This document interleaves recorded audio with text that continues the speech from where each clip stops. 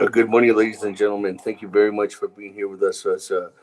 The color guard has come in and posted the colors this morning from the Dinesani Salazzo color guard. Thank you very much, ladies, for bringing that in. At this time, we had the U.S. flag brought in by Miss Eloise Brown, U.S. Army. Navajo Nation flag brought in by Linda One-Salt, U.S. Navy. Navajo, our Arizona state flag brought in by Alicia Baker, U.S. Army and U.S. Navy. The New Mexico flag brought in by Bobby Ann Baldwin by the United States Marine Corps. That, let me go turn the floor over at this time to get our Pledge of Allegiance.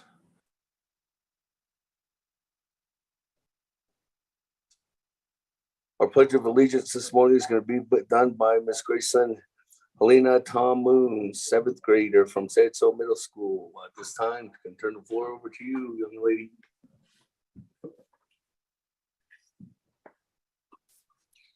Yad Eshe Graceland Helena Tama in the share.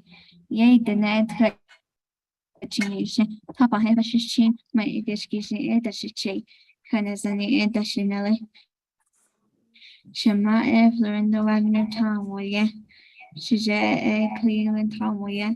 Shemasana Louise B. Wagner William and N. Shiche Charlie L. Wagner William. Chanel his son Alice Tamoya. Chanel his teen Joe Tom William and N. Dortana Canadan Nasha. Lost an Enish Scott Zelto Middle School Enish Scott. Kaya Ashkatina Hisana Bedana Dae. I see Shina Lingo Bitchin Adeshna Hala Ajoba Si Hassan Bitsili Bedahini Tada Nata Ebi Hey Yana Hey Yana Haja Haja Ahoja Haja Ahoja Hey Yana Haja Gani Danata Wala Hey Yana Lagaida Lichi Bena Danskas Ni Danata Wala Hey Yana Yadak Ishka Bena Jinsa Eyatesas Hey Yana Dolada Batoli Gonichi Balata Hey Yana Haja Haja Ahoja Haja Ahoja Hey Yang Tena Achene Bezotes and Kato Haja Doles Shamana Hasaya Dok Eshet Hati Dene Adin Danezo Zinikin Hij Ade Winisi Dona Idesh Kashan Gipotezi Goshat Shamato Shije by Hennessing go addition Sai Shije Bikoja Dini Dosh Kaya Ego Even Achin Dodge Ondini Datones Visionansky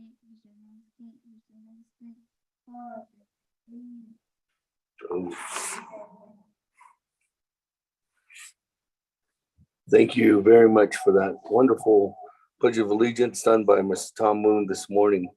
At this time, we have the great honor of having our national anthem sung this morning by Miss Niagara Rockbridge, our former Miss Navajo. Good morning. What's yours? Good morning.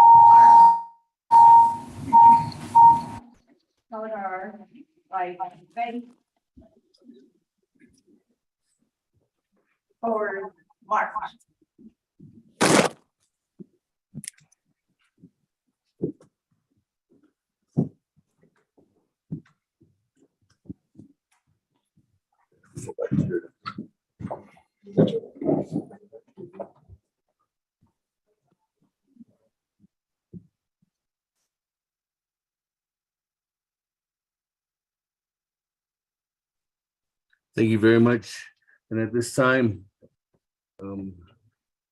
thank you very much for the color guard and for all of for the color guard for posting the colors. Before we continue on, let's go ahead and go down. I do have our honorable delegate from Tuba City, Arizona, Mr. Otto So, who's going to be doing our invocation this morning for us. Mr. Otto So, come up to the front.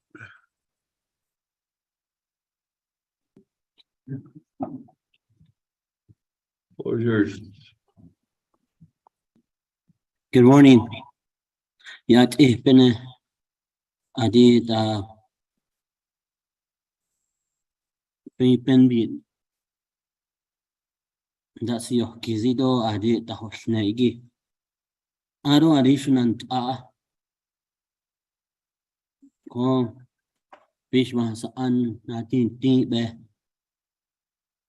nikito chihigi eik akunza hol chisto akoditsida bez anik kid ego yahiji ko kodobe binachunal edo nihna nishidelia ashin zaju koje hilindel nisho ei beben nach ya kodo ya kushins kandash dol ado tadzen leni kodo be naha hadit zishde no this is case lede stoi nastan hin age do astoi be danit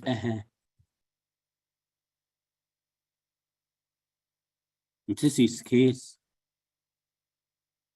alit ego la nache ne yat eho ido toka yat eho ket ido ni o hayo ani ati da pa o la hoshi da la hadilia akonde bohne anit ego kodo nanishi delia ado ope adada sitio be nsi kisto yil hot ego benili na tan lin hadit ego lantas hot ego stui lede ya yashi zodle ho bani ke bani yati hot ki yego bada hasti bi tahlonna ishinna lede stui yego yada ski ne na e pego ko ya hot hon ni chahasti doli chi auto so da shune Honest is a day visual has unshlido na could not toy it lineage Nanch ay kapang haba shin. Look at neda che. Sina jini shinalo a in nanch nido.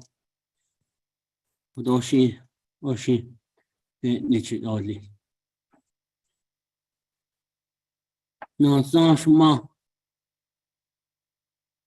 Nan say na yisi. Na stani hima. Toik na yisi.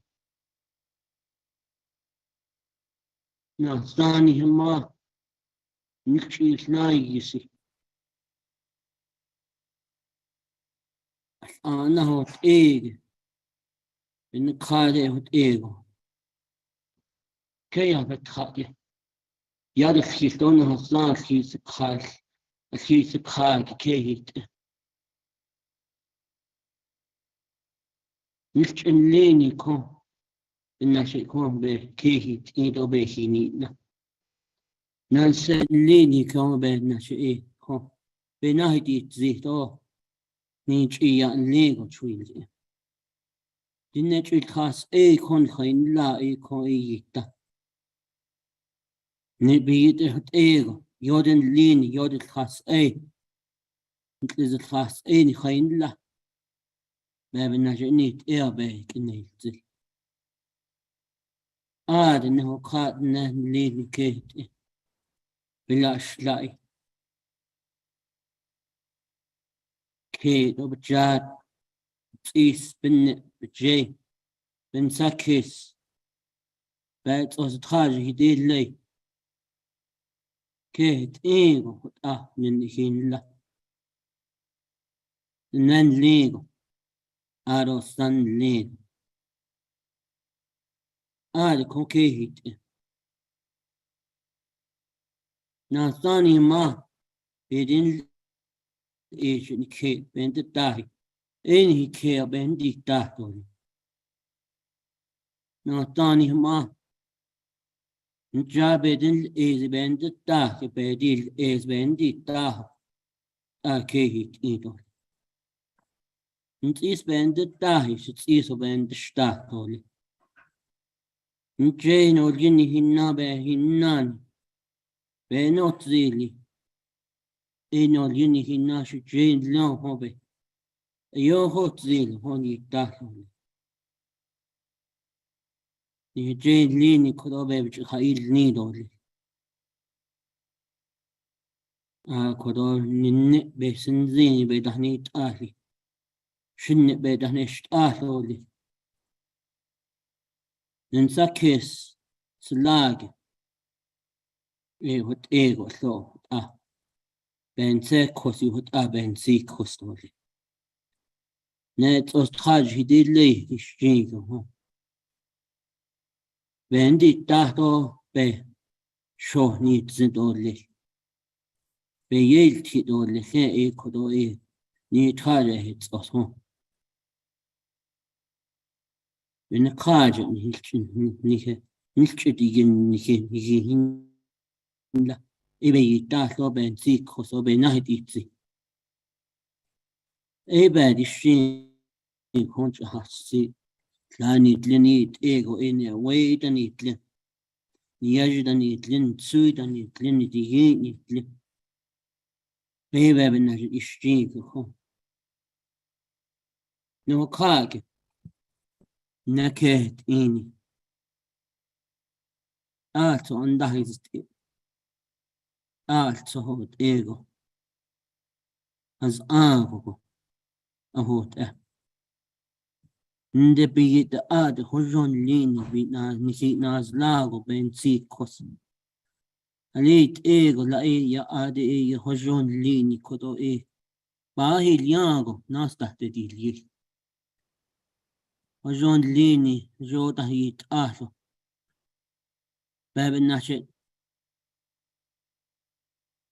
Nihigan has nihigan danil, nihigan lead. Anna Yat eho. Yen hildato ade. In net edo. Danado ka. Ni net edo ket idoli. Kada jo padoli. ha ahatan zindoli. Ka not jatoli. Hana hut ego nen hinla. A bake it hill. Het ego inati dodli. Het ego yenas nas hanza ke idoli. Ishi pe het ego ko. Benan hinin tra. Kelke hit. Ko benashi o. I ben mi jo hasi. Ni ke asa ni tahi. Asa ni tahi en is ka gitali. No ka ni clean. Ni ke. Don't hit jat. Ni hit is. Ni hinne. Ni hit jay. Ni zakis. Ni het ostaji dille. Ni hit khavre ditli.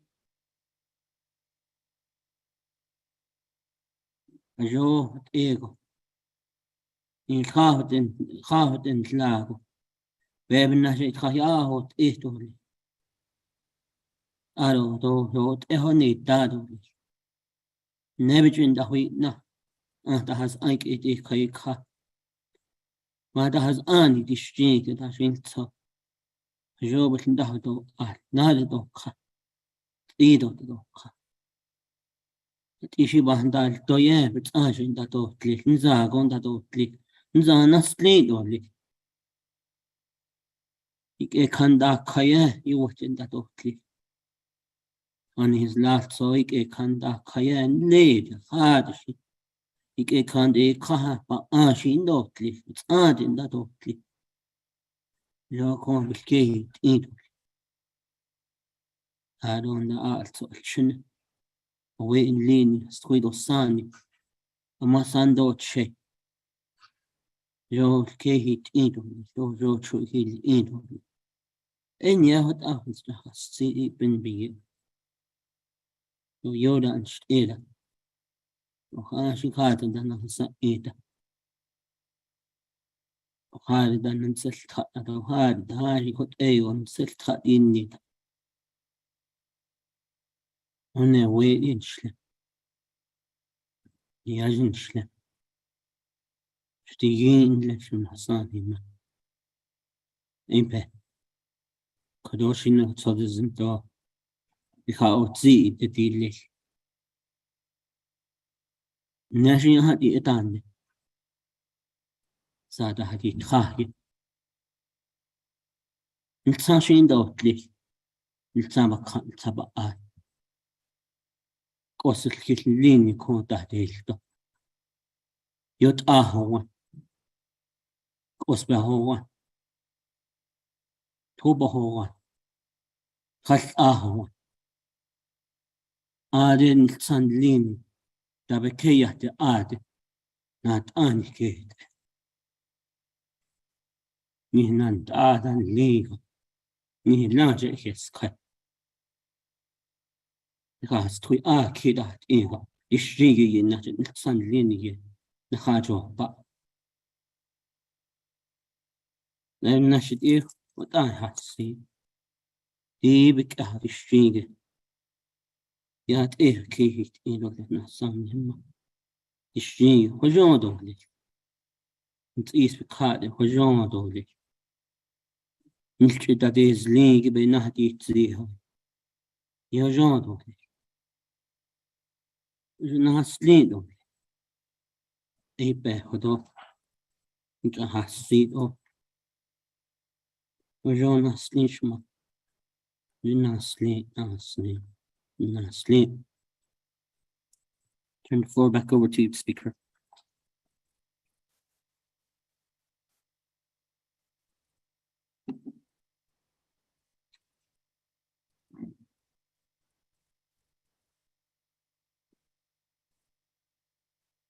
Thank you very much, Honorable Otto So, for that wonderful invocation this morning. And thank you again to everybody that's listening in online, or if you're only here in the chambers, outside the chambers. Thank you very much. I really want to, first of all, before we call this into session, Thank you again for the Dinesani Salazzo color guard. Thank you, Ms. Brown, Ms. One-Salt, Ms. Baker, Ms. Baldwin, for doing the posting of colors this morning. Thank you again to Grayson Helena Tom Moon from 7th grader from San Antonio Middle School, who's did our Pledge of Allegiance. And then thank you again to Miss Rockbridge, former Miss Navajo, again for a wonderful presentation of the national anthem. And then thank you again to for our invocation this morning from Honorable Otto So. At this time, the bell has rung in Window Rock, Arizona, announcing to everybody that the Navajo Nation Council is in session. This is the 24th Navajo Nation Council's 4th year, first day of our fall session. Today's date is October 17th. We do have time in the Navajo Nation Code that is always the 3rd week in October for our fall session. October 17th to the 21st is what's outlined for this week's fall session. In this today, colleagues, is October 17th. The time now is 10:24 a.m. Calling this meeting to order. We're here in Window Rock, Arizona on the Great Navajo Nation. Again, this is via teleconference. So for all our other colleagues who are outside, who are there with us online, I do have for the record Honorable Nathaniel Brown, Honorable Paul Begay, Honorable Edison Winika, Honorable Otto So, and I do believe Honorable Eugene So, Honorable Madam Chair Amber Crotty, and Madam Chair Charles Newton are also here at the chambers as well. Again, thank you very much, everyone, for being a part of this. Good morning, Mr. President, Mr. Vice President. Good morning to all the executive staff. Good morning to the judicial branch, Madam Chief Justice. Good morning out there, and to all the justices and all the judicial branch employees.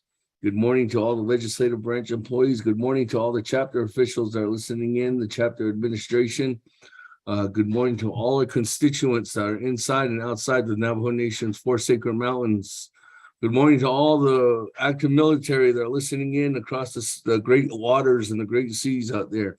Thank you very much for being a part of this, and come home safe to us when you do return.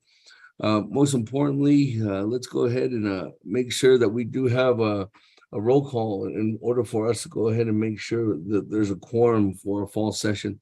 So with that, Ms. Nota, if we could get a roll call at this time. Good morning, honorable members. Honorable Elmer Begay. Honorable Elmer Begay. Present. I'm here. Honorable Elmer Begay answered roll call. Honorable Key Allen Begay Jr. Advocate Key Allen is present. Honorable Key Allen Begay Jr. answered roll call. Honorable Paul Begay. Honorable Paul Begay is present. Honorable Nathaniel Brown. Honorable Nathaniel Brown is present. Honorable Eugenia Charles Newton. Honorable Eugenia Charles Newton is present. Honorable Amber Canesba Crotty. Honorable Amber Canesba Crotty. Honorable Amber Canesba Crotty did not answer roll call. Honorable Speaker Seth Damon. Honorable Speaker Seth Damon is present. Honorable Herman M. Daniels Jr. Good morning. Council Delegate Herman Daniels Jr. present. Honorable Herman M. Daniels Jr. answered roll call. Honorable Mark Freeland. Good morning, Freeland's present. Honorable Mark Freeland answered roll call. Honorable Pernell Halona.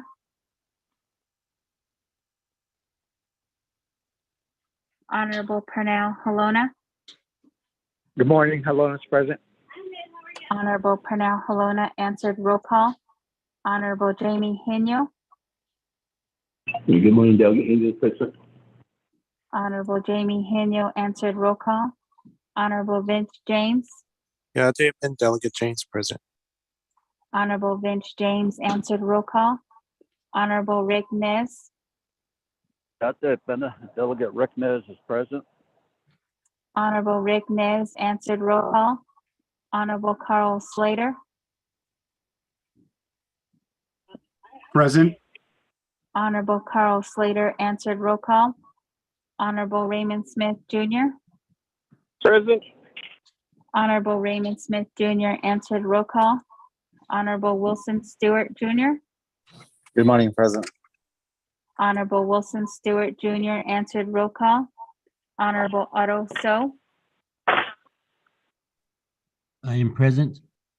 Honorable Otto So is present. Honorable Charlene So. Honorable Charlene So. Honorable Charlene So did not answer roll call. Honorable Daniel So. I'm here. Honorable Daniel So answered roll call. Honorable Eugene So. Moses Kate. Honorable Eugene So answered roll call. Honorable Thomas Walker Jr. Thomas Walker is present. Honorable Thomas Walker Jr. answered roll call. Honorable Edison Wanika is present. Honorable Edmund Yazzie. Here. Honorable Edmund Yazzie answered roll call. Honorable Jimmy Yellowhair.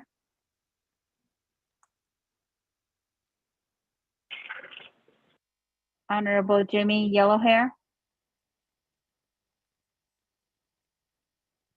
Honorable Jimmy Yellowhair did not answer roll call.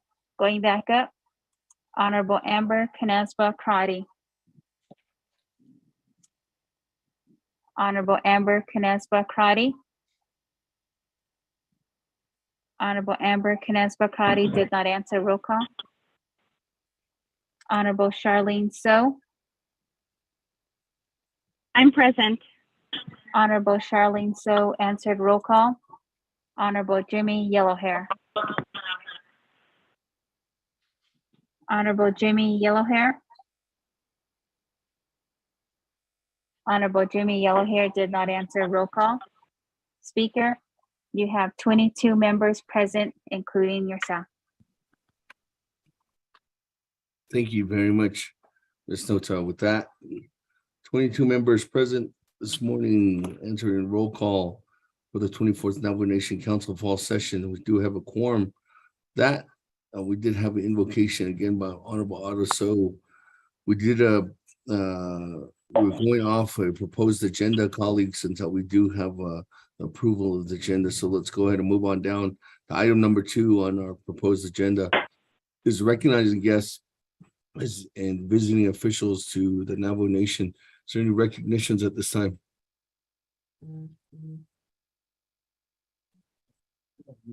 Honorable Paul Begay, good morning.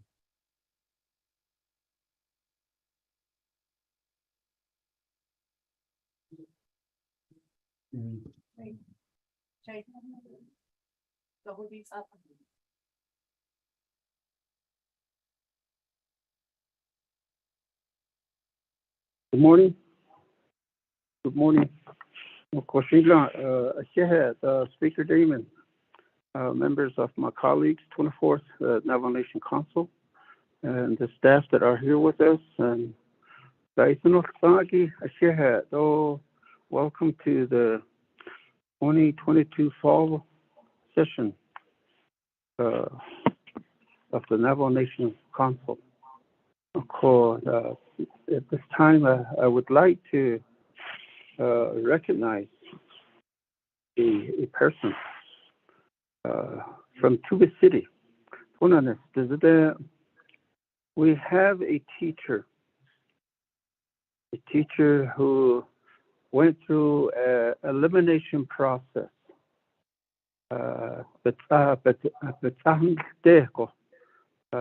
Vying for the Teacher of the Year for the state of Arizona. And this person's name is Mr. Royd Lee. originally from Tonto, Arizona, but teaches Navajo language at Tuba City Elementary School. He went all the way to the top 10 and then to the top 5. And I believe a couple of days ago, he was named the Arizona Ambassador of Excellence for Navajo language teacher. He teaches Navajo language with 3 other colleagues. And also, he would like to thank the principal also. He got nominated, went through an application process, and that's how he managed to make it all the way to the top. I believe he came in second, but he has been named the Ambassador of Excellence for Navajo language teacher. Again, Roy, he has taught Navajo language at Tuba City Elementary School for the last 10 years. And his plans on the end, then he a sheen, then the end. I don't put a chain, a chain. I don't bet she, look at the a double she. I don't bet null a tapaha. Tapaha, eight up another. I got the nanda. I call a head that they sneak to his co-workers as Navajo language teachers and also to his principal, because they really they work together very well for AECES. So I had my co-workers on the Navajo language teaching team.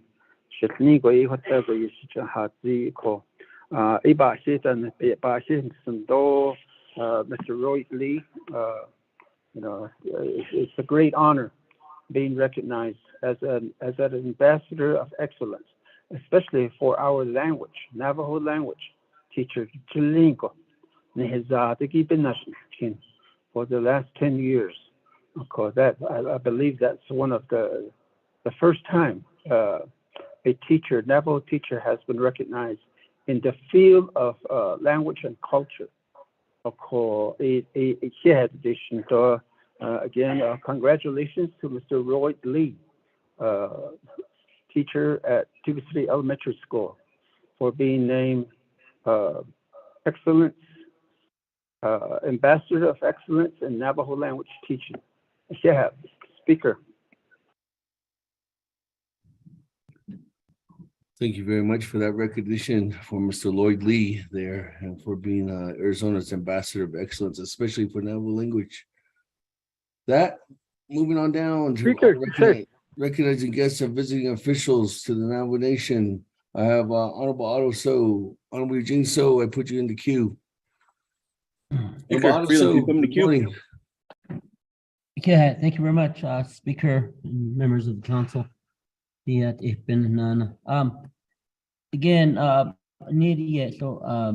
Mr.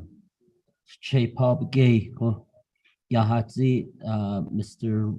Roy Lee, and Royd Lee. I the one nest is the odd. Body clan leg or never bizarre, you're not it is the most one of the hardest things to do is to teach a language. While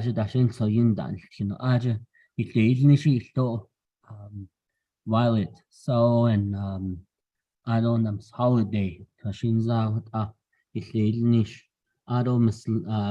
Susie Robbins the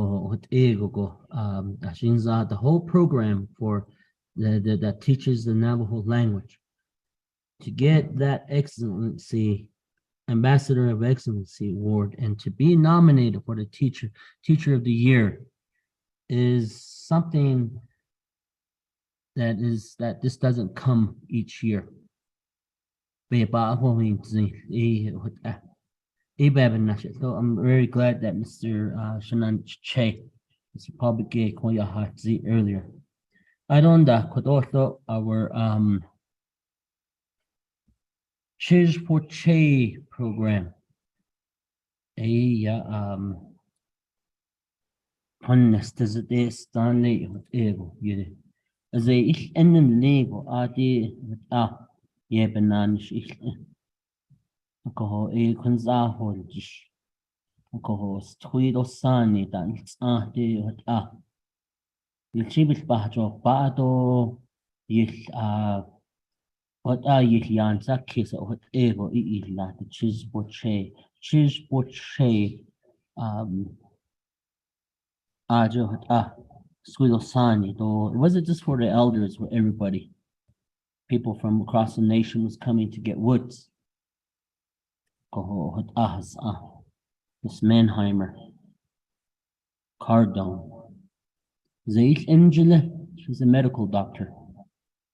Anlitz Abikidich Ki Todo Tsintlishvela, then what Abiyaho Ao. Ye, Iki Yado, a dishing, and he is a in the needle. She's a very humble person. Of Iga Hanida. Yego, Ichao, she's a doctor at the Tuba City Regional Healthcare Corporation. The other is a gentleman from Tuba City whose name is Justin Boyd K. He will be graduating medical school very, very soon. And he's at the tail end of his medical school. And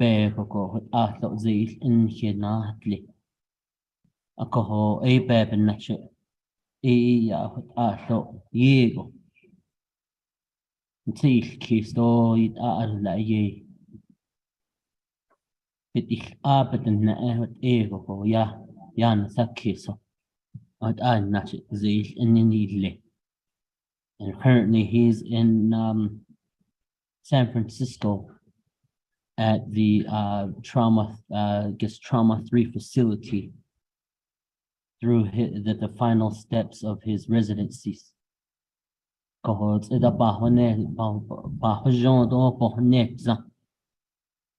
yeah, there's many more students out there. So from Tuba City. So April. She's becoming a medical doctor up in Oregon. Very humble people. And I really, really can commend them. And your spouse, Mr. Dugai. You may not be on the line, but you know who I'm talking about.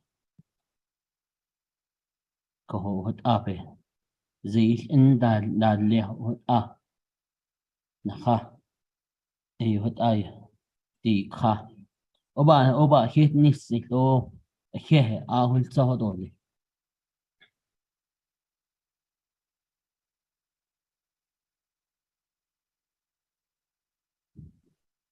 Thank you. That time, Honorable Adoso, and thank you again for that recognition and for the residency that more and more of our Navajo are getting across this entire nation. Thank you for that recognition from the hometown there, your area as well. Colleagues, I'm going to continue on down to, I do have Honorable Kian Gay, Honorable Eugene So, Honorable Edison Nika, and then Honorable Mark Freeland in the queue at this time. Honorable Kian Gay, floor is yours.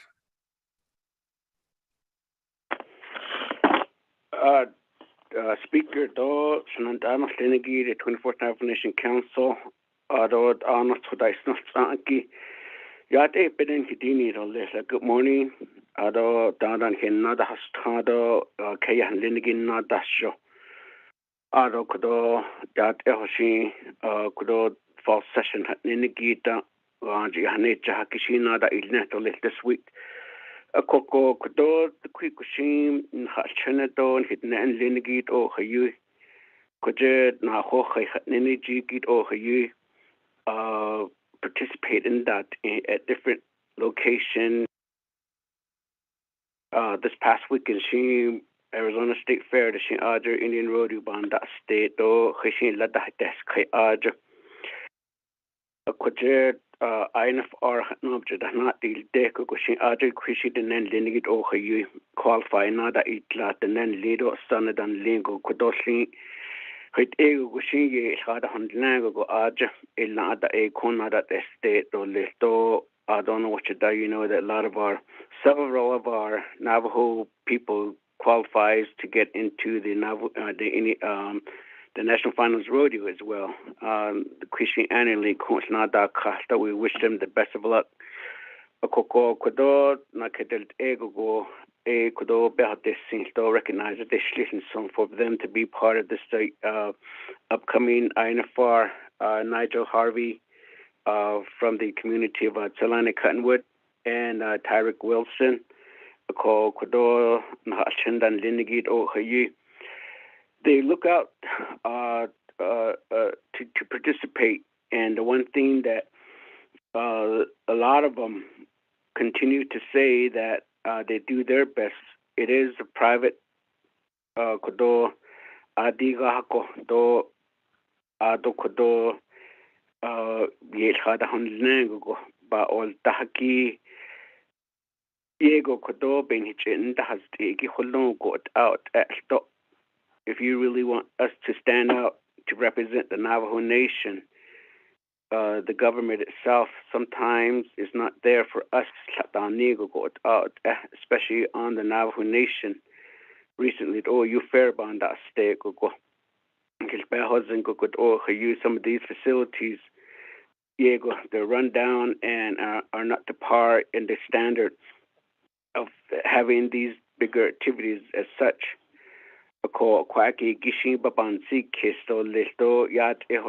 Majority of them, Adonat Aunt Nadhaka, the Aden, Sheet Notch at the door, Ahit Ashin Kodo, Begashi, Bidaho, Ato, Sheet. They come back. A lot of them, I see them provide some form of a clinic for young kids. Nothing can sato. Kogodat Hakishi be Baban C case Shanant Aro speaker Linigi Kodo Hot Ego and Hashin and Linigi Jo Baby Casey Zido Ado Banda Alteheta Ani Konsnada Alta. A co-hajashin other support in the Sato, the Nen Liniki in Hana not got out at hot end, but hot end the sister Zingi Ecuador. I appreciate, I wish them the best of luck. Whoever comes on top in getting the Ecuador large Iago, but nonetheless, once they qualified, or even if they didn't qualify, Nastant Nijahit Ashin Ecuador. Not losing Liniki, Navajo Nation, Bakawa, Shindi, Ego, Kodo, Jo, Yukon, Kaya, Linigi, the Hani, Nigo, Sato, Dojo, Chita, Ida. Well, that age of Kodo, Sister Zido, the chapters that I represent from the community of Blue Mountain, Tachip Blue Gap, Solana, Cottonwood, Noslin, and many farms. What are Be Kodo, the Nen Linigi, such a Yati, such a not losing Linigi, Ado Kaya, Linigi. And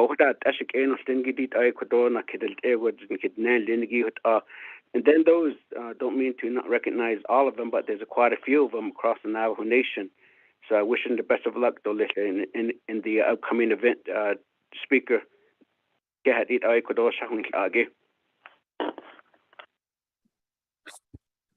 you very much, Honorable Kiamagay, for those recognitions this morning.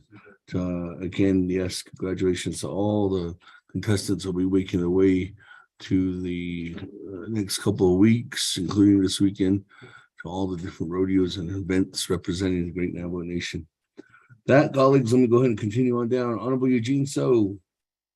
Good morning, Che. What's yours?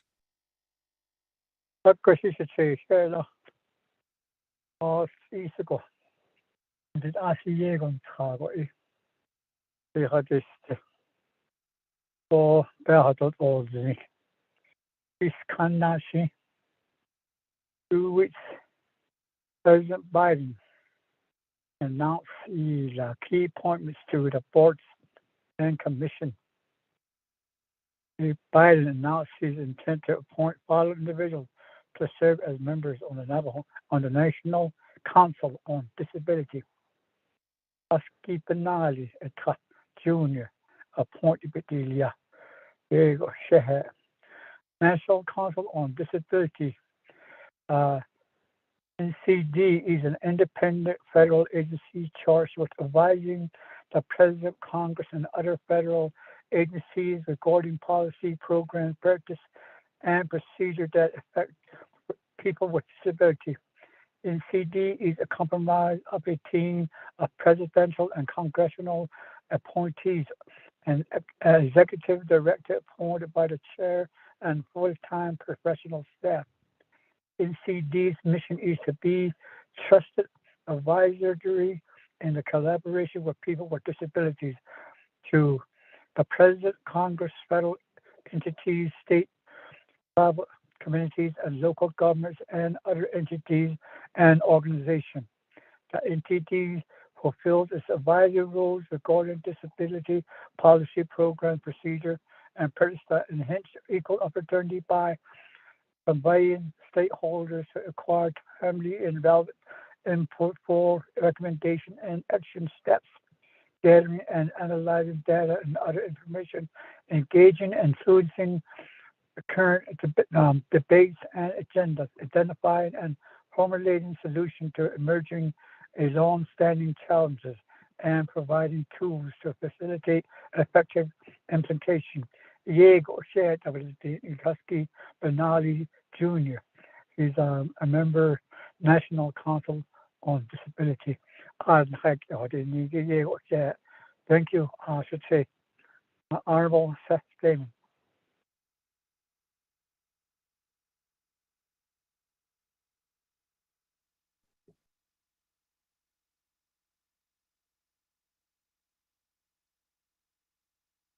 Thank you very much for announcing that recognition at this time. Honorable Eugene So, and congratulations to Mr. Oscar Benali for that wonderful appointment, for the advocacy that he's going to be leading for the nation and also for the rest of the country. With that, moving on down, Honorable Wanika, floor is yours at this time. Thank you, Speaker, and members of the Navajo Nation Council. Our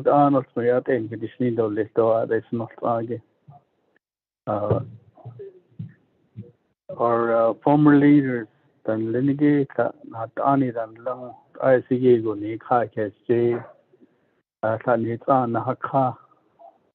Ako the ceremony at another former delegate, Jim Sam, passed away, and last evening they had a get together at the St. Michael's LDS Church, and they're going to be getting together again, I think, this evening, this afternoon at 4:30.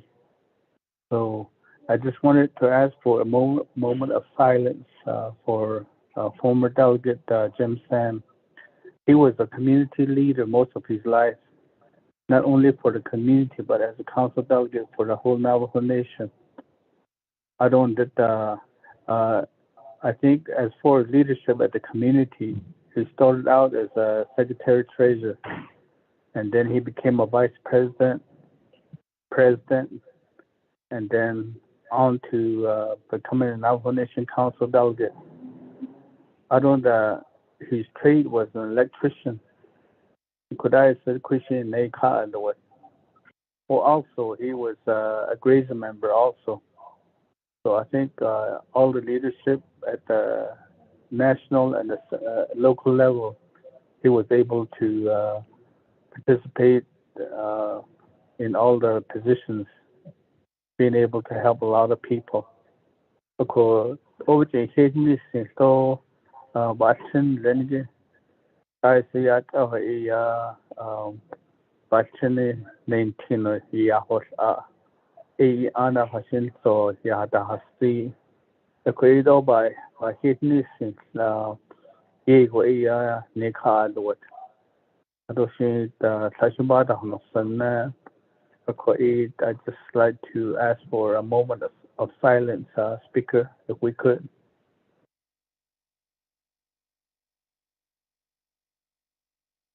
Thank you very much, Honorable Wanika. And yes, I recognize that moment of silence for Mr. Sam.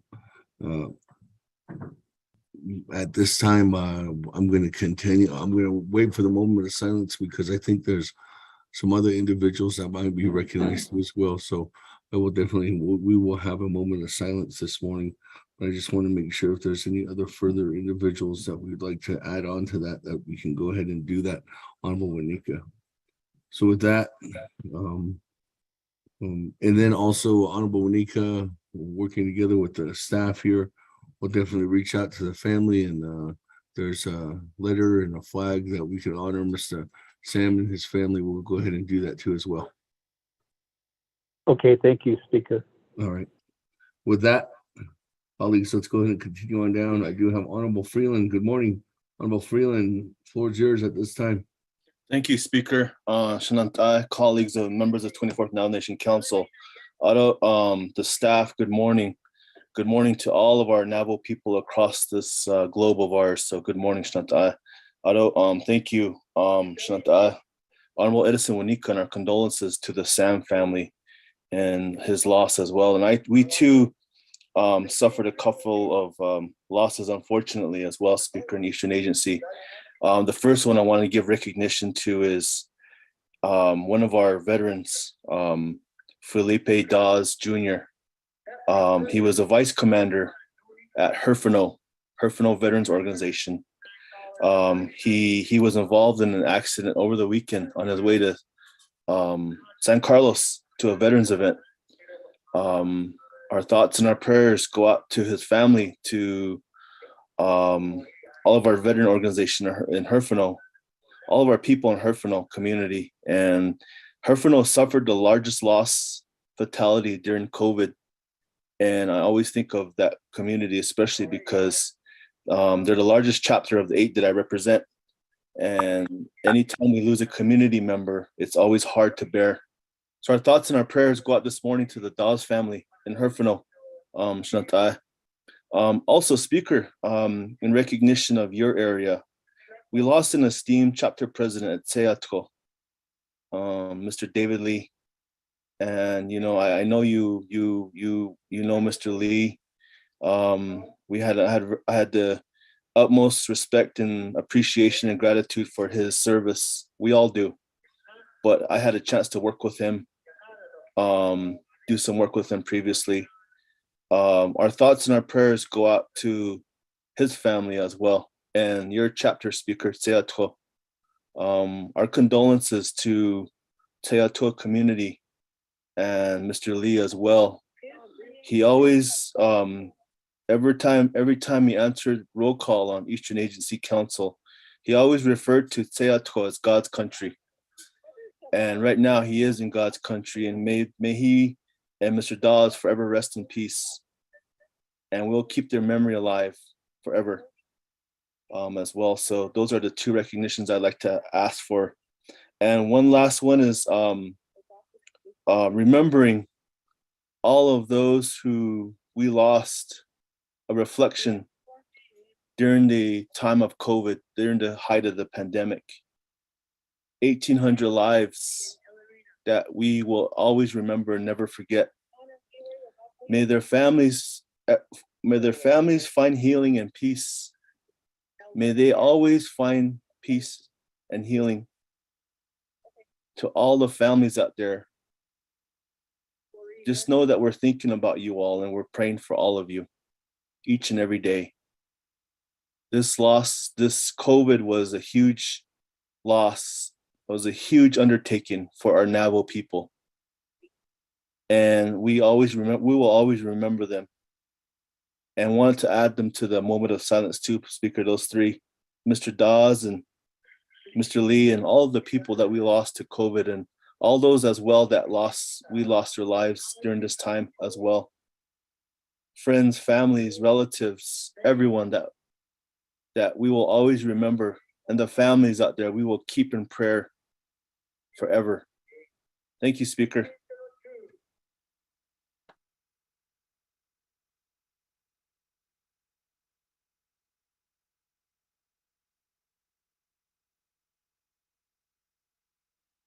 Thank you very much, Honorable Freeland, for that recognition and recognizing Mr. Dawes Jr. as a veteran who's gone on to the next world and continue his journey through the processes, his family's mourning. And also, yes, distinguished chapter president in my area, Mr. David Lee, who was representing chapter president at Sayito chapter for 27 years as a chapter president. And thank him for his work and his life's work there at the community. So again, thank you, Honorable Freeland, for announcing that and recognizing that. And last, the moment of silence will conclude everyone that we've gone and lost loved ones there across the nation and across this country, family members, friends, even outside our four sacred mountains, the 1,800 plus individuals who have passed on and continue their journey onto the next world. So again, thank you very much. And we'll go ahead and have that moment of silence when the time comes. I do want to go ahead and move on down to Honorable Elmer Begay, then Honorable Nathaniel Brown, and then Honorable Stewart at this time for recognitions and recognizing guests and visiting officials. So let me go ahead and give some time to Honorable Elmer Begay at this time, and then we'll go ahead and go on to Honorable Brown. Honorable Elmer Begay, good morning, sir. Floor is yours at this time.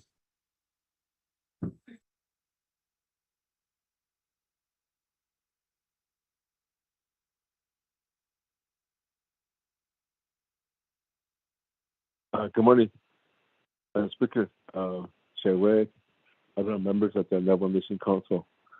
That I don't care that sort of the whole either.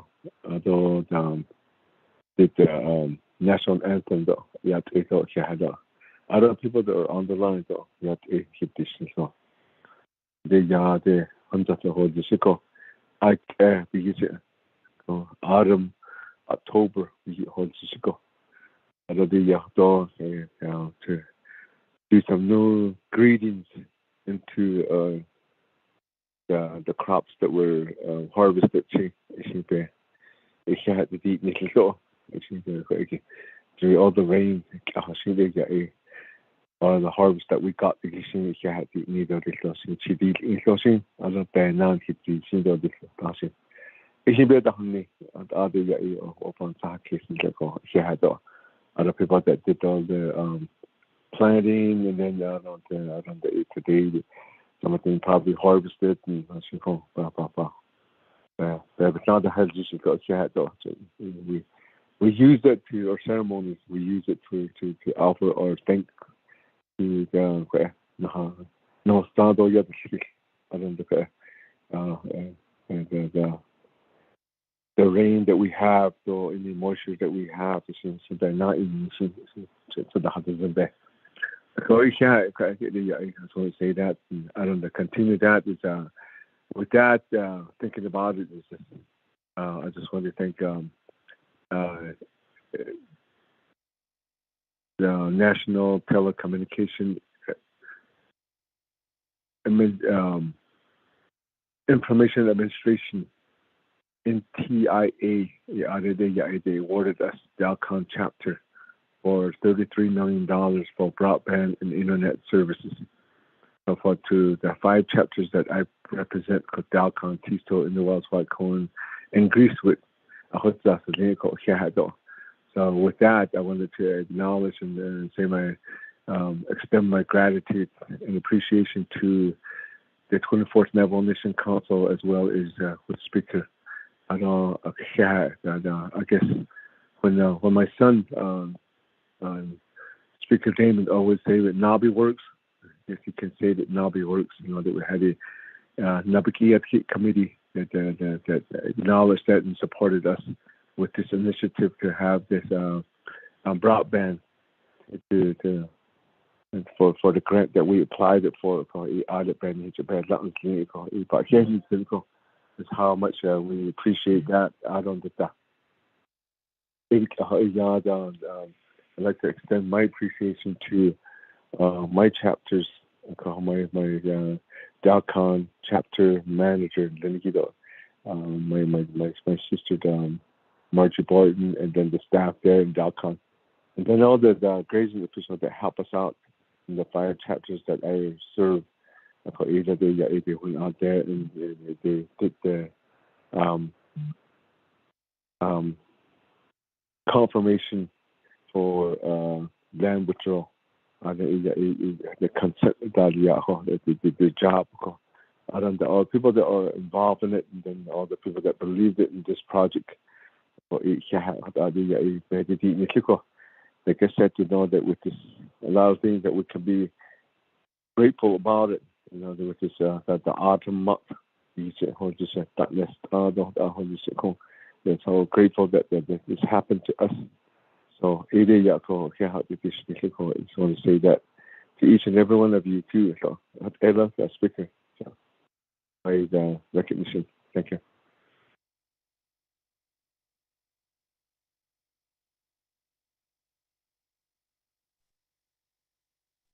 Thank you very much, Honorable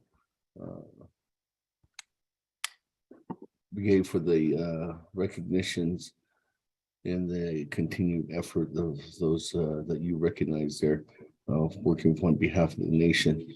With that, colleagues, let me go ahead and continue on down. I do have Honorable Nathaniel Brown. Good morning, Honorable Brown. The floor is yours at this time when recognizing guests and visiting officials of the nation. Oh yeah, ado besh pansa nitlini ado kodo shik kodon de nishi ado shik alskota is not I say tropahanslon look up as a sheen ki ani the shait is a land. First, I wanted to recognize Mr. Royd Lee from Tuba City Elementary School. He took the Ambassador of Excellence Award for Teacher of the Year in the state of Arizona as a Navajo language teacher. I know he's also an elected Kayenta Unified School District School Board member and an alumni of Monument Valley High School as well. So I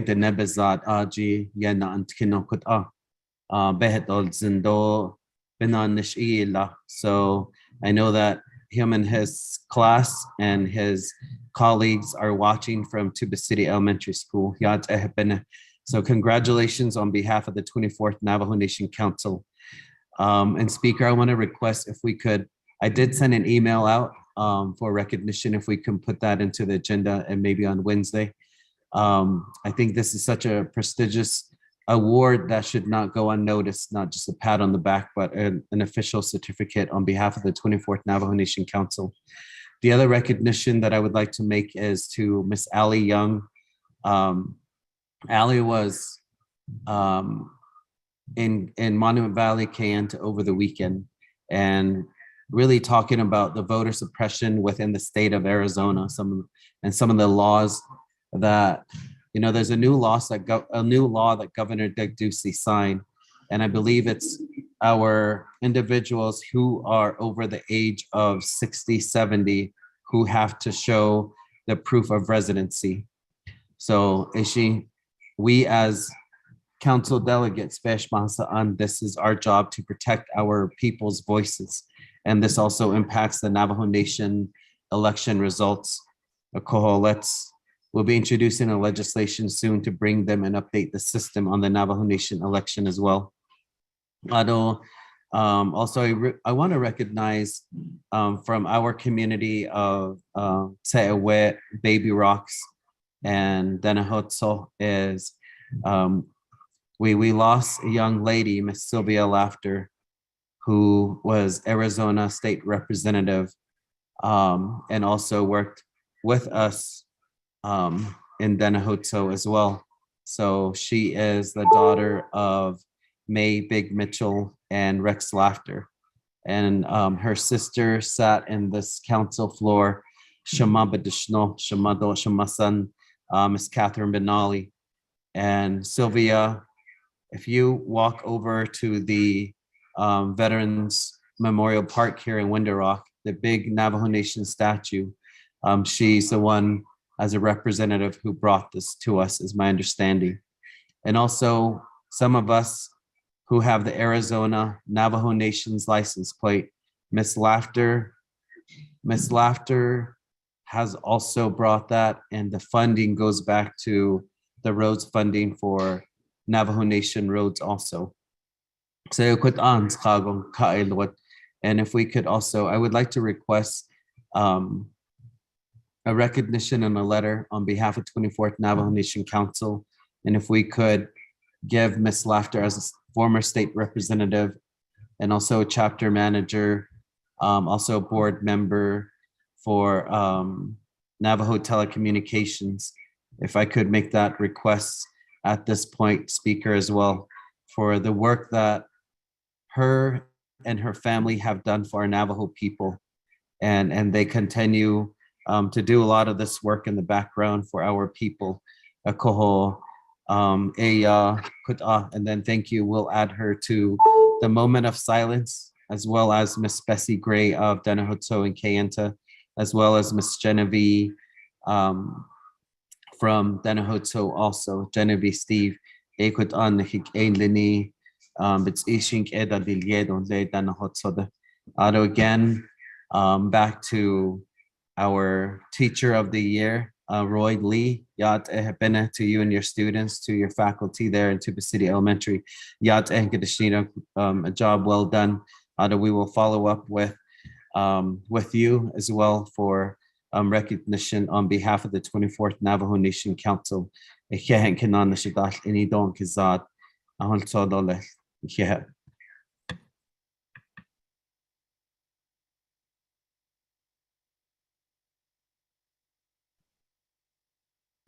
you very much for those thoughts and recognitions at this time, not only from your area, but for the whole nation. And yes, working together with the staff here, we'll reach out, work with you, Honorable Brown, to work with the family, with the Laughter family, and recognizing, not only a letter, but asking for continuing on to adding into the moment of silence for her journey on to the next world, and then also for the mourning that their family's going to be going through and continue to go through at this time. And also for Miss Bessie Gray and Miss Genevieve Steve as well. So again, thank you. We'll go ahead and add those individuals to the list here. Colleagues, let me go ahead and go down back to the floor. I do have Honorable Stewart at this time. Honorable Stewart, good morning. The floor is yours at this time. Good morning, Speaker. Good morning, colleagues. Good morning, staff. Good morning, everybody listening in. Got a been on for Chicago at Hasi, Lakodo, is not getting his job, but on he not be the social media use that we have. Okay, Speaker, September 22nd, for a request for a flag to be sent, Navajo Nation flag, to Mr. Alonzo Twitsohni, who is a member of the Army Polo Club. They had a polo event out in where they call the Plains, Virginia. And we have the Navajo Nation, and we sent the flag out there about 6 days ago. He replied back saying that he got the flag and that their team, the Army Polo Club team, they took second in the General George S. Patton Jr. Cup. And that was his first polo tournament that he competed in. So he is a member of the Navajo Nation. According to the polo team as well too. Arkansas and Delegate James, I'm sorry for taking up that time, but thank you. Arkansas Speaker, thank you.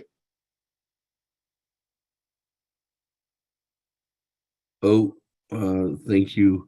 Yes, we did confirm, we did get confirmation too that him and the team got that Navajo Nation flag from the speaker's office. So with that, colleagues, let's go ahead and continue on down. I do have Honorable Vince James. Honorable James, good morning. Floor is yours at this time. Oh, yeah, Benishinale, other members of the council, Yad not Skodota is not Anki. Yad Benin hit the Dishney. Kodot Yad Shitna Ashen Liniki, Yad Kodot that Nakata about this door here Winton, but here needs a Niki Benachin. Jono what are Yesh hard seats Linko. We dance na iltas ande Mr. Ernest HBG. What out kodo land restoration is no ko naho toye go cheda naho ahwe kwagi adola.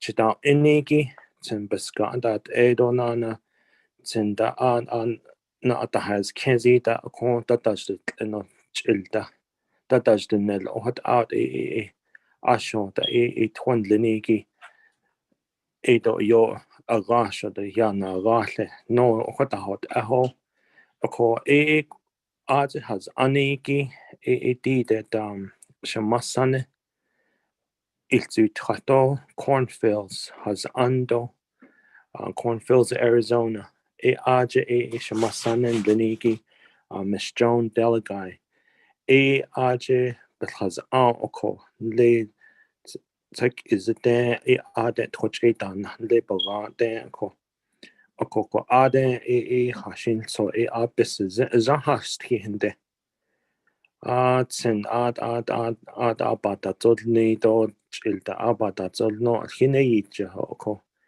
hi ni oko ad in le that is an la ko an le sepakat at ko de you ha de being to le ko aj has anikin le bekaya ko do yo to agaj le ko ye go that is and abe ya na ga ko hot la le ko ako kwanza de hot ba he needs in akon him son and linigi Miss Joan Delagai ako hot land restoration no bazaka on coach huge na oka chapter na oka do Department of Water Resources Dutch na oka ko the quij sheet ya hot hajo ba adini nasta abeya ti ya oko njano dam toda des no ya ila sele ko do the quigo she hot ada ila oko todan that na oko leis da hata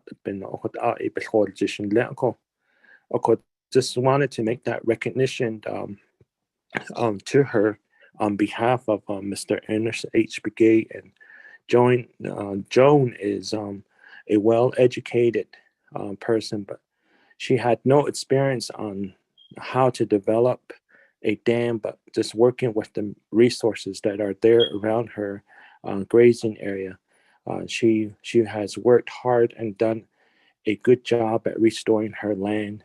She has saved over 100 tons of topsoil on her grazing area. And our Masane, she's an open-minded, and she just kept going at it, and she wanted to make sure that the topsoil is saved. She maintained a strong outlook and never gave up on her work of building the dam south of Cornfields Chapter House. So her work is a good example of what we can do with the few materials that are around our grazing areas. Some efforts and with the right attitude is pretty much how she got to that point of building that nice earthen dam that she has tried to seek assistance to Department of Water Resource, to the chapters, to other areas, to other departments. But she maintained it to do it herself, and she's our Masana. So congratulations to a job well done to our Masana, Miss Joan Delagai of Cornfields, Arizona. Just wanted to make that recognition. Thank you. Kwadidoli. Oh, thank you, Honorable James. That at this time, colleagues, I don't have anybody else in the queue. Are there any other further recognizing guests, visiting officials to the Navajo Nation at this time? Speaker Damon? Yes. Speaker Damon, this is Alona. Good morning. Good morning, Honorable Lona. The floor is yours at this time. Thank you, Speaker. I just want to recognize right now this morning all the chapter officials from District 14. That's Noshchiti, Tohatchee, Coyote Canyon, Mexican Springs, and Twin Lakes. I want to thank all the chapter officials for all the hard work they did, and keep working hard to continue to spend this money that we're getting from the ARPA legislation. So we need to get that taken care of. I appreciate it, and all those that are working hard. Also, I would like to express my condolences for all the people out there on the that lost their homes and their lives and their hardship out there in Florida during the hurricane that preceded here in this past 2 weeks. There's still a lot of trouble out there around the country that are trying to figure out how to get back into their lives there in Florida. So I just want to wish them luck and say some prayers. I've been saying some prayers for those people out there. It's very traumatic to have to go through that, especially when you're living in sporadic conditions, and some of those people were. So I just want to say that, Speaker, and thank you very much for the time. I appreciate it, and we want to pray for all those people out there, and also for all people across the Navajo Nation who lost their loved ones to this virus, and that we're still fighting it. And I see the numbers are continuing to rise, and we just need to continue to make sure that we're stay safe, wear your mask, continue with washing your hands, and keeping distance, especially around large crowds. The numbers have jumped very high again after we've gone through these two fairs and all the gatherings that we've been having. I just want to tell everybody to be sure to maintain your safety, keep your strategies up high. Thank you. Speaker?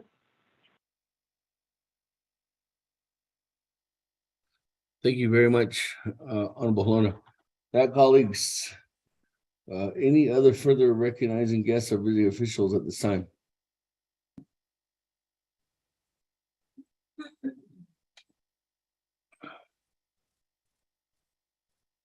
Speaker Dave.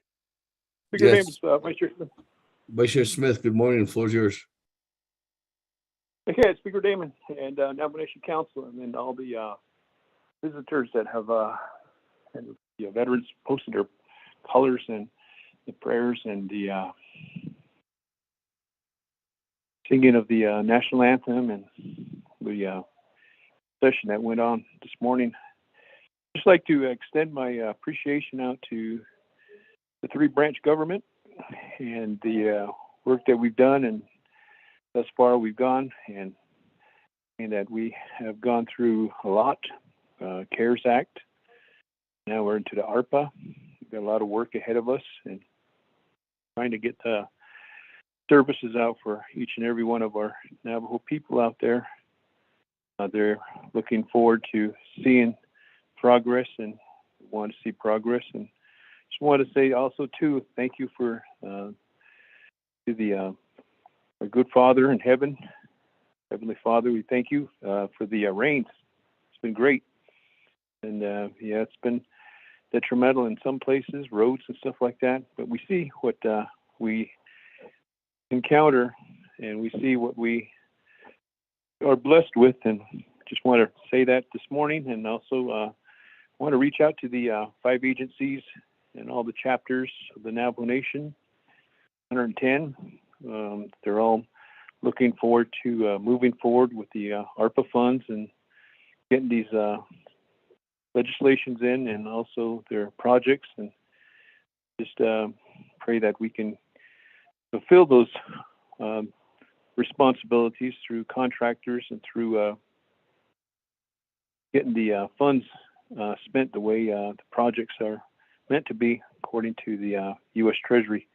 So I just want to reach out and say to all the officials out there, every one of them, even the grazing officials, all the way up to the president of the chapters, commissioners, and those that are alternative government, and we need their help. And I just want to reach out and say hi to the state representatives for actually helping us out this coming state, giving us funding in the state task force. We're going down there and making it known to them that we are in dire straits, and these are the things that we want to push. And state of New Mexico, state of Utah, and the leaders. And I just want to say also too, Speaker, that those are running for office, Godspeed to them, and may they provide leadership as they go about. And I want to reach out to my individual 5 chapters too and say yeah to them. It's wonderful work they've been doing and being there and helping our people, listening to them, and being accountable for the things that the folks want out there. And also, I don't want to forget our veterans and our military personnel that are on duty right now, protecting this great nation, and our first responders, our law enforcement, and all those that went through COVID-19 and provided services, and those that have lost our loved ones through COVID-19, and our leaders that have also left this world, and the moment of silence that will be given to. So I just wanted to reach that out and just say,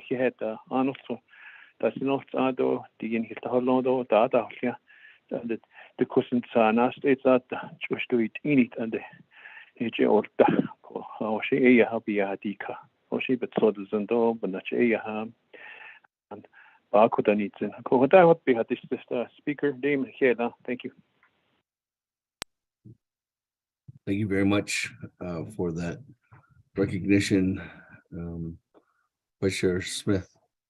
With that, colleagues, let me go ahead and continue on down. I do have a colleague in the queue. Chairman Henio, good morning, Chairman. The floor is yours at this time.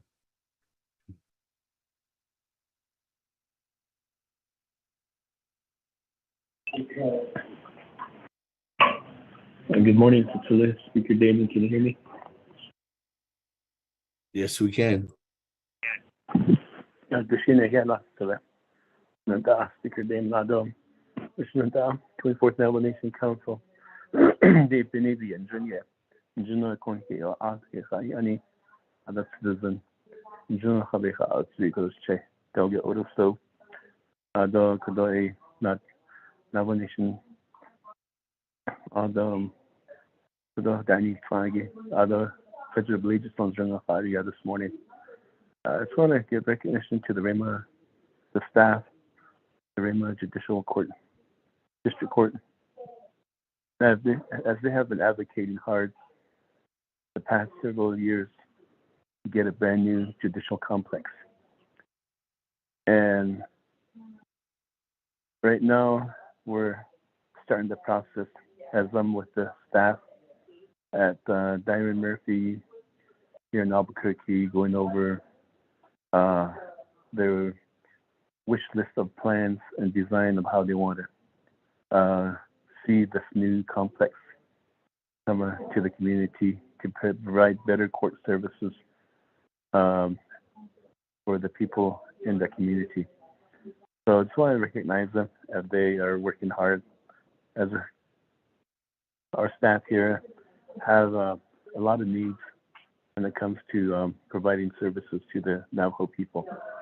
So I just wanted to bring that out to Speaker Damon and recognizing them as been advocating consistently at the chapter meetings. And so now we have started the process. So recognize issues with the of course my 3 chapters that I represent. REMA chapter, the Alamo chapter, and Tojule chapter. And just recently, within the last week or so, we celebrated the Alamo Indian Day with a 2-day event, song and dance, and the crowning of Miss Alamo Senior Citizen, Miss Doris Apache, and the royalties, Miss Alamo. Although the parade that happened on that day, even though it's raining, everybody still gathered, and we had a very, very good parade there. Thank you to the staff of the Alamo chapter for hosting that. And it was a success, as we had almost a mile-long of entrance going through the parade route. So it was good. Thank you to the Speaker Damon. It's my time.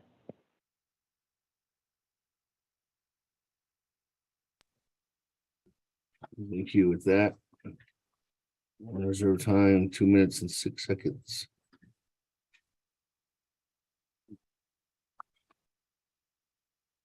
And yes, thank you for recognizing that. And seems like you did have everyone had a good time there. Alamo Indian Days. If you ever been out there, I think everybody should make a visit out there one of these days. It's a beautiful place.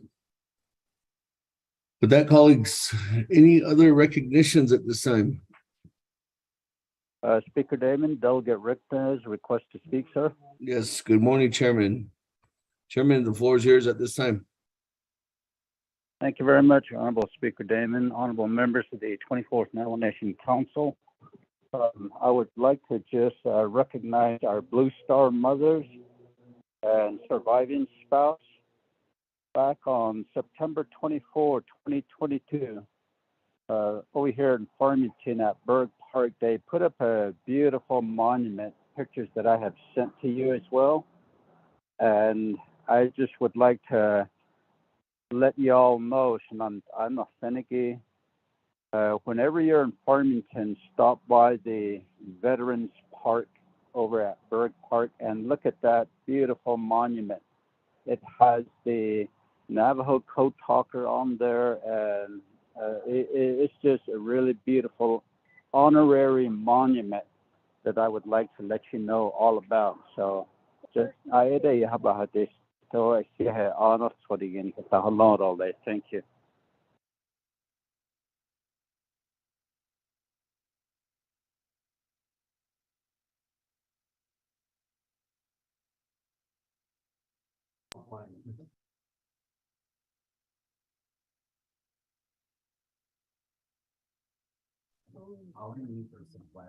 Thank you very much, Chairman Nez, for those recognitions, things in your community and also for the nation.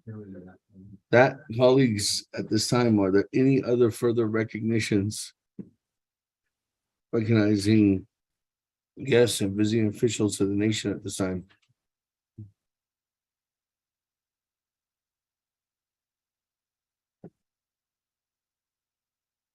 If there's not, colleagues, earlier there was a request to have a moment of silence for a number of individuals who have recently and currently on their journey and continue to be on their journey to the next world. And as we know, in doing that, there's always that opportunity to know that their families are mourning, their friends, their relatives, everyone that knew these individuals, that know of them and worked with them, maybe were mentored by them, maybe have been inspired, maybe have guided some of the great artistic things that provided success and prosperity for the Navajo Nation. In this time that we have on this earth, Creator's given us such an opportunity to make the best possible benefits for each and every one of us. And these individuals did. As we recognize them today, we recognize Mr. Jim Sam, who is as Honorable Edison Manika indicated, is a longtime community organizer and worked as a chapter official and eventually was a Navajo Nation Council delegate from Oak Springs, Arizona. We also have Felipe Dawes Jr. They're from Eastern Agency, who was a veteran. We had one of the greatest individuals who represent Eastern Agency for a long time, Mr. David Lee, who was a chapter president there at Sayato community for over 25 years plus as a Vice President and President. We had Miss Sylvia Laughter, who paved the way not only for the Navajo Nation to be further recognized as a sovereign entity for the state of Arizona, but challenged the opportunity to know that she was one of the first women that was elected to the state representatives for the state too as well. Ms. Laughter is continuing her journey on to the next world, as Honorable Nathaniel Brown has recognized that. Also has individuals in his community, Miss Bessie Gray and Geneva Steve, who are continuing on their journey as well to the next world. At this time, colleagues, with all these individuals that have asked for, or you have asked for a moment of silence, there's also recognition to have a remembrance of all the individual family members that are continuing to mourn, to feel that pain of a lost one that has been taken by COVID. And as Honorable Freeland indicated, there's been more than 1,800 families. There's probably more than that are outside the nation. There's, as we know, across this whole country, from the past 2.5 years, this disease that came up to our shores and eventually came within the four sacred mountains spread as quickly as it came, and with that took so many lives. At this time, colleagues, we will recognize all those individuals that we've lost. They're your family members or your relatives or your constituents. There are people that continue to mourn for their loss of their loved ones from COVID-19. So with that, at this time, representing the nation in this chamber, all those names that we've stated, let's go ahead and take some time out. And if you're listening in, please help us recognize these individuals too with a moment of silence across the whole nation. So at this time, those names said and those individuals from COVID-19 that passed on, let's go ahead and take a moment of silence and recognizing them.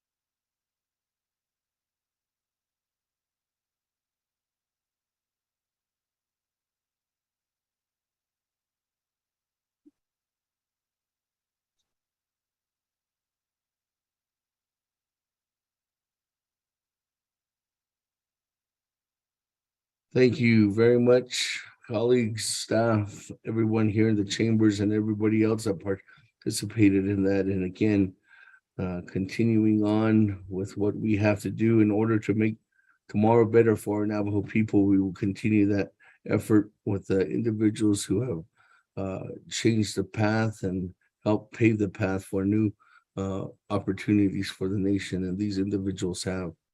So again, with that, colleagues, as we're recognizing guests and visiting officials at this time, I do have one more individual right now, member of our council that would like to speak and recognize the guests and visiting officials before I go back to reserve time. Madam Chair Charles Newman, good morning. The floor is yours. Can't hear you.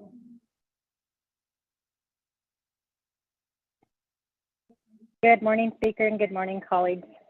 Thank you for allowing me to recognize a few people.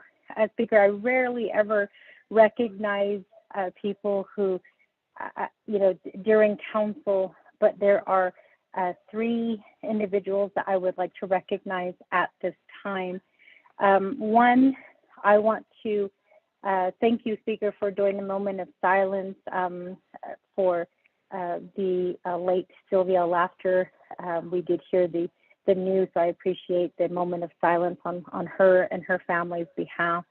But at this time, Speaker, I would like to ask that we recognize a young man.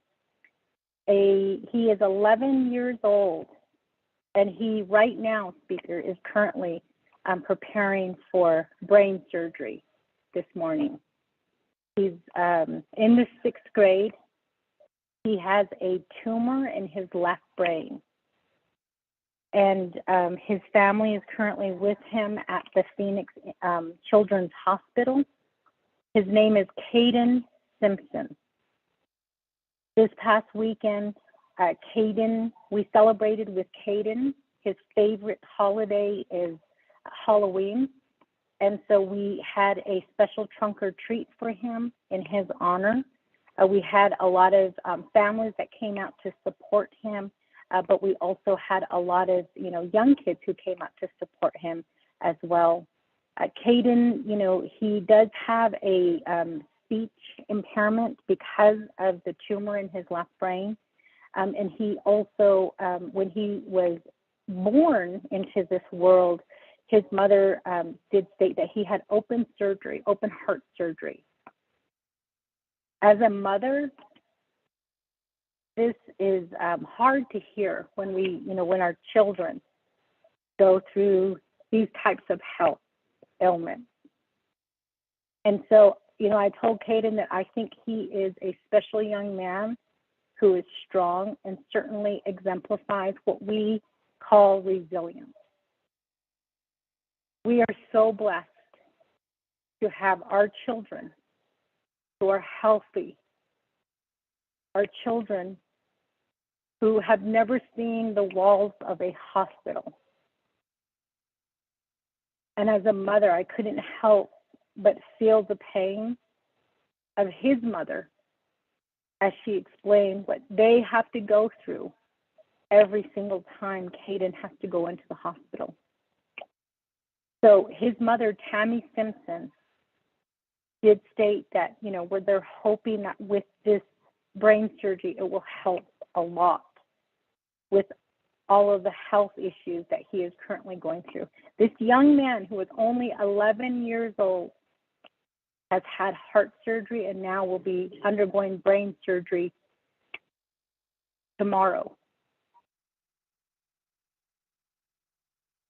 And so I want to recognize him at this time, Speaker, because we are all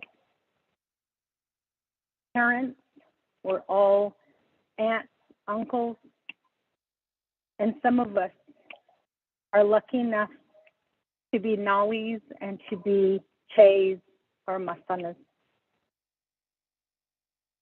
And so I want to recognize him this morning for being a brave young man and for certainly showing us what it means to be resilient. So Caden Simpson, I know that you and your family are listening. Know that I prayed for you this morning, and I will continue to pray for you. And when you come back into our community, we will welcome you with open arms. So Caden, just like Spangler or Spagler on Ghostbusters, you got this. The nation is standing behind you. We are praying for you, and we wish you well today and through your recovery. So that's who I want to recognize at this time, Speaker. And I'm a little bit, my voice is a little bit shaky because I got to meet Caden, and I got to see, what a remarkable young man he is. And to be in junior high and some of the, things that are exciting to him, it just was very emotional to be around him, but you have to be, you kind of had to put on your tough face. So I went out there, I was a scarecrow during that time, and he laughed at me a little bit because he asked me, why I look silly. But it was good to meet him and his family this past weekend. I'd also, Speaker, like to recognize at this time the Shiprock Chapter Veterans Organization. They took second in the New Mexico State Color Guard and Honor Guard competition these past few weeks ago. So I just want to recognize them at this time and say, hoorah to them and job well done. Thank you, Speaker. Thank you. Time with that, colleagues, on the recognition. Thank you very much for that recognition for the Honor Chapter, but also for that young gentleman, Mr. Simpson. Good. I don't think you need luck today. You're probably a strong young boy, as I'm sure Charles Dune has indicated, but she's prayed for you and continue to pray for you in your journey that you're going to have today. With that, colleagues, at this time, are there any other further recognitions, recognizing guests and visiting officials?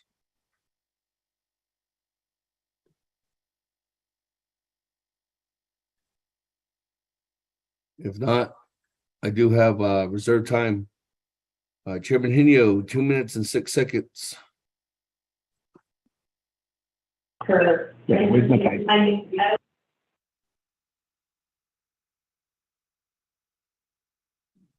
Okay, thank you.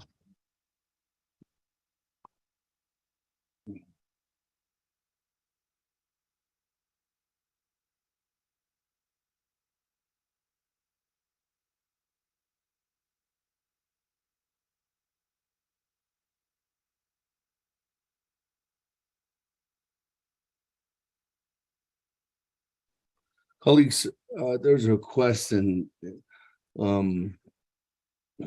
during the there has to be no opposition to this in order for this to happen, but in recognitions this morning, there was a recognition for Mr. Lee, who has been named the Ambassador of Excellence for Navajo language as a teacher. And I do have a request for Honorable Paul Begay to see if Mr. Lee can just introduce himself to the council right now. But there has to be, if there's opposition to this, and then I'm not going to allow it. Is there any opposition?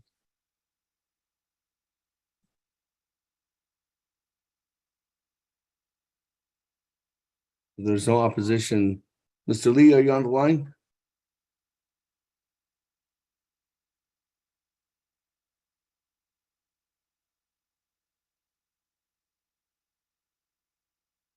Mr. Lee, you might have to press *6.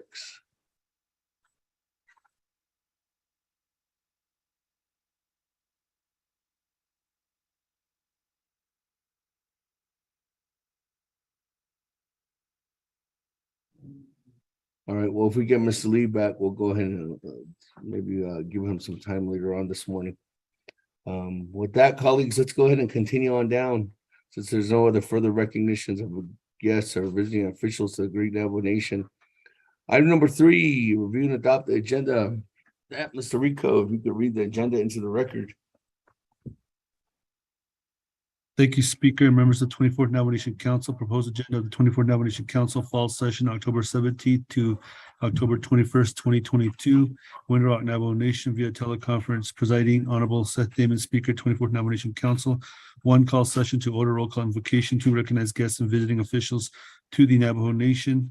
3, review and adopt the agenda. 4, receive the State of the Nation address from the President of the Navajo Nation. 5, receive report from the Chief Justice of the Navajo Nation. 6, receive report from the Speaker of the Navajo Nation Council.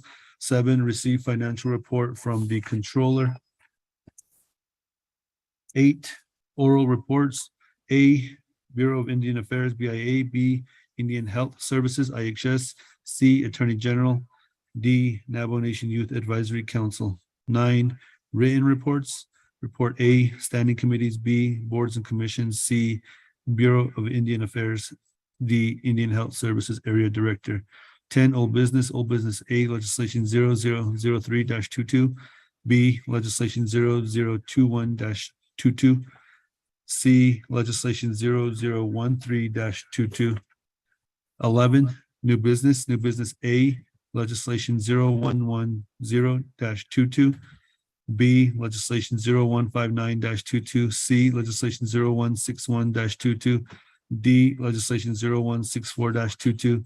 E, legislation 0156-22. F, legislation 0184-22. 12, close of session, announcements, adjournment. Mr. Speaker. Thank you very much. With that, Mr. Rico, for reading that into the record with this. Colleagues, is there a motion? Delegate Brown, a motion. Delegate James. Motion by Honorable Vince James. Is there a second? Second by Dr. Brown. Second by Honorable Nathaniel Brown. That, colleagues, any comments, questions, additions, deletions to our agenda this morning?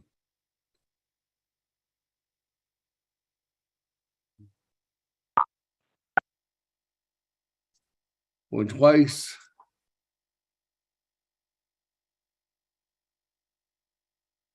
Going 3 times. Let's go to the board, accept our agenda for our fall session. Honorable Elmer Begay.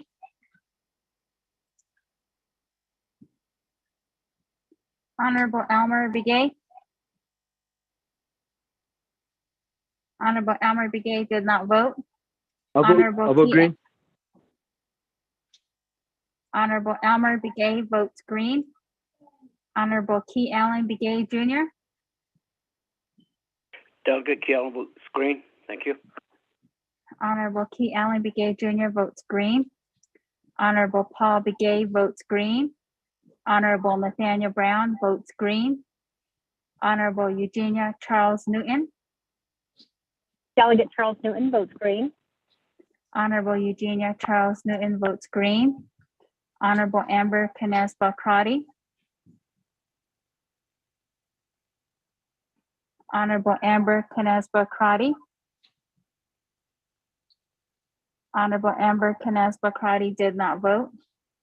Honorable Herman M. Daniels Jr.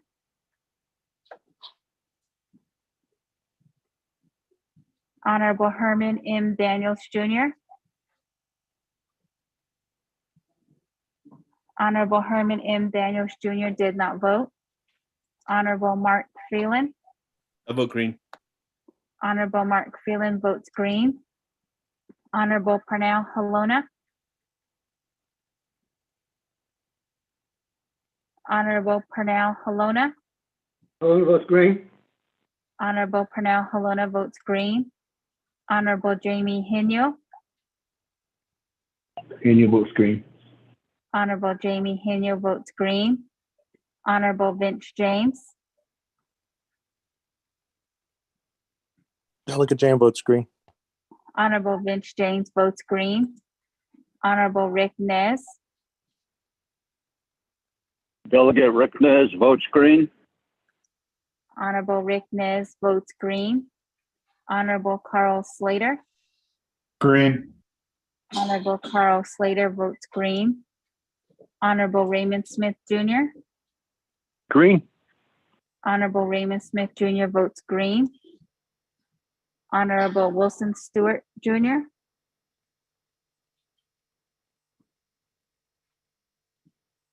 Green. Honorable Wilson Stewart Jr. votes green. Honorable Otto So votes green. Honorable Charlene So. I vote green. Honorable Charlene So votes green. Honorable Daniel So. I vote green. Honorable Daniel So votes green. Honorable Eugene So.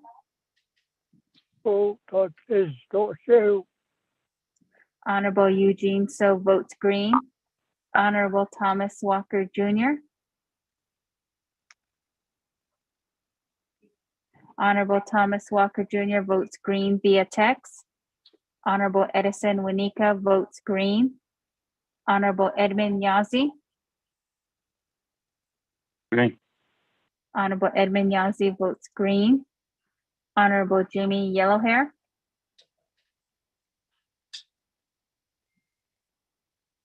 Honorable Jimmy Yellowhair.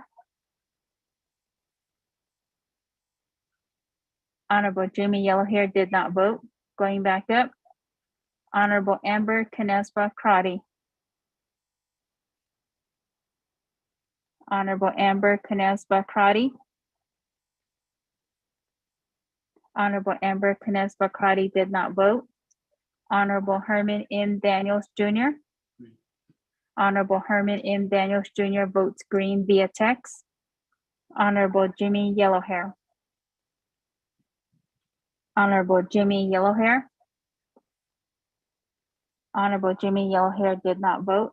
Speaker, with a vote of 21 in favor, 0 opposed, and speaker not voting. Thank you very much. So with that, colleagues, 21 in favor, 0 opposed, and speaker not voting. Motion carries in accepting our agenda this morning.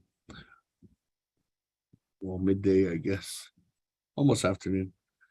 That, colleagues, as we have an agenda before us, let's go ahead and continue on down. Item number 4, receiving the State of the Nation address from the President of the Navajo Nation. Mr. President, Mr. Vice President, are you on the line? Good morning. Yes, Jonathan Ness here. Looks like you're in your secret bunker there, Mr. President. Yeah. Good morning, Mr. President. Especially after what happened last week, right? No. All right, the floor is yours. All right. Good morning, Speaker, and good morning to the 24th Navajo Nation Council.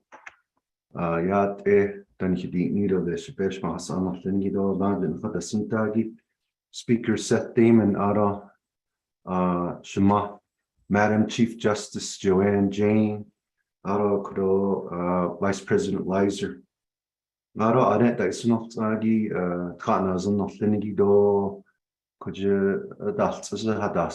County, not on the Washington. Naha yadaf tigi do altsukon katnas nele bikidado igi do kia bikidado igi yat etan hidi nido lesti 2022 fall council session aro here di kwa laso lengi jo beshmas anshin di dingo na haho but lahande itle not so snas kudalne ako dina khikat ahot ani hinna nishideli adeli ingo ka nature hadol hindeli nashakon ka nikeni hinna ba kenhits aro are binago do le to nandada da is not agiat nakanda pagi do here do nakanda so pagi do here la jo hat din hi Washington an hin hi Washington as do studying how so do banda so pagi do Washington je kon hits loud and then ka not just the no da sa chikondeli larger the Dagi Joe Biden no I hot budget Ashton daily the corner and Tindo not asalagi kita kon not ani Sande le katna zona das so kon de krigo na nish das sado kon ni weta Dinij Naza Edo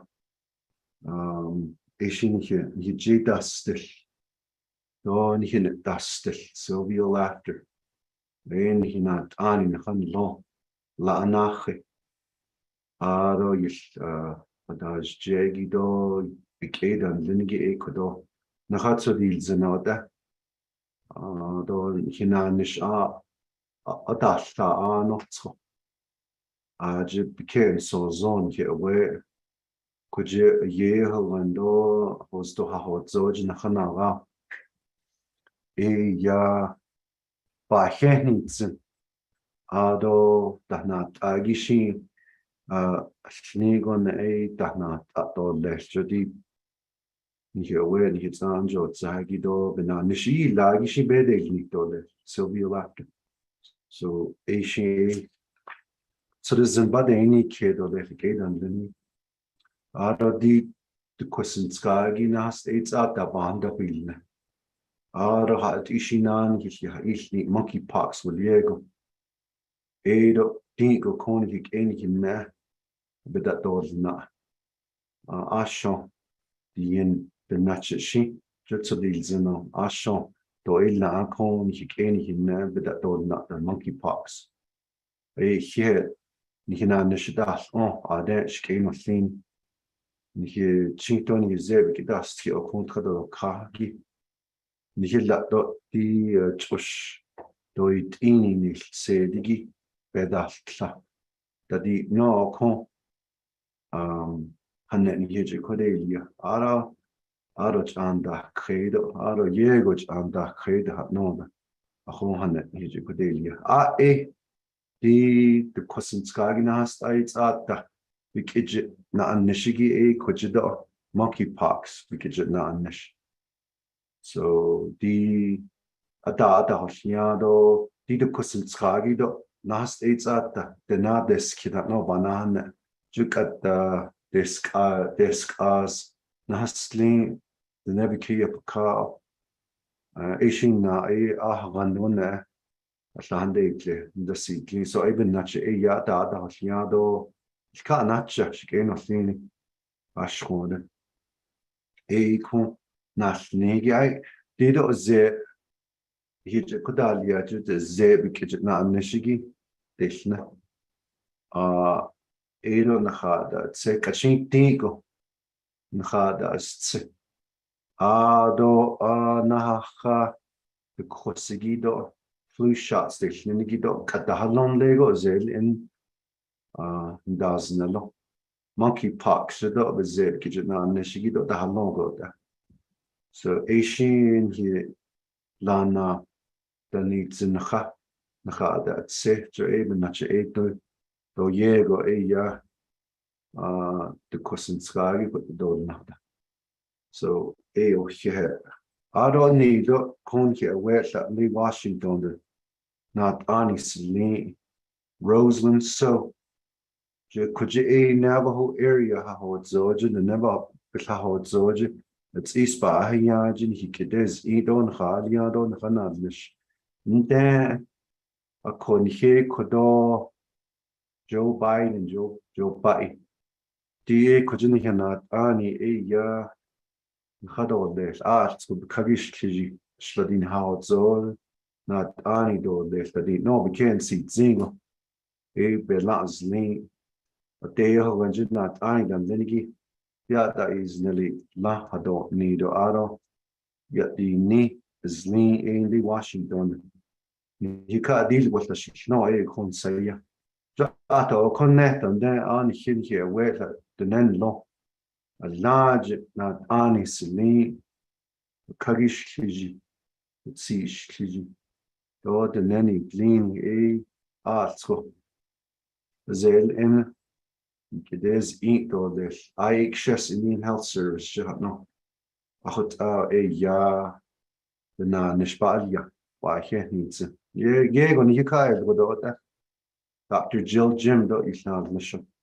Aro zel in the con the na nishida yilla. So a con the hatna. Na kid, can I not the teach a story cleaning with ya isni. Baro ben not a con. Cat nature, although it's in the nation. Maybe Jenny ka. A con, he has chin, he gave them many. Ka each, he ka each, beyond them they knew. Master they knew. What out? The shishin day nation, what out a ya. Kadedi Jenny copy nothing, Ishkin. Aro eben not a beso yani de lay Washington, beso la beso so the bill so net after Joe con a yan hitch a codalia beso. Na kitamilia jascan as a thing, chin, which a codalia. Nasta so negi a card dashin. A person hitch a codalia. Hitch in the has tea. Aro peso shin junico to the soft in. The accommodate net peso aro jo to the soft in the than hidden. Ani scoshin jo peso to the seal in the aro di chian and the seal bills the agent the peso need the what our age kai jish king of thing. The peso jet ziggy a con conasco does I don't been the Nishkon speaker, large Beshmas, any other Satagito Beshmas under Lingy. After the meal Yajido, the La and El Econ, Hagan, Kubich Pudalia, you pick your hot dogs, Tito, Beshli Chido. Ara the Nebiki up a cow, though. He yet the Agi Jodi cell phones and dodge Nisto left, the Nebiki up a cow, the hot no. Kariashon, Latin Lego, Joan Daznish. Aro di kon gaat chindoppa, niet edoppa, internet de hat noda, edo kon vitje kudazne. Wat ena tien peshpas an, dan haast chanegi bisindashilnish. Nichincha shik enoslin. Nas ekot dahni ani schokon. Na ani dani glimiga. Aro edo kon ni do peso na hiche.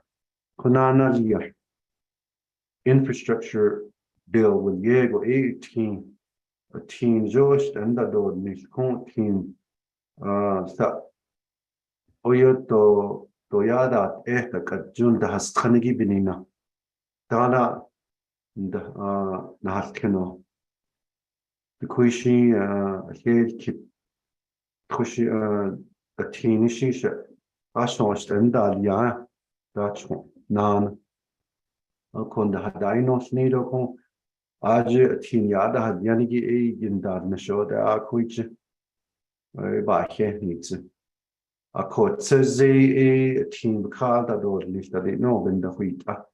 The Quishi since the Tranelt or not says a card that a team.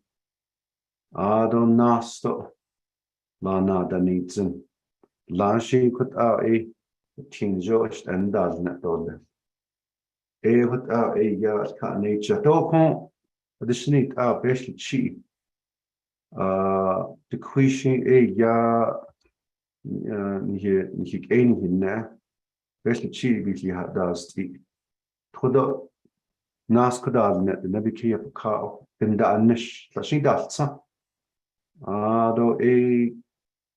naha ya kon Beshpas andan denigi yelad asli do kujibes ani biji nikije bika ilia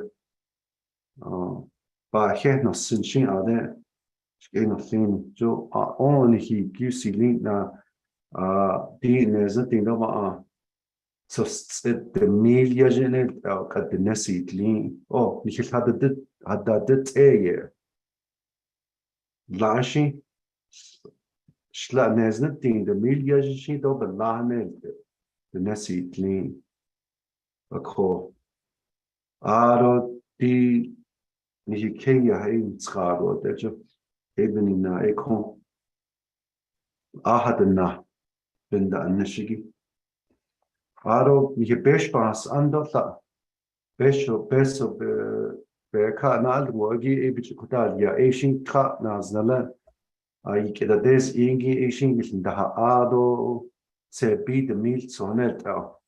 Egot out a yard bin the anish to the Nasconado nicht no Ado kinder Jost and the Dorni.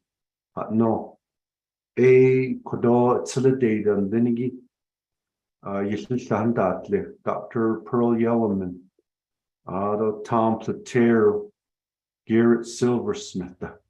Paulson Chaco, Chief of Staff, Solidate and Linigi, Robert Black Jr., a Shahanda Tleho, Yuka Natja, a Arjun projects that Agi Naskudele.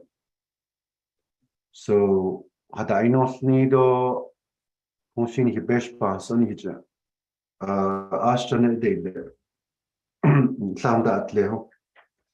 Aro puno tslat so khao kne think at ran badal ne so kuja asati beso badi ne tslat so ba ran dal ne to de no very stressful ro aje ya ta beso aje chose in le tunnes dizide do ta Vietnam War veteran ran badia aro kuja do Red Mesa Isnas Pasha, Ada, Korean War veteran, Du har en dal ne ab kin skagi sa do ne stadi non bin da huita. Ebi ya har en dal ne do le stadi no. Achot a pesa baba jalia. Hot a kon ni het salal so ni hik edan jenigi. Jo bagi chedat inigi har en badal ne do le stadi no. Achot a pesa baba la was lane. Aaron gaat chin sheet lood in dal nes bil gana bekia. Edo steht aber die no. Nachan do ka. Ni kan do was jo har shi kin ya de le bil gana. Kadaje ho jish. Nachan do dat nachat chin. Nachan do ka ne. Jo hat a ya din hu. Ni hier Navajo Nation. Zi lindo tle. Jo hat a ya ka nature in of thing. Ani do better today. October 1st and da beso kon chapters in Chikodalia, Kana Zala das Zogo, beso Jay bin da Nishata Nacha, bin da Nishigi kon beso, Belana Sitlin, Tato beso Asati Bije, Kojin da Nishi Bije Kodalia, Sala, Shla Nezatin, the media beso Bichikolia, Adi Banda Hanegi, the wine that Agi Banda Hanegi dot. Not what's an Ishagi the Banda Hanegi a she dota a con Walia Ban the Jubining Nagi Kuni Keni Hinella to the Yos Indo that a ya lay Walia that the house which end has the Aro Kujido Asa the best that bando chitadi no. Shana nda sagi da deshnisha jo kon rehab center gisa pada do ni. A kon hi kia pa kon hi any hi navage and das egi che that enigi jelona should I yos enigi zetsuna isanigi that should I yos enigi beach de shatans and a bahas ado let a kon the kia pa the di no what a David Aro dai nisto de thing Washington jido hatas zogo ya hosto hao zogo yo tu hao zogo so le hao zogo aro tsu hatas zogo jido county say November 8th kun aro ni hido ni Washington has anje land the sitagido beshmas an eba dai nisto de lana di ne dai ni not ani shi hey shi not ani Chayat to de to bike sazatadi ninigijoko biniye ho ato de it's also to be your katona aro kujido state jido Washington jido not ani de che edo ashkone pedas ni to de da ido ne ashkonish enostin so she kudo han ni kushta do de atskadon de kudo matso se ni che kudelia could the Bakagi, Vice President, she East Sato Vice President. Thank you, Mr. President. Good morning, everybody. Mr. Speaker, Joanne Jane, 24th Navajo Nation Council, Yat Bennett, Myron Lizer, Yenashia. Comanche Nishle, Tohana Basistin, Comanche Deshache, Ashidashanal. It's good to be with you all this morning in what is amounting to my final address as the Vice President of the great Navajo Nation. In acknowledging that our leaders are elected by our people, we look many years ahead. And that is why I said yes when the Vice President back then, Jonathan Nez asked me to be his running mate as the vice president. I was looking many years ahead, Shidinan. I took myself away from my nuclear family of businesses, and I was thinking long term. Secondly, in saying yes to the vice presidential opportunity, it was done so with prayer and preparedness. We must count the cost before we lay our hand to the plow, Scripture says. But my decision was done in consideration of those generations to come. This pandemic has provided the Navajo Nation many difficult challenges. It really magnified the issues that we have at hand for our great nation. And these challenges that we were obviously prepared for as leaders. I appreciate all of the leadership from the speaker and our 24th Navajo Nation Council as well, and our president. We've learned a lot of great things in leading our people.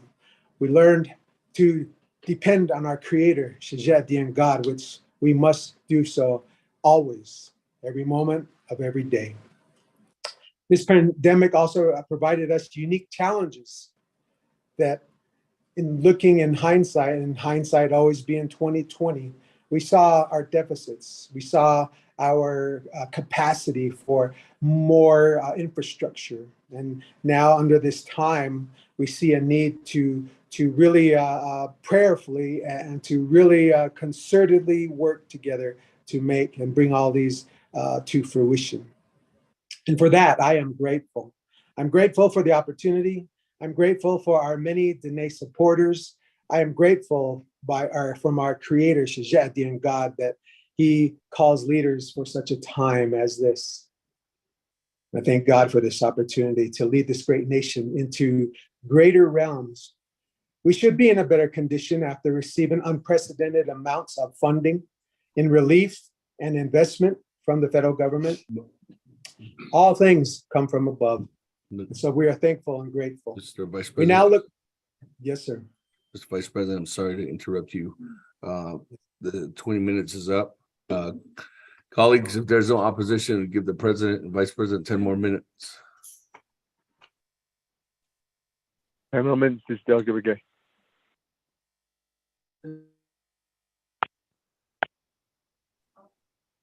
If there's no opposition, Mr. Vice President, continue on. You have 10 more minutes.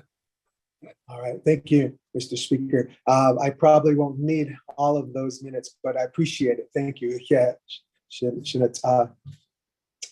we now look forward to changing the Navajo Nation for the better.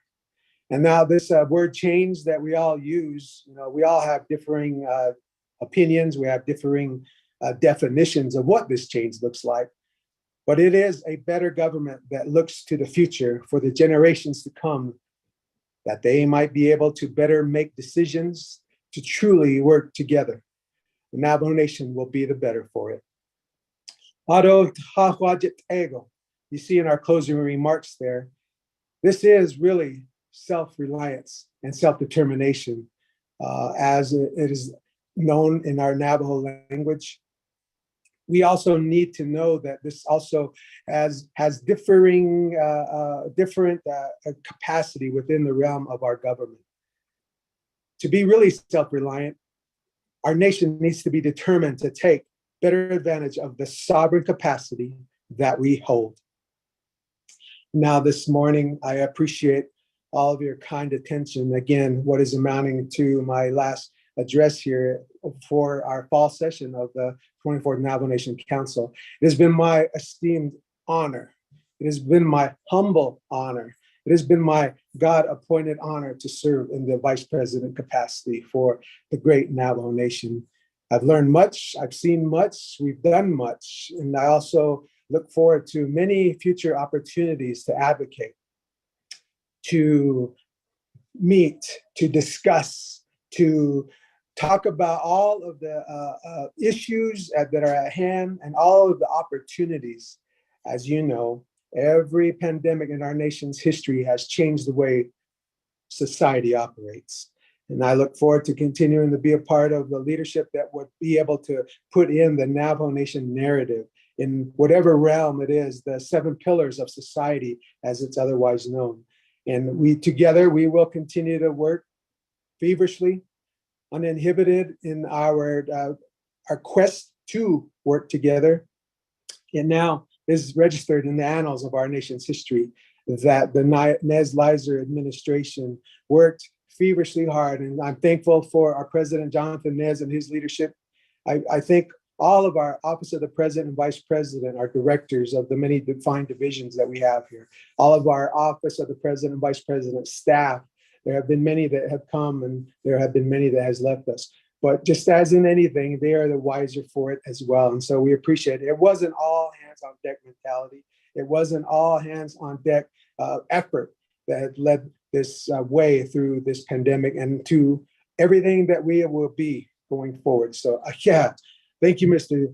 President, Mr. Speaker, the 24th Navajo Nation Council delegates. I count all of you as great friends, great assets for the nation. Some of you will go on, some of you will venture off into the realm in which I find myself at now. And so it is with a good heart that I depart from you.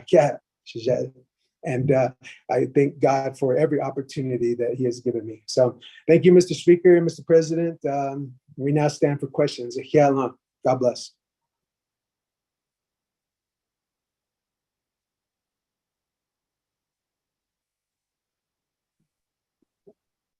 Thank you, Mr. Vice President. That, colleagues, as I look to the floor at this time, we did hear from the Navajo Nation President and Vice President on the State of the Nation address. And with this, is there a motion? Before I go to the floor. Motion by Honorable Paul Begay. Is there a second? Second by Honorable Edison Manica. And with that, I do have Madam Chair Amber Crotty in the queue, then Honorable Brown. Madam Chair Crotty, good morning. The floor is yours.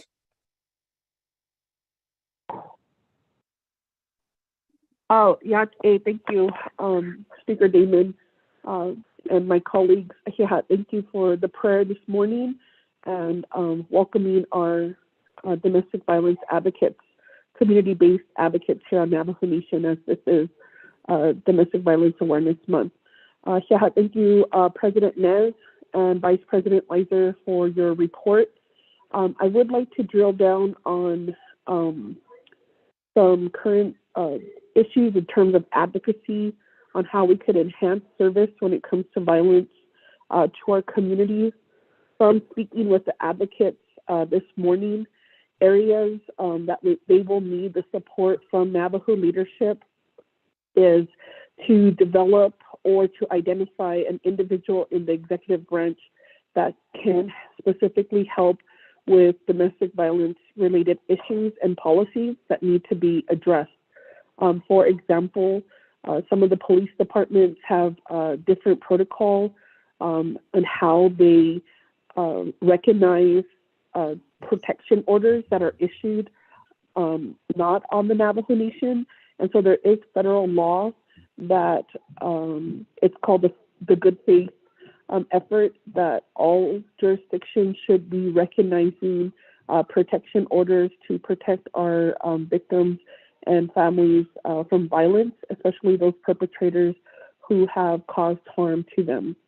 Another area that our advocates discussed was in terms of how we can support our community members who live in the Torreon, Cuba area. That's an area where we find themselves in very rural, isolated areas. We've been working with Chairman Daniel So and his community-based team to address the issues out there. My concern now is who is going to have the warm handoff to continue to assist when it comes to victim advocacy and advocating for those families who are in the area and are critical need of resources. As I look through my list from the advocates, we would also need a coordinated conversation, and this could be through our Danette Action Plan Advisory Committee, but to look at what happens to these cases when there's a report, and are there habitual abusers? Are they being then referred to the FBI to be prosecuted under federal law? There is provisions in our Violence Against Women Act that allows, if an individual has a protection order, let's say issued on the Navajo Nation, and they violate that order in Gallup, or returned back to the Navajo Nation. Because they cross jurisdiction, we can ask our federal FBI and our partners and refer them to be charged federally for harassing family members, and also then making sure that we're serious in protecting our victims of crime. And when we talk about victims of crime, President, Vice President, what my hope is, as we develop this Submit Action plan, there was no allocation of dollars. And so we really need to identify an entity that will do the work in between advisory meetings. And why do we need this work to be done? We need individuals dedicated to research federal law, tribal law, international law, so that they can advise not only policymakers but executive programs on what are the requirements and what they should be providing to our families that are receiving services either through Navajo Nation. And there's talks if, since we have a very successful partnership with the Office of Violence, the Tribal Set Aside, how can we expand and partner with Navajo Nation programs like some of the shelter services, so that they could receive those fundings and at a timely basis, and that we could maybe break through some of the red tape when it comes to either the BIA not having those funds available immediately, and we could raise that at tribal consultation or request for forward funding, and what Navajo Nation can do to enter into an agreement where there's not a delay in funding, so that staff who are serving at these domestic violence shelters are not then volunteering or not being paid for 6 months out of the year. It really disturbs services, and it creates an opportunity where services are not provided, and it destabilizes what we can do. We'll need the help of the administration for the Shiprock shelter. In speaking with Navajo Housing Authority, they also need to be at the table when it comes to transitional housing. Is my time over? Yes. Speaker Damon? Yes, Madam Chair, it's time. Okay, thank you. Speaker Damon, if I could request, President, if we could have a follow-up meeting, as there's other areas to address when it comes to domestic violence and our missing and murdered and their relatives. Thank you.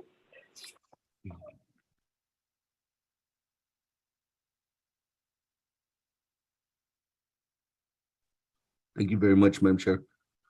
Grady. With that, Mr. President, Vice President, I'm going to go to next colleague, Honorable Nathaniel Brown, and then I'll turn it back over to you. So with that, Honorable Brown, good morning again. Actually, good afternoon. Floor is yours.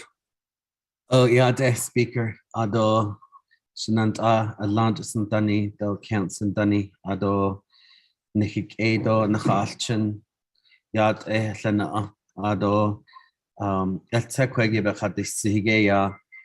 we had an event in Monument Valley in Kayenta over the weekend on the protecting our sacred right to vote in Arizona. Right now, Arizona is considered ground zero for voting. There's a legislation that was passed by Governor Doug Ducey questioning our Navajo and indigenous people's right to vote. And I understand that now they have to show their proof of citizenship. And there are others that are really concerning. President, I understand that the Secretary of State has been reaching out to your office, and this is regarding election at the state level and also at the Navajo Nation level, as we're aware we need to update our system with the Navajo Nation elections offices. They are understaffed. There's funding that's needed. I think we need to meet with Navajo Nation Board of Elections really soon with the executive branch and legislative branch, and specifically talk about funding to update their systems. And then the other part again is we need to band together as Navajo Nation leadership to protect our people's right to vote, not just in Arizona, but within the state of Utah and across the United States. We face unprecedented amount of voter suppression, disenfranchisement, etc., for our Navajo people. But we also need to update our system here on the Navajo Nation. Second thing would be, since the pandemic, we have lost some family members who other family members have inherited children who are parentless. And when they reach out to Navajo Nation Social Services, the kinship care funding, which is under Title V 4E, our Navajo Nation Social Services are giving our Navajo parents and guardians a very hard time to tap into some of these fundings as well. So I would like to also have a follow-up meeting on this kinship care Title 4E. The next thing, subject would be our 110 chapters. I believe there's a number of them, almost half of them, that are certified chapters.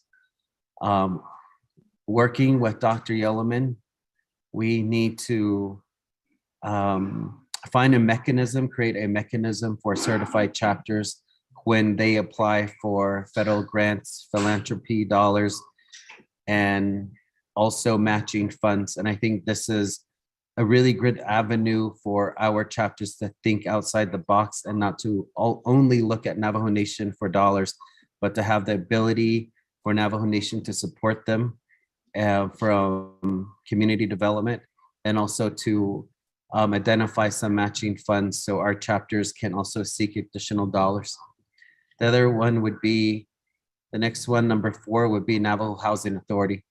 I am requesting a meeting the end of this month, a Zoom meeting with our credit services, Navajo Housing Authority, SID, CDBG, any and all housing entities to help our Navajo Housing Authority.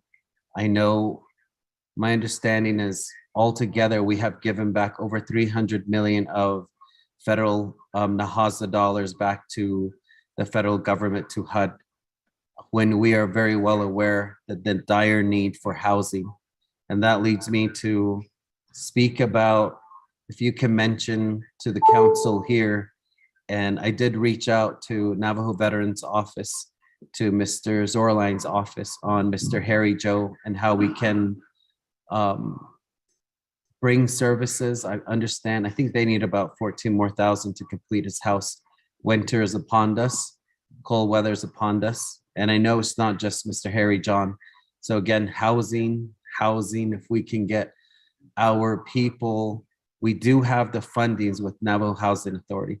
If there's a piece that we can all advocate to HUD to streamline the process.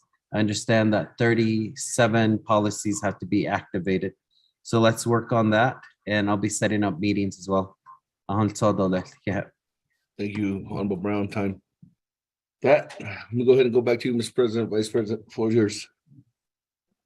All right. Thank you, Speaker and members of the council, Delegate Crotty.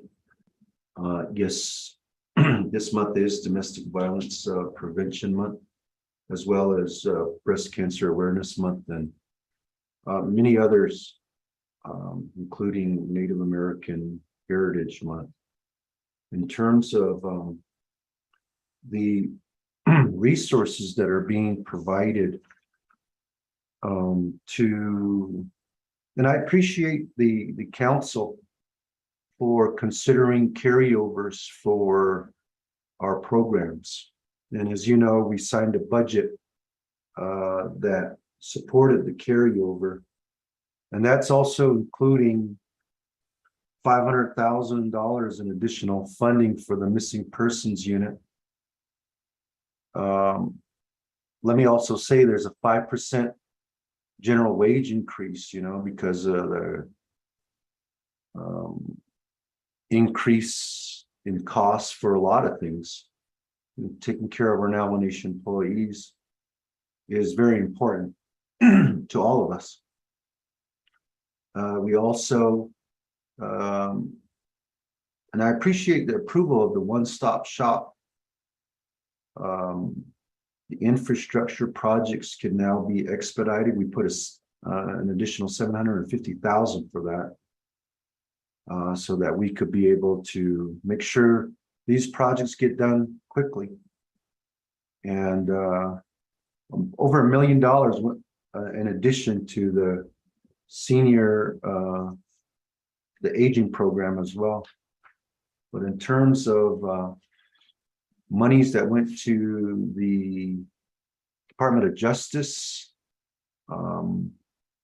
for support for victims, we are looking forward to having that discussion with you to build up our support for our victims of violent crimes here on the Navajo Nation.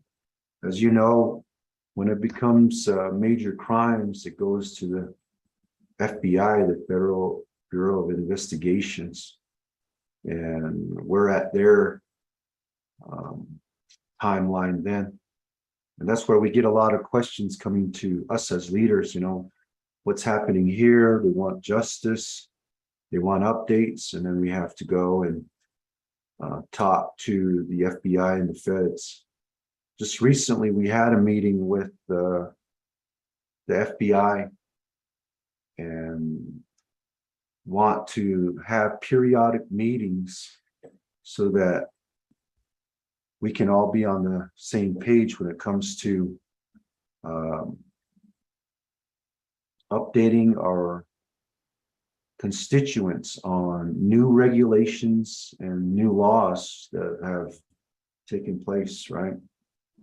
And so I do appreciate the recommendation to do a follow-up meeting, so we'll do that, Delegate Crotty. The executive staff assistant that's going to be assigned to help out with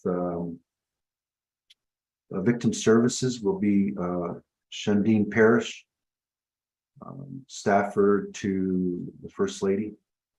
So you can work with her. She's pretty familiar with the victim services as well. And I just wanted to also mention, you mentioned the Cuba. We met with the Cuba School District with the help of Leonard Sosi, the executive staff assistant. He helped facilitate that meeting. We brought the school board together, school administrators. We talked about the need for more services, behavioral mental health services, support to the parents and the young people, the students. And so we're bringing on Deanna Neswigisi, who was there at the meeting too, to provide services to the students and the parents. We also mentioned maybe there needs to be a facility somewhere in that area, not just for office space, but also for road maintenance. We also talked about improving some of the roads in that area, but we need a road yard. And the suggestion was to get some land cleared, to put up a facility with the road yard and with some office spaces as well, similar to what was built in Delcon and Pinion, but this time offering government services at that complex.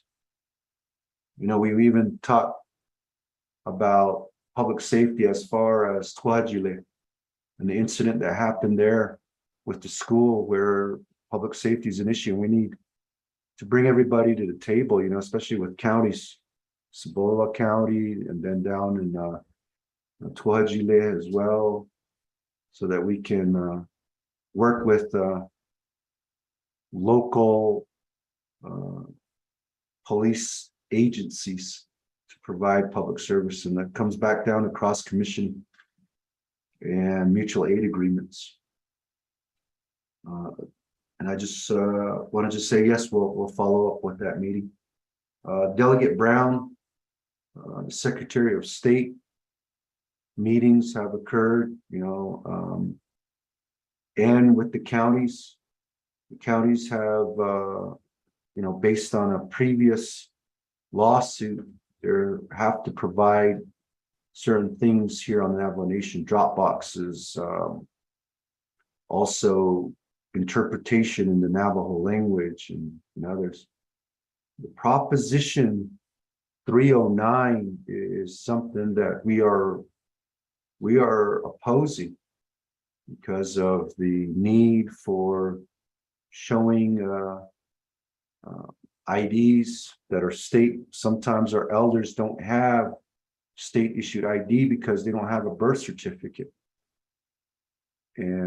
But they may have a tribal identification. And so having a tribal identification should be just as good as having any other identifications as well. But that disenfranchises voters, especially our elders. We know our elders go out and vote. And then for our elections, we went through something similar that Maricopa County went through a recount. And just like the recount in Maricopa County, there is no perfect machine system. But it is over 95, maybe even 97% accurate because of the ballots that are written down. Now, if it's computerized or on the internet, the other thing that we have to deal with is cyber security. And I'm sure that we'll have that discussion in the near future on that. Of course, we all want a secure election, and we want to be able to make sure every vote counts that is cast.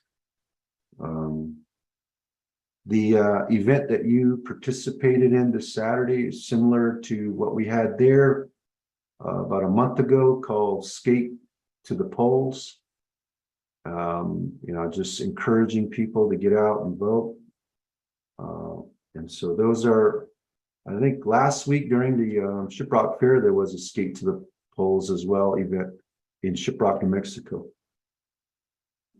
So those are ways to educate people and hopefully encourage people to come out and to vote and to early vote. We're still in a pandemic.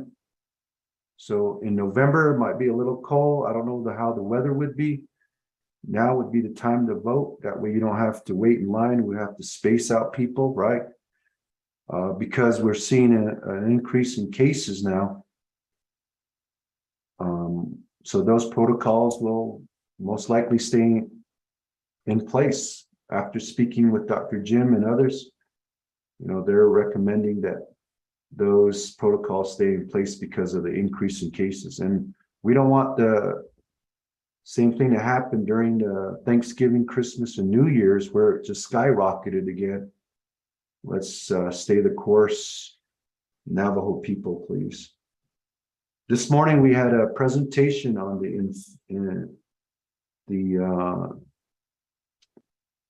Inflation Reduction Act, various funding opportunities, and I agree, Nate, Delegate Brown, governance certified chapters have the ability to govern themselves. And look at what Delcon did. Delcon went out on their own and they received $33 million broadband infrastructure deployment to install fiber directly to 3,643 unserved Native American households. So that's what governance certification can do. And I do say that some chapters are using that authority to its fullest. Right? As was mentioned by our Vice President. That's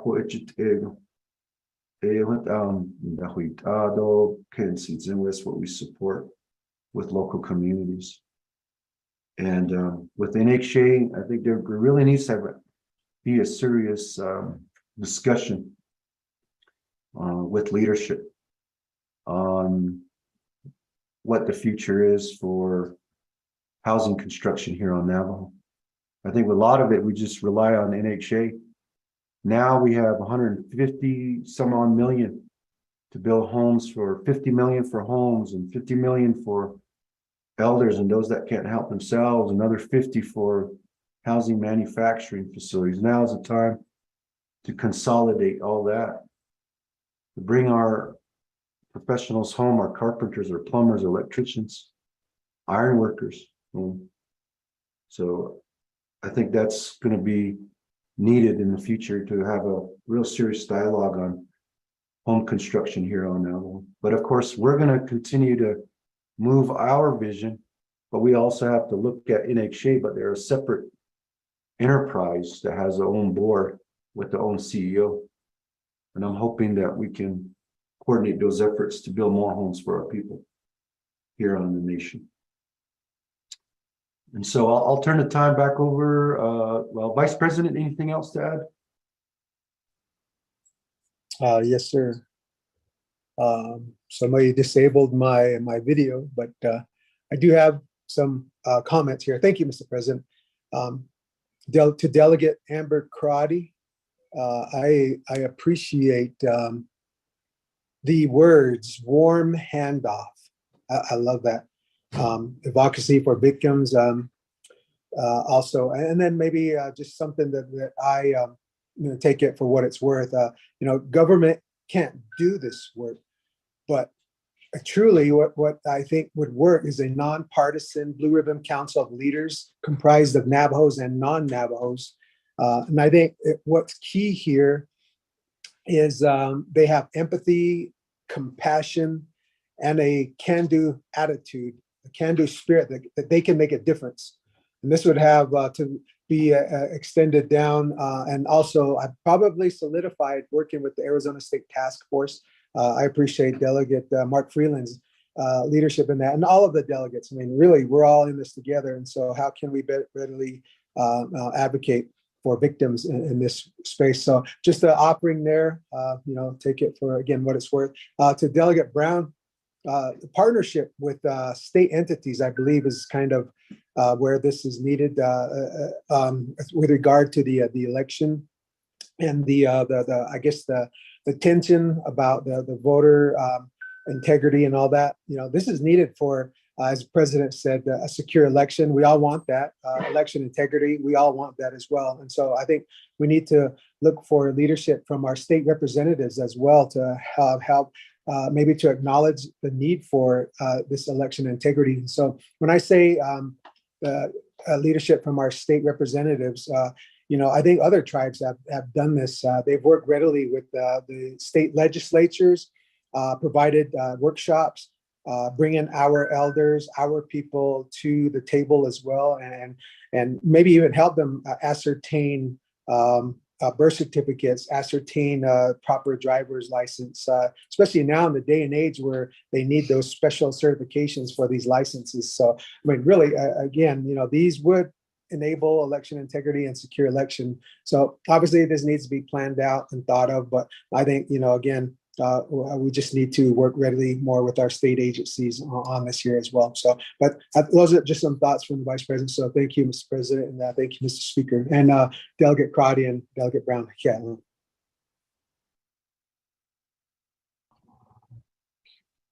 Thank you, Mr. Vice President and President, for those remarks and the response to members of the 24th Nation Council.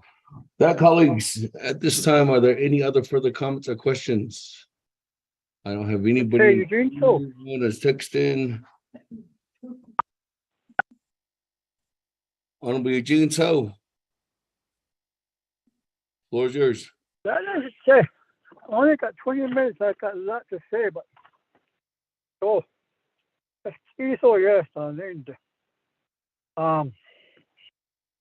President Nabadadesh, originally the no air tours at the on the resolution around that chapter.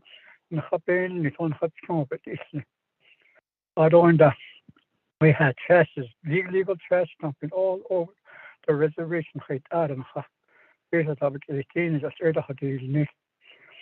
During the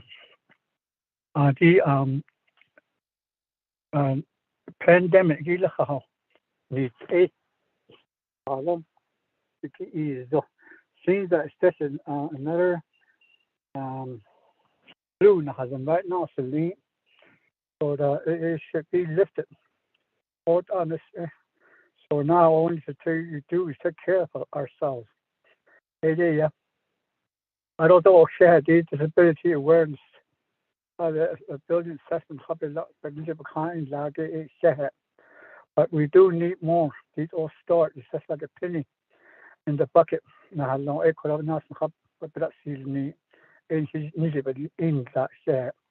So we'll need more across the Navajo Nation. We all have rights. People that disabled, we do have rights. Just like the ladies, women's rights. Which kind of thing about it? I don't understand Navajo Indians. Can you rights so bound how to so I don't the ancient history. So all us I know that we're all men are all created equal. We need to start understanding that. I have also a 108-22 legislation that the council didn't second. I wish they would second it next week, and it's going to go before you because of marriage equality. Made up a rights to husband. They fought all the wars. They were in the front line. They shared foxholes. They seen the firefights for their rights when able to them.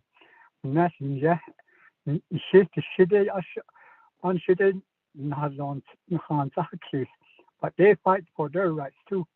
And it seems that we're the only one that are a council delegate today case. And we got this honorable name from an honorable which they fought for that right to vote. I don't know. We need to revisit the 638 contracts. That the population needed by where a lot of people now. The all is on now. Put on based on the energy. Aber like an example, police department. So loud other queer we need more police department. And also in that same token, we have to start working on social service. We are at war with crime on the Navajo Nation. They grow, we put more money in there. Then they grow some more, we put some more money in there. When are we going to stop that? When are we going to realize that this is all coming from the parenting?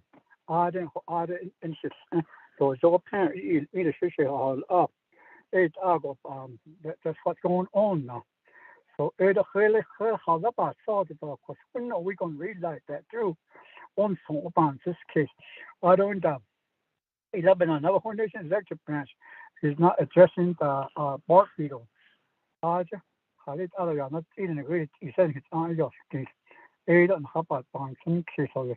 don't tied in the recommendation by the Judicial Conduct Commission to appoint a judge that was recommended on July 26, 22.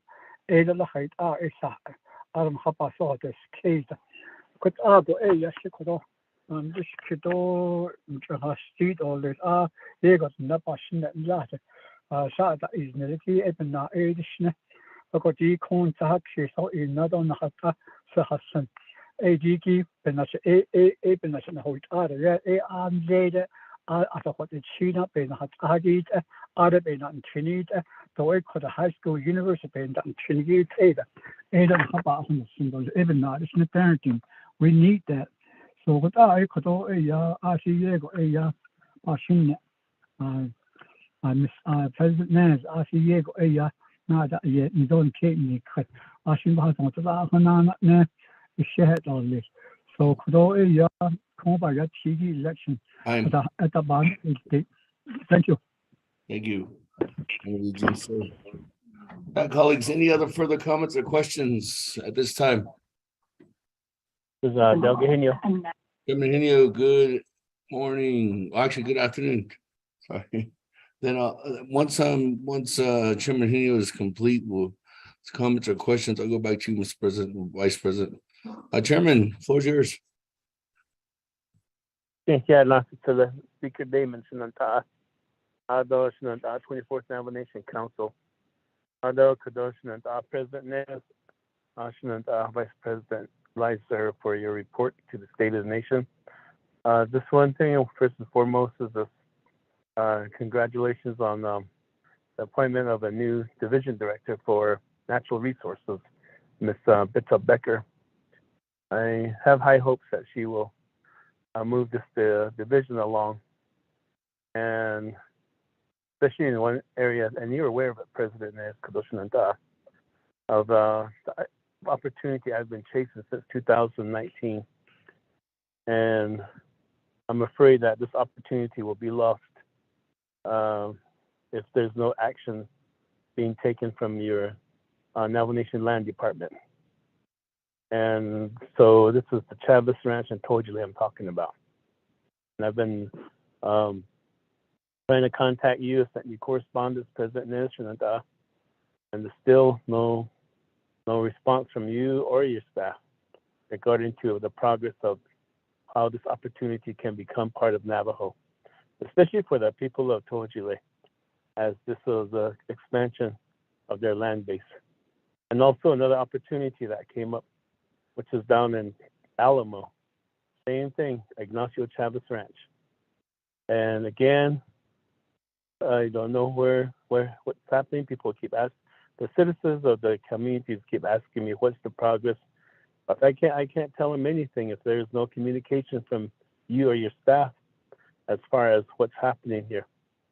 And so that's just my concern, but at the same time, I'm hoping that Ms. Becker will, through her leadership, will be able to move this along. I reserve my time.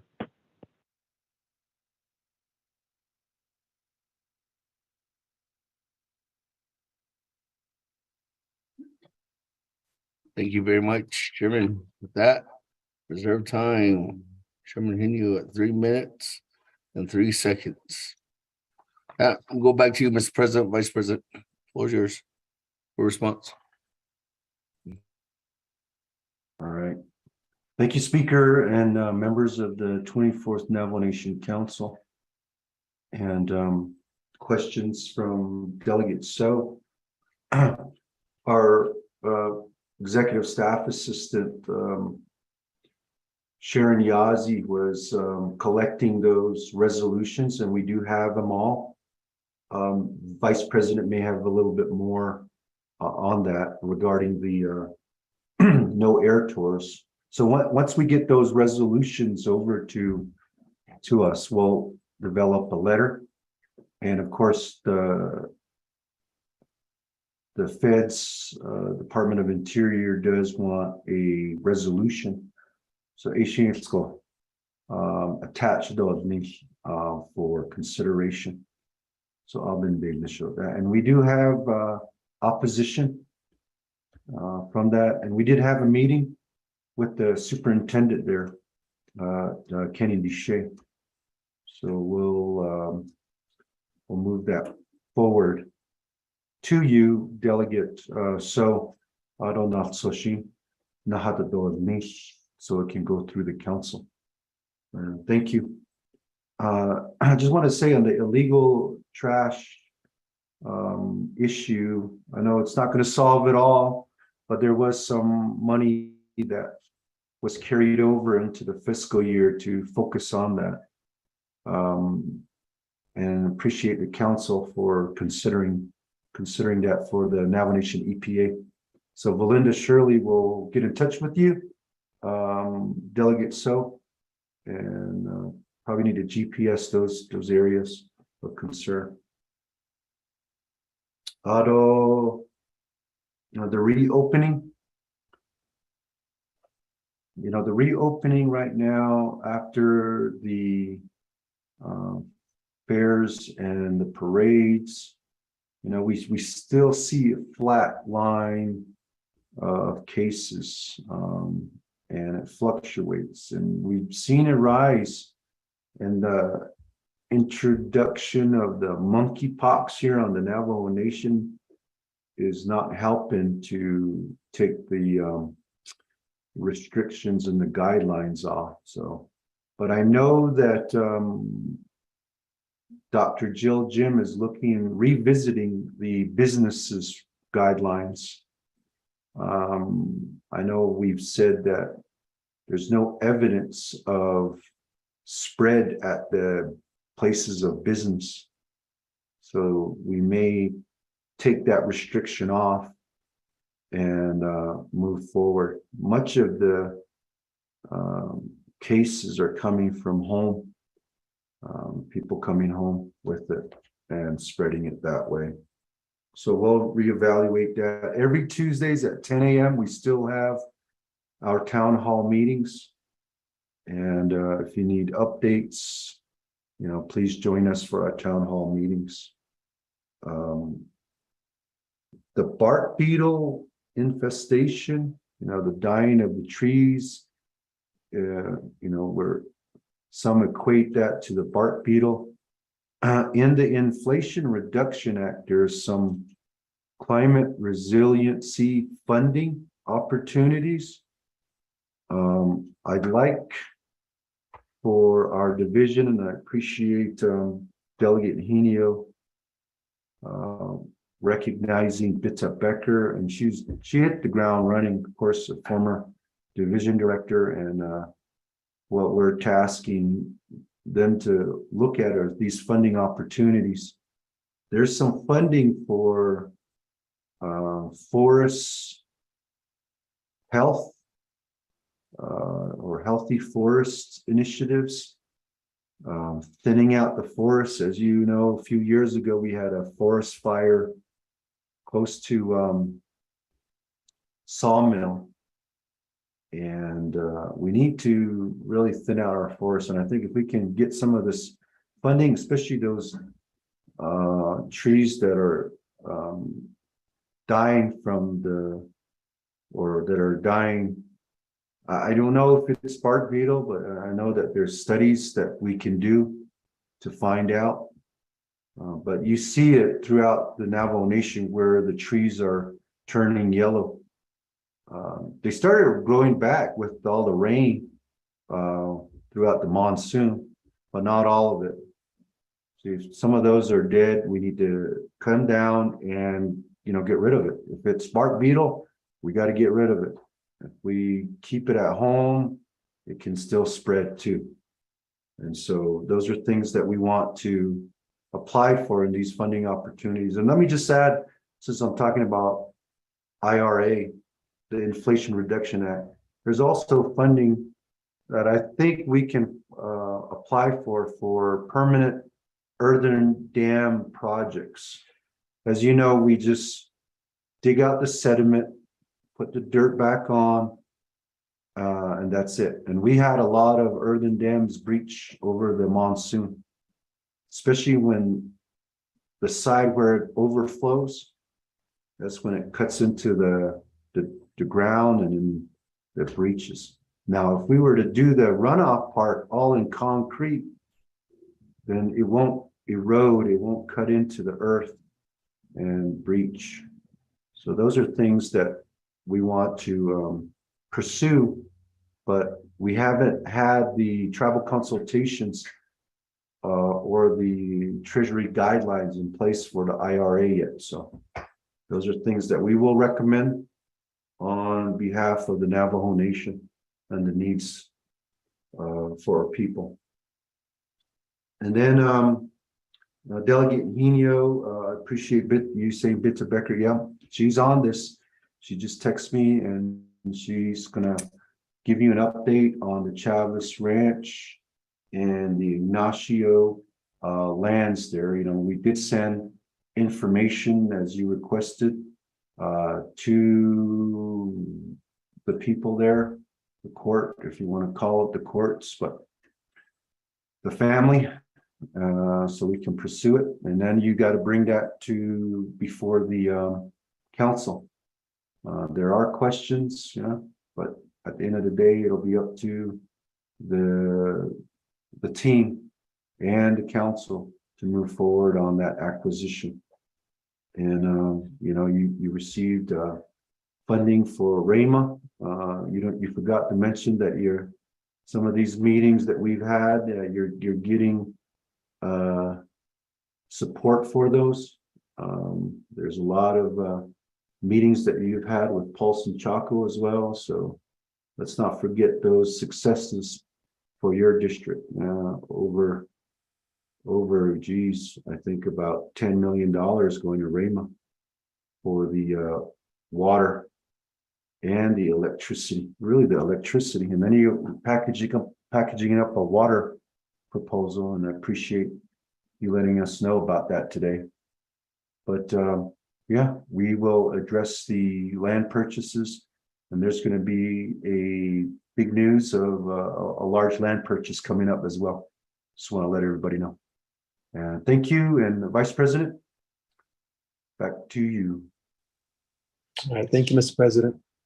To Delegate Eugene So, your comment, I guess I don't have any really no answers or anything. I mean, I do concur, and I do acknowledge that we do have concerns for those overhead flights. I think most of those are cultural and probably noise as well. But also the flip on that, as you know, I support any viable economic development.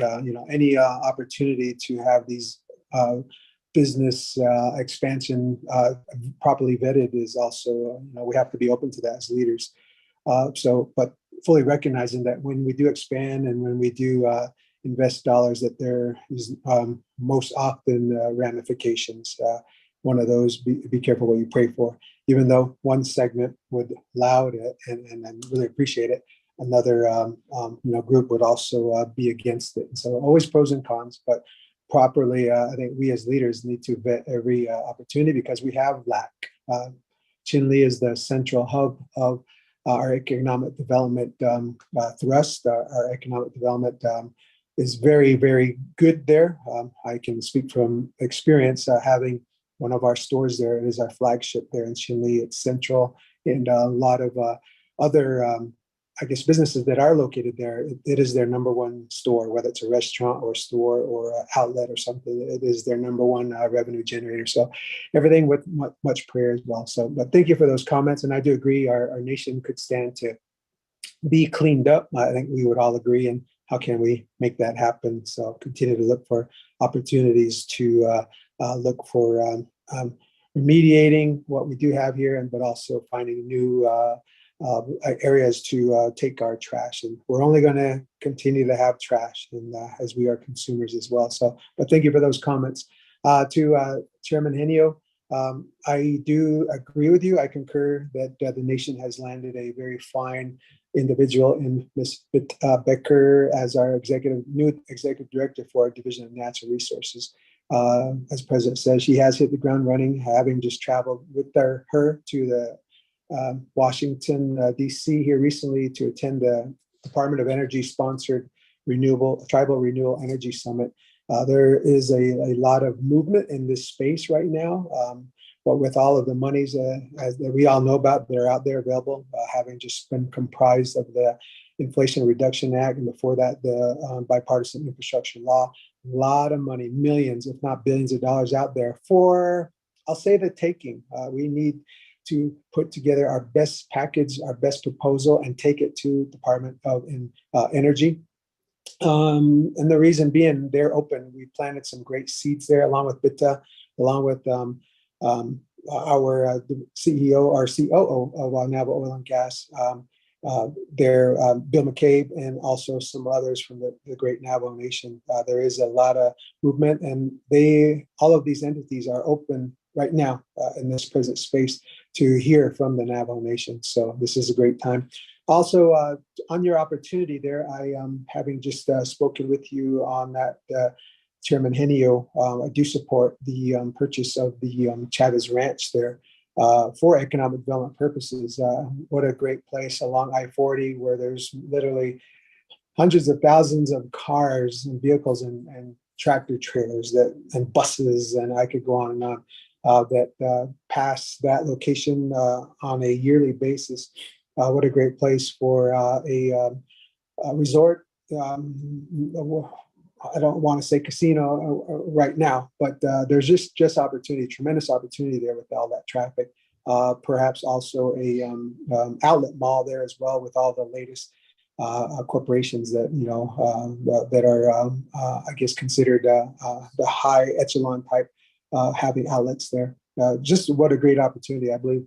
And citing our land department's comments and holding here is any time that there is land available for purchase, the nation should be about purchasing that to add to our size, add to our ability to maybe use that for collateral for future development. As you know, I was there with the RDC and the budget finance committees here recently, where we have sought that the nation should be more willing to invest a little bit of our coffers. You have to spend money to make money. I think that was the parting words that I remember and that echo so loudly in my mind. So, but it really is all hands on deck. So thank you, Chair Henio, for that. We do support that.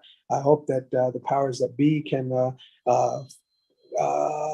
structure a certified and a unified response from the Navajo Nation that will secure that land for purchase here. But thank you for that. And I believe that is all that I have there. God bless. Thank you very much, Vice President and Mr. President. With that, colleagues, let me go ahead and go back to the floor. I do have Honorable Otto So in the queue at this time. Honorable Otto So, floor is yours.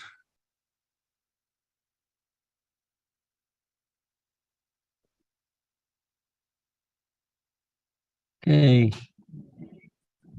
Oh, can you hear me? All right.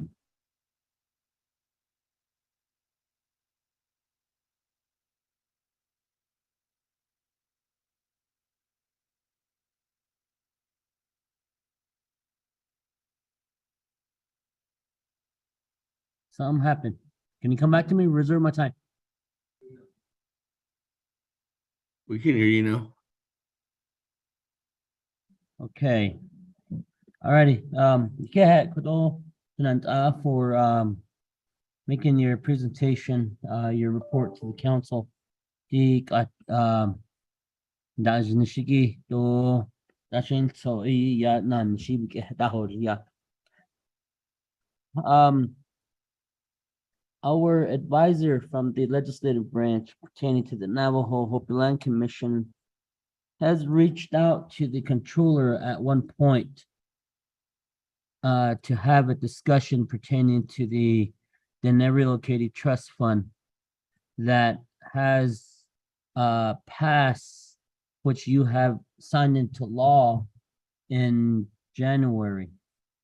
Although we move forward with the Relocated Trust Fund and we passed the amendment or the fund management plan, and we have amended the Navajo Hopi Land Commission resolution. And we're trying to reach out to the controller's office. Our legislative council or our legislative advisor reached out to the controller's office to get a meeting, but we have not gotten a response from the controller's office because of the nature of the funding. Right now, these funds are still being commingled with the Navajo Rehabilitation Trust Fund.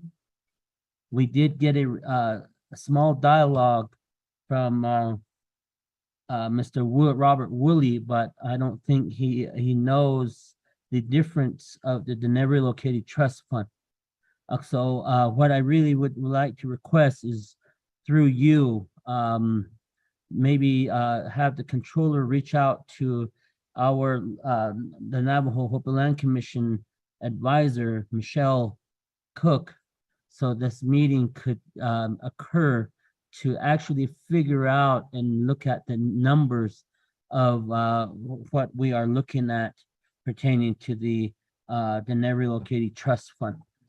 In our views right now, the trust fund should have about $5 to $6 million in that trust fund, as it is separated from the Navajo Rehabilitation Trust Fund.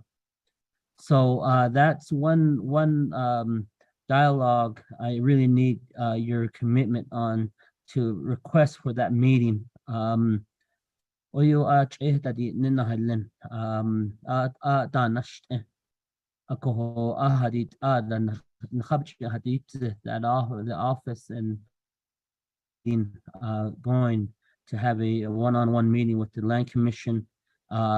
Even yourself, Shanant, would like you to be part of that meeting, because that trust fund there speaks to the beneficiaries that will be the beneficiary of the trust fund there. So it adon da nabalach ne dite yan hashin so da dis ado be shid na nishigi da hadil de. But I really would like to see an alternative measure to look at how we could continue to look at housing overall throughout the Navajo Nation. Earlier, our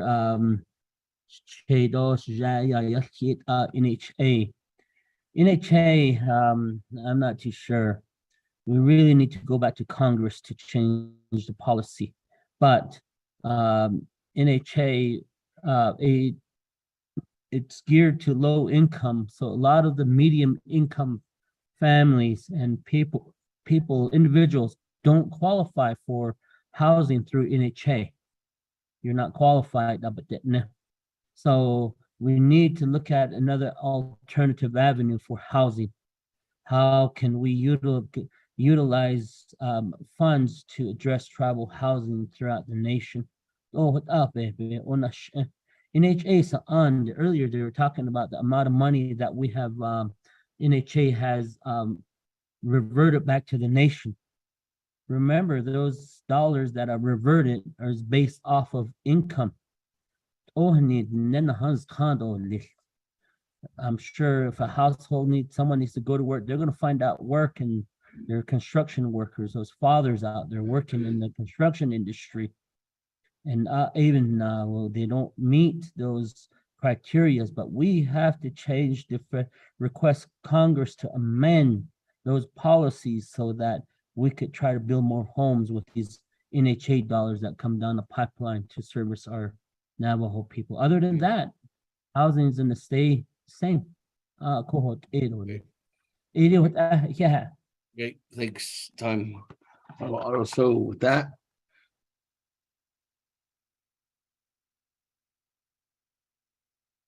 is there any other further comments or questions at this time, colleagues? I don't have anybody in the queue. No one else has texted in.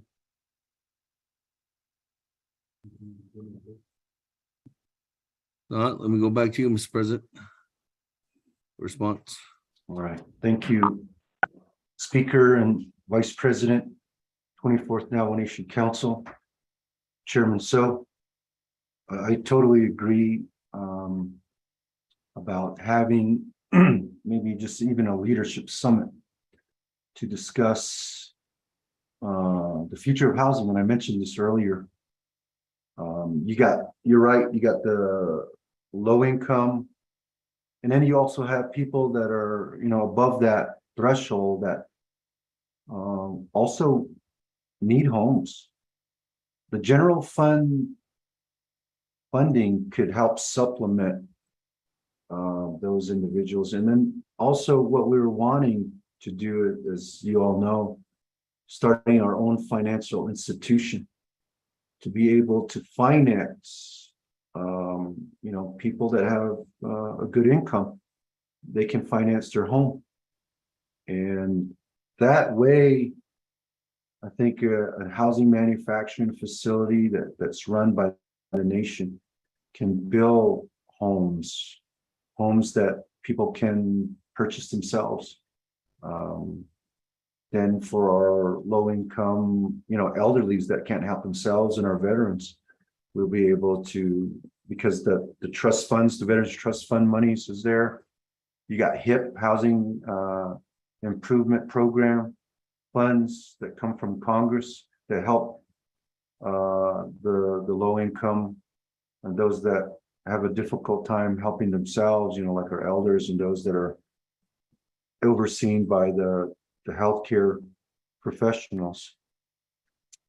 So I'm all ears. In regards to the Danette Relocate Trust Fund, I know that there was interest by the second, third generation of those that have gotten relocated. We did sign the bill, and we will have that meeting. I know that the controller can put some time aside to discuss the Relocate Trust Fund and meet with the staff, Robert, Michelle, and others, including yourself, Delegate Chairman So. I know that there has been a lot of interest for the relocatees on those benefits. We just need to know the exact amount, what we're talking about, that will go out to assist those individuals. So totally in support of that. Thank you. And that's it. Vice President, anything else to add? Thank you, Mr. President. Yes, thank you, Mr. Delegate Otto. Thank you for those points there. We've always supported the Navajo and all of their endeavors and all of their issues that they have there for the decades that have passed. I too look forward to, I guess, the report that we'll hear from our controller. But we all agree the need for homes, the need for economic development in this region is very much needed here. And so, as President said, whether it's from the general fund or maybe the bipartisan infrastructure law recently passed, Inflation Reduction Act, there's a lot of money there that's to be garnered. And what with humanitarian aid that's out there focused on the region after this pandemic, and the opportunity zones that I have always advocated for here, and any other outside capital to be able to comprise all these to bring a package together that would supply homes, supply home manufacturing, supply and speak to the energy space right now. Again, this is ruling all the conversations from shore to shore, these renewable energy projects here. So those as well. And then also agriculture in that region there. Agriculture is highly sought. And of course, tourism, all comprised under economic development.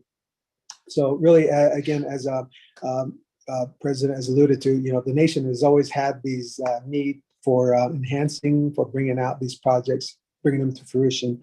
Many more ideas and opportunities will present themselves. But as I step off too, I look to be a part of that as an advocate, as a businessman, as somebody who has already, started looking for opportunities outside of this vice presidency role, consulting, representation, and advocacy. So in a lot of ways, maybe even more freedom to do all those things and help you as a leader there in the region to help the president and the whole Navajo Nation government. But it's all hands on deck mentality, as I've always said. So looking very forward to that. So thank you, delegates. So yeah, and thank you, Mr. Speaker and Mr. President.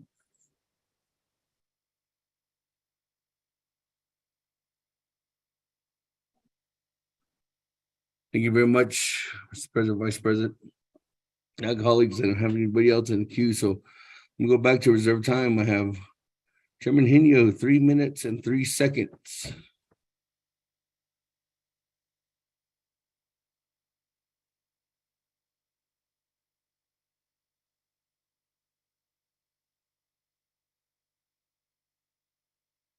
Reserve a time, Speaker. Reserve time at 3 minutes and 1 second. That, colleagues, any other comments or questions at this time?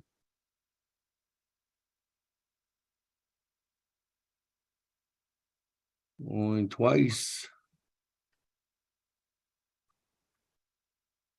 Anybody else? I'm gonna go back to reserve time. Chairman Henio, 3 minutes and 1 second.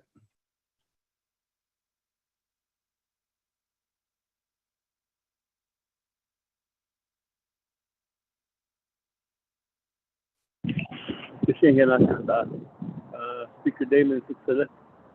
Ado Isma from President Nez Kado. Vice President Liza, thank you so much for your support. You've always been supportive of this economic endeavor that the land has potential for in Tojile. And being a businessman yourself, you know what the opportunities are. And so that's why this is such an important opportunity for the Navajo Nation and the people of Tojile, especially when we're talking about the Inflation Act here that has many dollars set aside for renewable energy.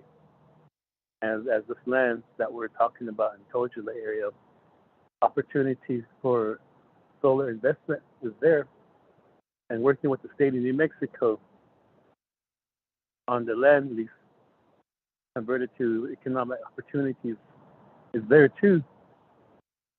And that's why I've been pursuing this opportunity since 2019.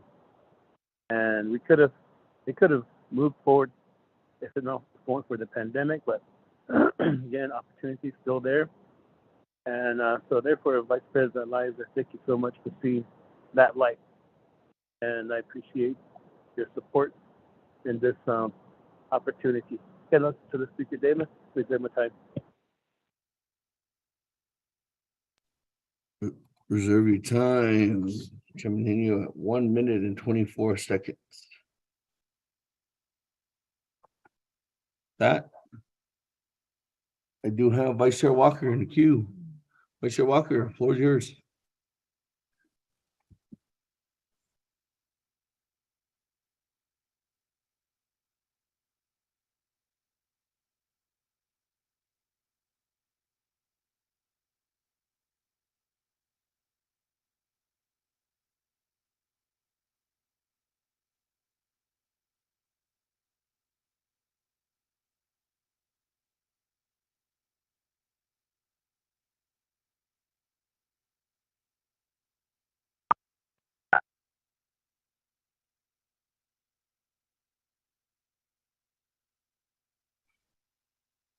Vice Chair Walker is dialing back in right now as we speak.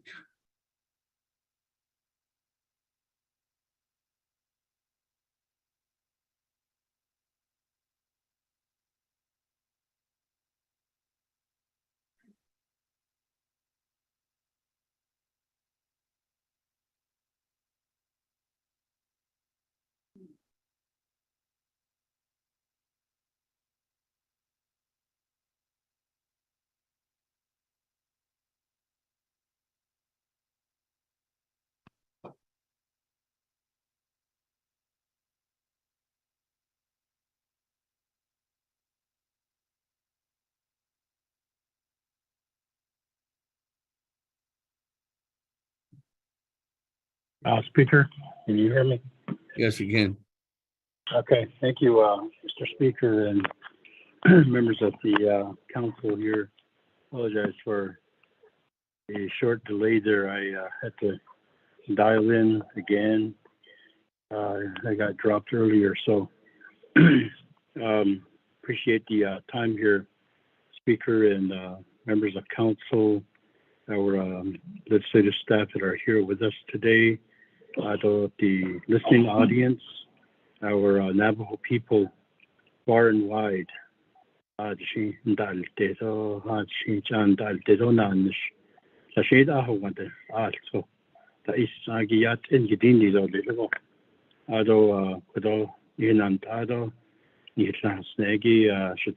Honorable President Nez, Honorable Vice President Liza, and the Nebet Taco, Mr. President, Mr. Vice President, the family, I want to bring your attention straight directly to a letter that I had sent back in August. It's dated August 4th, and it's addressed to the Honorable President, and there's a number of individuals that are CC'd.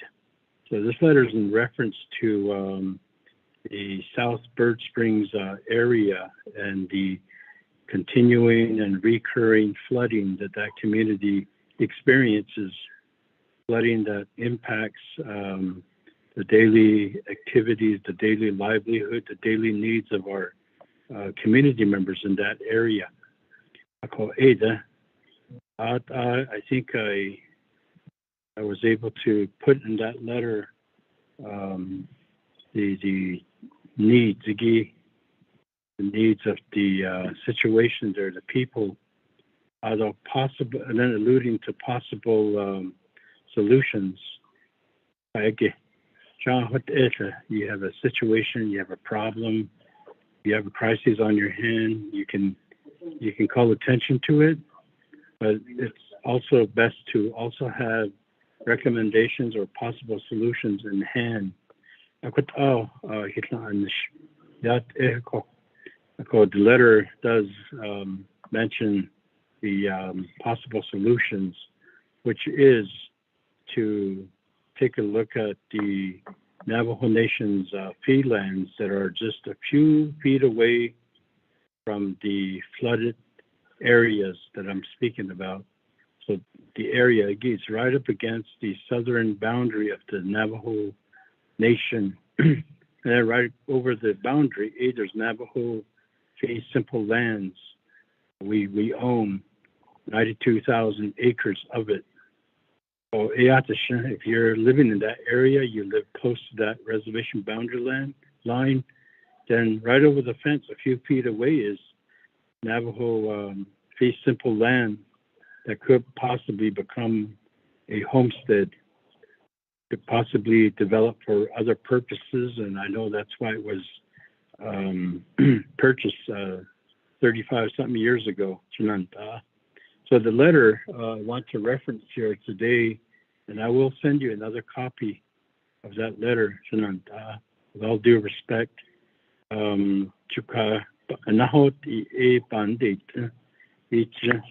The pandemic, although the natural occurring climate and the natural elements that affect our communities, our roads, certainly, and sometimes our people directly. So I appreciate in your State of the Nation address here this morning, the third paragraph in your State of the Nation address, you're advising it's time to prepare our homes for the upcoming winter season, by gathering implements to know. So no in the behenzi kabahela anat ane wadachi yashio.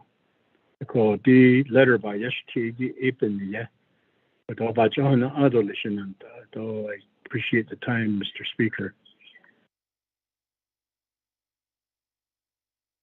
Thank you. With that,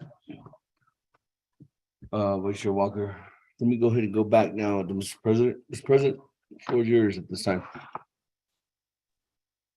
Okay, thank you, Speaker and members of the council. Vice Chair Walker, at this point in time, let me just say we support it. We support utilizing those lands for home site leases. All the way around and butting up to the city of Winslow. There's opportunities there for even agriculture. Also livestock, Aggie ranches. But those that are adjacent to the trust lands, we did give a directive to Mr. Shabala. But as you know, Dr. Shabala transitioned out, so I will meet with you, and BITA to make sure that we move forward in trying to relocate those individuals that are living in that floodplain area.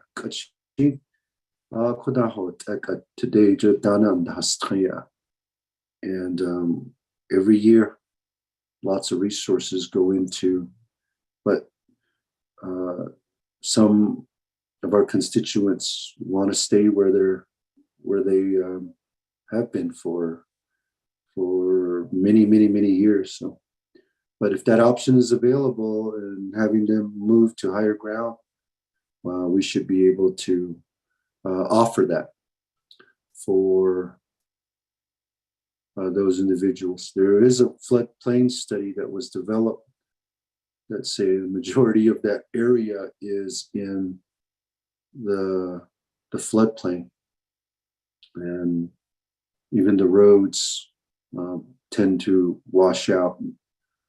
I know Garrett has been out there many times fixing roads. So then we also are working with Navajo County there for that little Colorado River area. The Army Corps of Engineers has been working on doing a lot of those assessments so that the levee won't breach. And at times it got pretty high and almost, but those are in the works. We did receive some monies for that. And I appreciate Supervisor Alberto Pestelguy really being a champion there for that project. But because of that, it pushes all that more water into that Bird Springs loop area. But I think we have an opportunity with BITA on board to do that, another study downstream from the Winslow levee. So we'll work on that. We'll set up a meeting with you, Vice Chair. Let's get it done. Thanks. Back to you, Vice President. Do you have anything to add? Thank you, Mr. President. To Delegate Walker, yeah, thank you for your kind sentiments, and appreciate your leadership as well, sir. You've been respectable and very knowledgeable in a lot of the things that we worked with, collaborated with, and it was good. And look forward to seeing the development of that region there. You say we purchased that thing like almost 30 years ago. It behooves us as leadership to take advantage of those lands were originally purchased for a reason. And I hope not just to gobble up land when land is available, but strategic in our thinking as leaders is really first and foremost. So looking forward to continuing to advocate for your region as well, and the opportunities that present themselves going forward. So that's about it. So again, Shinata, yeah, from the bottom of my heart. Thank you.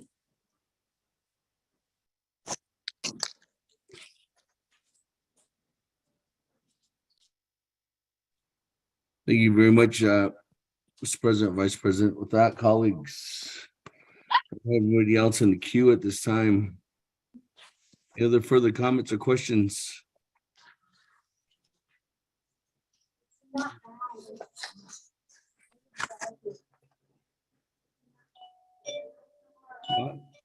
I'll go ahead and go back to reserve time. Chairman Henio, 1 minute and 24 seconds.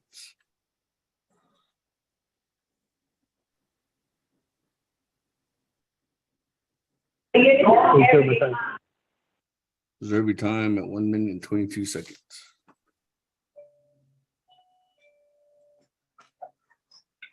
That, colleagues, any other comments or questions at this time?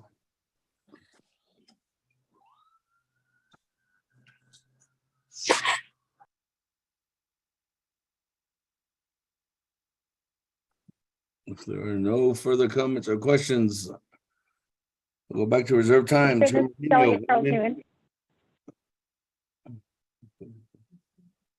Let me go to Madam Chair Charles Newman. Yes, Speaker, can you hear me? Yes, I'll go to you at this time, Madam Chair. Thank you, Speaker, and thank you for the report that has been provided by the President's office. I want to start by saying, Vice President Leiser, I want to begin by thanking you for the work that you have done on behalf of the Navajo Nation and the Navajo people. I know that as an elected official, sometimes we don't always get credit for everything that we have done or the meetings that we have taken part in, or how, you know, we in some cases have had to move mountains in order to make things happen. I appreciate your willingness to always, you know, you always had a willingness to meet with me, and then to also follow through on the things that you said that you would complete. I really, really appreciate your help with the city market bashes issue there in Shiprock, and then really, you know, helping to advocate for, you know, pushing the Starbucks and getting it in. I know that some people said, you know, that it's an easy task, anybody can do it, you know, but it really isn't. If you know Navajo Nation law, and you truly know the way that the Navajo Nation government works and the way that businesses get developed around the nation, sometimes it's not always easy. So I want to start off by saying that I thank you for your work, and I thank you again for working alongside of me and always, you know, assisting me when I've called upon you to ask to help with businesses. So I want to say thank you very much for that.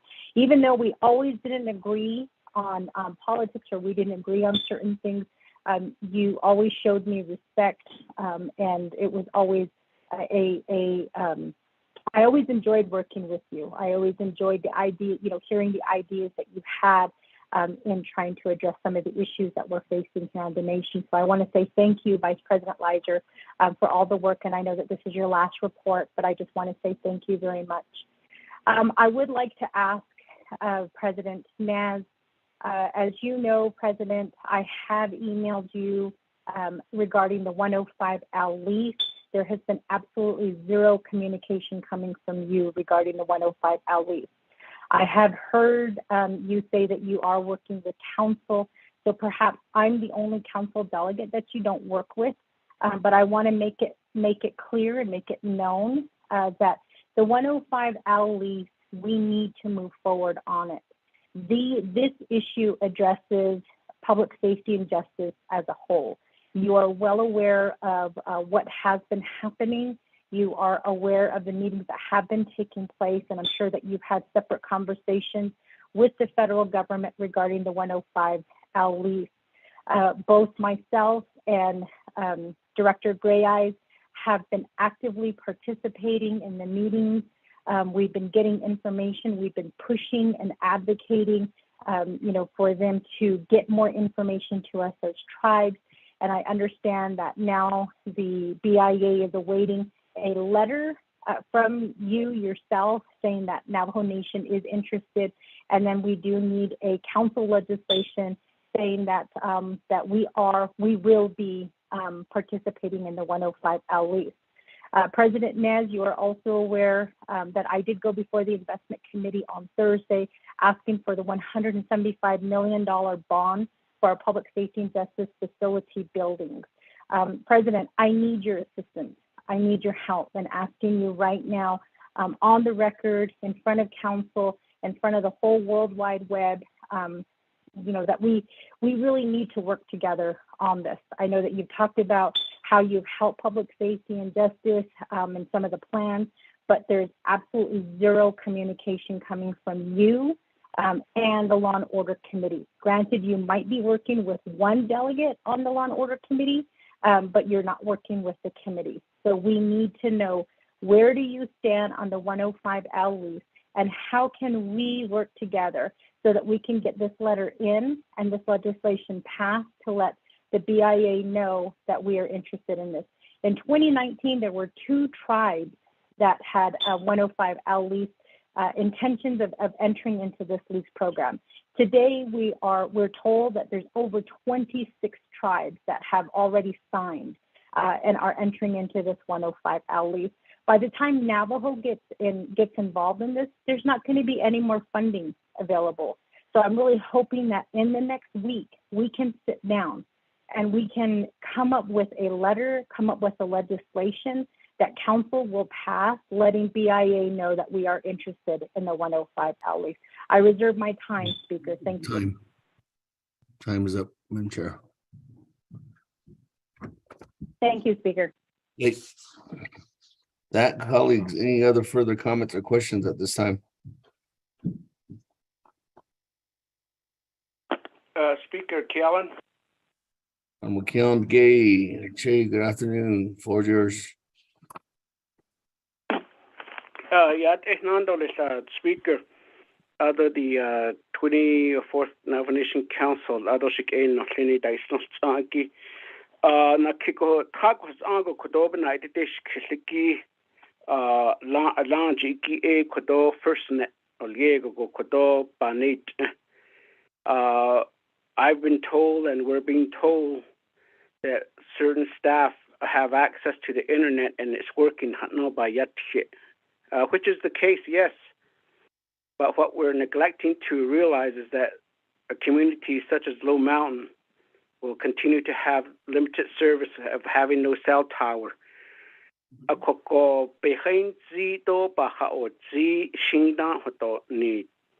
was a comment made, and I'm kind of like being cornered of why I made a statement that a tower was going to be done by mid-July, and I indicated that I didn't make that comment or need. So as of today, the cell tower in Low Mountain is not where near complete, or it's not even haven't started yet. Then and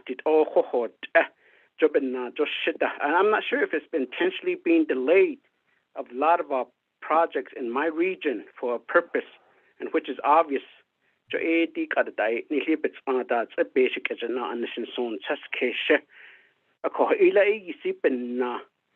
The cell tower to establish in Low Mountain, and I believe that they got more than $5 million into aid from CARES funding.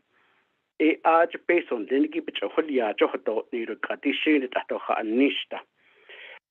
Ado Akin Ho 860 Ajanana ended Kodo Bayash Kito Bayadil Tiot attended Ahohot. Yes, it is in the Hopi Reservation.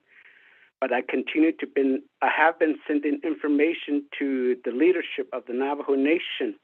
Why can't we sit down and strategize of how we can help the people, the communities, and the public to have a better road on 860 between Low Mountain and Palaka?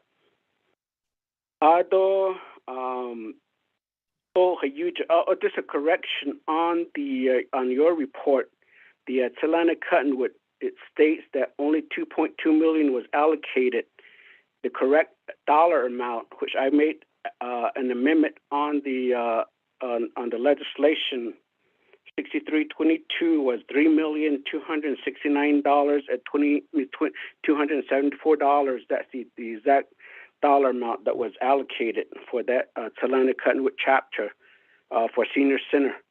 So again, I've made that statement and I've made that motion. Probably the reason why it's been misprinted. It's not accurate information on your report. Speaker, so let me go ahead and reserve the rest of my time and probably have a follow-up comment question. Thank you. Reserve your time at 1 minute and 47 seconds. That, we'll go back to you, Vice President. Where's yours?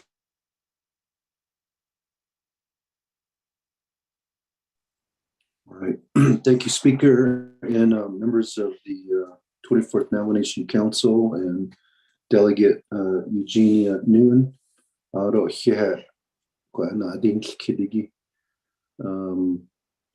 There was a support letter that was signed by us and sent to the BIA. I think the BIA acknowledged a letter on October 12th. So we'll verify that. Although that's in support of the 105L. Now, this leasing opportunity started with the Indian Health Services, being on the Facilities Appropriation Advisory Board. Some of the tribal healthcare facilities were able to, if they built the facility themselves, or 638 entities built their hospital themselves. There's that provision, yes, which carries over now to public safety. And if we build our own facilities with our own dollars, then you're able to lease that back out to the federal government. And also requests for operations. And one of the ideas now is to move forward in seeing if the Lukajigay school, when it gets turned over to the Navajo Nation, because the Lukajigay has a new school, to operate our own police academy and have that as the facility, so that we can get support in keeping that operation and having the federal government fund that, just like they do Artesia. And we are looking forward to participating in the 105L, which is a leasing opportunity, especially when tribes have full jurisdiction over their facilities. Now, if the federal government builds it, then we're not able to tap into it at a certain extent. That's where we're looking into that. Does ARPA, does the former ARRA, the ARRA dollars, say that that's not a tribal facility, that's still using federal funds, even though it was more of a supplemental appropriation. And then in the terms of financing, we are looking at creative financing through the, I know Vice President had looked into some of the creative financing under the Inflation Reduction Act. There's some funding opportunities for our own NCDFI. And then we also have funding for infrastructure, creative financing under Treasury. And so rather than use exclusively all Navajo money, we may be able to get a good interest rate because of these recent bills that were approved. But that was one of the reasons why we met with, and our Vice President and then met with Lynn Malerba during the CULT meeting.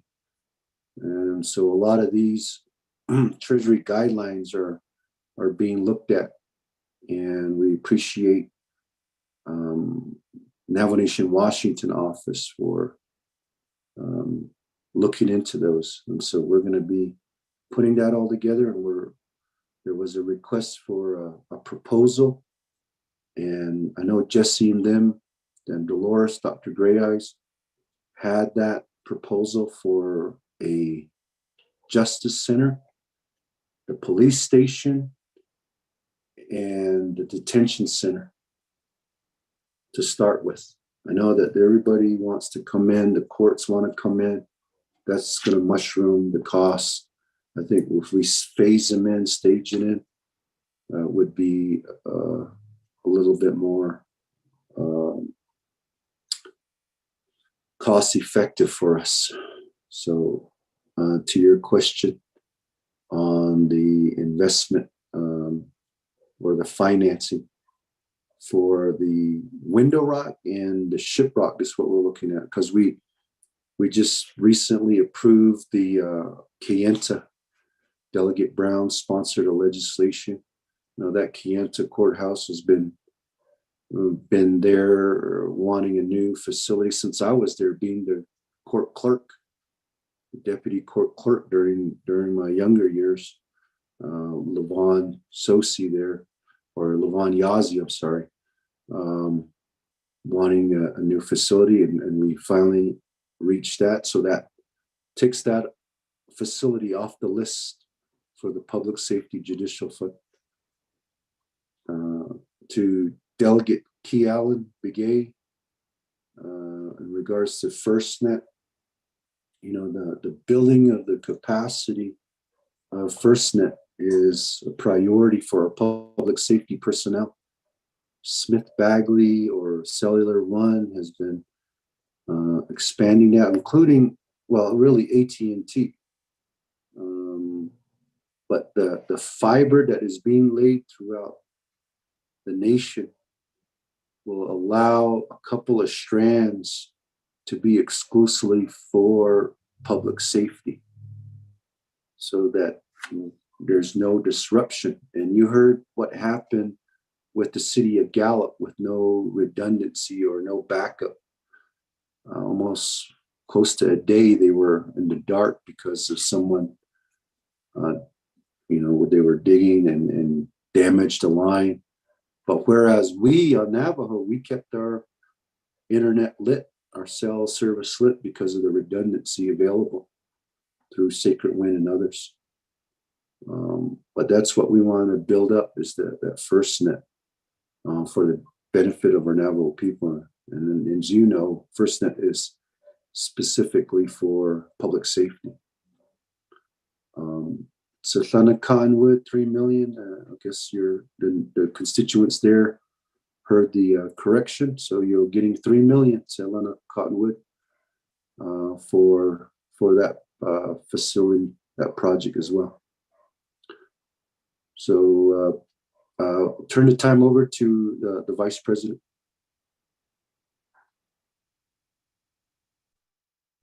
All right, thank you, Mr. President.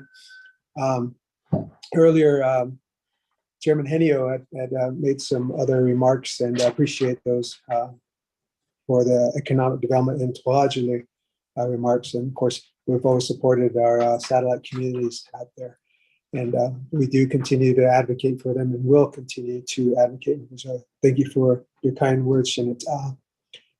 Really quick, I just wanted to highlight too that maybe a plug for Chavez Ranch. It is an opportunity zone by virtue of the map here. So, but we appreciate it. And those are going to be opportunities that we'll be able to hopefully continue to work out there. To Delegate Eugenia Charles Newton, thank you for your kind words. I appreciate it. Yeah, it is good. And you're right. We do continue to need to work together, all of us, one mind, one accord. I think great things get done. But Shiprock, what can I say? Shiprock, where the river flows all year long. The largest community, aging infrastructure. There's so much need there, but so many ideas to continue to collaborate on. So thank you for, again, your kind words. And we'll continue to work for business development. In fact, right before I became vice president, was looking at building out a Ace Hardware store there. So I don't know, hey, the way things are flowing, we may re-up on those endeavors. So, but again, thank you for your, and the much heralded and the much needed and the much anticipated hotel there in Shiprock. Hey, let's build. Let's build. So again, thank you for your ideas there on the 105 leasing. There are opportunities there. And, this president's space here, this time, post-pandemic, all the monies that have come. I mean, again, it's unprecedented times for the Navajo Nation. Something's got to shake loose. And so we need all of us leaders to always be able to put differences aside. And if we're really working for the people, then that's real easy to do, putting differences aside. So consider you a friend, a colleague, a leader as well in Shiprock, and look forward to being able to continue to advocate for the largest community on the Navajo Nation there. And so we are going to acknowledge that the job is not finished yet. So thank you. That is all I have. Thank you, Mr. Speaker and Mr. President. Thank you very much, Mr. President and Vice President. That, colleagues, going back to the floor, I don't have anybody else in the queue. No one's texting. Is there any other further comments or questions before I go back to reserve time?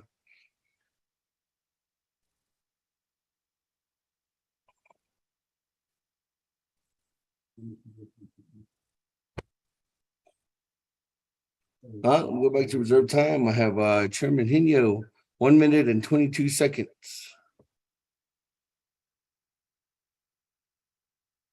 Speaker, I reserve my time. Thank you.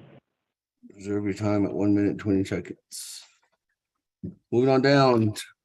Honorable Keon Begay, 1 minute and 47 seconds.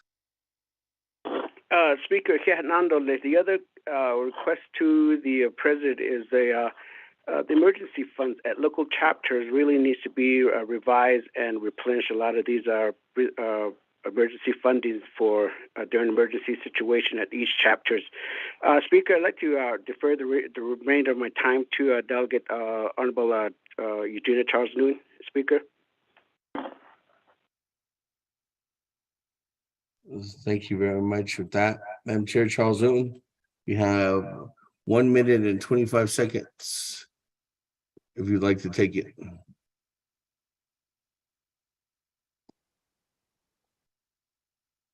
I accept, Speaker.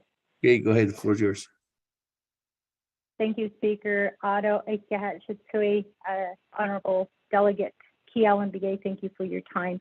And thank you, President Naz, for answering that question regarding the 105 owl lease. You are correct in that the Navajo Nation, we have been aware of it for quite some time, and I believe that there are other facilities built on the nation. And I think Tuba City did recently enter into a 105 owl lease. We did ask about previous projects using federal funds.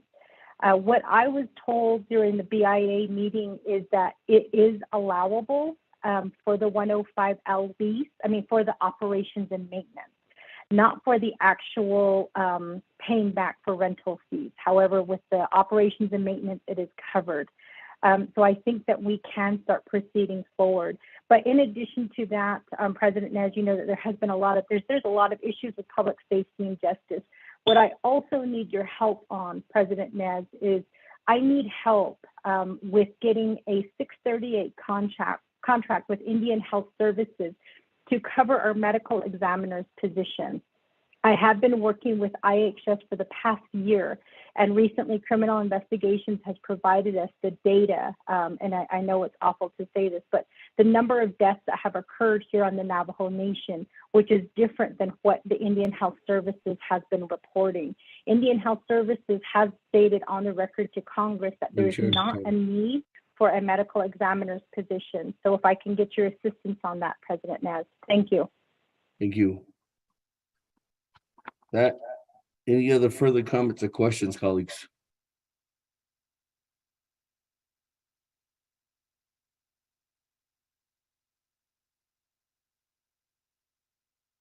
Now we'll go ahead and go back to Mr. President, Vice President, floor is yours.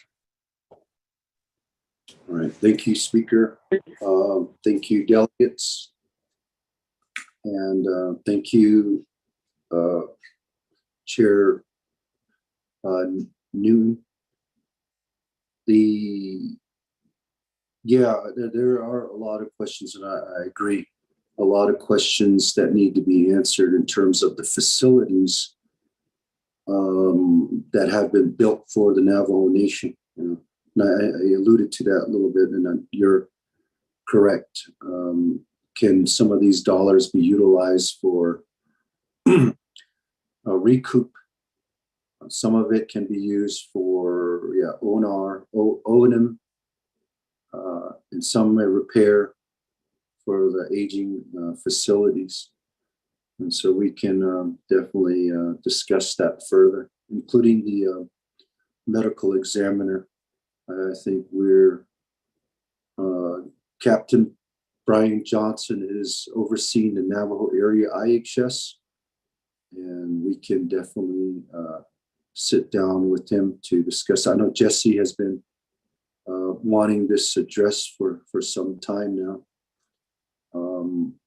And definitely, yeah, we'll go ahead and meet on that as well. And then Key Island emergency funds, we are open to getting a fund management plan in place for the emergency disaster fund. That got carried over 500,000 of that. So there's some monies in that disaster, and we're still under a emergency declaration for the monsoon weather too. If we can get a fund management plan in place, we could be able to use those dollars to where it's needed for the communities. So thank you. Vice President, anything to add? Thank you, Mr. President. No more further words. I think we good. Thank you, Mr. President, Vice President. That, colleagues. Again, I have no one else in the queue. Any other further comments before I go back to reserve time?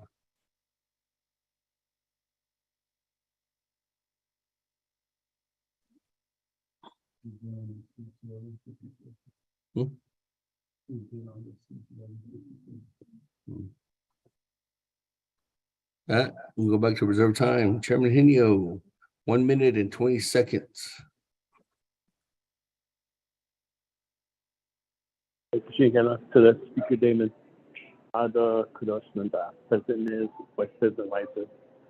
So one other subject that we also need to look at is I've asked the division director, Judicial, to address this and have an open line of communication with me at one point during the KSK committee meeting, but she made promises, but then again, nothing has happened ever since then.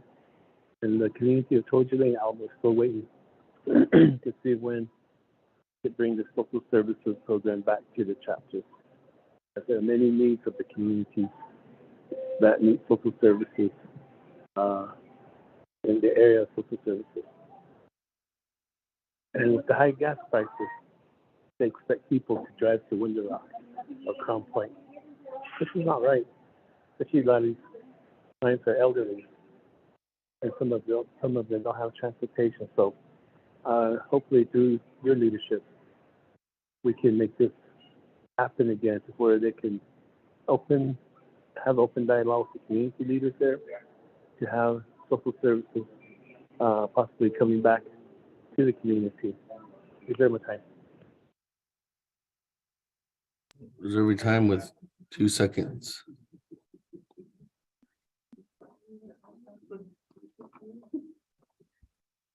Go back to you, Mr. President. Thank you, Speaker, members of the Council, 24th Nomination Council, and question by Chairman Jamie Henio. We did meet with the school board at Tuahajile in regards to the incident that occurred there where it created some trauma for the staff and the students. And you're correct, there wasn't that support from Big Navajo. IHS was there to help. The Kenyancito healthcare facility was there to help, which we appreciate. And one of the things that we talked about was to maybe even 638 some of these programs to places like Alamo and Tuahajile, just like Rama, where they have their police 638, their transportation 638. And we'll be having that discussion, and looking forward to having that dialogue to where, really what we were talking about earlier about local control local self-governance. And it would help, I think, for the satellite chapters. It does RAMA, and that's a model. Something to look into the future. Thank you, Chairman Henio. Vice President, anything to add? No, sir, nothing further to add. Thank you. Back to you, Speaker. Thank you very much, Mr. President, Vice President. Colleagues, any other further comments or questions at this time? And everybody else in the queue, no one, oh, I do have reserved time. Speaker. Yes. It's Edmund. I want to say something just real quick, okay? Council, everyone. Chairman Yazzie, good afternoon. Floor is yours. Okay, thank you, Speaker. President, Vice President, and my colleagues who are the chambers and listeners. President, thank you for your report. Appreciate the info that you have given, and then also to our Vice President. I just want to say, President, that we talk about IHS and just get to the point. We definitely need a kickstart again for the IHS at Rehoboth per IHS's report. And so I'm going to keep stating that on the record, Pres. And I know we believe in working in teamwork and we can get this done. And so I just want to refresh your thoughts on this. And then I know the staff is listening. Our chief of staff is also listening. And then and also we're working on the leases, that the business site leases, and please just keep this in your mind before you go to bed and when you get up, President. And so the leases for Church Rock, and then for Crown Point Hotel, and then IHS at Rehoboth. And so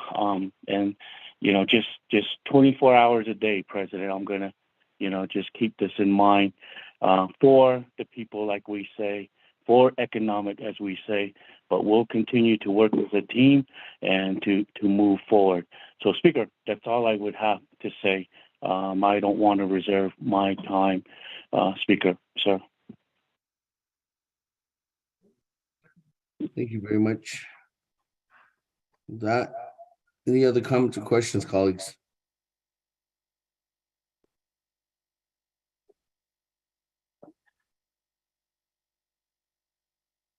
Not. We'll go back to reserve time. Chairman Henio, I got 2 seconds.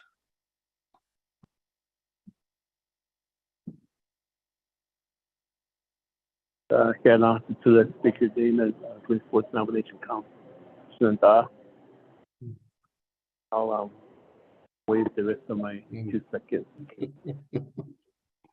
Thank you, Chairman. Colleagues, everybody else in the queue, no one else to reserve time. We're ready to vote to accept this State of the Nation's address from the President and Vice President of the Navajo Nation. One twice.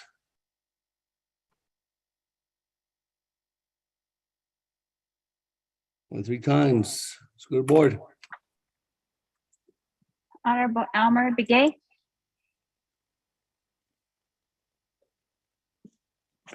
Honorable Elmer Begay. Honorable Elmer Begay votes green. Honorable Key Allen Begay Jr. Key Allen votes green. Thank you. Honorable Key Allen Begay Jr. votes green. Honorable Paul Begay. Delegate Paul Begay votes green. Honorable Paul Begay votes green. Honorable Nathaniel Brown votes green. Honorable Eugenia Charles Newton. Charles Newton votes green. Honorable Eugenia Charles Newton votes green. Honorable Amber Canesba Crotty. Honorable Amber Canesba Crotty votes green via text. Honorable Herman M. Daniels Jr. Honorable Herman M. Daniels Jr. votes green. Honorable Mark Freeland. I vote green. Honorable Mark Freeland votes green. Honorable Pernell Halona. Honorable Pernell Halona. Honorable Pernell Halona did not vote. Honorable Jamie Henyo.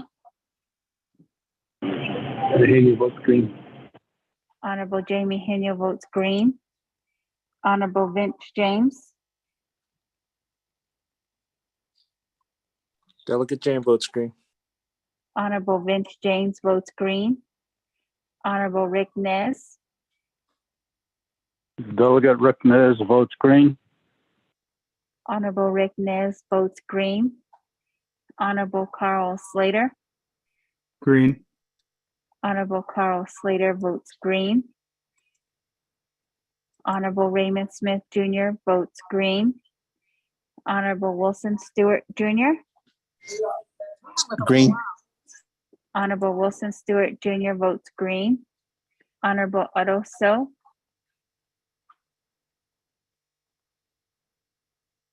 Honorable Otto So. Honorable Otto So did not vote. Honorable Charlene So.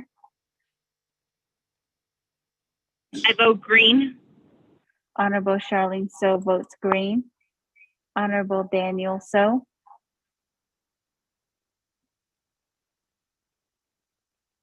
Honorable Daniel So. Honorable Daniel So did not vote. Honorable Eugene So. Honorable Eugene So votes green. Honorable Thomas Walker Jr. votes green.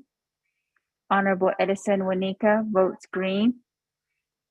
Honorable Edmund Yazi. Green. Honorable Edmund Yazi votes green. Honorable Jimmy Yellowhair. Delegate Yellowhair votes green. Thank you. Honorable Jimmy Yellowhair votes green. Going back up. Honorable Pernell Halona. Honorable Pernell Halona. Honorable Pernell Halona did not vote. Honorable Otto So. Honorable Otto So votes green. Honorable Daniel So. Honorable Daniel So. Honorable Daniel So did not vote. Speaker, with a vote of 21 in favor, 0 opposed, and Speaker not voting.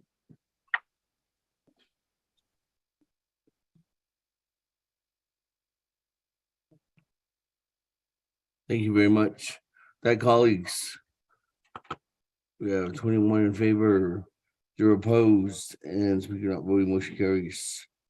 Accepting report. Thank you very much, Mr. President, Mr. Vice President, for being here with us this morning and into this afternoon.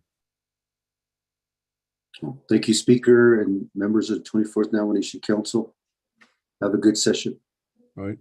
God bless. Thank you, Mr. Speaker. Oh, that, colleagues, moving on down to item number 5 on our agenda. Receiving a report from the Chief Justice of the Navajo Nation.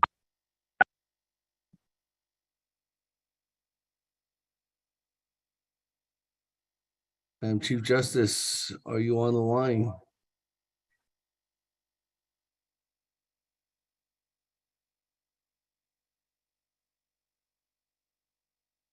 Colleagues, there was a written report that was sent out at 8:45 a.m. this morning from Mr. Rico. Motion to accept the written report. Henyo. Motion to accept the written Second, report. Eugene So. Chairman Henyo. Is there a second? Second, Eugene So. Second by Eugene So. That, any comments, questions?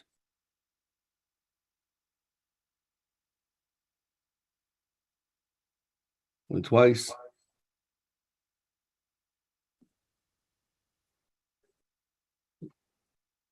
Who's your comment or question to on Otto? So it's a written report. There's no immediate comment, but I don't know who you're gonna ask the question to. Honorable Arso. Thank you very much, Speaker. Just was wondering why Madam Chief Justice is not on the line, but I guess she's not on the line, so let's just go ahead and proceed forth then. Thank you.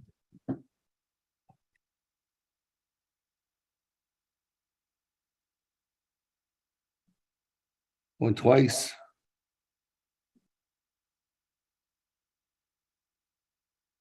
One three times. Let's go to board, accept the written report. Honorable Elmer Begay.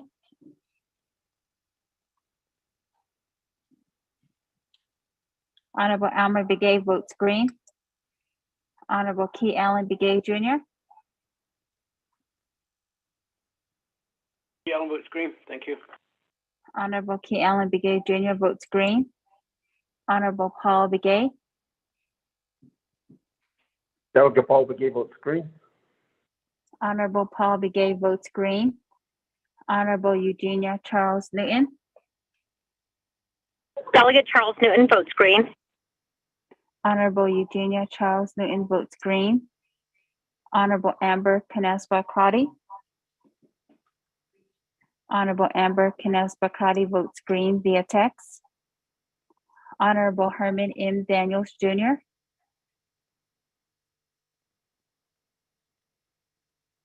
Honorable Herman M. Daniels Jr.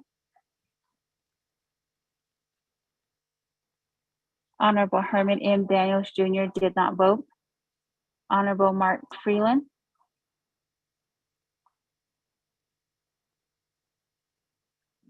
Honorable Mark Freeland.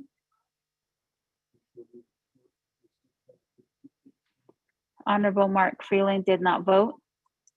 Honorable Pernell Halona.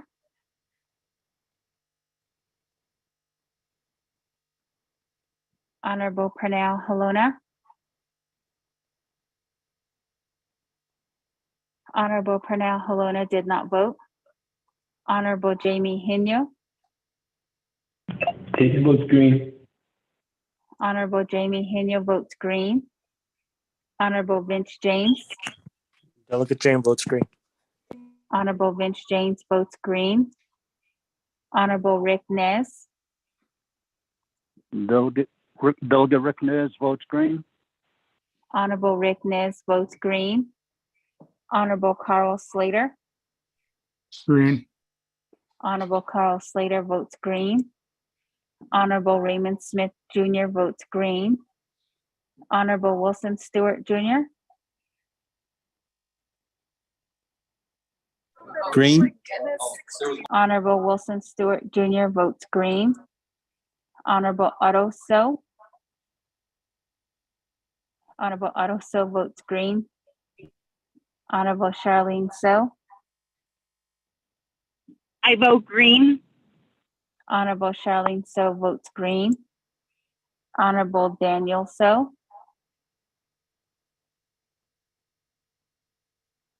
Honorable Daniel So.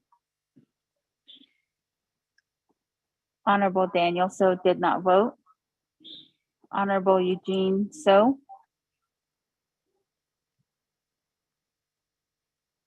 Honorable Honorable Eugene So votes green. Honorable Thomas Walker Jr.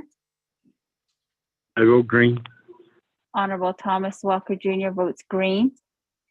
Honorable Edison Wanika.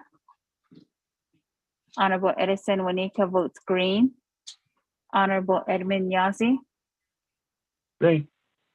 Honorable Edmund Yazzie votes green. Honorable Jimmy Yellowhair. Delegate Yellowhair votes green. Honorable Jimmy Yellowhair votes green. Going back up.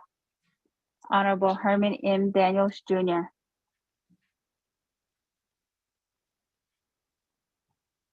Honorable Herman M. Daniels Jr. Honorable Herman M. Daniels Jr. did not vote. Honorable Mark Freeland. I vote green. Honorable Mark Freeland votes green. Honorable Pernell Halona. Honorable Pernell Halona. Honorable Pernell Halona did not vote. Honorable Daniel So. Honorable Daniel So. Honorable Daniel So did not vote. Speaker, with a vote of 20 in favor, 0 opposed, and speaker not voting.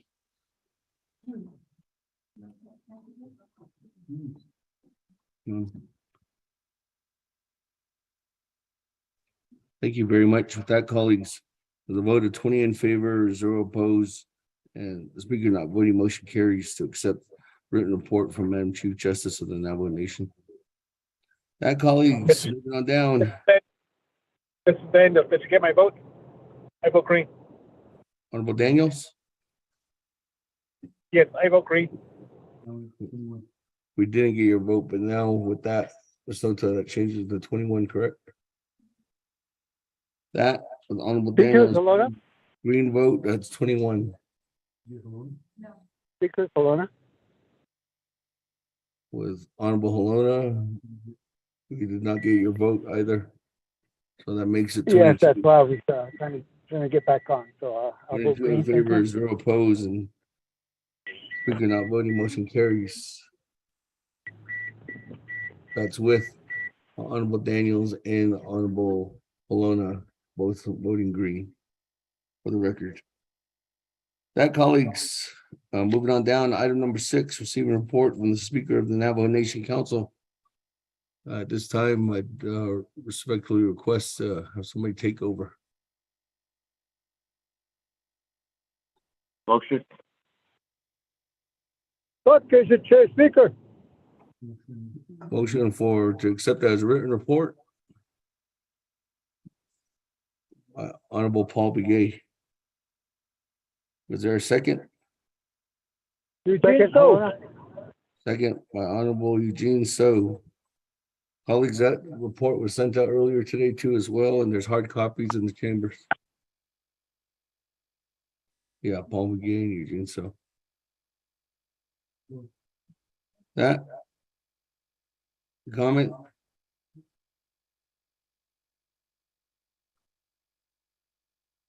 Not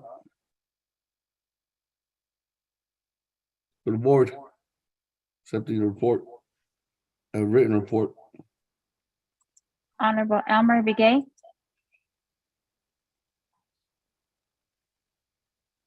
Honorable Elmer Begay.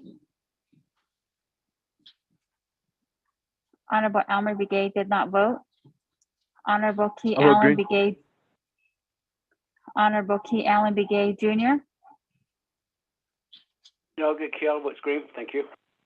Honorable Key Allen Begay Jr. votes green. Honorable Elmer Begay votes green. Honorable Paul Begay votes green. Honorable Nathaniel Brown votes green. Honorable Eugenia Charles Newton. Honorable Eugenia Charles Newton votes green via text. Honorable Amber Canesba Crotty. Honorable Amber Canesba Crotty. Honorable Amber Canesba Crotty did not vote. Honorable Herman M. Daniels Jr. Honorable Herman M. Daniels Jr. votes green via text. Honorable Mark Freeland. Honorable Mark Freeland. Honorable Mark Freeland did not vote. Honorable Pernell Halona. I vote green. Honorable Pernell Halona votes green. Honorable Jamie Henyo. Henyo votes green. Honorable Jamie Henyo votes green.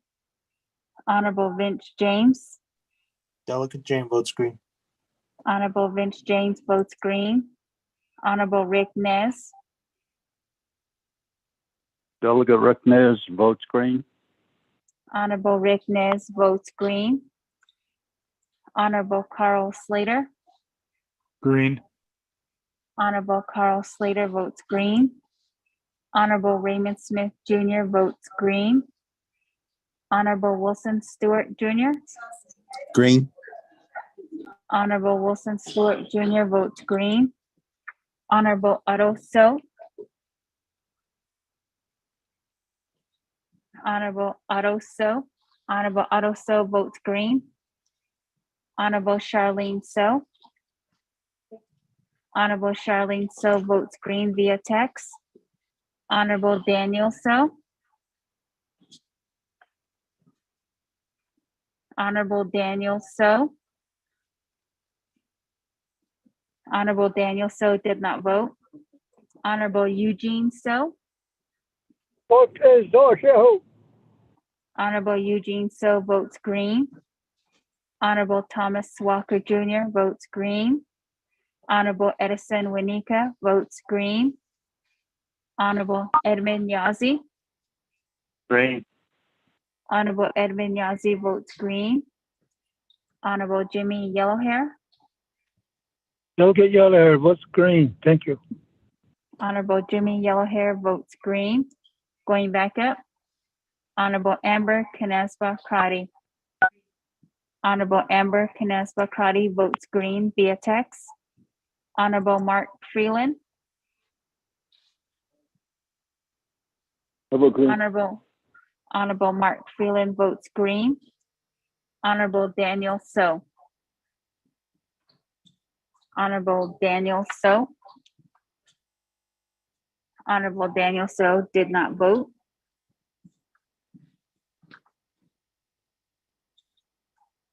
Speaker, with a vote of 22 in favor, 0 opposed, and speaker not voting. Thank you very much, Ms. Noto. With that, colleagues, on receiving a written report from the Speaker of the Navajo Nation with a vote of 22 in favor, 0 opposed, and speaker not voting, motion carries. With that, moving on down to item number 7, receiving a financial report from the controller. Was that sent out? And that was sent out, colleagues, at 8:50 a.m. this morning.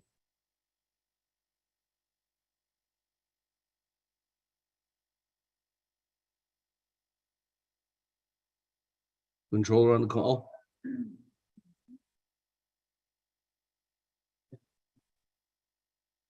Yes, Mr. Speaker, this is Yes. Elizabeth Piguet. Yes, Mr. Gay, go ahead. Thank you, Mr. Speaker. Good afternoon, honorable members of the Navajo Nation Council. And my name is Elizabeth Piguet, Acting Controller. And I'm pleased to provide the Controller's report for the 4th quarter of fiscal year 2022. First, in my report is the CARES Act Fund.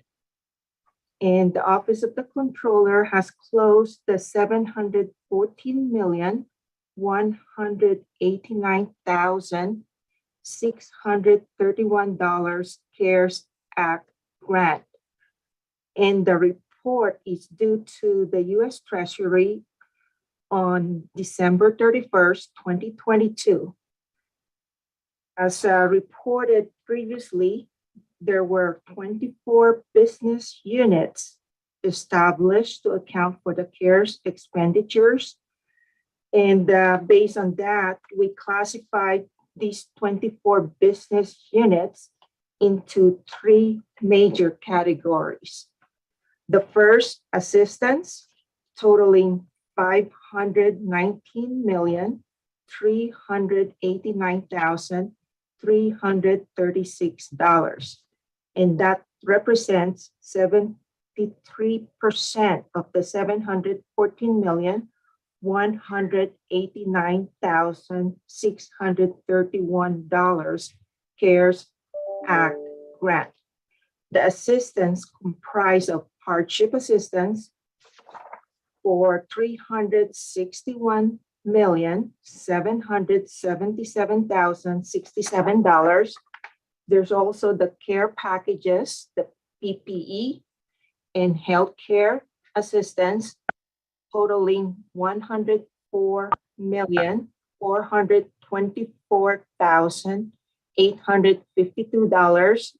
Small business grants totaling $28,587,417, and the gaming enterprise grants for $24,600,000. So we classified those as assistance. The next classification is capital projects, and that totaled to $120,229,557, and that comprised of 17% of the CARES Act grant.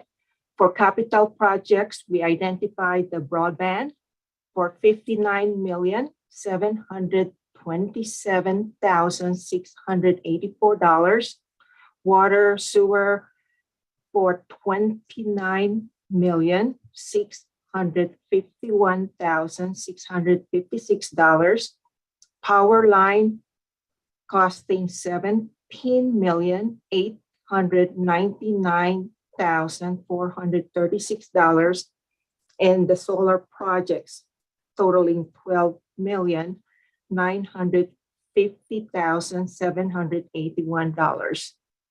For support services, we identified a total expenditure of $74,570,738, and that represents 10% of the CARES Act grant. For support services, there's the payroll support and the special duty pay for $44,255,002. That's paid to Navajo Nation employees.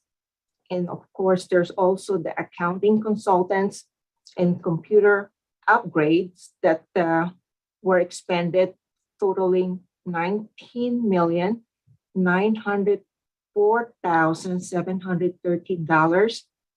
Facilities disinfecting, totaling $6,485,369.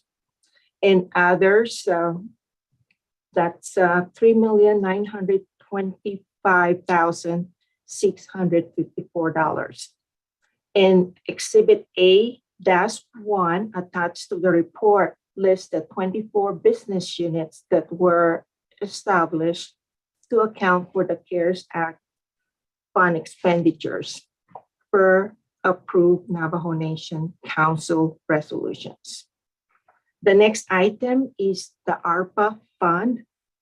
As of October 7, 2022, the Office of the Comptroller has issued 338,316 ARPA hardship assistance checks to seniors, adults, and minors for a total amount of $559,009,500.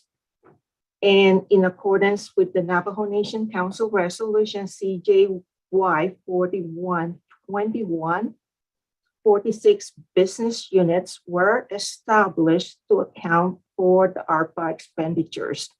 And Exhibit A-2 attached to the report lists the budget status of each business unit. For the Sihasen Fund, as of August 2022, the current unaudited and appropriated balance in the Sihasen Fund is $204,897,041 at the end of August 2022. And now we are ready to provide the list of the projects funded under that Sihasen Fund. The second item, the controller's financial information for the fourth quarter of FY22 payroll section. We run 2,683 checks and processed 24,000 133 direct deposits with a gross wage amount of $29,595,808 for this fourth quarter of FY22.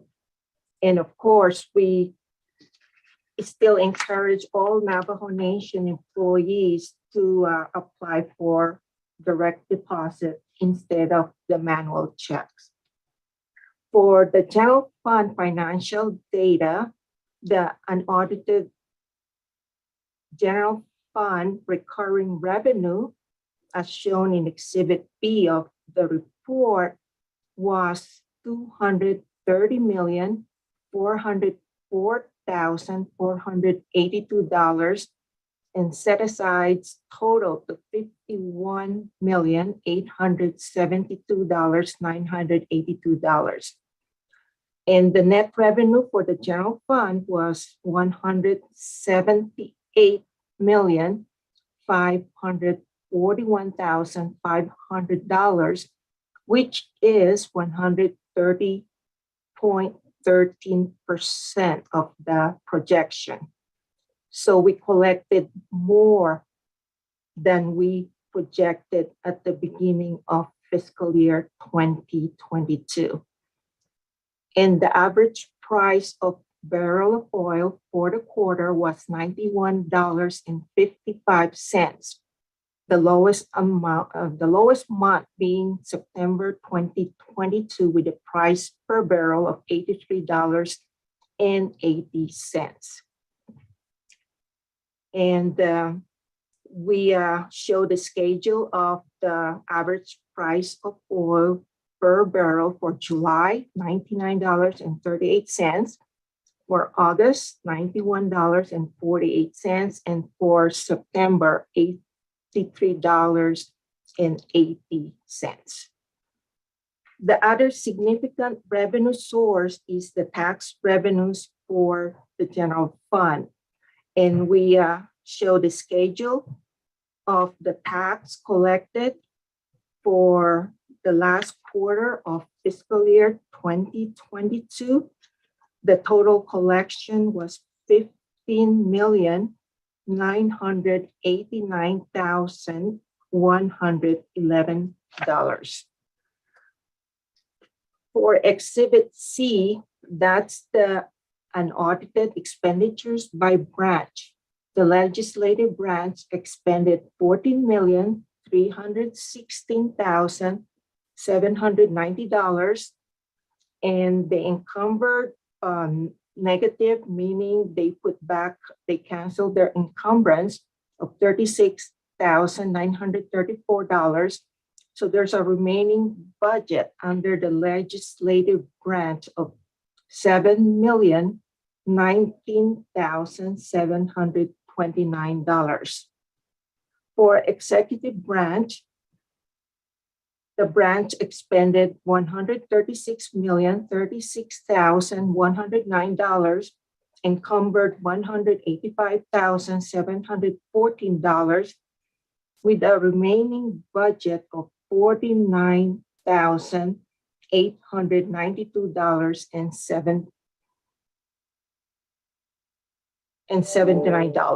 $892,079. For the judicial branch, expended $13,180,369. That there's an encumbrance that they reverted, $82. So there's a remaining budget at the end of the fiscal year for judicial branch of $4,891,226. For fixed cost, expended amount $23,465,955, encumbered amount reversion of $246,758. That remaining budget under the fixed cost of $14,621,513. So overall, with the total general funding, fixed cost expenditures, there's a remaining budget of $76,424,548. And the Office of the Controller is still working on closing out our books and identifying the carryover amount. And we will have that specific amount on carryover by mid-November. For the UUFB, as of September 30th, 2022, there was a $1,017,399. And we're also working to identify the carryover for UUFB. And of course, there's the 21 million that was allocated for UUFB for fiscal year 2023 from the excess permanent trust fund income. And for contracts and grants, we attached Exhibit E for the active federal funds by division. There's a remaining budget of $891,294,161 as of August 31st, 2022 for the federal funds. Exhibit F shows the active state funds report by division. And as of the end of August 2022, there was a remaining budget of $87,317,864. Exhibit G shows the BIA IHS report fund. And as of the end of August 2022, there's a remaining budget of $509,623,967. For investment information, for the fourth quarter of this fiscal year, the financial market has been rocky. The Navajo Nation investment portfolio experienced highs and lows depending on investment composition. For the Master Trust, shows an ending market value of $3.97 billion as of the end of August 2022. And the Master Trust had a fourth quarter to date return of 2.65%, but an overall fiscal year to date return of a negative 9.40%. The Master Trust portfolio received $108.9 million fiscal year to date interest and dividends income. For the defined benefit plan, or our retirement plan, has an ending market value of $1.09 billion as of the end of August 2022. And the plan had a fourth quarter to date return of 3.06%, but an overall fiscal year to date return of negative 8.19%. And the retirement plan received fiscal year to date $30.9 million in investment income.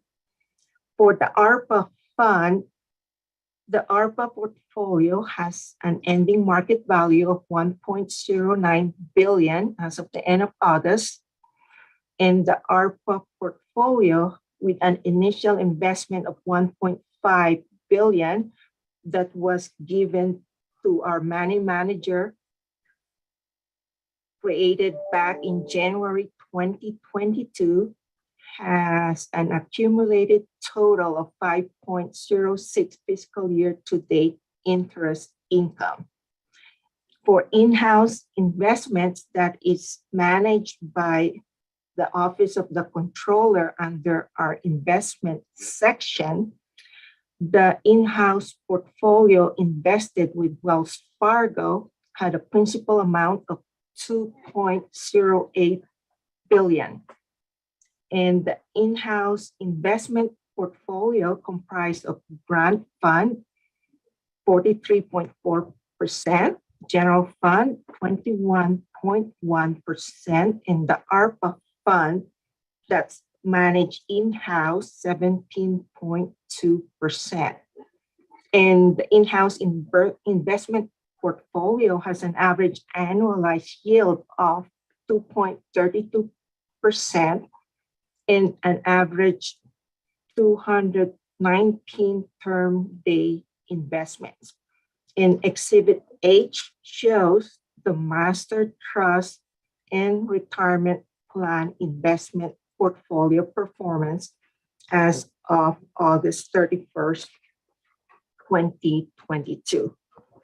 So going to the Exhibit A-1 under the CARES project listing, most of the business units were expended 100%. There was a $66,374 that were not expended by the judicial branch. 2 of their purchase orders were canceled and the funding reverted back to that business unit established for the judicial branch. And also with the hardship assistance 3, which is the elders supplemental hardship, there's an expended amount of $358,630, but for hardship 2, which is the CARES hardship that was managed by the Office of the Controller, there was an over expenditure of $106,642. So the net effect, there's unexpended money of $251,987. But according to the U.S. Treasury, we can do replacement expenditures for this unexpended fund under the CARES so that we will not have to return any unexpended money to the U.S. Treasury. We identified the $2 million that was allocated by the council during the pandemic for burial assistance under the UUFB that we can use as replacement expenditures. So that will be part of our closeout report to the U.S. Treasury. Madam Controller. Yes, Mr. Speaker. That was 20 minutes. How much additional time do you think you need? I just need to go over the ARPA exhibit, Mr. Speaker, and then after Another that. 5 or 10 minutes? Yeah, just 5 minutes, maybe less. Is there any opposition to giving the Madam Controller 5 more minutes for her report?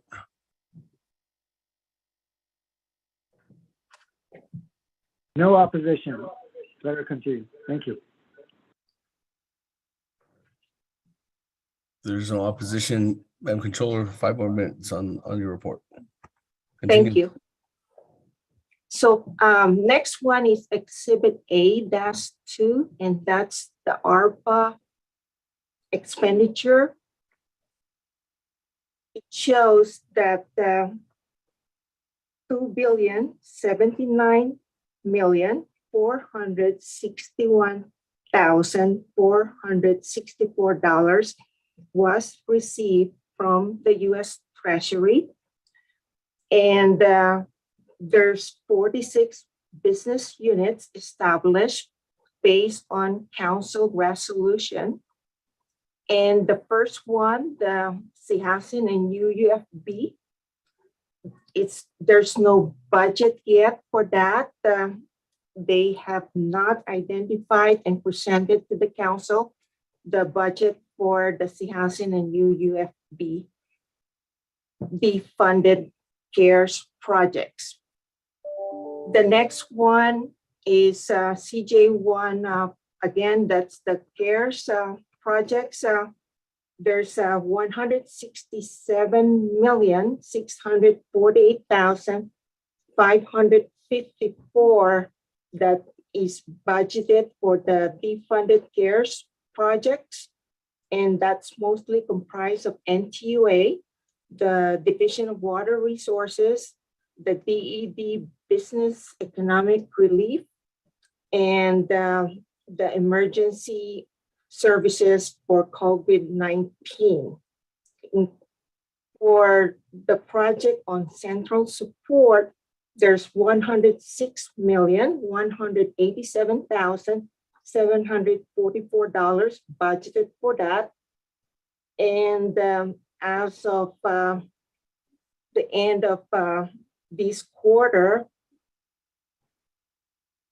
some of the budget has not been expended. Most of the approved budget still show zero expenditures. For the regulatory, there's $24,888,730 budgeted. And the same with the central support, most of the budget remain unexpended. And that's for the EPA admin, the heritage and historic preservation, the general land development, AMLR, forestry, minerals, Navajo Land Department, Fish and Wildlife, and there's one for investment management fees that we have to pay our money manager that manages the ARPA investment. For the hardship, there's the initial $557 million that was allocated. As of the end of this quarter, $353,800 remain unexpended under that $557 million. And of course, there's the CJN 2922 appropriated for Navajo housing for $50 million.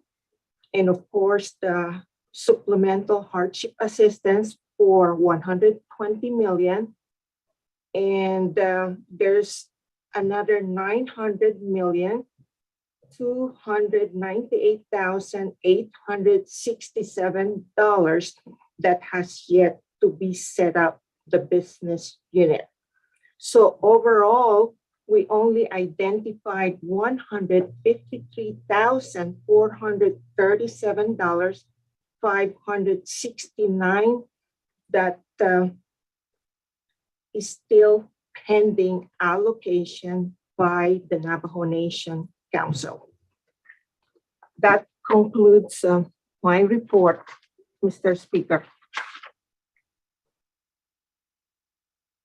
Thank you very much, Madam Controller. Good afternoon, colleagues. At this time, Madam Controller has completed her report to the council. So I'm going to the floor at this time. Is there a motion to accept the report? Motion by Honorable Paul Begay. Is there a second? Minio.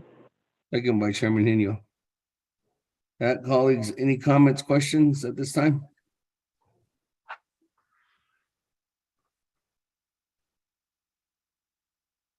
Speaker Damon, this is Delegate Crotty. Yes, good afternoon, Madam Chair. Oh, yeah, Speaker, thank you. Thank you, Madam Acting Controller. I appreciate your report. And I think in terms of, as this being the council report, if you could give a timeline in terms of what is happening with the current search for a permanent Navajo Nation controller.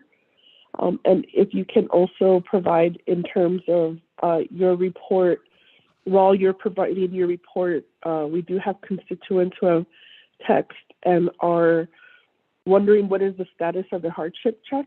And if you could provide that additional updated information on how your team is contacting individuals who have challenges, and then what number or what should be their contact number that you can provide directly to them so that they can coordinate with someone in your office and get an update as this calendar year is coming to an end.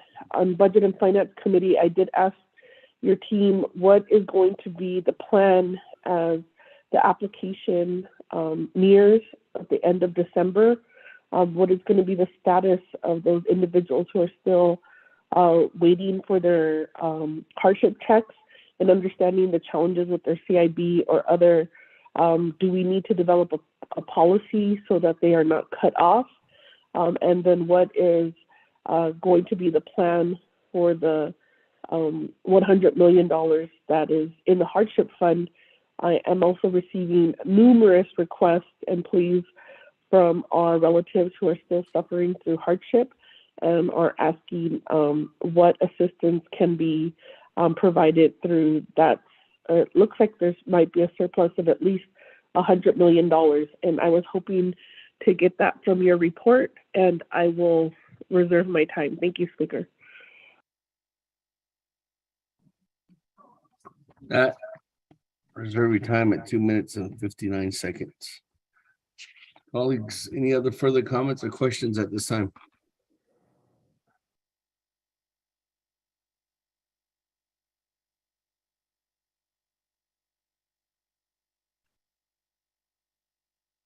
If there's not, we go back to you, Madam Controller, for response. Yes, thank you, Mr. Speaker, and thank you, Madam Crotty, for the question. Status of the current search for controller, we're still advertising it, the DPM website, as well as outside the DPM website, specifically Albuquerque Journal. And I have not received any feedback from DPM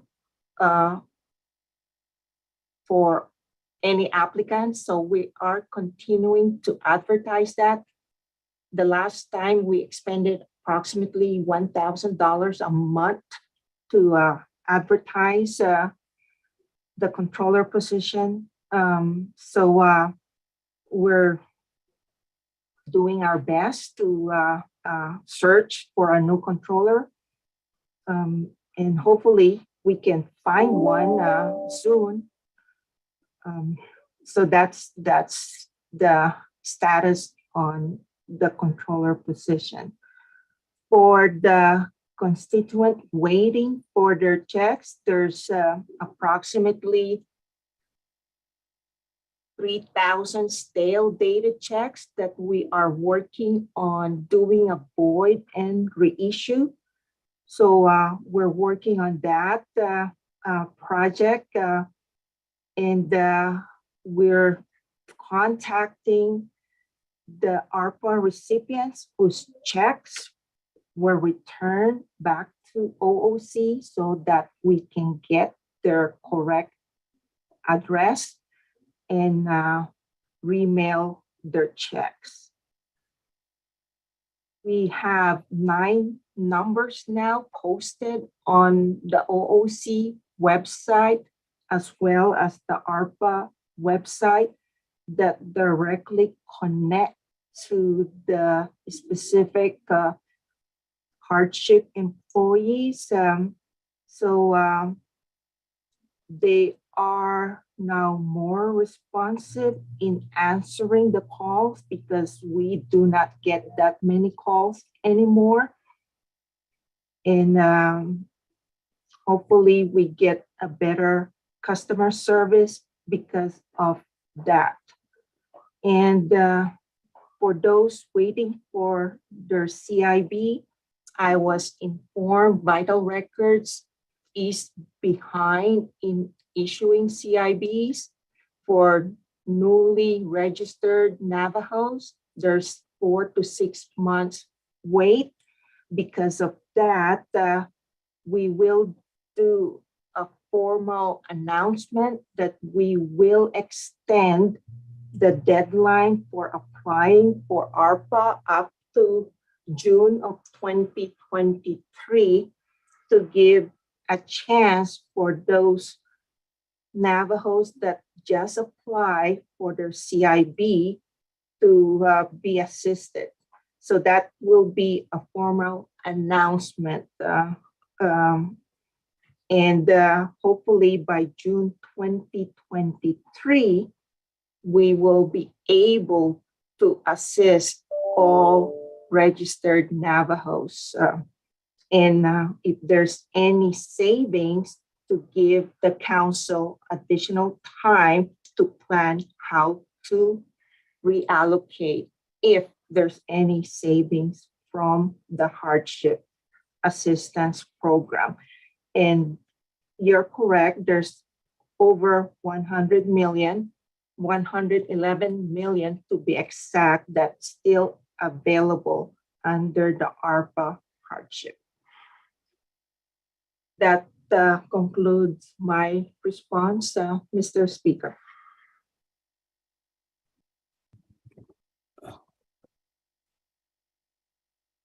Thank you very much. That response, Madam Controller. With that, colleagues, any other further comments or questions before I go back to reserve time?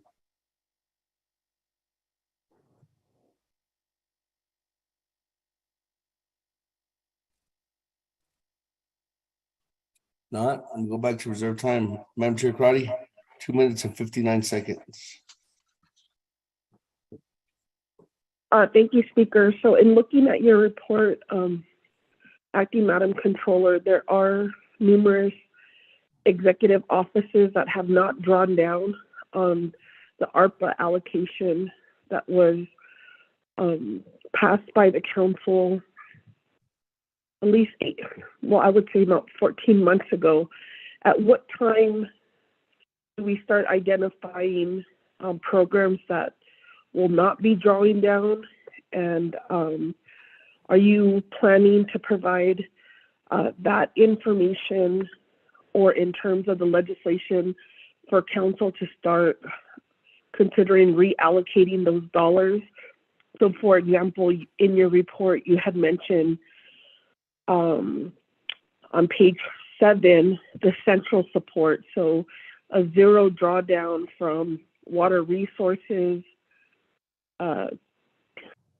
community development, attorney general, economic development, Washington office, Department of Health, and the Office of Management and Budget.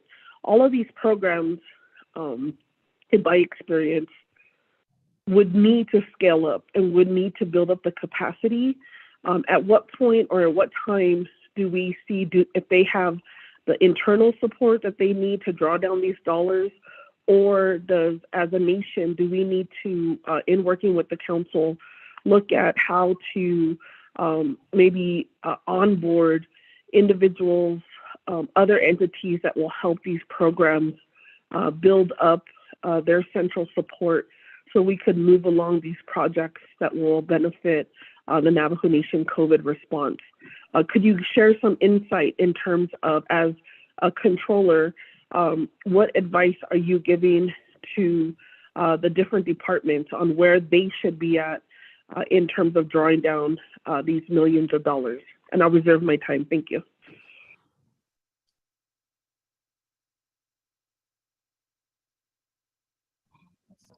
Thank you very much. Every time at 52 seconds. Let me go ahead and go back to Madam Controller. Madam Controller, for response. Thank you, Mr. Speaker, and thank you again, Chair Crotty, for the question.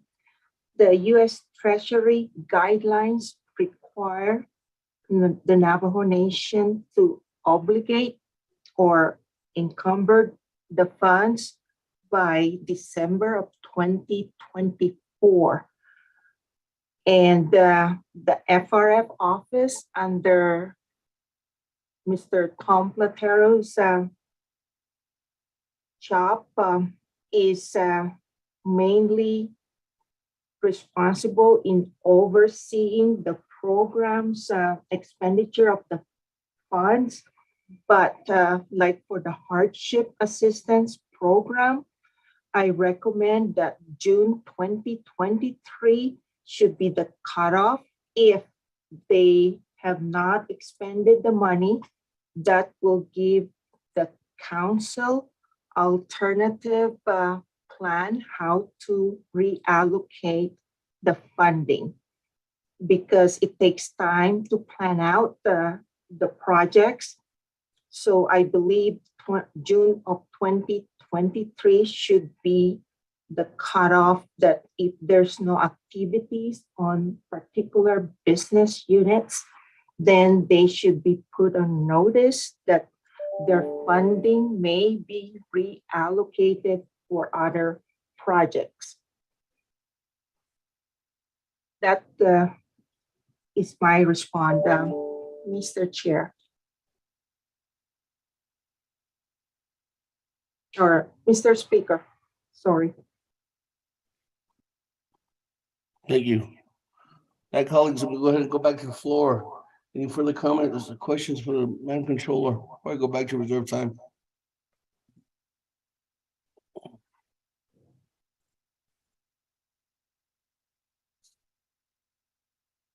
There's none.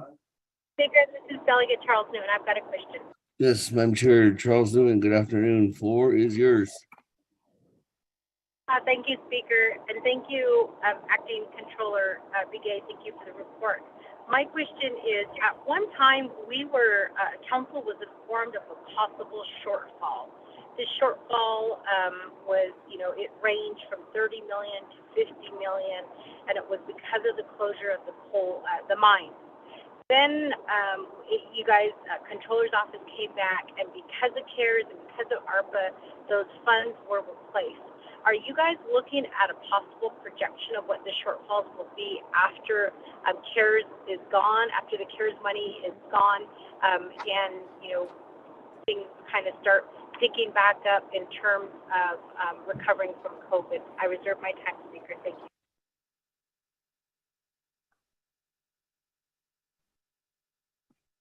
Four minutes and 16 seconds. Madam Controller. Yes.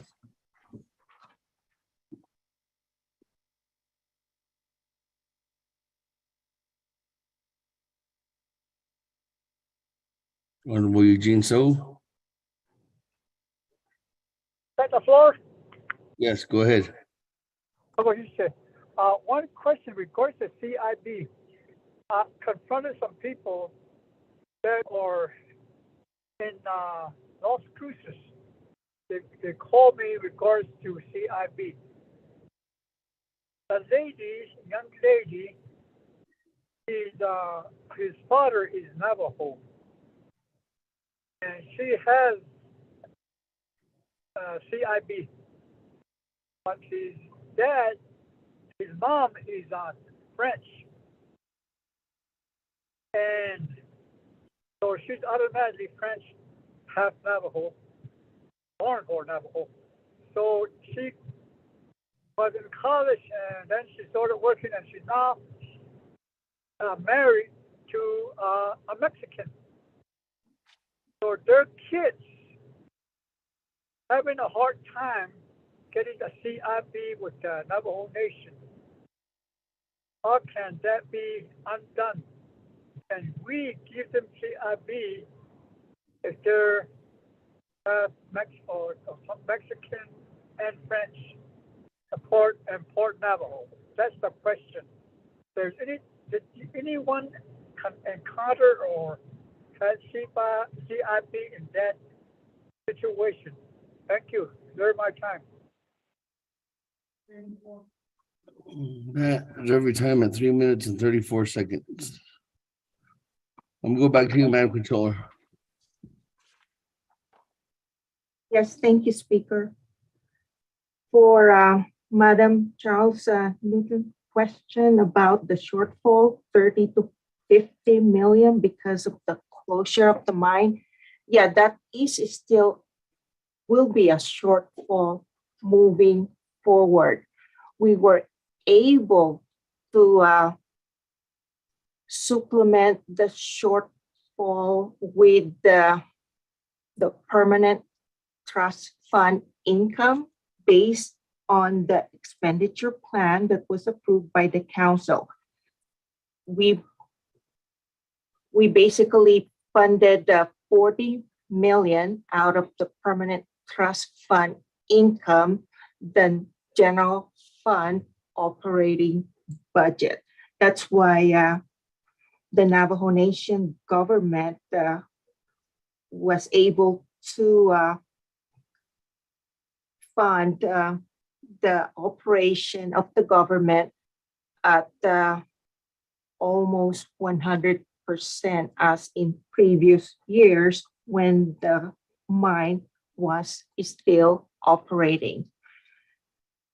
With the ARPA, that's a different source of revenue for the Navajo Nation government. But as far as the general fund revenue, there will be existing shortfall year after year because of the closure of the mine. And with the permanent trust fund income putting in 40 million, then we were not able to miss that there was a shortfall because of the closure of the mine. For Delegate Eugene So's question on the CIB, it's the vital records. Office of Vital Records will be the appropriate office to respond to that. But as far as the paperwork, we accept up to 1/4 Navajo blood count. So if there's a CIB that shows 1/4, that's considered eligible to receive the ARPA assistance. The speaker.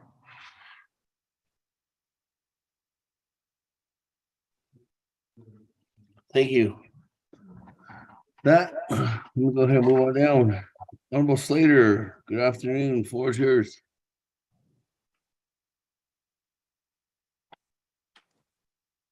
Good afternoon, Speaker, and good afternoon, Madam Controller. My first question is, with the recent volatility in the markets and the decline in the value of the portfolio of the nation, do you anticipate issues in the next year's fiscal budget with allocating $40 million in interest income into the Navajo Nation annual budget, into the general funds budget? And have you been discussing this matter with the Budget and Finance Committee on any issues in making whole the nation's budget in light of the decline in revenues that were discussed earlier? I'll reserve my time, Speaker. Thank you.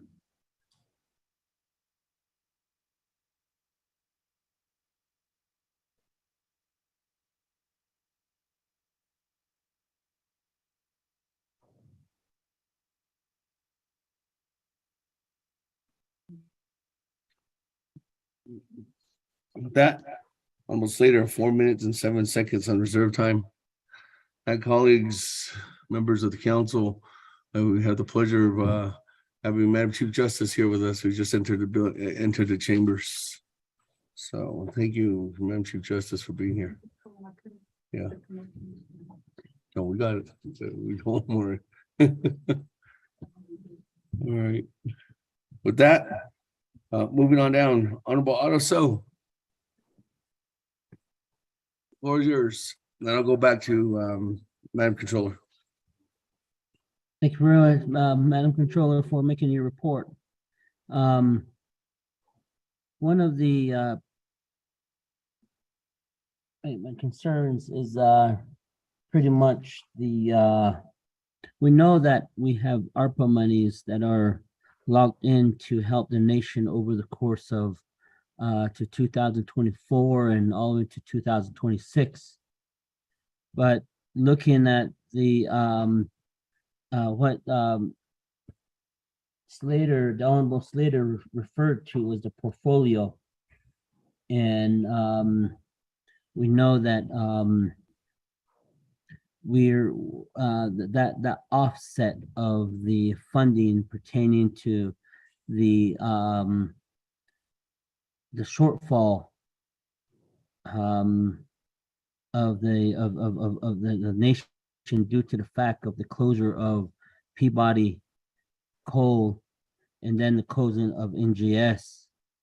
But realistically, I know that we do have these fundings available for ARPA and things like that. But what I'm getting to is that when are you anticipating to show the nation on the actual general fund money when we need to start looking at the where we need to start cutting on the general funds due to the fact of the shortfall of the 40 million of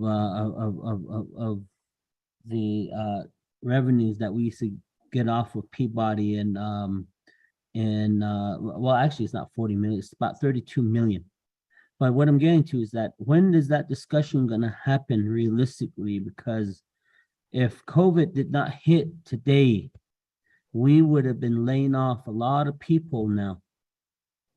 We would have been reducing the workforce. But I think financially, I think we need to start getting ready for that to make that adjustment because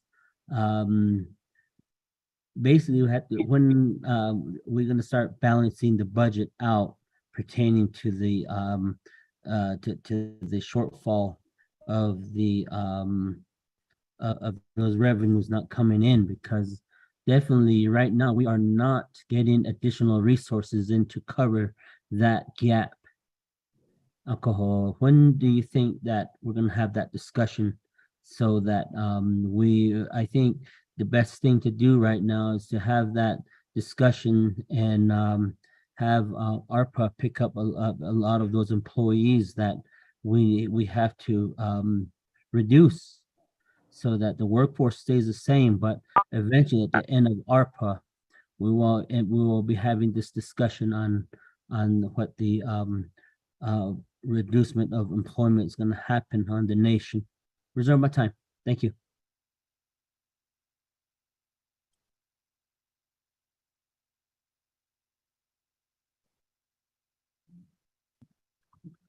Reserve your time at 1 minute and 53 seconds.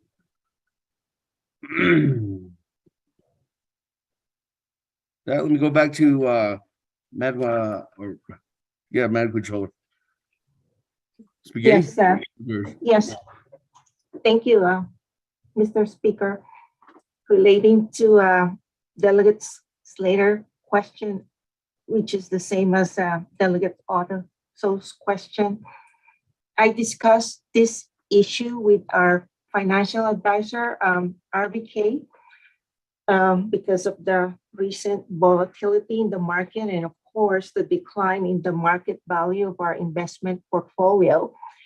But the interest of the permanent trust fund,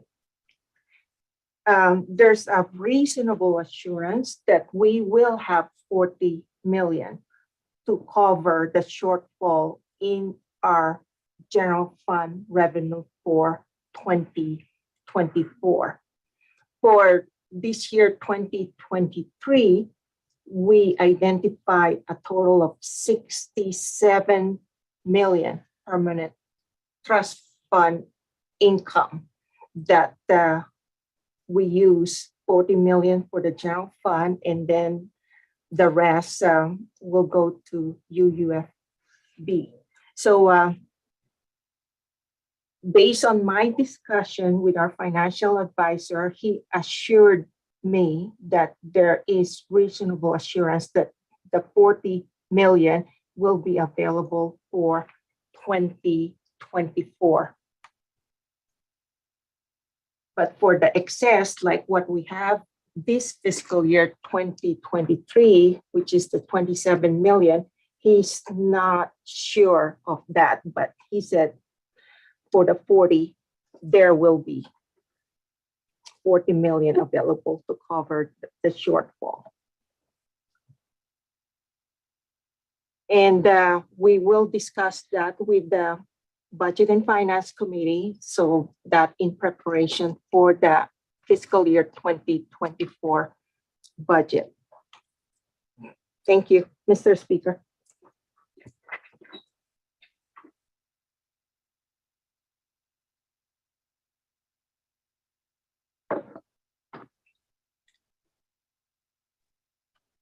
Thank you, Madam Controller. That we'll move on down. Honorable Yellow Hair, good afternoon. Floor is yours.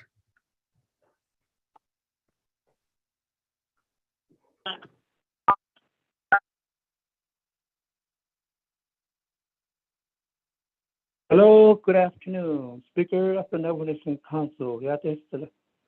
On the 24th Navajo Nation Council, not officially said. The President, thank you for your report. For this fall session. I'd like to bring this to our acting controller, Elizabeth Begay. I have a great concerns for those people that shares CRP numbers. One got paid, one has not been paid. The one has not been paid, they have not received a new CRP numbers. Controllers that you know about this one here. There's about 2 or 4 people that I mentioned to you. Have not done nothing yet by Mr. Ron Duncan, Division Director. And this needs to be done sooner the better because of expiration date for this hardship will expire December 31st, 2022. That's my concern. Your help is important to ask Mr. Duncan to get these new CRP numbers to be assigned immediately so they can receive funds. One individual is going to college, needs money. The other one is just like maybe 6 years old. So anyway, but thank you very much. I request to reserve my time.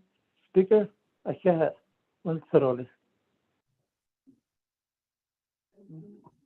Every time at 3 minutes and 17 seconds.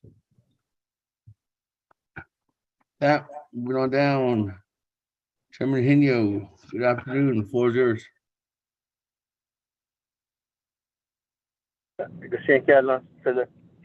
Speaker Damon, 24th Navajo Nation Council. That's one thing I wanted to point out as Vice Chair Slater stated. Projections in the economy, as far as not only how the Wall Street's been reacting to different news, especially like inflation, the jobs report, the federal interest rate, and that has a big impact on the fluctuation of the market. Therefore, with the recession looming and also the inflation percentage going higher, and the Fed are wanting to raise the interest rates even higher to slow down the inflation. One of the disappointments that we had, for me personally, is that we hired an economist, but we have not heard from this person at all, as they have not come to Budget and Finance to give a report. I don't know if the controller, that's a big question of mine, the controller, Madam Controller Begay, is have you met with the economist yet to discuss what avenues there are for the nation when it comes to the way the financial world is right now? And at the same time, this is something that we really need to press our own economist with this is what are the insights? What recommendations does this office have for the Navajo Nation Council to forecast the future of the financial future of the nation? Reserve my time.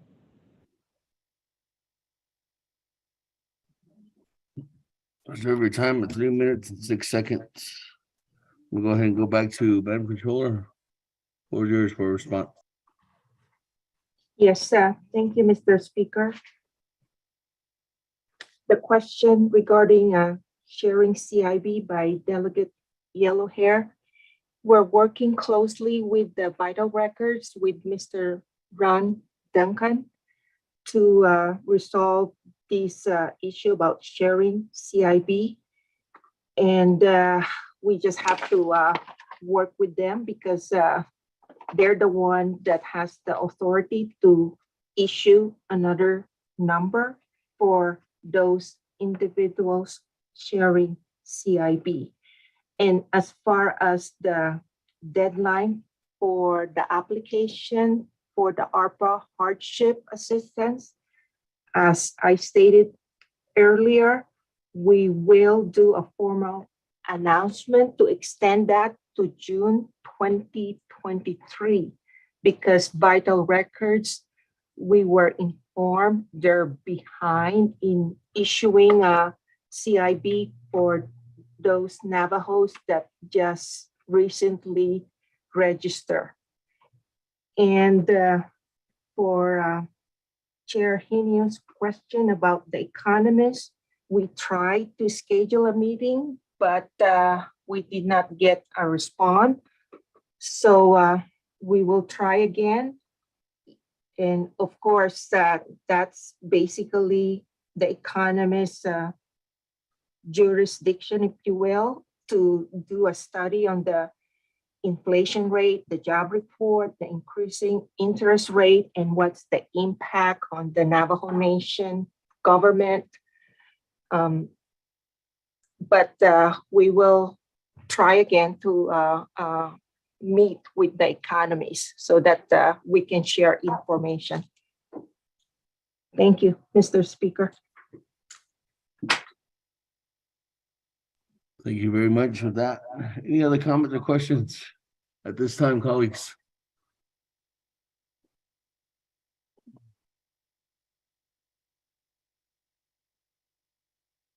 There's none. Let me go ahead and go back to reserve time. I have 52 seconds for Madam Chair Amber Crotty. Okay, Speaker. So,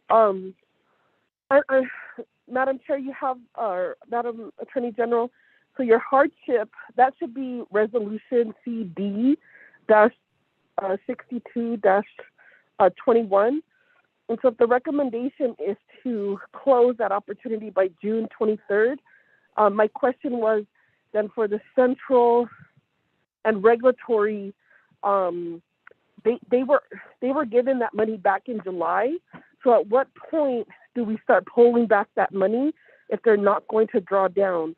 If we're going to close opportunity for hardship for our people direct services, why don't we have that same type of time frame or mentality for our programs that are not drawing down dollars? And the last question is, what is on your docket for the investment for direct funding? The last time direct funding was available was for gaming. We know how that has gone.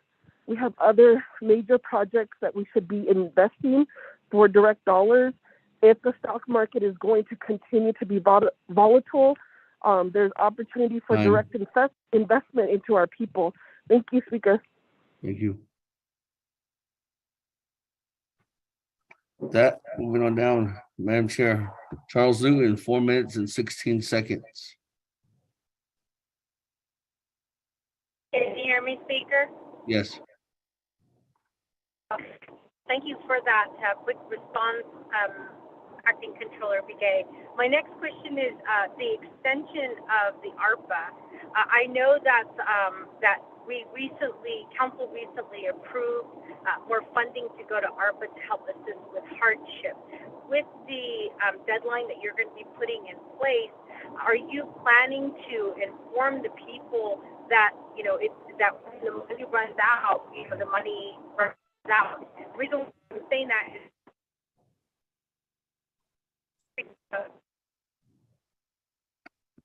with the tribe. However, what I'm worried about is we're going to get June. Madam Chair, Yeah. Charles, you cut out about 10 seconds ago. Okay, Speaker, I'll just reserve my time until I get to a better reception area. Thank you. 3:42. That moving on down, Honorable Eugene So. Okay, what is Oh, 3 minutes and 34 seconds. Okay. My question regards to CIB, and you were saying that as force is a Navajo, that qualifies you for Navajo. So most of us, I don't know if we're qualified as Navajo because we have adopted Hamish and Doonies, and those are in our clan, even Chickawas, those are in our clan now. So we adopted a lot of clans, all the Southeast Pueblos also.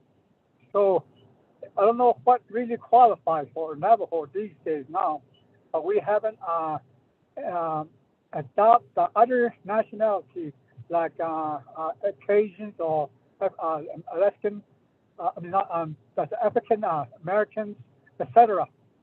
So right now, some of those are Navajos because as long as there's a woman, a girl that is born within that family, the girl carries the clan and the tribe's name. Even though it was turned into maybe 100% all African American, but as long as there's a girl in that family, that the clan and the tribe's name goes on forever. So I don't know who put that force is Navajo, but it's a questionable. But that's the reason why these families, they wanted to get CIP for their kids, but they're being told that they don't look Navajos because they're Spanish and French. So that's what I was they were complaining about to me. So that's why I asked that question. But only the mom got her check. So other than that, you can't get anything for the kids. So that's the reason why I asked that question. Okay, one more thing before my time not running out is the mortgage and also private rental and or there's still some money left because there are people, constituents that are also asking for that. Thank you. Hey. Thank you very much for that. Let me go back to you, Madam Controller. Yes, thank you, Mr. Speaker. Question from Chair Crotty about the deadline for the central support to expend their funding.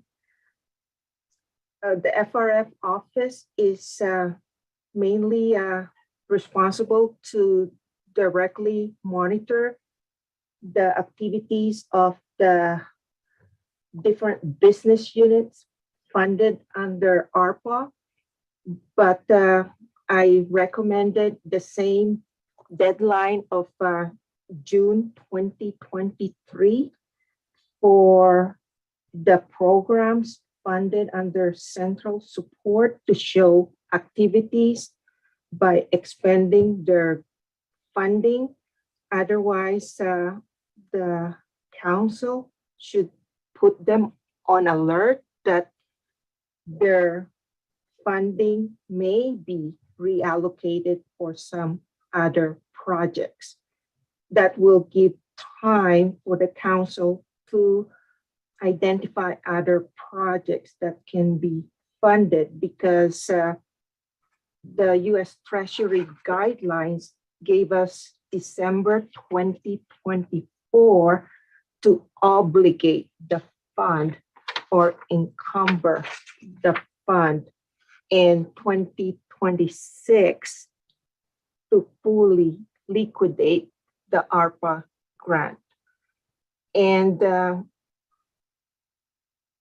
the concern about the volatility of the financial market, the decline in the market value of our investment portfolio, so that direct investment to the Navajo reservation may be a better investment for our portfolio. That's one of the main reason we reach out to our economists under the Division of Economic Development so that we can basically exchange information on how to best use our investment portfolio.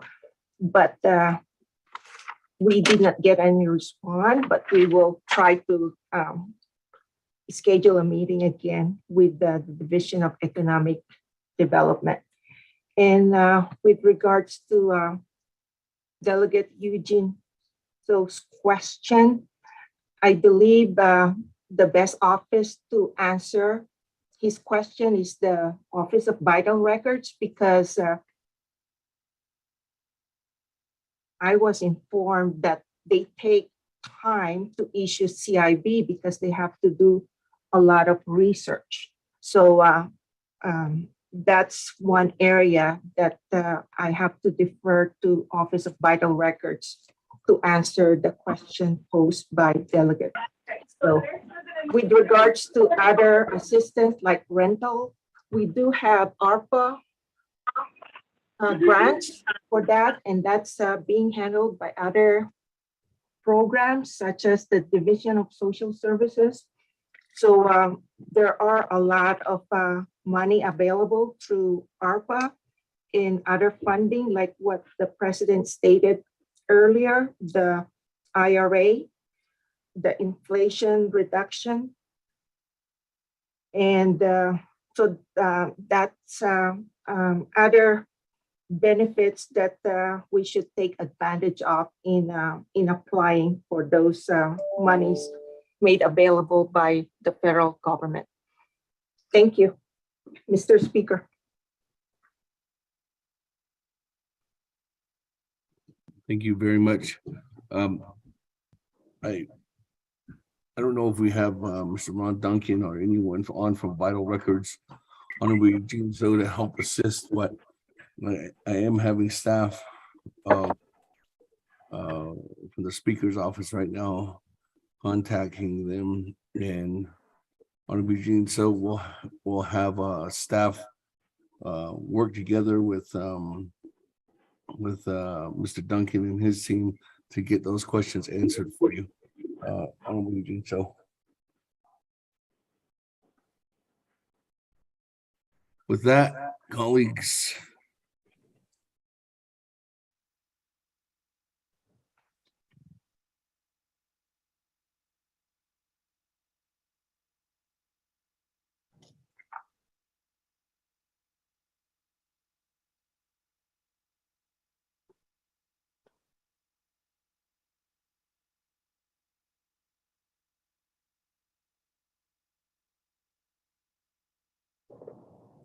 okay.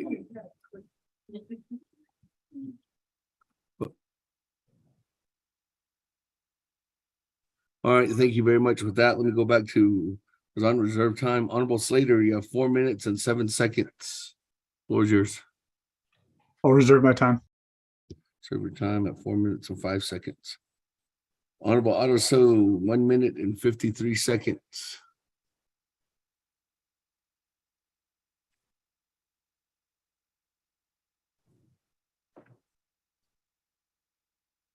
Honorable Otto So, on reserve time, you have 1 minute and 53 seconds.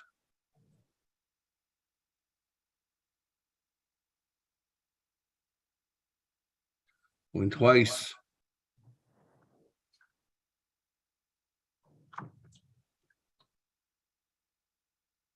Or 3 times. That moving on down. Honorable Jimmy Yellowhair, 3 minutes and 17 seconds on reserve time. Okay, now Speaker, yes. For that, I just want to make my own comments based on my brother, Honorable Chairman Henio. For the comments report, I think it's going to be very really common sense to me. Since that our chapters are now filing their proposal budget matters that will probably fall into today's cost amount, inflation amounts, that will be really help us through a Dr. Yellman and others departments. So therefore, that I'm not really worried about the economists. We just need to do our job. I will yield my time and ready to vote, take care of business once and for all. Yeah, Speaker. Thank you very much.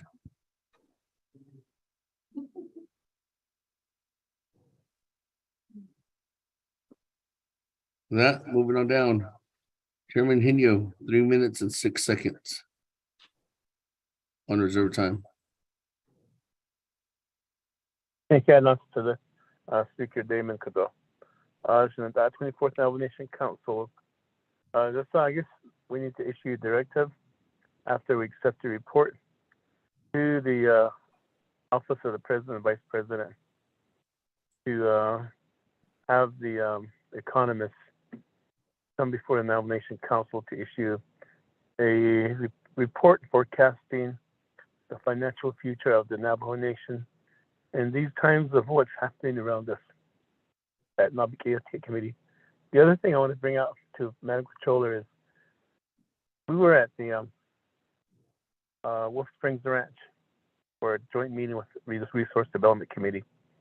And one of the issues that came up, and it's always coming up across the Navajo Nation, is vendors not wanting to do business with the nation because we have a real bad reputation of not paying up or paying on time. And I'm sure we have, on the big side, we do have a credit rating of A for financing and so forth, but on the home front, we have a credit rating of F. And so, Madam Controller, what are you going to do to remedy this? I believe this is under your leadership and guidance as the procurement. And like the ranch that was reported to us, they can't even buy hay now because a lot of the hay vendors do not want to do business with them because they never get paid. Reserve my time. Reserve your time at 1 minute and 27 seconds.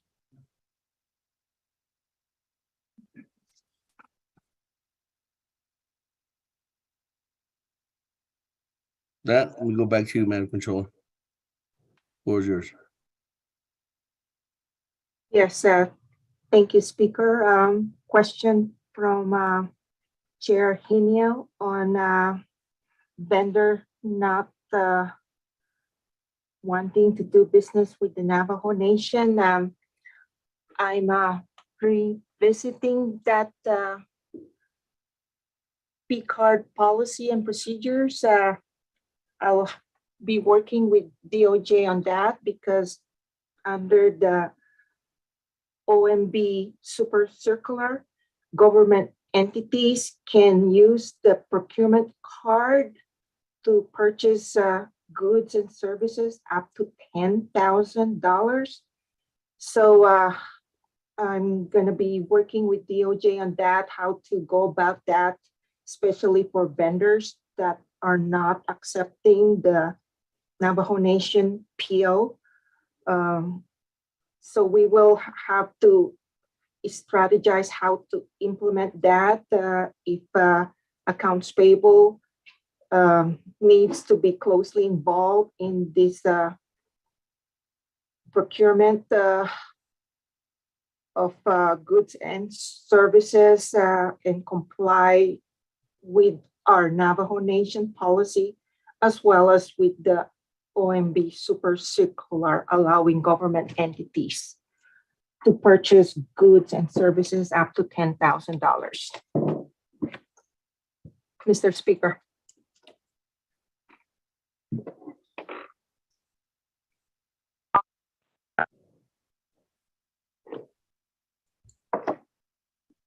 Thank you.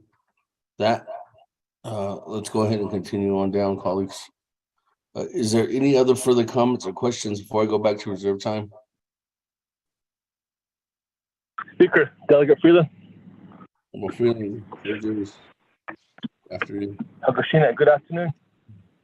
Good afternoon, colleagues, members of the 24th Nation Council, the staff. Madam Controller, thank you for the report and update. I'm still getting reports or updates or requests on follow-up for hardship inquiries. I appreciate your response to the most recent one that I sent you an email. It seems like a lot of them are related to incorrect address. And that's what I'm beginning to see, that trend is incorrect addresses. And after 90 days, those checks do, of course, get voided out. And I'm telling our constituents to reapply again online because we do have until the end of December to have this. But appreciate all the staff that's working on these hardship continually and getting us the information. I do have one I'm going to need some help on, Madam Controller, and that relates to a gentleman who is incarcerated. And he continually called one of my chapters and asked for an update. So I'll send that to you directly, or again through to your team and the hardship assistance desk. He did apply. I'm not too sure what's going on with him, but again, this hardship is we're still running into some challenges, yes, but it's something that we're working on. As delegates, we become caseworkers and social workers and every other worker that you can do to help our constituents get their funding or the money that they deserve. And so we got to do our best to get this hardship taken care of and situated for everyone. So I'll be contacting you again, and I appreciate your assistance always, you and the team at the Office of the Controller, the staff there, accounts payable, and everyone that's a part of this. It was a huge undertaking. So, Eddie, Speaker, I'll just go ahead and waive the rest of my time. Thank you.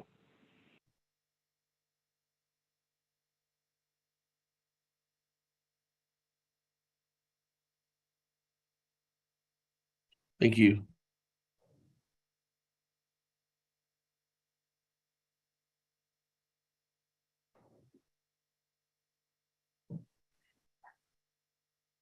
Can you hear me now? Great. That, colleagues, any other further comments or questions before I go back to reserve time?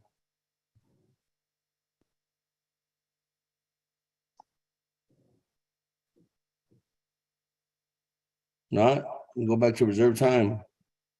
I do have Madam Chair Charles Newman, 3 minutes and 42 seconds. Hi, Speaker, can you hear me now? Yes. I'm sorry, when you called me, I was trying to speak, but I do apologize. Acting Controller Begay, I started off asking a question. I know that you said that you're planning to extend the time that people can apply for ARPA hardship. And I think that is, it is a good idea, but what I'm worried about is if the funding runs out, are you planning, when you make that announcement, are you planning to also inform people that it'll be, contingent on the funds that have already been allocated? And the reason why I asked that question is there is nothing right now in the legislation that was approved by council that says that, that if the money is not expended by a certain time, that it goes back into a pot, or it can be reallocated, to other programs, and or there's not anything in there that says it could be, reallocated for hardship. So I really hate to get to June of next year and then hear, from I guess here on the Navajo Times that the ARPA hardship was extended, but there's no money. Because that really does create a lot of false hope for our Navajo people. So how are you planning to to address that portion of it if you're planning to extend the time that people can apply. I reserve my time, Speaker. Thank you.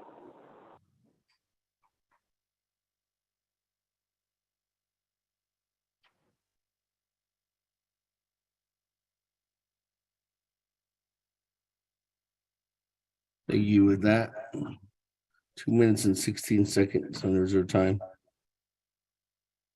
Moving on down, Honorable Eugene So, 1 minute and 15 seconds.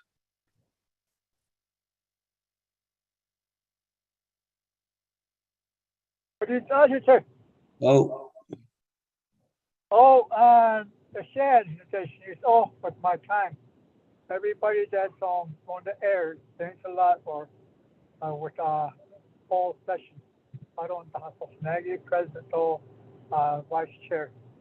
Liza, Shehe Asiego. I don't DOJ. I don't own any yacht in the shed. I don't conscious of Snaggy controller. I should be got Shehe, friend Yado, based on Hopkins in the Shehe. I don't the speaker for Saturday. 3 years, change his cut. They don't share. I don't want to call consultation on that. So that's all I want to say with my time, Speaker, because I don't usually say a lot of things started off with my question because I want to use my time as much as I can. Even not all yo. That's what not just if it is not a hot season. Thank you, Speaker. Totally. great. Thank you. That, I'm going to go ahead and go back to the Madam Controller for response, if any, at this time.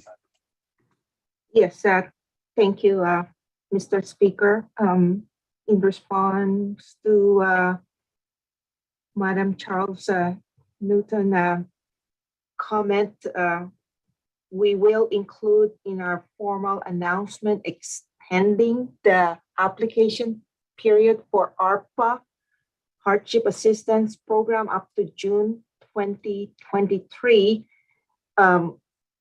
contingent upon availability of fund. And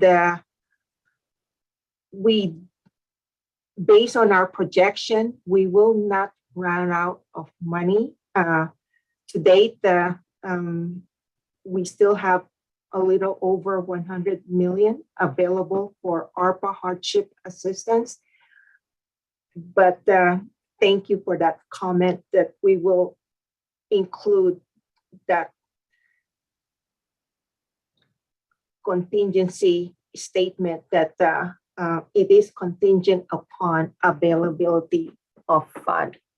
And the extension period will end June 30th, 2023 for ARPA hardship assistance to accommodate all the Navajos that just recently applied for their CIB because vital records still have to catch up with issuing the CIBs. They have to do research before they issue the CIB.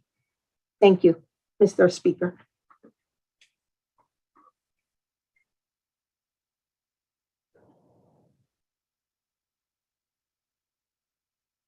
Thank you very much. Let me go ahead and go back to reserve time.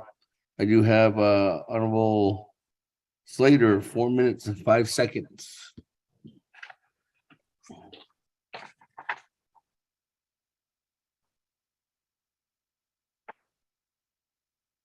you hear me, Speaker? Yes.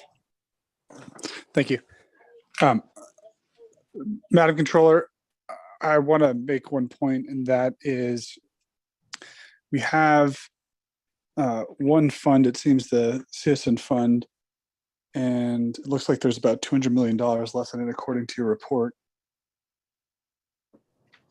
I am concerned about, I guess, further expenditures and capital loss from that fund and any other funds.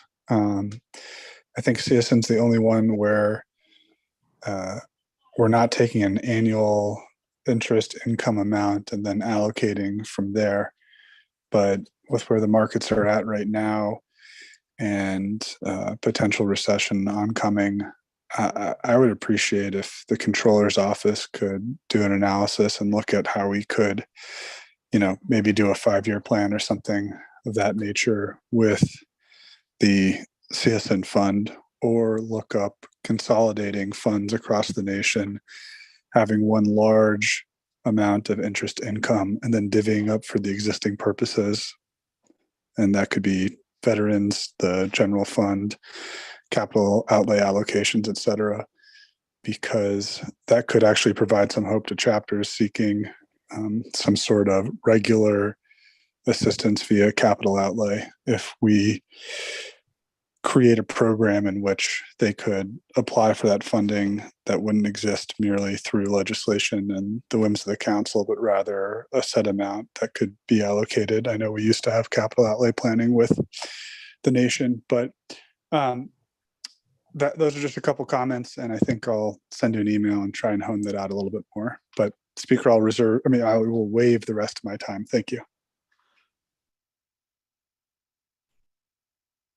Thank you, Honorable Slater, Vice Chair Slater. Moving on down, Honorable Otto So. 1 minute and 53 seconds. Thank you very much.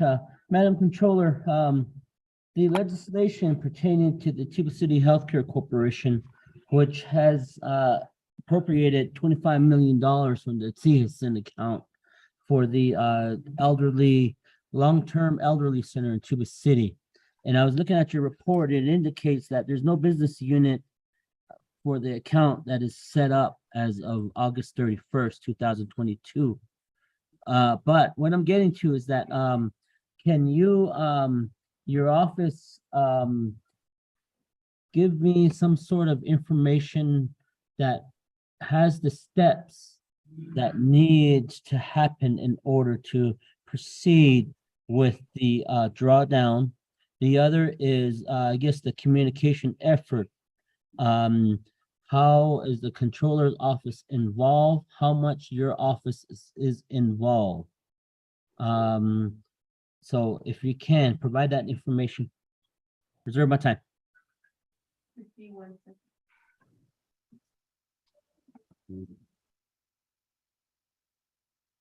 That reserve time at 51 seconds.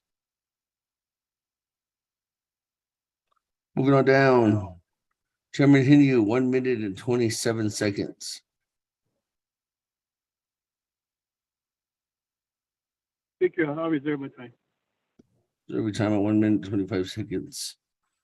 Moving on down. Any other further comments or questions, colleagues? We'll go back to reserve time.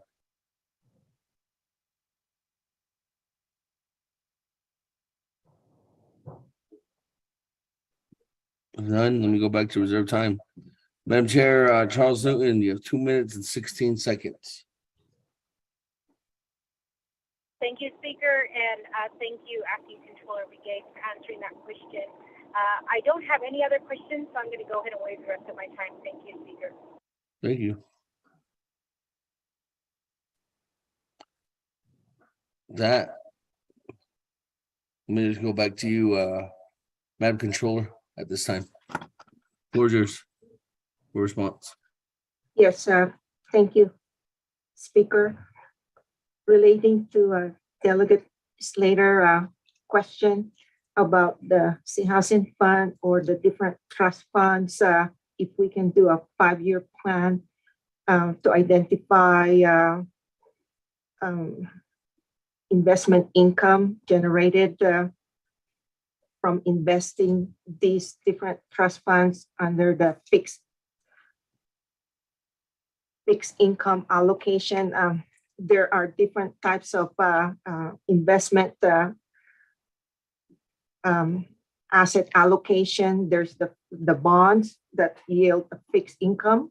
And of course, there's the equities and other asset allocation. So we will focus on that fixed income generated from the different trust funds for the next 5 years and recommend as a source of funding for the chapter to help them instead of relying on the general fund that is appropriated to them every fiscal year.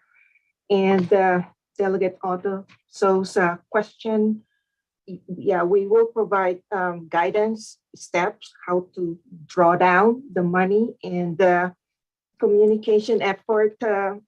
We will try our best to communicate better because of these closeout and other tasks assigned to the accountants. We were not able to immediately respond to your emails or your questions, but we will try our best to communicate better. Thank you, Mr. Speaker. Thank you very much, Madam Controller. Now, go ahead and go back to on reserve time. On about so 51 seconds. Waive my time. Thank you. Use your time. Thank you. Moving on down, on Chairman Henyo, reserve time at 1 minute, 25 seconds.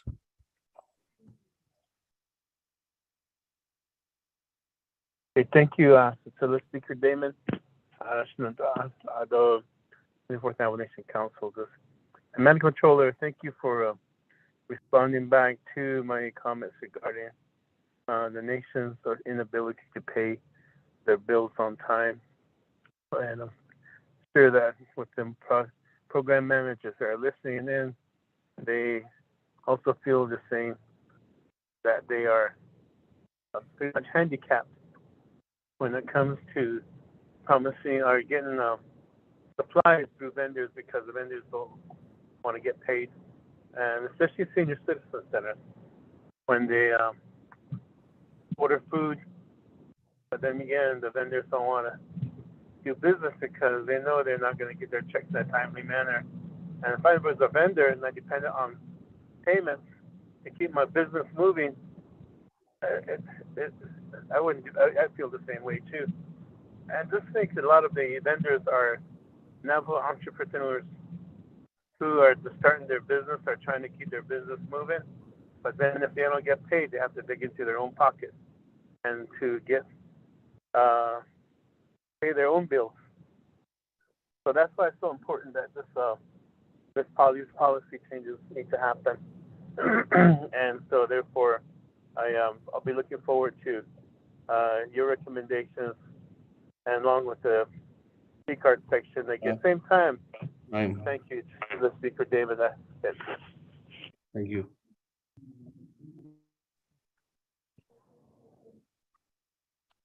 Colleagues, any other further comments or questions? As there's no more individuals, colleagues with reserved time.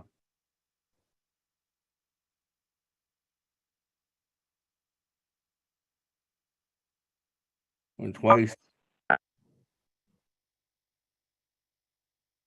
Sir, Delegate Daniel. Good afternoon, Chairman. Floor is yours. Oh, yeah, no. I want to apologize for not being online as I had appointments. So I'm online now. Because I gotta wipe this down, okay? Good. And now I'd like to ask a question. Other colleagues and all the folks on the call. Yeah. I mean, let's say the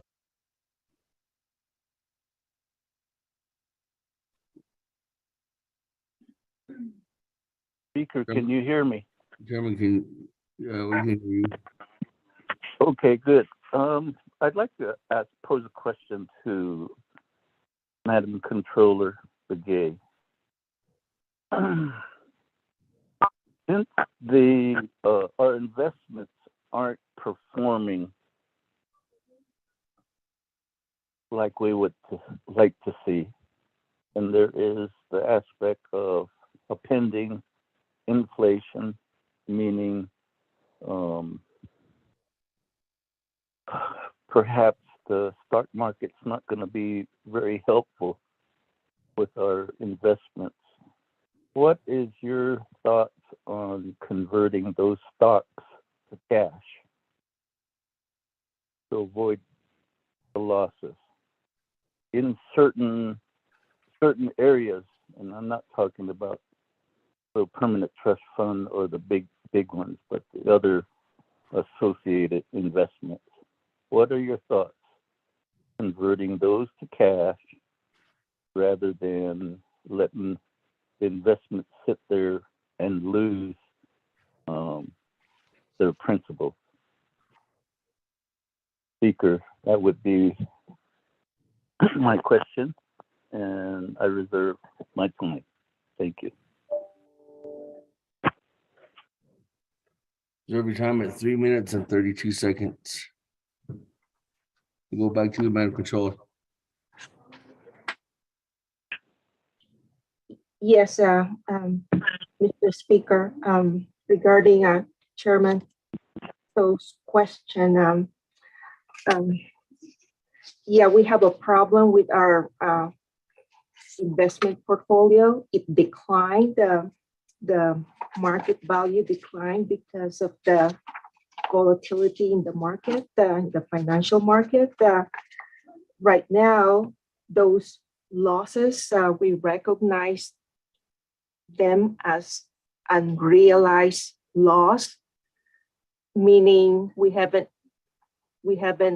booked them as a loss. It's just unrealized loss. But once we convert it into cash, then it becomes realized loss, meaning it's an actual loss on our investment. I don't have a crystal ball, but what was recommended to the investment committee is to write it out if we do not have a need for the funds.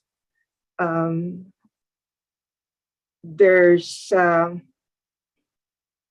assurance that it will go up again, the market.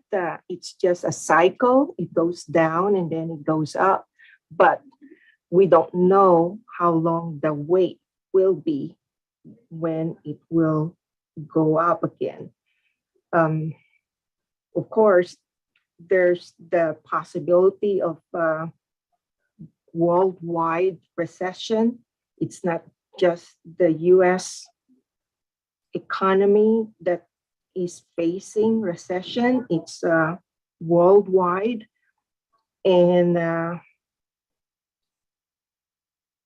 the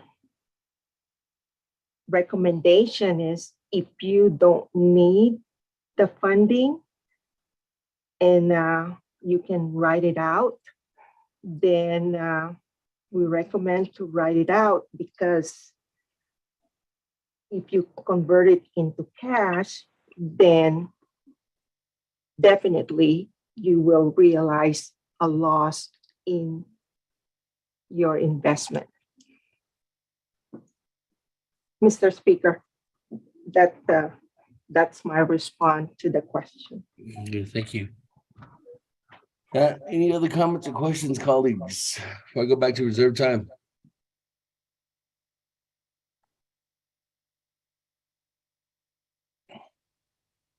Point of privilege, Delegate Crotty. Good afternoon, Madam Chair Crotty. What is your point of privilege this afternoon? Speaker, I wanted to ask, did Acting Controller answer my questions regarding direct investment and in terms of the regulatory and central programs not drawing down their dollars? Thank you.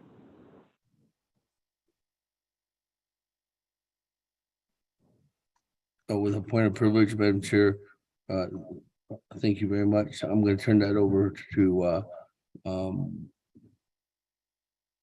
Ms. McGay. Madam Controller, floor is yours for response. Yes, thank you, Mr. Speaker and Chair Crotty. I believe I did, but again, I'll respond to that on direct investment. we tried to get hold of our economists from the Division of Economic Development to get some feedback, if you will, on direct investment recommended for the Navajo Nation here on the Navajo Nation reservation instead of investing it in the financial market. But we were not able to get hold of the economists, but we will try again so that we will have some information on what are the cost benefit analysis or whatever due diligence done that on direct investment for the central and regulatory offices that have yet to expend their money. We recommend to give them until June, end of June 2023 to provide activities in their business units. If not, then the Navajo Nation Council can put them on notice that their funding may be reallocated for other projects. So that will give the Navajo Nation Council time to plan what projects to reallocate their funding, the central support and the regulatory offices. But again, it's the FRF office under Mr. Tom Platero shop that is directly monitoring the activities of the central support and the regulatory offices. So that's our recommendation. Mr. Speaker. Thank you very much, and Controller. That. Any other further comments before I go back to reserve time?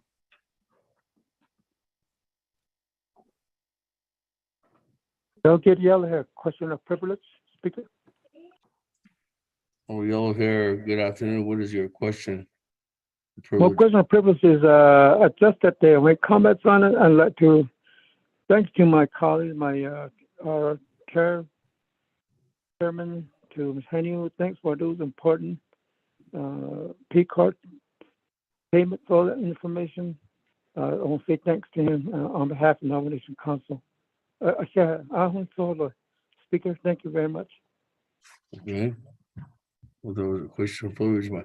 Thank you very much. Thank you. Well, let me go back to there's no one wanting to speak. Let me go back to reserve time. Chairman Daniel So, 3 minutes and 32 seconds.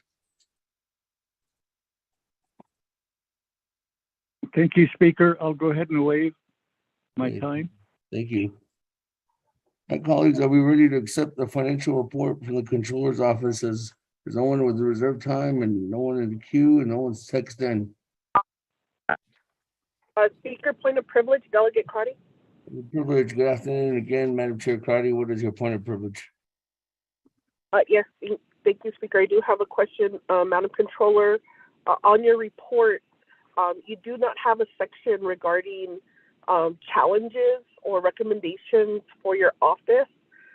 What are the recommendations, or how does this council keep you accountable for the non-payments to our vendors, as critical services are not going to be implemented? In particular, I'm concerned about direct services like our child care centers, our senior centers. Are their bills being paid, and how does this council keep you accountable for making sure those payments are made? Thank you, Speaker. Thank you very much. With that, we go ahead and go back to because it is a direct question privilege. Madam Controller. Yes, thank you, Mr. Speaker, and Chair Crotty. Challenges, we are still understaffed. We have difficulty hiring accountants. We have over 30 vacant positions under the Office of the Controller. And to overcome these understaffing, that's what I will work with DOJ in implementing this OMB super circular, allowing government entities like the Navajo Nation to use procurement card to pay for goods and services up to $10,000. The procurement card or the P card that's intended to fast track the payment to vendors. And there was an amendment done back in 2020 with the approval of the Budget and Finance Committee, restricting the use of the P card. So we would like to revisit that with the help of the Department of Justice in order for us to be more efficient in paying our vendors. Thank you, Mr. Speaker. Thank you. Let me go ahead and go back to the floor. Any further comments?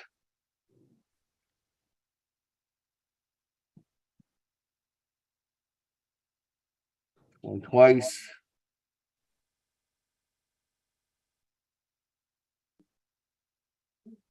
Or 3 times. Let's go to the board, accept the controller's report. Good afternoon, delegates. Beginning with Honorable Elmer Begay, how do you vote? Honorable Elmer Begay votes green. Honorable Key Allen Begay Jr., how do you vote? Key Allen votes green. Thank you. Honorable Key Allen Begay Jr. votes green. Honorable Paul Begay votes green. Honorable Nathaniel Brown, how do you vote? I vote green. Honorable Nathaniel Brown votes green. Honorable Eugenia Charles Newton, how do you vote? Honorable Eugenia Charles Newton votes green via text. Honorable Amber Canez Bakrati, how do you vote? Honorable Amber Canez Bakrati votes green via text. Presiding Chair, Honorable Speaker Damon not voting. Honorable Herman Daniels, how do you vote? I vote green. Honorable Herman Daniels votes green. Honorable Mark Freeland, how do you vote? I vote green. Honorable Mark Freeland votes green. Honorable Pernell Halona, how do you vote? Honorable Pernell Halona. Honorable Pernell Halona did not vote. Honorable Jamie Henio, how do you vote? Honorable Jamie Henio votes green via text. Honorable Vince James, how do you vote? Honorable Vince James. Honorable Vince James did not vote. Honorable Rick Nez, how do you vote? Votes green. Delegate Rick Nez votes green. Honorable Vince James and Honorable Rick Nez vote green. Honorable Carl Slater, how do you vote? Green. Honorable Carl Slater votes green. Honorable Raymond Smith Jr., how do you vote? Honorable Raymond Smith Jr. Honorable Raymond Smith Jr. did not vote. Honorable Wilson Stewart Jr., how do you vote? Honorable Wilson Stewart Jr. Honorable Wilson Stewart Jr. did not vote. Honorable Otto So, how do you vote? Honorable Otto So votes green. Honorable Charlene So, how do you vote? I vote green. Honorable Charlene So votes green. Honorable Daniel So, how do you vote? Honorable Daniel So. Honorable Daniel So votes green. Honorable Eugene So, how do you vote? Honorable Eugene So. Honorable Eugene So did not vote. Excuse me, Honorable Eugene So votes green. Honorable Thomas Walker Jr. votes green. Honorable Edison Juanica votes green. Honorable Edmund Yazzie, how do you vote? Green. Honorable Edmund Yazzie votes green. Honorable Jimmy Yellowhair, how do you vote? Delegate Yellowhair votes green. Thank you. Honorable Jimmy Yellowhair votes green. Going back up, Honorable Pernell Halona, how do you vote? Honorable Pernell Halona. Halona votes green. Honorable Pernell Halona votes green. Honorable Raymond Smith Jr., how do you vote? Honorable Raymond Smith Jr. Honorable Raymond Smith Jr. did not vote. Honorable Wilson Stewart Jr., how do you vote? Honorable Wilson Stewart Jr.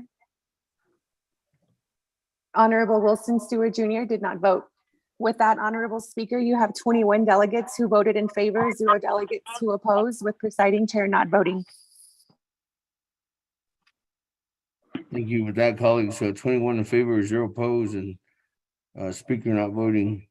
Thank you very much, Madam Controller. The council has accepted your report. Thank you for being here with us this afternoon. Thank you. That, moving on down.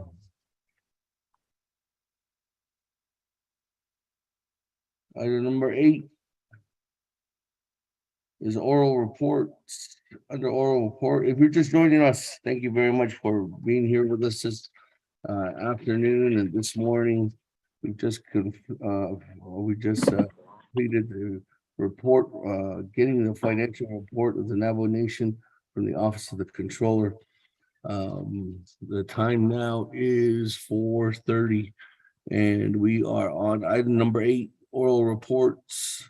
Item number 8A, Bureau of Indian Affairs. Is the BIA on the line? Motion. There's a motion? Yes, sir. Motion to accept? Yes, sir. Yes, Speaker. Sir. Motion to accept the BIA as a written report from Chairman Edmund Yazzie. Is there a second? Eugene So, for sure. Eugene So. That?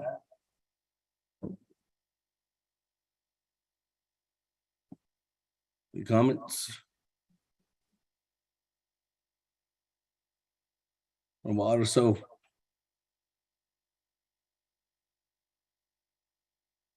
Honorable So.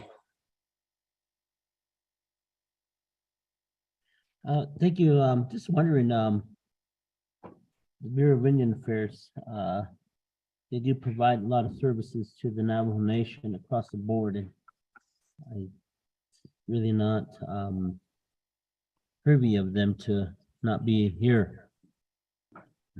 Idea what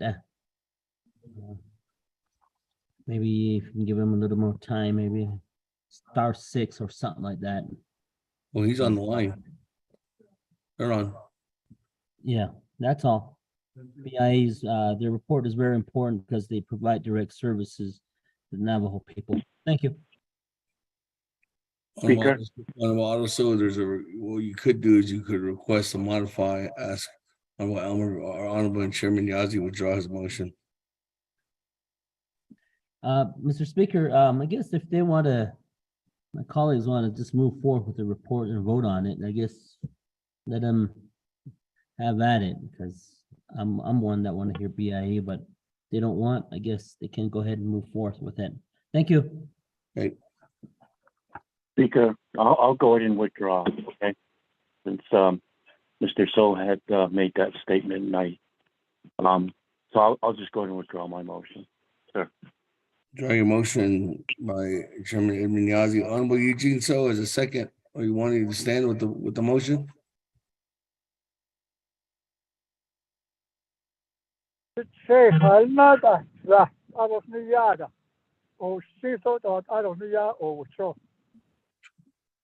All right, with that.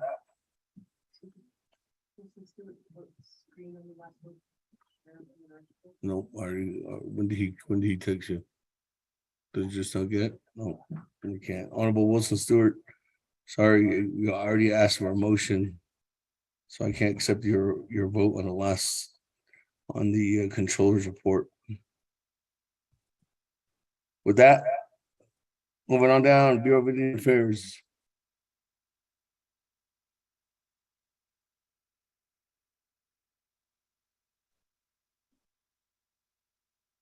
Mr. Mahoja, are you on the line? Yes, Speaker. I'm Greg Mahoja, Regional Director. We're on the line and ready to report out. Mahoja, you had 20 minutes on the board. Did we ever get an electronic copy? When was that sent out? I believe it was sent out last week. We do have paper versions that we also provided. Mr. Mahoja, hold on. Yeah, there was colleagues, there was the BIA's electronic report was sent out this morning at 9:21 from Judicial, and it is on the web. Emo and the team uploaded it on the Navajo Nation Council's website. And there's hard copies here in the chambers if you're here.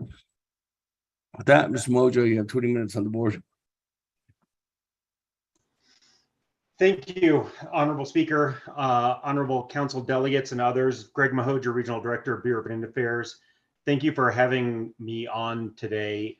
We have provided our report in electronic and hard copy as well. That report details the hard work of our team over the last quarter. It's been a busy quarter.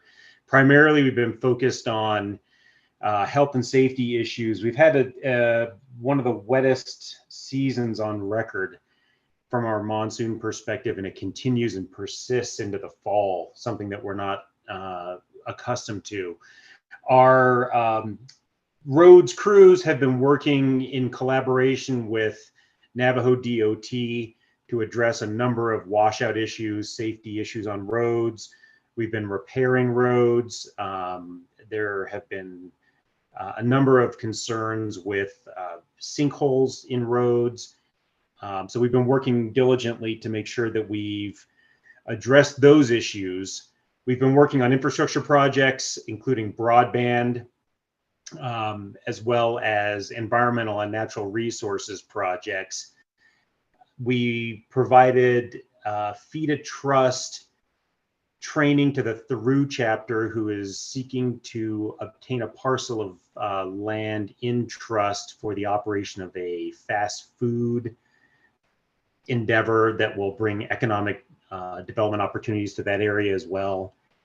Our forestry team has been working diligently as well to ensure that we've addressed ongoing fuels issues, wildland fire issues. As recently as last week, we had some minor wildland fire activity. We endeavor to continue working with the tribe through our immediate action team, and we're waiting for ARPA projects to present themselves. We understand that those are moving forward expeditiously. We look forward to accomplishing those projects as well. Those ARPA funds have some expirations on them that we need to make sure that we address and move forward. So we're prepared and front loading a number of those opportunities as well. We have a number of issues associated with energy development in and around Chaco. The Biden administration issued a temporary withdrawal of all federal leasing of minerals within a 10-mile boundary around Chaco. That does not impact the allotted lands, and we did conduct some lease sales for and on behalf of allottees and for their benefit for economic development. Those are complicated issues with a number of political and socioeconomic dimensions associated with them. There is going to be an Honoring Chaco kickoff this week in Albuquerque. It's one of many opportunities for stakeholders to voice their concerns and support opposition to certain aspects of that endeavor. We continue to work with the Bureau of Indian Education on a number of school initiatives. Primarily, Tahajali School has some infrastructure issues. Cove Day School has some environmental remediation issues. Red Rock Day School has water line issues that we're addressing as well. So we continue to work collaboratively with federal and tribal organizations to make sure that we can provide safe learning environments for Navajo children. there's a number of upcoming issues associated with that. We have some travel consultation associated with Cove Day School in November that we look forward to hearing from parents and other community members as to the best path forward for continuing education for children, again, in a safe environment. With that, Speaker, we have our written report that details substantively the amount of work that we're engaged in, the progress we've made, and the steps that we need to take to bring a number of issues to conclusion. So with that, I would turn it back over to you, Honorable Speaker, and I'm prepared to answer questions as they are presented to me. Thank you very much. With that, colleagues, is there a motion to accept the report? Delegate Ricknez. Second, Charles David. Honorable Eugene. So that, colleagues, any comments, questions? Question, look at Daniel, so. Eugene, so. That, Honorable Otto, so, then Chairman Daniel, so in the queue. Thank you very much. Mr. Hoja, thank you for your report. One area is that we know that facility management is under the Bureau of Indian Affairs. And facility management has so many entity or so many oversights that facility management covers throughout the nation.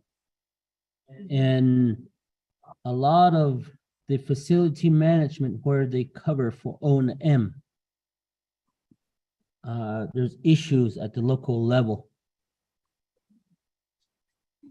It's very good to drive into your building there in Windora and in Gallup, to a good pavement, good parking lot and things like that. And you don't have to, I'm sure you don't wear through shocks and things like that to drive into your Gallup area office building in Gallup. But when you drive into the buildings at Crown Point, Tuba City, Shiprock, and so forth, you come up with O&M issues, maintenance. How come you are not, your program facility management is not facilitating to correct or to improve the operation and maintenance of your roads that are there at the local level, particularly in Tuba City?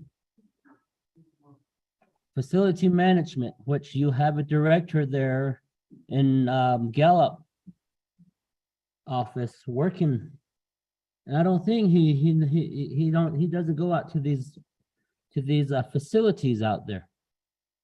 But the facility areas that you guys cover in Tuba City, your office needs to address that concern. There's potholes. There's the roads are crumbling. How come you're not putting these O&M costs into your overhead budget, into the federal budget? Because that road O&M is your responsibility. If it was INDOT, I would be jumping on INDOT. But at this time, that particular road called Warrior Drive in Tuba City is your responsibility. So as the director of as the area director of Navajo area, how do you proceed to try to fix and repair those O&M repairs that needs to happen there in the communities? This is not my community. You go to Crown Point, it's the same way. You need to address your oversight of the roads that you have where O&M is your responsibility. So that particular road, like I indicated, is your responsibility, the Bureau of Indian Affairs, facility management. And the facility management works for you directly. And I want an answer of why you are not addressing this. so that we could shed light to this and see how we could try to shed additional light to this so that the Bureau of Indian Affairs can fix that road, particularly in Tuba City from Highway 89 or Highway 160 into the road that goes to the agency office, on into in front of the Gray Hills High School, and then connecting to Edgewater Drive. So, since you are the area director, we'd like to see how you plan to address the needs that needs to be repaired within your program there. Your program gets millions of dollars. And I'm trying to figure out if you even set aside a budget for those type of repairs pertaining to roads that are under the Bureau of Indian Affairs that's directly related to O&M. Thank you. Reserve my time.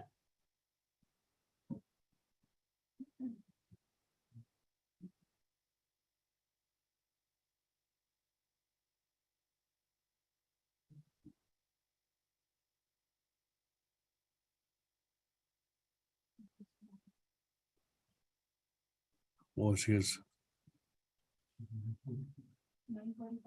No.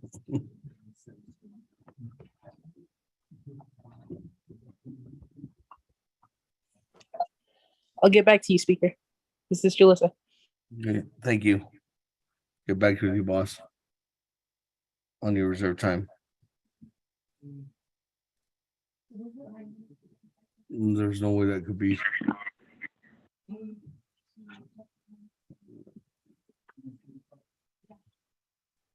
But there's.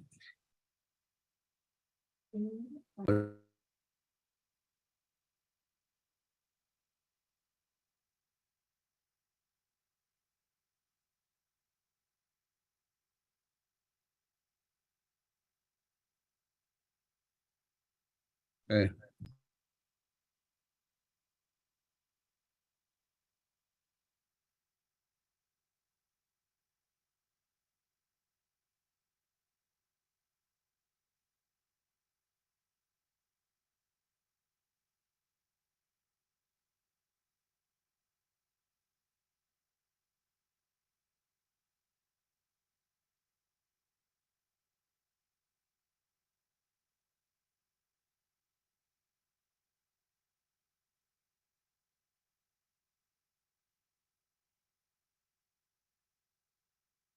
That, thank you very much.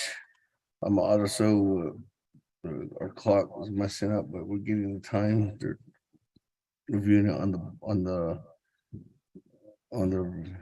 video feedback. So I'm going on to Chairman Daniel. So Chairman Daniel, so you have 5 minutes on the clock. The floor is yours. And then after Chairman Daniel, so I come back to Mr. Mahoja. Chairman, floor is yours. Ahead, last speaker, Damon and colleagues of the 24th Navajo Nation Council. Mr. Mahoja, Regional Director. You know that a lot of my work focus has been on the roads. However, in this particular aspect, I would like to point you into the direction of a pipeline right-of-way that is being accomplished from off of the Navajo Nation onto the grounds of Ohuencino and then to Counselor Chapter. My concern is the FEMA office and folks with Bureau of Land Management and, of course, the Navajo Nation has really expedited a right-of-way easement for the pipeline and associated roads. However, in 2017, the former delegate funded a power line project to 29 homes and now is expanding on from Counselor Chapter to Pueblo Pintado that may end up having 42 homes on that right of way. And that project isn't moving forward. 4 years, the homes are house wired. I'd like for your staff and your sister agency, the Bureau of Land Management, Ms. Sarah Scott, the Farmington Field Office Manager, as well as the field manager, and the new FEMO, a former staff of yours, to get down to business and get this power line project right of way accomplished within the very next few months. It is a long-standing issue, and it seems like the two sister agencies' focus is rather than on the oil and gas exploration projects. However, we need focus on the people you have a true trust responsibility to, and that's the residents of Ojuncino and Counselor and Pueblo Pintado in this particular project that I'm referring to. There will be other ARPA-funded power line projects in the 8 chapters that I represent, and certainly a lot of the lands are within the management of the Bureau of Indian Affairs as well as the Bureau of Land Management. I had, as you recalled, on the DSAC meeting, I had sent a memo regarding to put these items on the DSAC agenda. And so that is, I guess, the push to really get the projects built. So in that aspect, I know there's been telecommunications that the Bureau of Indian Affairs will facilitate the completion of these infrastructure projects, whether they be the power lines, the water lines, or the roadways, and even the broadband projects. We do see some movement in the broadband. The fiber optics worked, and that's kind of like on the side of what's really necessary, water and electricity. And we'd like to have your agency focus on that. Thank you. That would be the extent of my statement, Speaker.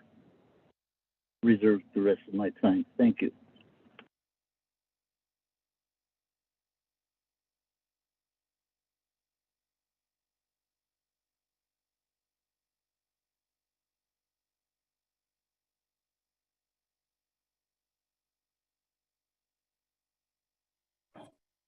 Thank you very much for that. Reserve your time at 12 seconds, Chairman. Colleagues, moving on down. Let me go ahead and go back to Mr. Mahoja for a response, and then I'll come back to the floor. Mr. Mahoja, the floor is yours. Thank you, Honorable Speaker.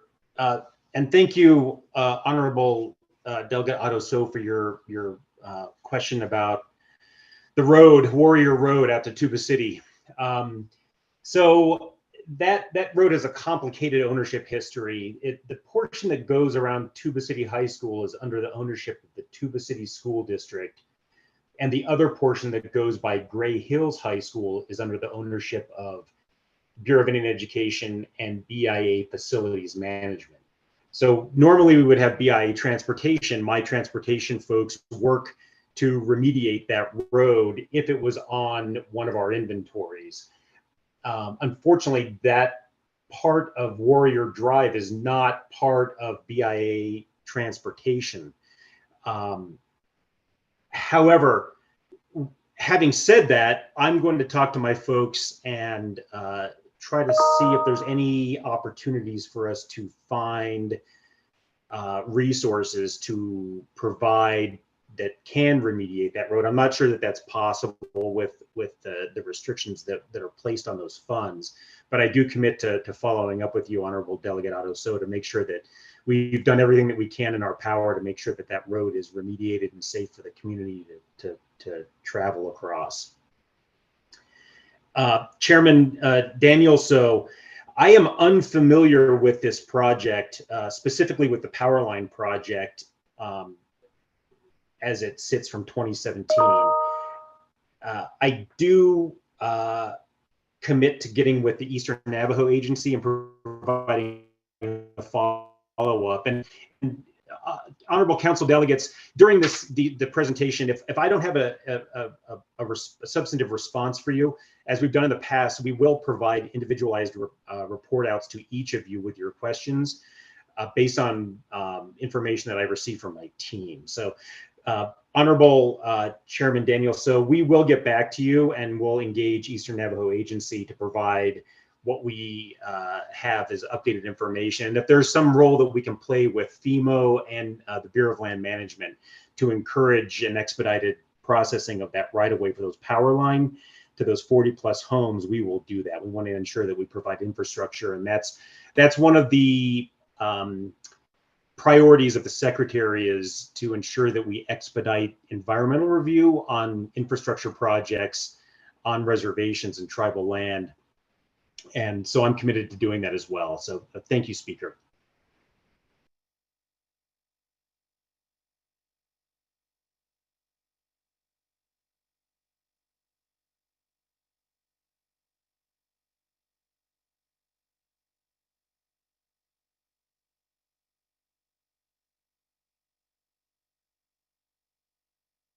Thank you very much, Mr. Mahoja. That, colleagues, I'm going to go ahead and go back to the floor. I do have Honorable Elmer Begay. Thank you. Honorable Elmer Begay. Honorable Otto So. We did look on the video and took that into consideration. You have 11 seconds on reserve time. Honorable Elmer Begay, floor is yours.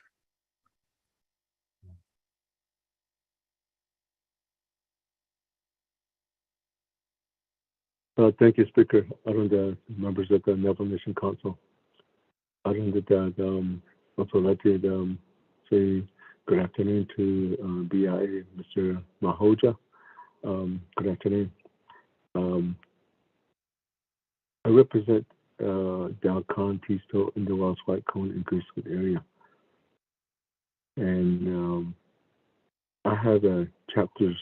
I have 3 certified chapters and 2 that are non-certified. And as far as I know, that they all have a new equipment, and they range from a backhoe, grader, and front end loader they have. And they even have some trailers, and even have some water trucks that are particularly new. And today, as we all see that we went through this pandemic, and I believe it's lifted now. We're in endemic, but as far as I know, that there's about 4 branch of roads departments that we have on the reservation. So there's BIA, and then there's NDOT, and then we have counties, and then we have chapters. And so I was always wondering about this the work that we're doing, and then there's a lot of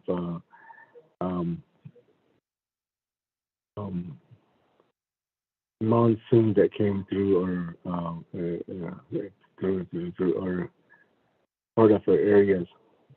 So I wanted to know that how are all these roads, who's in the command or who's leading all this to how we can coordinate this. And we know that one branch or one road department cannot do all the repairs, and we have expertise that's out there, and we wanted to know that how well are you working with the Navajo Nation Department of Transportation, and then as far as with the counties, and then as far as with the chapters. And with chapters, they have, like I said, that they have a brand new equipment, but we know that we don't have operators. I'm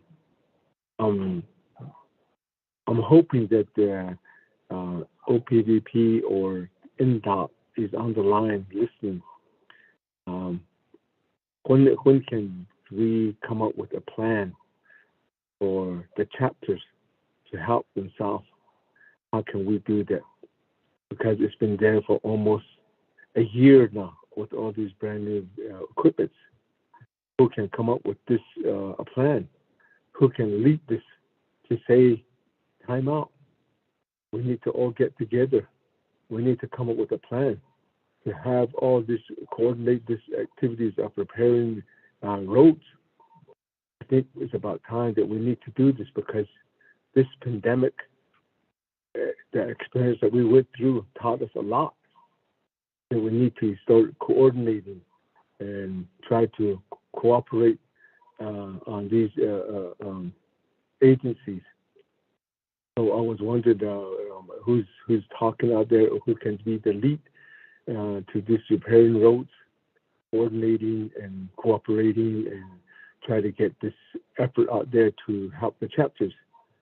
They're out there right now. I'm pretty sure that they know that how can we do this thing to help the chapters. Each chapter has all these equipment, like I said. That they're just brand new out there, and people are every day they say a lot of things about it, what's going on. There's a lot of this equipment that's just there. So I think we need to start thinking about this. Who can lead this? How can we do this? So that will be my question. Is there any plans out there how we can coordinate that? So that will be my question, Speaker. Reserve my time. I reserve your time at 6 seconds. Moving on down.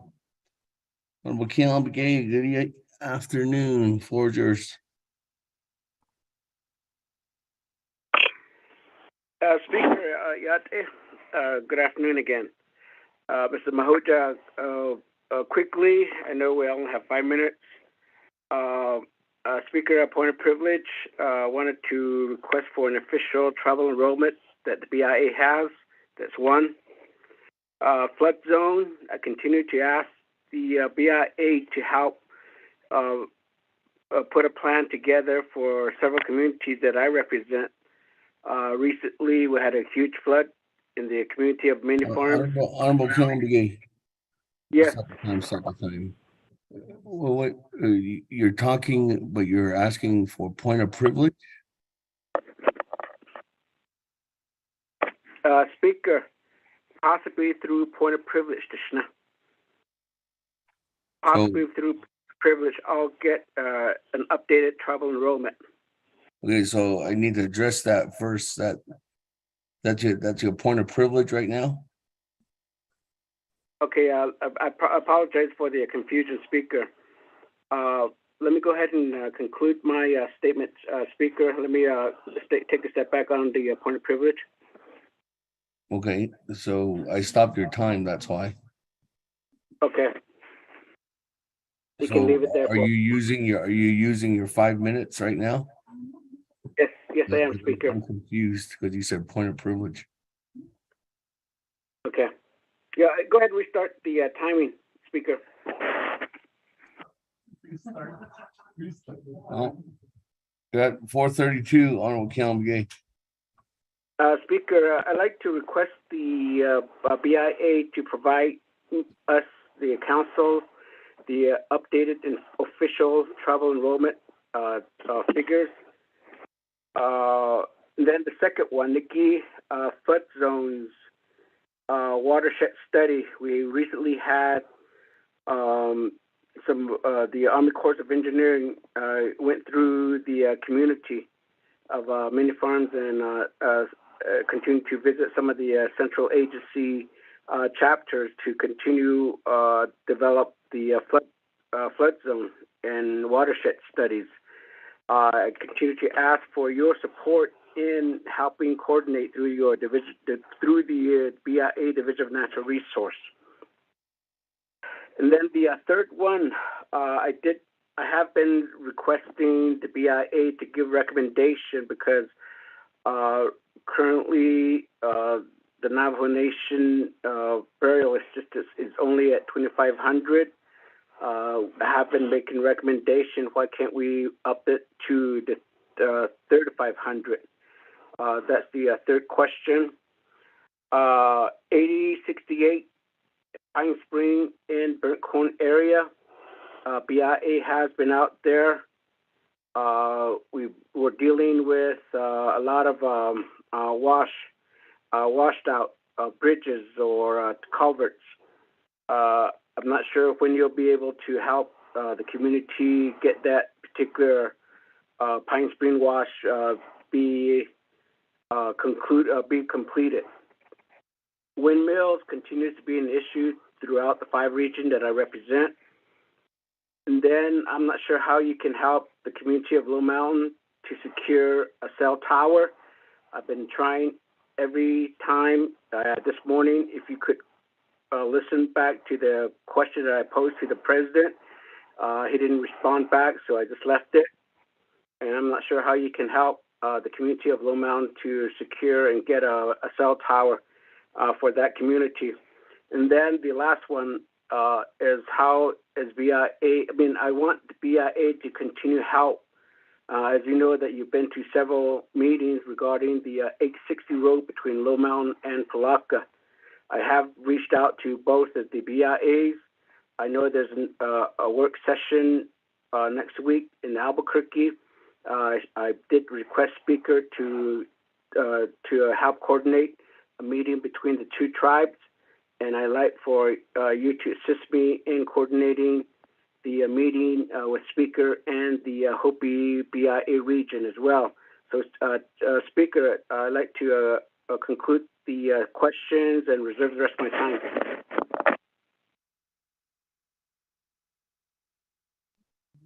Reserve your time at 1 minute and 33 seconds. Let me go ahead and go back to Mr. Mahoja. Where's yours?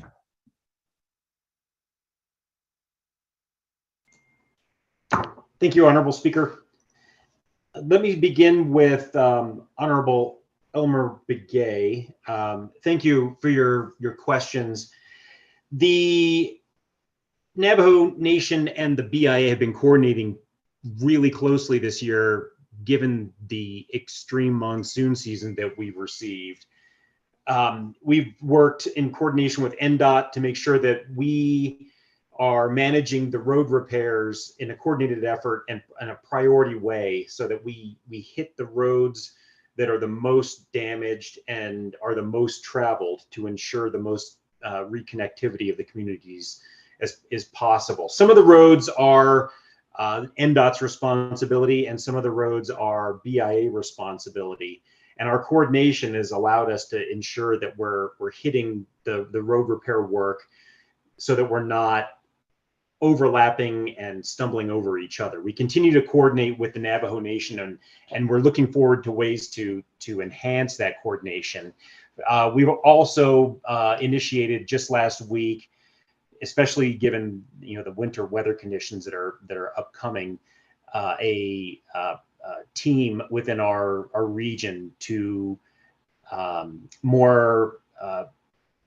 be more focused on that coordination to ensure that we have a plan in place, that we communicate that plan with NDOT, that we have a communications protocol that we can address. We get a number of emails about road conditions from council delegates. Kealan Begay has been very vocal and frequent in his communications, and that's something that we've really benefited from. It helps us understand the conditions on the ground, understanding also that sometimes when we go out to these areas, we can't do work until the ground dries a little bit. It can be very dangerous. It can be very muddy.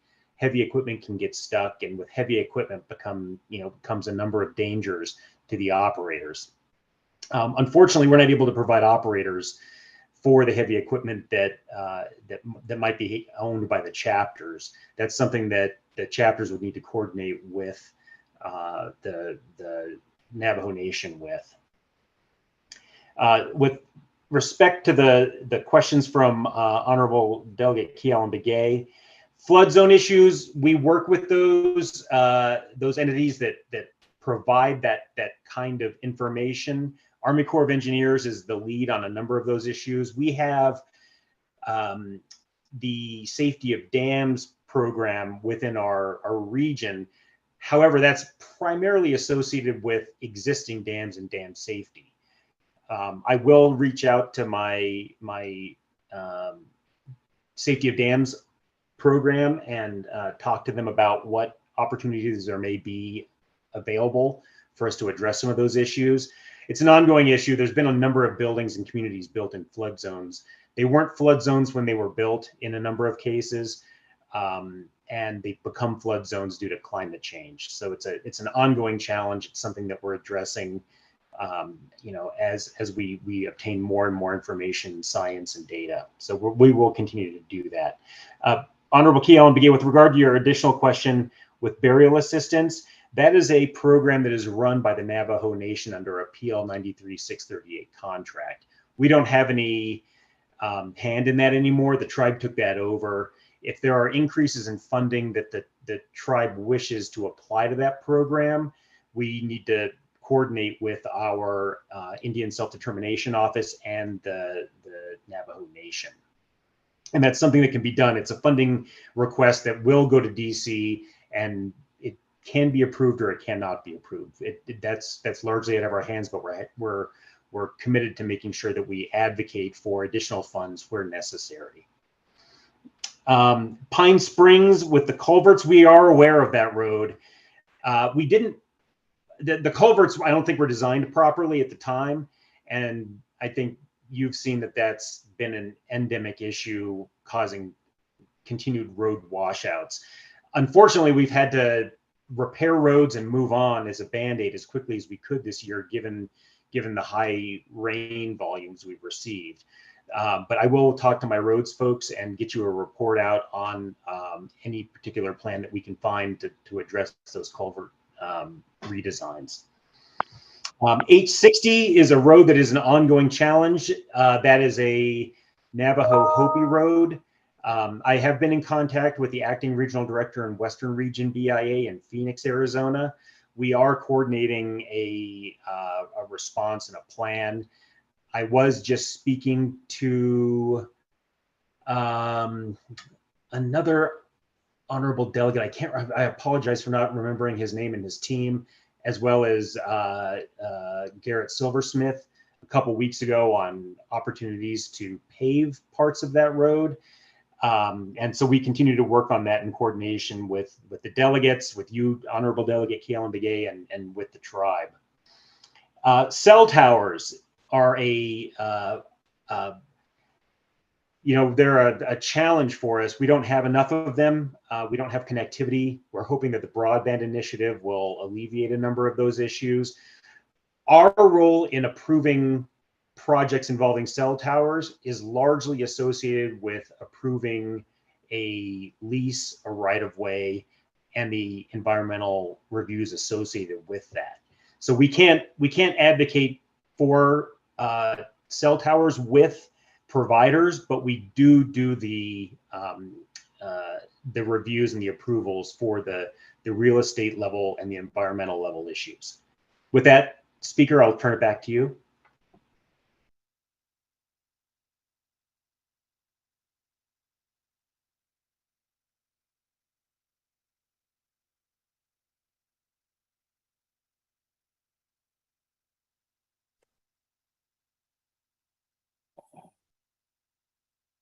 Thank you very much for that response, Ms. Mahoja. Let me go ahead and go back to the floor at this time. I do have Honorable Jimmy Yellowhair. Honorable Yellowhair, floor is yours.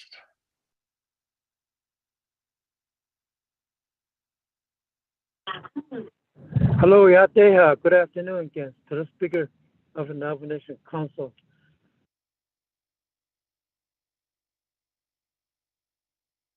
Coming before Navajo Nation Council, yeah.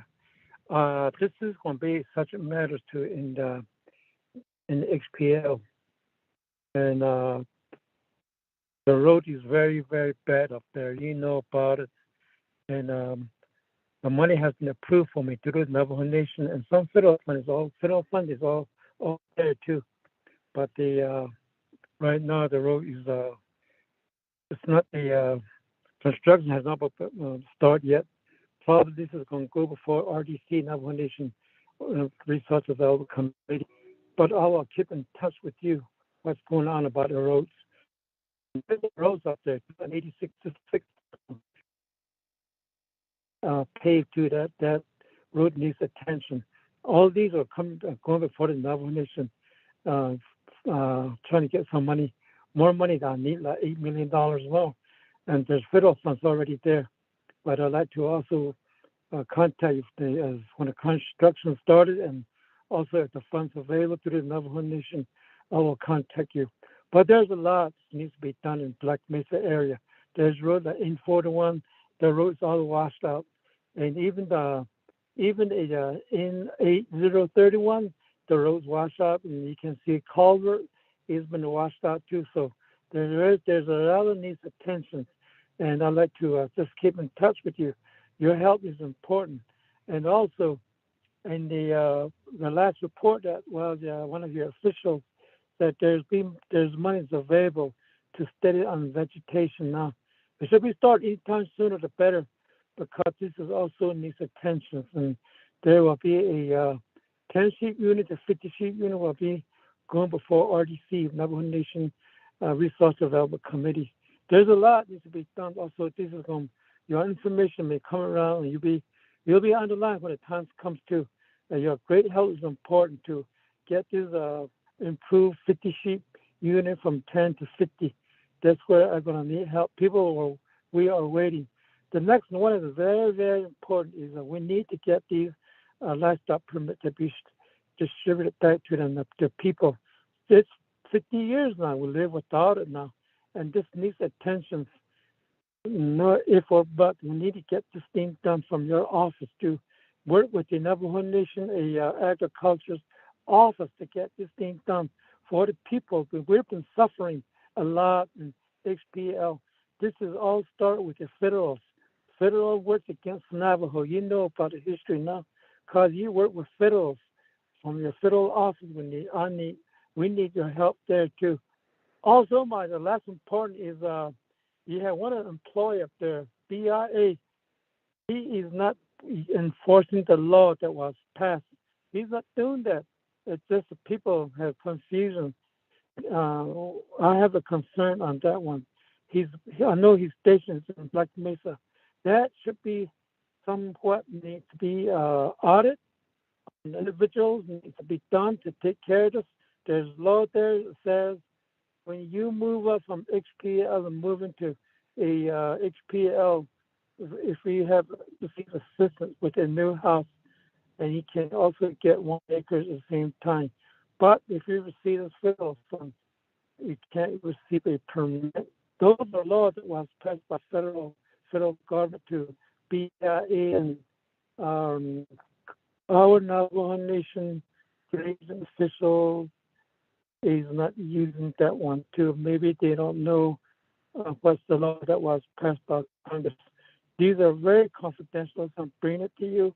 Your great help is important, Ms. Mahoja. So this is Delegate Yellowhair. Thank you very much to hear my concerns. Thank you very much. Reserve my time that's available. Yeah.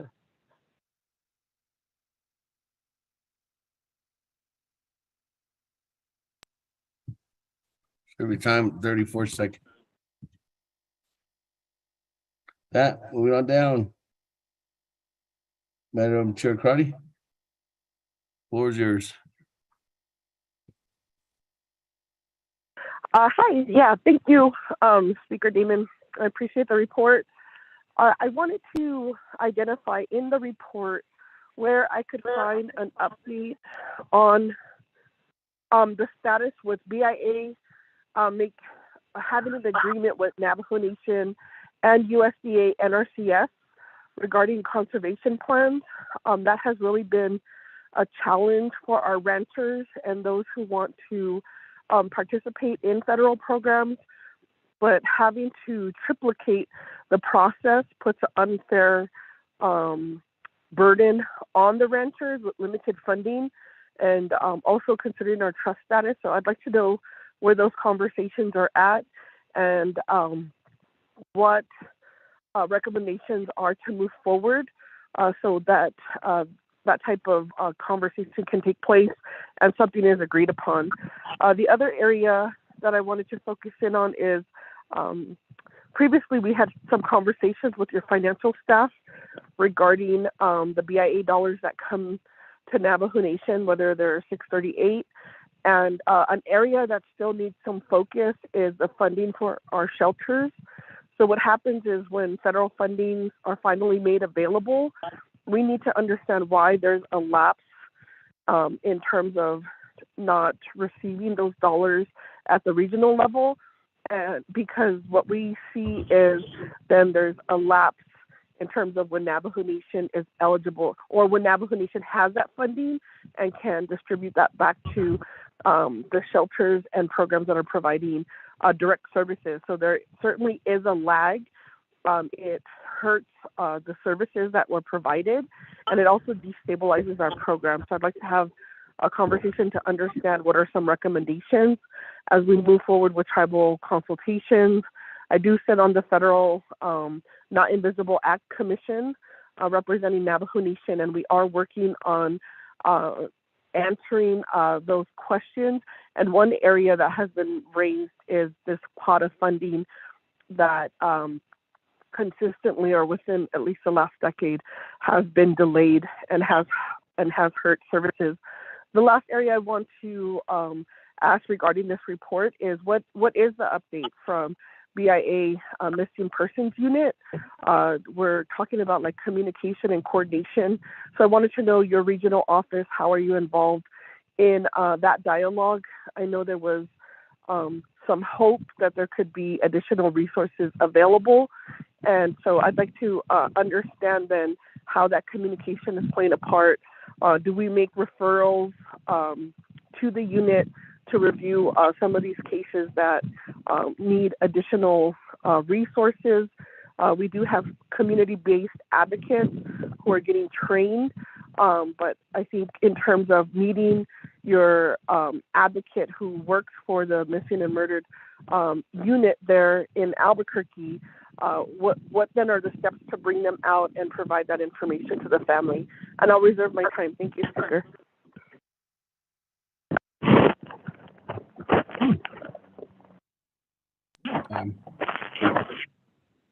At 1:38. Reserve time, Madam Chair.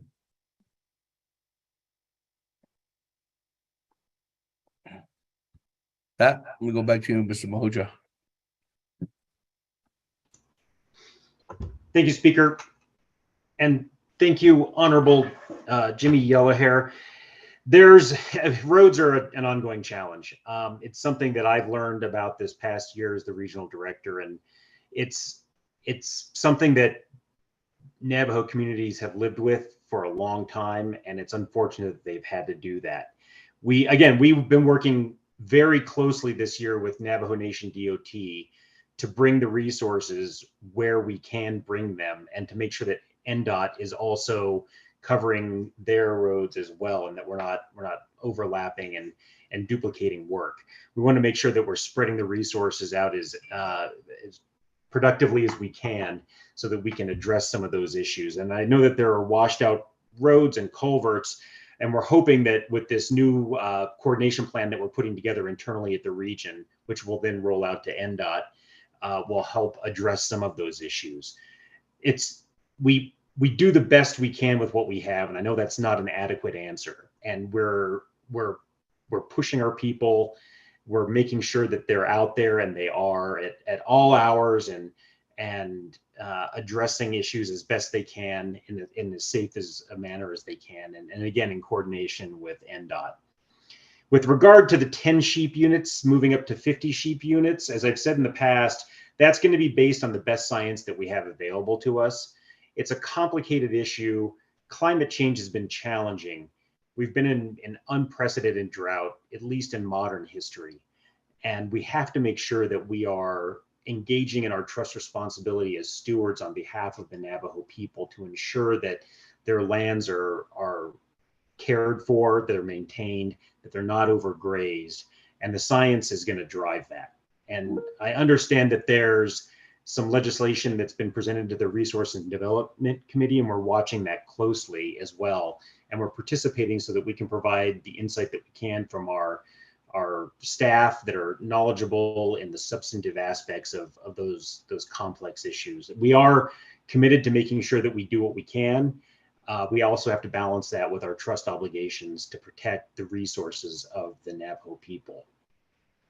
With regards to the enforcement issue, I'm not sure about what that is, but I'm happy to have a conversation with you, Honorable Delegate, to flesh out what the concerns are and help me make an inquiry into those issues and make sure that enforcement is being carried out according to the law, rules, and regulations that govern those issues. So if you'd like to reach out, we can schedule a meeting and talk about those issues and try to address them with you as best we can.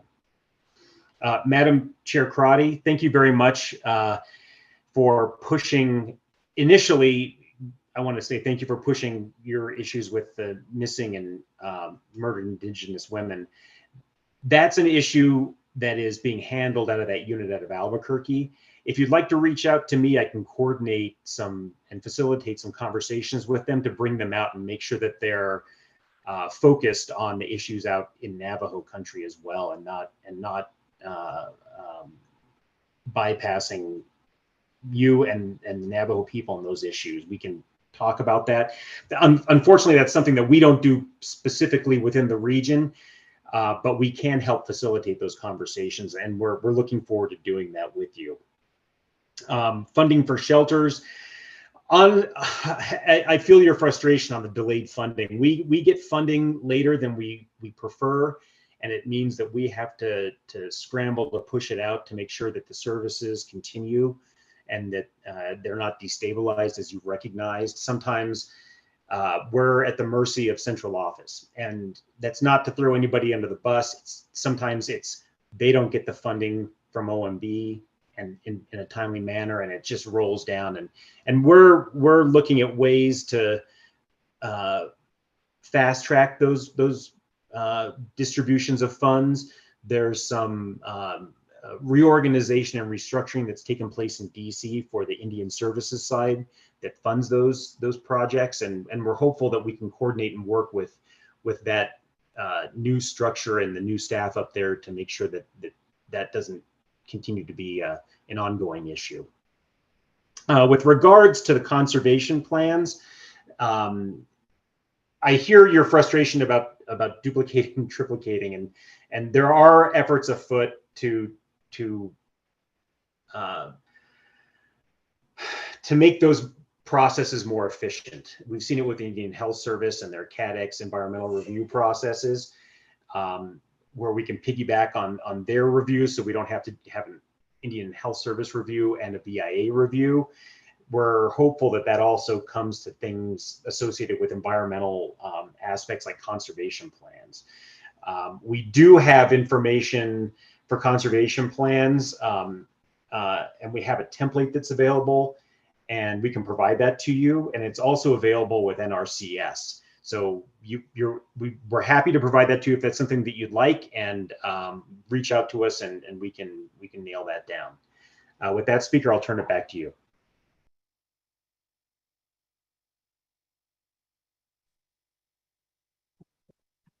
Thank you. With that,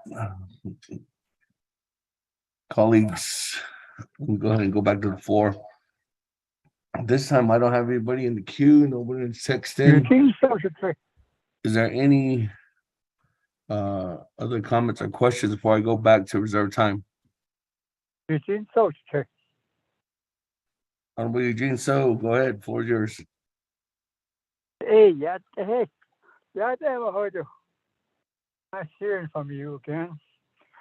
Don't be scared. This is Eugene So from Trinity. All I want is my land. I'm not going to get my land so I can start developing it. A virgin land that's on top of the Holiday Inn. They've been working on it since 4 years. And then the council delegates before that. All they want is just that little piece of ground so I can put some stuff on it. In regards to the conservation natural resource within the agency down in Chinle, regards to something that really needs to be understood by the president of the Navajo Nation and the Resource Development of Navajo Nation and District Grading Committee. I have informed them before I left. You had to make a decision, a strong decision between grazing permit and to be that grazing permit to be for only one person, or have to make it into a conservation plan where it can be a family plot. Because conservation plan is from the off the reservation. It only takes that for ranchers outside. We don't live that way on the reservation. That needs to be changed, maybe congressional, etc. But this is really the one hurts. This is the one that's hurting the Navajo Nation. That's why we have a pile of complaints in the court system, because one person says no to everybody else that, or their siblings or their grandparents or their grandkids, because that person now knows my name is on this and nobody's got to do with it, nobody else. Before the permit was given back in the 40s, somewhere there, they thought it was a place for them to live on where they came back from the long walk when they went to Fort Summers.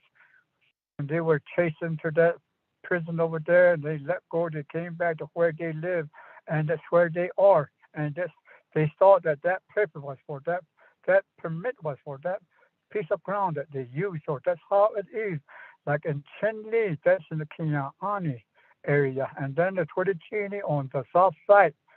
So those plans is how we understood the land before the permit. So the just thought permit was for that plan system. But that needs to change, or else we're going to be fighting each other later on when nobody else is going to own a piece of land where they might live or bring up their kids. As you all know, when I go down from Burnside back to Chinle, there are a lot of areas where you can see lights about maybe so many miles apart. And those lights where those people live in there are planned. They have their own business site, their own housing area, their own gardening, their own churches, etc. It's like a small town that's there. They're developing. That's how the land is. We need to understand that. We need to change, or else we're going to go to war on the Navajo Nation in regards to that. So Navajo Nation and our government and the BIA needs to understand we don't live the way the Western world lives outside, because over there, ranch is the one that, and that ranch is only for livestock, and the livestock is only for eating, to go to the market for us to eat. That's the only purpose. But on the reservation, it's different. That's the only land that we have. There's nowhere else to go. So that's the point regards to conservation plan. And you can't put a conservation plan on it if there's no boundary. And then that boundary, the people's going to say that's my boundary across the other, somebody over the pass of another Hogan. And then the other one's going to say to the other side of the Hogan. So there's no more imaginary boundary these days because of the grazing permit. So we need to understand. I don't know if when I can sit down with you. I think my LDA sent a memo to you in that regards. So I haven't seen anything yet. And then the Fish and Wildlife don't have a tally sheet they own the land. I don't know why they had to own the land, because the Navajo people owns the land, not the fish and wildlife or the forestry. I don't know how the forestry got the land withdrawn without the consent of the people that are using it also. So this is a big thing that we did wrong, because now people hate each other because of that. And then the cattle is not being fenced. They're walking all over the place. There used to be enforcement when they have agency superintendent. The superintendent will tell you to come in with a permittee if he has or she has over the sheep unit numbers. So then another thing for the last one is the range utilization study has never been made for so long. That one's supposed to monitor the permit to add or subtract. I got more. Somebody can give me time. Thank you. All right. Thank you, Honorable Eugene. So time. That. Any other comments or questions, colleagues? Or go back to reserve time.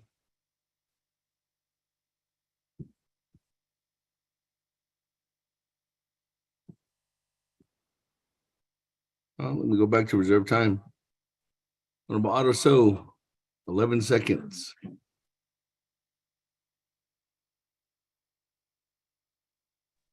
Okay, thank you very much, Speaker. The other is the secretarial order there in Tuba City. We know that BIA's position was that the secretarial order was tribal trust land, and just need a direct collaboration from the Bureau of Indian Affairs and with my chapter in Tuba City, so that a formal planning and zoning could be done in that region, and to address the environmental cleanup that the Bureau of Indian Affairs needs to continue to complete. Thank you. Thank you. Moving on down, Chairman Daniel So, 12 seconds.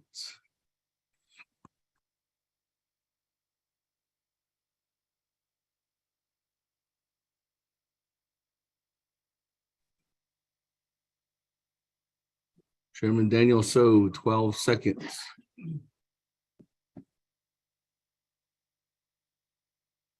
Going twice.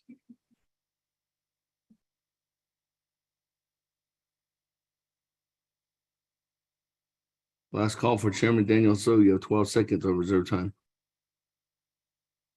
Moving on down, Honorable Elmer Begay.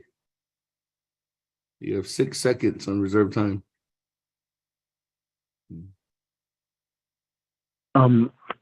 I just wanted to ask if there's any coordination plans with the chapter, how we can train them. That's my question. Thank you. Thank you. Let me go back to Mr. Mahoja. Mr. Mahoja, the floor is yours. Thank you, Speaker. I appreciate it. Honorable Eugene So, yes, I hear your frustration on the conservation plans and how they work and they don't work. I also hear your frustration on the fencing issues. We hear about fencing issues. They're an ongoing issue. It's almost like playing whack-a-mole. We have our teams go out, repair fences that have been cut, move animals back into the areas they're supposed to be in, and move on to the next cut fencing area, only to have to come back. It's like painting the San Francisco Bridge, right? Once you get to the end, you got to start all over. So we continue to look for new strategies to address those issues. It's an ongoing issue. We appreciate hearing from the communities that are affected, so that we know where we have to place our resources and where we have to focus. We have engaged in a study to determine whether or not it would be prudent to staff the other BIA agencies with full-time superintendents. That's an ongoing study. I'm not sure whether we'll get the funding to be able to staff those positions, but it is something that we're working on strategically in order to bring leadership to the local level. And we hope that we're going to be able to bring that to closure. It's something that is still in a very preliminary stage, but it's a strategy that we endeavor to further so that we can try to address some of these issues on the ground, right? That's part of the problem is we don't have local leadership out there who can address some of these enforcement issues, who can address some of the permitting issues, some of the grazing issues. And we do want to make sure that we provide opportunities for economic development. And we want to make sure that the plans that we have available to us address those issues and bring opportunities to the Navajo people so that they can have development on that land. Some of that might require congressional attention. This is kind of the time to do that right now. I can't say more than that because I'm prohibited from lobbying on behalf of anybody, including the tribe. And what I'm doing is not lobbying as much as it is laying out opportunities and strategies that might be available to the tribe. So with that, yeah, there are some changes in permitting that need to take place. There are restrictions at my level that prevent me from doing more than I would like to. And again, those are probably going to require congressional activity and something that might be an opportunity for the council, the delegates, the office of the president and vice president to be able to explore. Honorable Delegate Otto So, Tuba City has been something I've been pushing since the day that I first took the reins at the region. It was something that my boss, who was the predecessor regional director, also focused me in on. And we've been working diligently to try to move that forward. It's a challenging issue. And right now I can tell you that a number of issues associated with that secretarial order and some of the planning and zoning and environmental cleanup issues are a combination of with the solicitor's office, our attorneys for review. We've been making sure that we've engaged them so that we make sure that we're walking the right path. Other issues involving environmental cleanup require, a number of different studies that we have to seek funding sources from, and those take time. And I understand that that's frustrating, and we're moving quickly on that and some other environmental cleanup issues on Navajo that have been brought to our attention early on.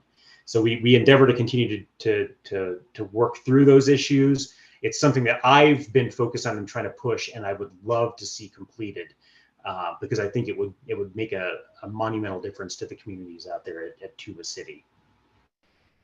With that, Speaker, I'll turn it back to you.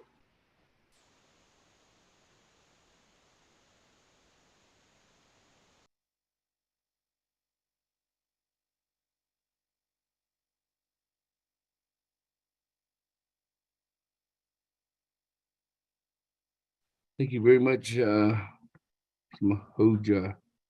Let me go ahead and go back. I was on reserve time. So, Che, Honorable Keon Begay, floor is yours. Yeah, 1 minute and 33 seconds. Speaker, Mr. Mahoja, appreciate the response, but I do believe I just want to be on record that a lot of these information that I've requested for lies within the Navajo Nation administration, especially the executive branch. So I have been and will continue to seek information about all the information that I have asked for, even though I will not be able to get any response. Some of these requests were by statements in writing, but none has been done. Even sending information to the Department of Justice, sending information to our legislative council, sending information in every department that I would believe that would help in getting all these services to be available for our Navajo people. I mean, that's what it's for. But if there's a lot of areas that are not being addressed, I mean, who is there to be able to address a lot of these issues? Talking about the roads, talking about the cell towers, talking about fundings, talking about, natural resource, and so on. You're there as a trustee and benefiting and overseeing the Navajo Nation between the federal government. But yet, a lot of times, it's just a matter of the statement to say that, well, it's the responsibility of the tribe. So if the tribe is not able to do or address a lot of the issues, I mean, who and how can we be able to do more to get a lot of these issues to be resolved? So I'll continue to work with you. I appreciate some of the responses of your programs, but nonetheless, I'll conclude my statement. But Speaker, I'd like to ask for a point of privilege as regarding the census data. Okay, thank you.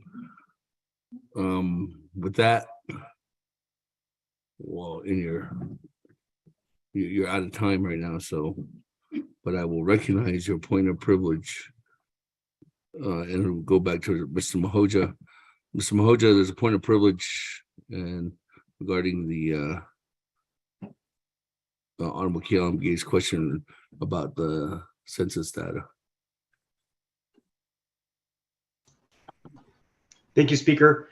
And thank you, Honorable Keelan Begay. I look forward to working with you as well. And I understand the frustration that you must be feeling with not getting responses from other executive branch agencies. And I wish I could help with that. I'm not sure that I have, I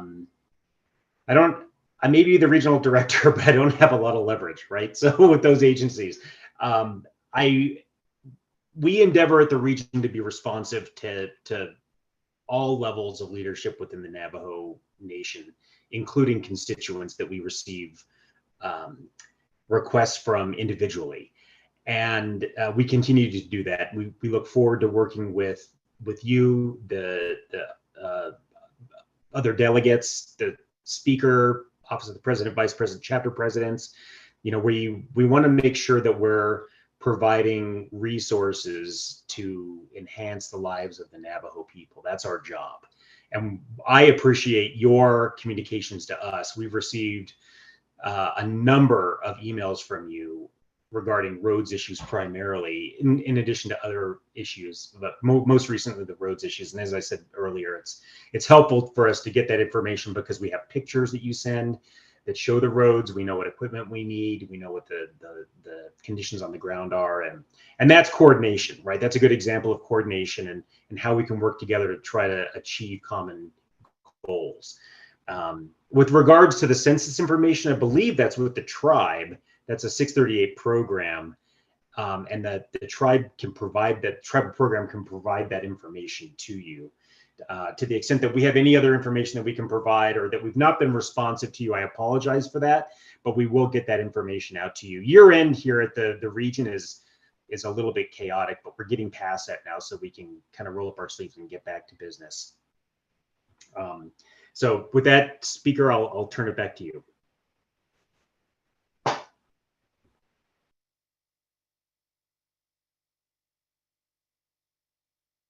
Thank you very much for that. We go ahead and continue on down on reserve time. Honorable Jimmy Yellow here. You have 34 seconds. Thank you very much, Speaker. Thank you, Mr. Mahoja. Thank you very much. You understand the issue. We'll set up a meeting with you, myself and your team and BIA. Thank you very much. Come before the Navajo Nation Council. Speaker. Yield my time. Thank you.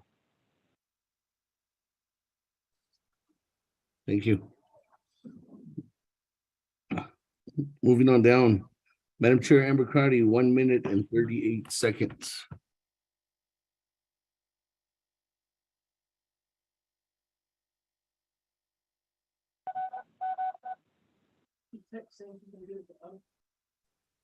That Honorable Otto So, Madam Chair Amber Cardi is delegating the 1 minute and 38 seconds to you. You accept? Accept, Shananda. What's yours? Thank you very much, Madam Chair, Cardi, for the time. Mr. Mahoja, I really appreciate the dialogue pertaining to the responsibilities that the Bureau of Indian Affairs has in Tuba City and their cleanup needs and the road issue that they are obligated to and For years, I've been trying to get BIA to move on this, and I appreciate the response. I look forward for the more collaboration with the Bureau of Indian Affairs directly to the chapters. The other is that without of this dialogue, I don't want to be the middleman to continue to bring BIA to the table. I really would like for your office to have a direct dialogue with the chapter. My chapter is a certified chapter, and they shouldn't be asking. The Bureau of Indian Affairs should be over there providing a report on their areas that they take care of the O&M pertaining to the secretarial order and pertaining to the road that has the responsibility of the facility management, which is under the Bureau of Indian Affairs, and you're trying to push it off to another agency. The other is the legislation 0199-22. You've probably seen that legislation going through to recommend, it's just a legislation recommending 50 sheep units. But how would this impact the current sheep unit that has been reissued and the public hearings that has happened with the Bureau of Indian Affairs pertaining to MPL? Well, this legislation halt the reissuing of those grazing permits in MPL. Thank you very much. That, we go back to you, Mr. Moja. Thank you, Honorable Speaker. And thank you, Honorable Delegate Adoso. And I hear you loud and clear now that you don't want to be the middleman between BIA and the chapter. And we will take that to heart, and we will develop a protocol of speaking directly to the chapter and provide you updates as we work and coordinate with the chapter leadership. With regards to the 50 sheep units under that legislation and how it might affect the current sheep units for NPL, I don't know the answer to that yet. We're going to have to take a look at that and have a more in-depth discussion with our team to determine whether or not there is any impact at all. But we will be focused on that now that you've brought it up, and we will be taking a look at it. And with regards to the statement by Honorable Delegate Jimmy Yellowhair, I look forward to the meeting with you. Look forward to working with you some more on those issues, and reach out to our folks, and we'll schedule a meeting and get the right people there at the table to address your concerns and to try to find some solutions. Speaker? Thank you. Moja? Colleagues, let me go ahead and go back to the floor at this time. Any other further comments or questions before I go back to reserve time? Speaker, Vice Chair Smith. Vice Chair Smith, good evening. Floor is yours. Thank you, Speaker. Navajo Nation Council, Mahoja, and those that are listening on. I hear the same concerns, and the same concerns are right away. I haven't heard anything regarding how that's going to be presented to U.S. government. How can we, or how can BIA, knowing that they cover Navajo Nation, 27,000 square miles, and there's a lot of allottees, not only in my area, but also in Eastern Agency and other areas. And it seems like we're always at that wall where we can't get right away as quickly as possible to move infrastructure, to get projects completed. The reason why I say that is because ARPA is one of the big funds that we are wanting to utilize. Not only ARPA, but the state has also provided funding. The states are graciously saying, here, now the funding's there.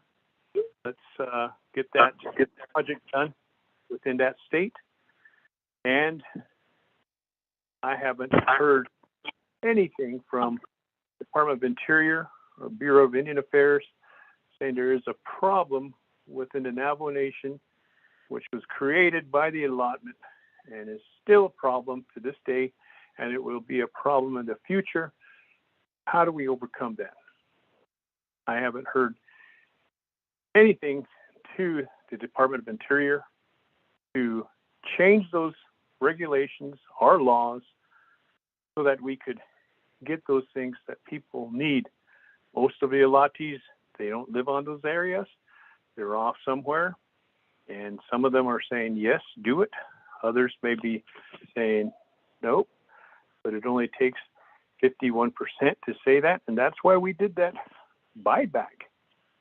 We were trying to do the U.S. government a favor by buying allotted shares so that we could be 51% and get those going. When is that going to happen? That's my question. When will that take place? That's the big stickler. And you know what I'm talking about. 9402 and other areas throughout the Navajo Nation. I'm not only speaking of 9402, I'm speaking for the folks down Eastern Agency as the Navajo Nation Council delegate. Those are my questions, Speaker. I haven't heard anything. Do we need to drop legislation? Do we need to do something in order for the federal government to review and look back and see what can be done? I reserve my time. Reserve your time at 1 minute and 47 seconds. That, colleagues, any other comments or questions at this time?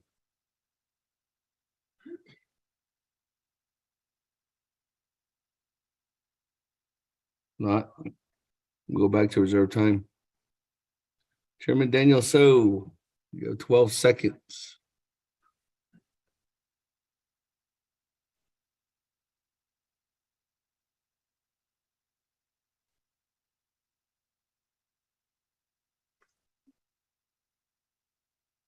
Chairman Daniel So, going twice. You have 12 seconds on reserve time.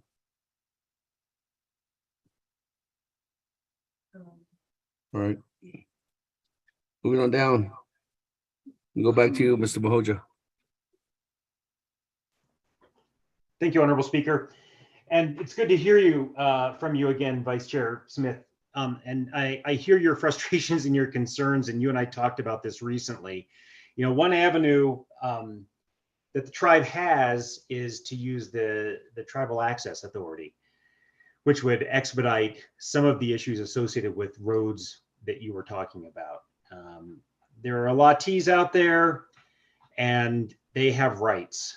And we at the region aren't in a position of authority to be able to make changes to those right-of-way regulations. I think it's something that that the administration is definitely looking at. I mentioned it earlier that we are at the regional level are tasked with ensuring that for infrastructure projects, we advance the environmental reviews expeditiously. And that means within reducing the amount of time it takes to complete those environmental reviews for infrastructure projects by a certain percentage of time. And I don't have that with me right now, but we are required to reduce those. There are still issues associated with obtaining consents. With that road in particular that you were speaking about, if the tribe uses the Tribal Access Authority, the TAA, I think that with the tribe's consent, it would be fairly easy to get the necessary consents out there. I think there are 19 allotments, and I think only 4 of them would be required if the tribe consented under the TAA process. There are workarounds. There are ways to make it happen.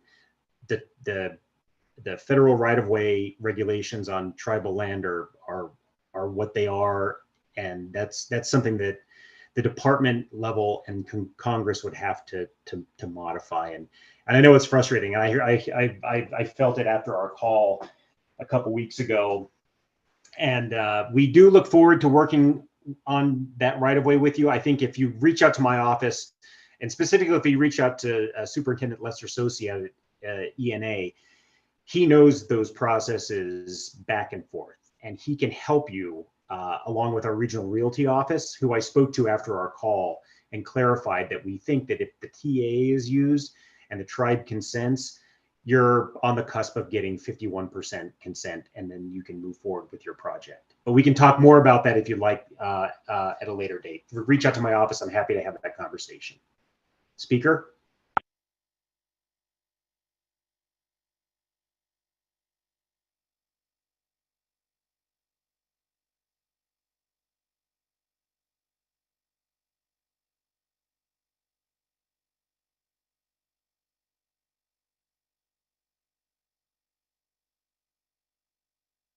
Thank you.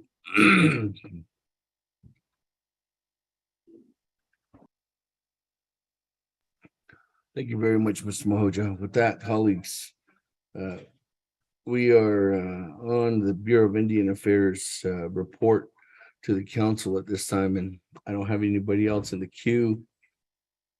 No one has texted in, but I do have reserved time. Is there anybody, any other further comments or questions before I go back to reserve time? This is Delegate Brown. Honorable Brown, floor is yours. Good evening. Oh, yeah, Speaker, out of 24th Navajo Nation Council. Thank you, Mr. Mahoja, for your report. What I want to say is, I know that my colleagues have mentioned roads, that still continues to be a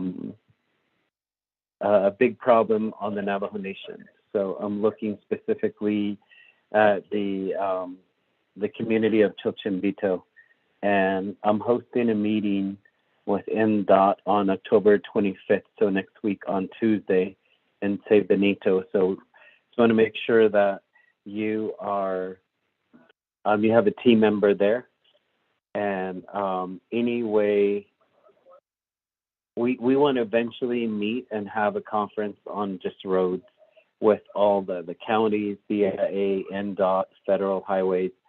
We want to continue to put our heads together, and the funding to plan on Navajo roads. It's one of the most expensive, but what are some of the alternatives that we can funding federal dollars? So that's something that I'm really interested in, is just roads for my communities of Chilchimbito, Danahoto, and Kayenta, and the whole Navajo Nation. So whether it be red dog, chip seal, pavement. So let's continue to collaborate with all, because what I always hear is, oh, that's BIA road, that's county.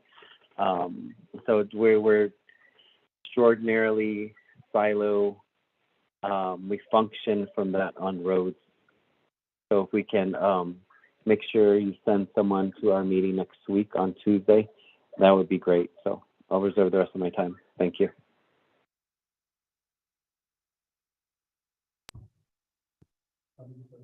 Thank you very much.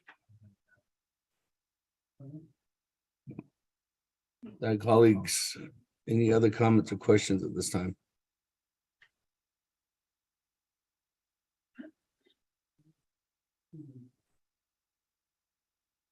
Not, we go back to Vice Chair Smith. 1 minute and 47 seconds on reserve time. Thank you, Speaker. I'll reserve my time. Thank you. Reserve your time at 1:45.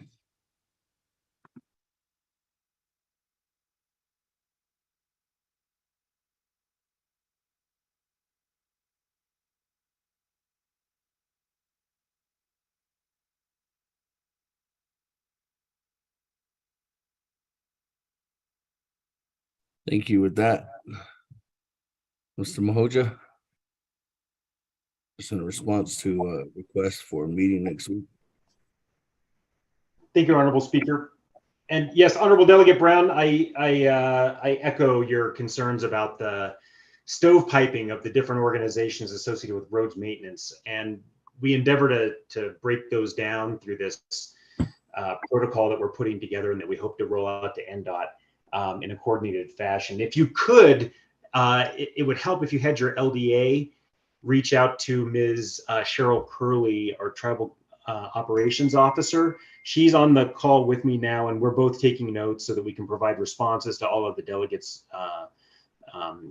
questions and inquiries and meeting requests. So if you could do that, that would be helpful to me, and we can make sure that we have somebody at your meeting. Speaker? Thank you. Everybody else in the queue? Oh no, I have Chairman Hino. Good evening, Chairman.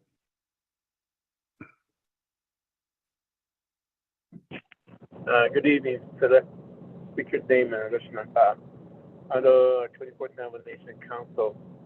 And Mr. Mahoja, thank you for providing your report and everything. I'm listening in on all the conversations that are happening, but one thing that sticks out in my on my listing is police coverage for Elmo and Tojile, and the lack of services thereof.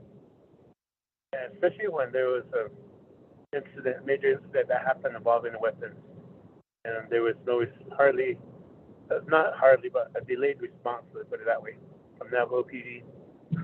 So with your guidance, Mr. Mahoja, one alternative I've been thinking about is, instead of relying on Navajo police to provide law enforcement services, maybe if you could facilitate a meeting with Southern Pueblo Agency and see what the possibility of bringing BIA law enforcement to these two communities would be like. I think BIA Southern Pueblo is just over the hill from Tojile, and we could commission them as Navajo police officers to provide services of force Navajo Nation law on these two communities. Is there my time? It's every time at 3:31. Going back to you, Mr. Mahoja. Thank you, Honorable Speaker. And thank you, Honorable Chairman Nino. Police coverage is a national problem in Indian country. I know that there are not enough officers to go around. And from what I understand in speaking to the Office of the President and Vice President, is that the pandemic really harmed our ability and the nation's ability to staff police positions and to retain police officers. And that's something that is experienced nationwide in Indian country. I am more than happy to facilitate a discussion between Southern Pueblo's agency, BIA, District 4, BIA law enforcement, and your staff. If you would have your LDA reach out to Ms. Cheryl Curley, we can start that coordination and get that discussion going. We're happy to build those coalitions. Speaker? Thank you. With that, we'll go ahead and go back to reserve time. Vice Chair Smith, 1 minute and 45 seconds. Thank you, Speaker. Appreciate that. My phone's ready to boots here, but I'll make this quick and short. Thank you, Mr. Mahoja, for reaching out and getting the Eastern BIA, Mr. Sosi, to assist, because he was saying that he has good knowledge on that. Also, on that same note with what Chair Henyo had brought forth, we're in a unique area too with new lands, and it seems like there's nothing happening over here. We're not getting any, and they're saying there's lack of officers, and that hasn't been turned over to the Navajo Nation as trust land. So maybe you could kind of explore that too on behalf of that, because they're looking at for any alternative to offset the fact that there is a need for law enforcement officers. And I do want to get with you and meet with you on that issue with 9402, if that's a possibility in behalf of the tribe, like you said earlier. And I would really appreciate that, sir. Thank you. I don't need to reserve the rest of my time.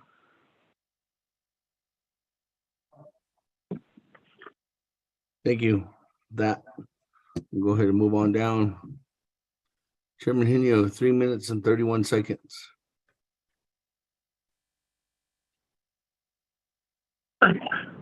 Again, Mr. Mahoja, thank you for that response, and I am looking forward to having this meeting along with the leadership at Tojule and Alamo, and hopefully it comes up positive, but we will just pray on it.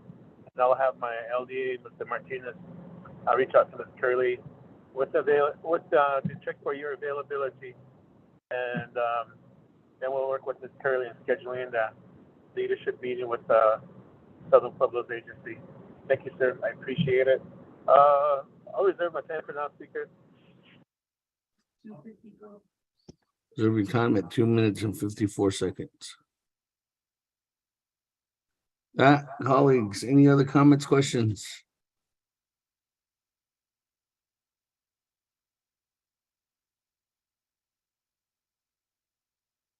Speaker.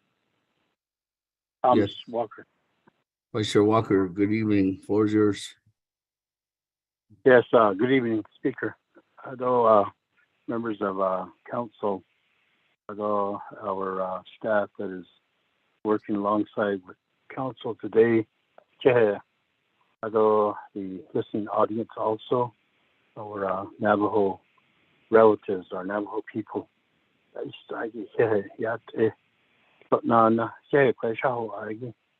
And then Mr. Mahoja, our BIA Regional Director, thank you for being on this call with leadership here, and then listening to your report, and also where we have the opportunity to ask questions and make comments on matters that affect our people, our land, our water, our trees, our roads, and many, many things here that we are all stewards of as a nation, and then, of course, U.S. government. And indeed, you are our trustee, so I believe that we have time to time, we have you in our audience, and that's appropriate.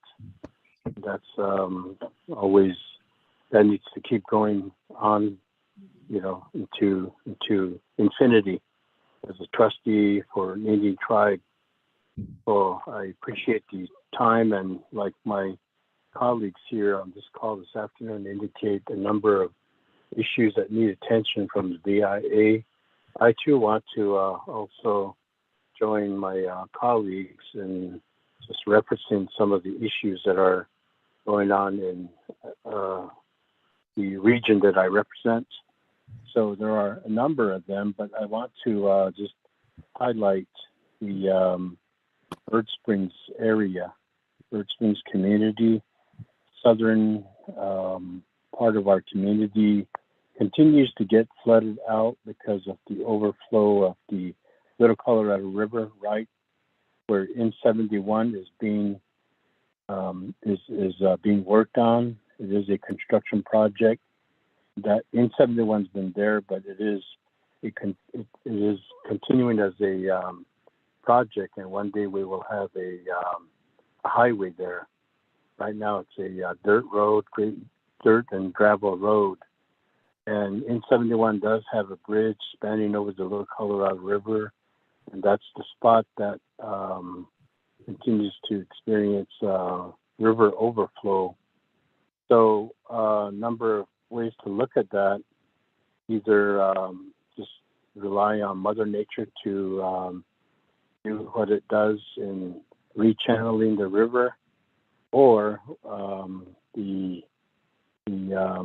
we can also make an effort to try to divert the river or prevent flooding by putting in flood controls like levees. And as a community that reaches out to NDOT, county, BIA, it is time that we also look at the other possibilities, like the bigger solutions, maybe more permanent solutions. And of course, we all know those cost lots of money, lots of resources, and so forth. It's like moving mountains probably to to address the flooding situation and to consider building levees. But nonetheless, we have to start somewhere because this is recurrent and we're not going anywhere. That location is our home and home to people in that community, and it's permanent. And it's on trust land, and river is, of course, going to be there long after everyone here, although possibly the roads and that. So I want to ask Mr. Mahoja for your for resources, for your support and assistance, mainly technical assistance in bringing about discussions that a community will have in discussing levies and flood control. So I want to put forth that request, speaker and members of council and listening audience and Mr. Mahoja. Thank you, speaker. I reserve my time.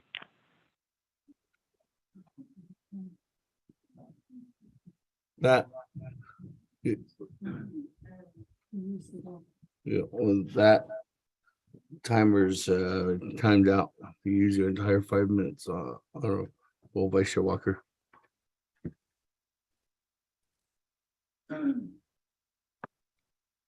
That and go back to you, Mr. Mahoja. Thank you, Honorable Speaker. And thank you, Honorable Vice Chair Walker. It's good to hear from you this evening. And let me also thank you for all of the hard work that you've allowed us to participate in. You, yourself, and Honorable Chairman Ricky Nez, all the members of the RDC have focused on a lot of those issues that are important to the communities. And I appreciate you allowing us to be available to address these issues. And roads issues are challenging. I'm not familiar with the construction that's causing the overflow on the Little Colorado River. I do agree that there needs to be a broader study and a more specific strategy to address some of these flooding issues, whether they be dams or levees, culverts, anything that we can do to protect the integrity of the roadways to keep communities connected. And that's something that I've taken notes on here and that I'm going to be speaking to my safety of dams folks with. It's possible we can also coordinate with the Army Corps of Engineers and try to bring a more holistic federal approach to some of those critical issues where flooding is taking place. I don't have any answers for you today, but I will get you answers subsequent to this meeting.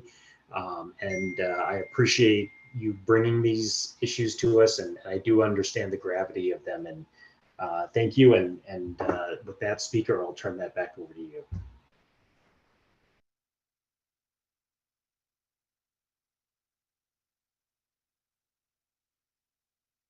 Thank you very much. That, colleagues, let me go ahead and go back to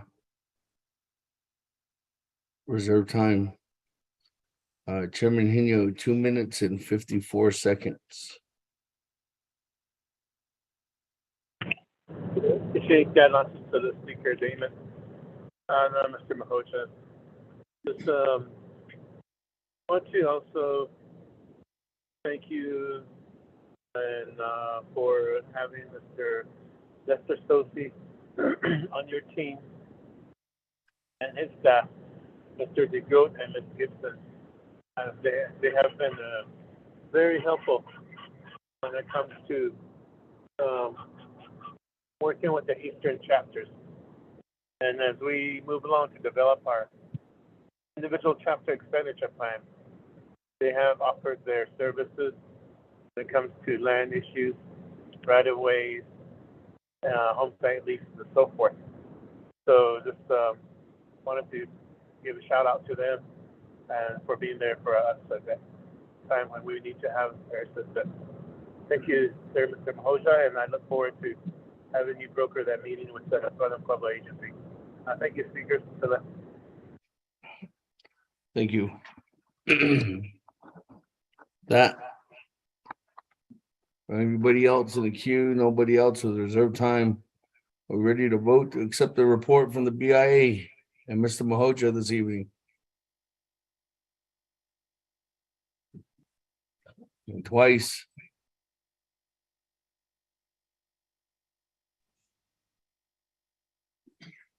Going 3 times. Let's go to the board. Good evening, beginning with Honorable Elmer Begay. How do you vote? Honorable Elmer Begay votes green. Honorable Kealan Begay Jr., how do you vote? Honorable Kealan Begay Jr. votes green via text. Honorable Paul Begay Jr., how do you vote?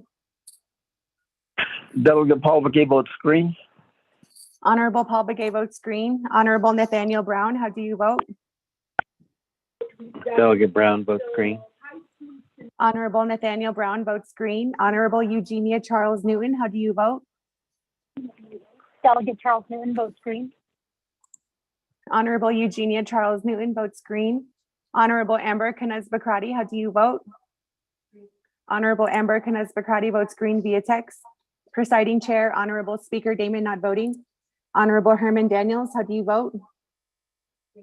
Honorable Herman Daniels votes green. Honorable Mark Freeland, how do you vote? I vote green. Honorable Mark Freeland votes green. Honorable Pernell Halona, how do you vote? Honorable Pernell Halona. Honorable Pernell Halona did not vote. Honorable Jamie Henio, how do you vote? Henio votes green. Honorable Jamie Henio votes green. Honorable Vince James, how do you vote? Delegate James votes green. Honorable Vince James votes green. Honorable Rick Nez, how do you vote? Delegate Rick Nez votes green. Honorable Rick Nez votes green. Honorable Carl Slater, how do you vote? Honorable Carl Slater. Honorable Carl Slater did, oh, excuse me, Honorable Carl Slater votes green via text. Honorable Raymond Smith Jr., how do you vote? Honorable Raymond Smith Jr.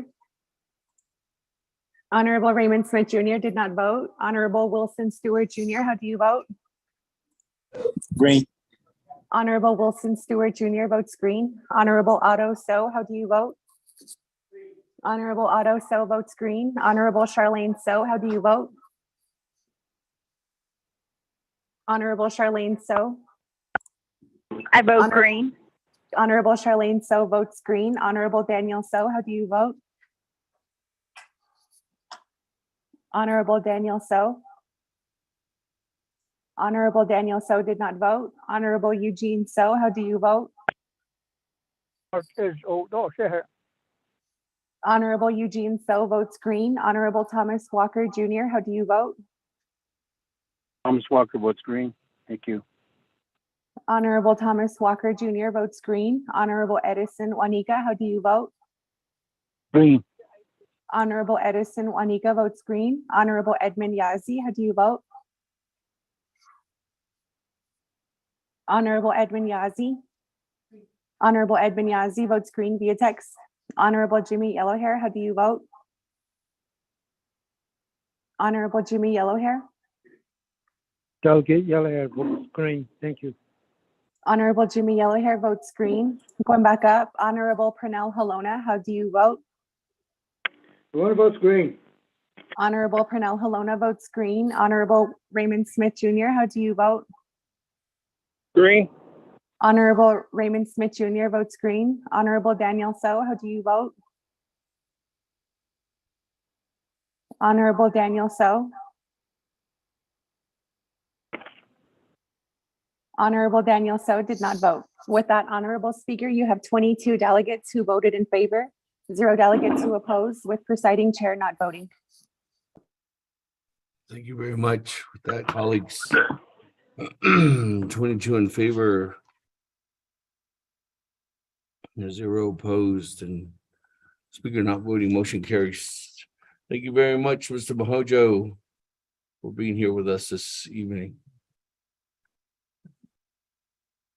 Speaker, Christopher, just finish. Honorable Eugene So. Speaker should say, I want to retire to the chapter meeting, my chapter meeting. So if you can excuse me. Thank you. Okay.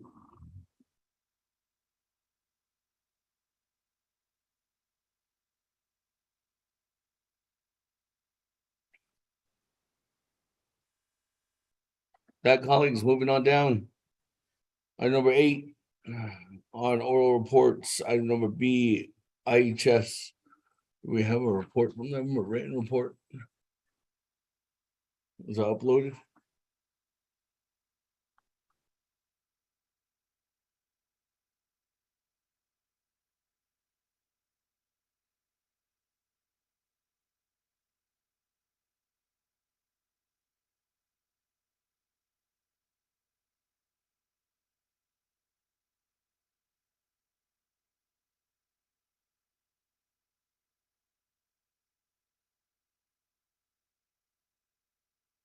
Okay, that report was sent out as a written report from IHS that was sent out at 9:21 this morning.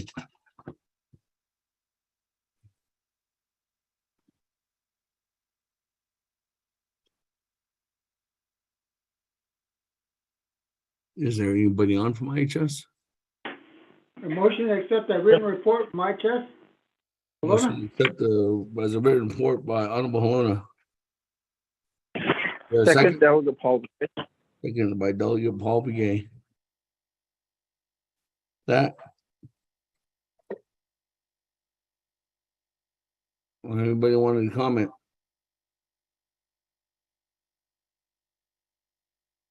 Went twice. Went 3 times. Go to board to accept the report. Beginning with Honorable Elmer Begay, how do you vote? Point of privilege, this is Delegate Crotty. That point of privilege by Madam Chair Crotty. What is your point of privilege this evening? Yes, thank you, Speaker. You did ask for comments. Unfortunately, I was on mute, and I wanted to ask, is IHS on the call? I just need to know why the amending party would want just a written report, since we're dealing from the President Nez's report was the issue of monkeypox. Speaker, so if I could get that clarification as we move forward, thank you. Okay. Clarification to the motion party. Honorable Helena, question.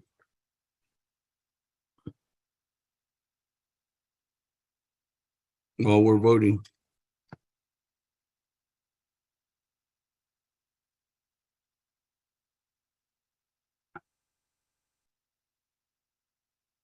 Honorable Helena. Speaker? Yes. There was a question to the motion party. Okay, do they still want to hear IHS report? Is that what the question was?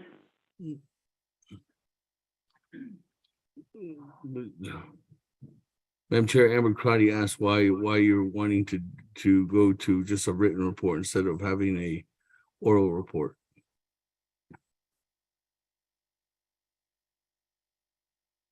That was just a question. Oh, well, right now, there's nobody online, I don't think, and then it's late, and I don't know how long that report will take. Great. Hello, Honorable Speaker. This is Captain Brian Johnson with IHS. I am online. Okay. Well, we're voting except a written report. Point of privilege, Delegate Crotty. Point of privilege by Madam Chair Crotty. While we're voting.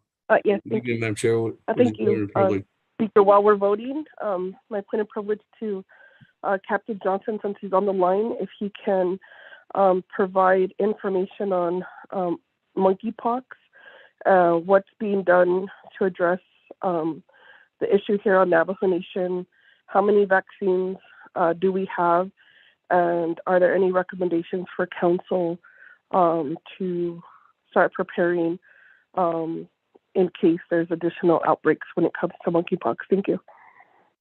Great. Since that is a point of privilege, going straight to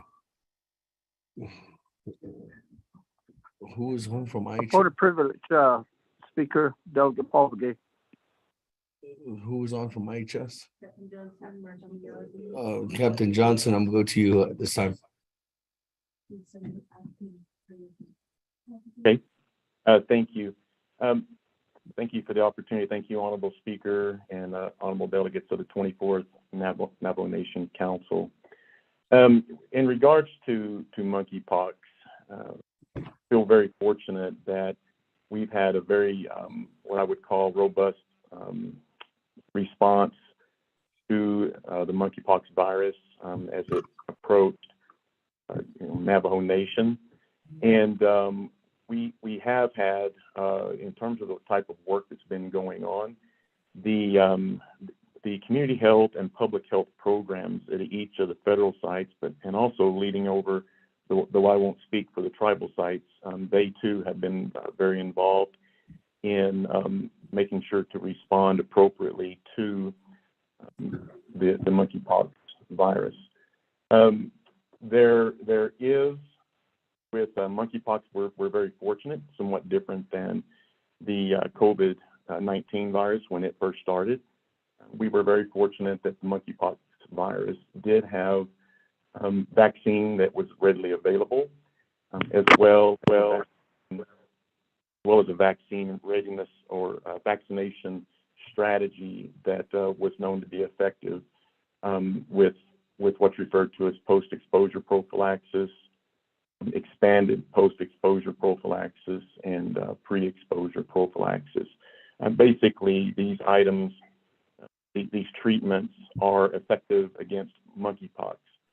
Monkeypox is somewhat different than COVID-19. With COVID-19, I think it's a good baseline to compare, simply because COVID-19, as we all know, was something that was extremely easy to transmit and continued to be throughout the pandemic.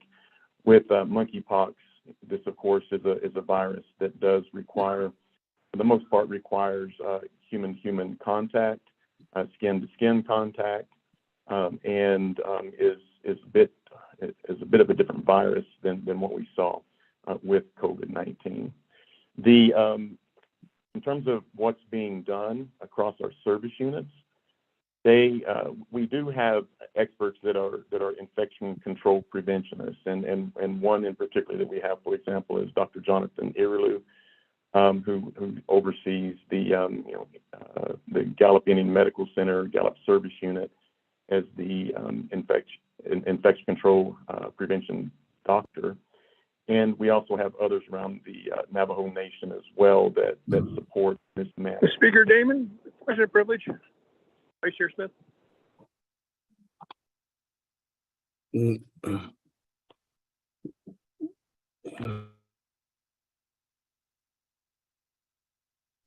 Captain Johnson, can you hold on real quick? Sure. Yes, sir. But there was a point of privilege. Vice Chair Smith, what is your point of privilege this evening? Well, we are already on a point of privilege. Thank you. The point of privilege is we're starting to go back into the report. So, respectfully, could we just have the motioning parties withdraw that, because there's going to be questions posing, and we're going to be going into asking the specifics and what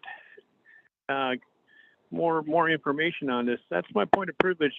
Could we just have the report done since IHS is here and get the gist of this, because people are listening and they want to hear what's happening out there and what's IHS doing and what the hospitals have and all that. That's my request, Speaker. Thank you. We can ask of it, but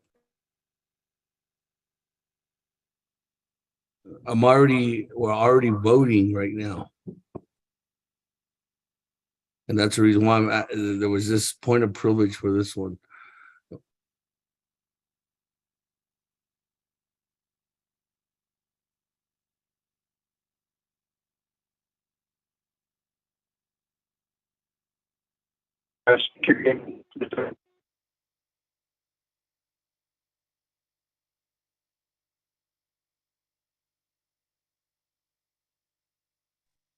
Colleagues, we're in a, Madam Chair Amber Crotty has raised a point of privilege, and according to rule, rule 11, point of privilege is adherent to be heard out, and that's the reason why I'm allowing for Captain Johnson to explain what she has on her point of privilege. If we go back, and the reason why is because I already did call for the vote. So once this point of privilege is complete, we will continue on with the vote. That, Captain Johnson, continue on. Okay, thank you, sir. So with monkeypox, there are available vaccines and treatments for this particular virus.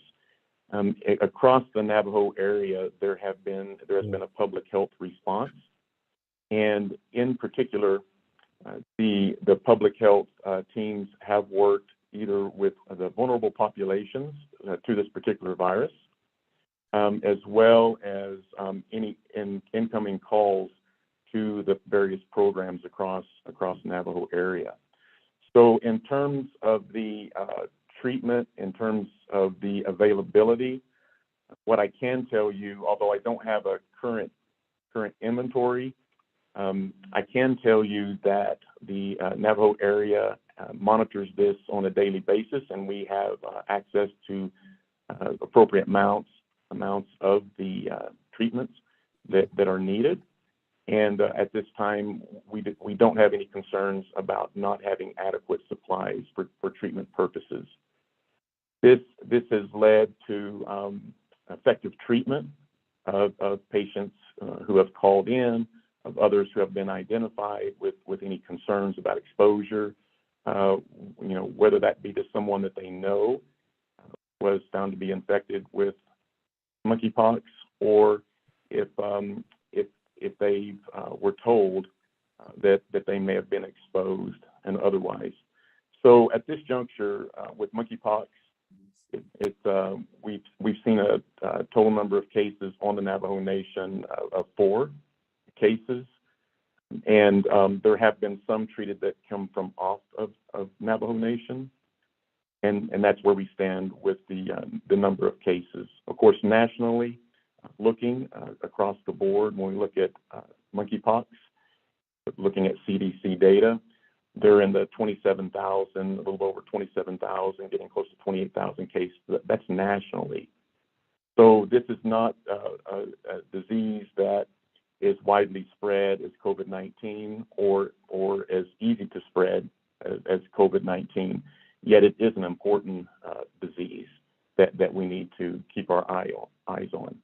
So our public health teams continue to monitor, they continue to respond, they continue to use the public health approach to the monkeypox virus, and it seems to be very effective in the work that's being done here. Quite honestly, I'm very proud of the providers, the nurses, the teams that have come together, because the quick response that was done did assist with controlling the monkeypox virus here on the Navajo Nation. I will defer back to you, Honorable Speaker, at this time, if there's any other questions. Thank you very much. With that, colleagues, we continue to vote to accept the written report.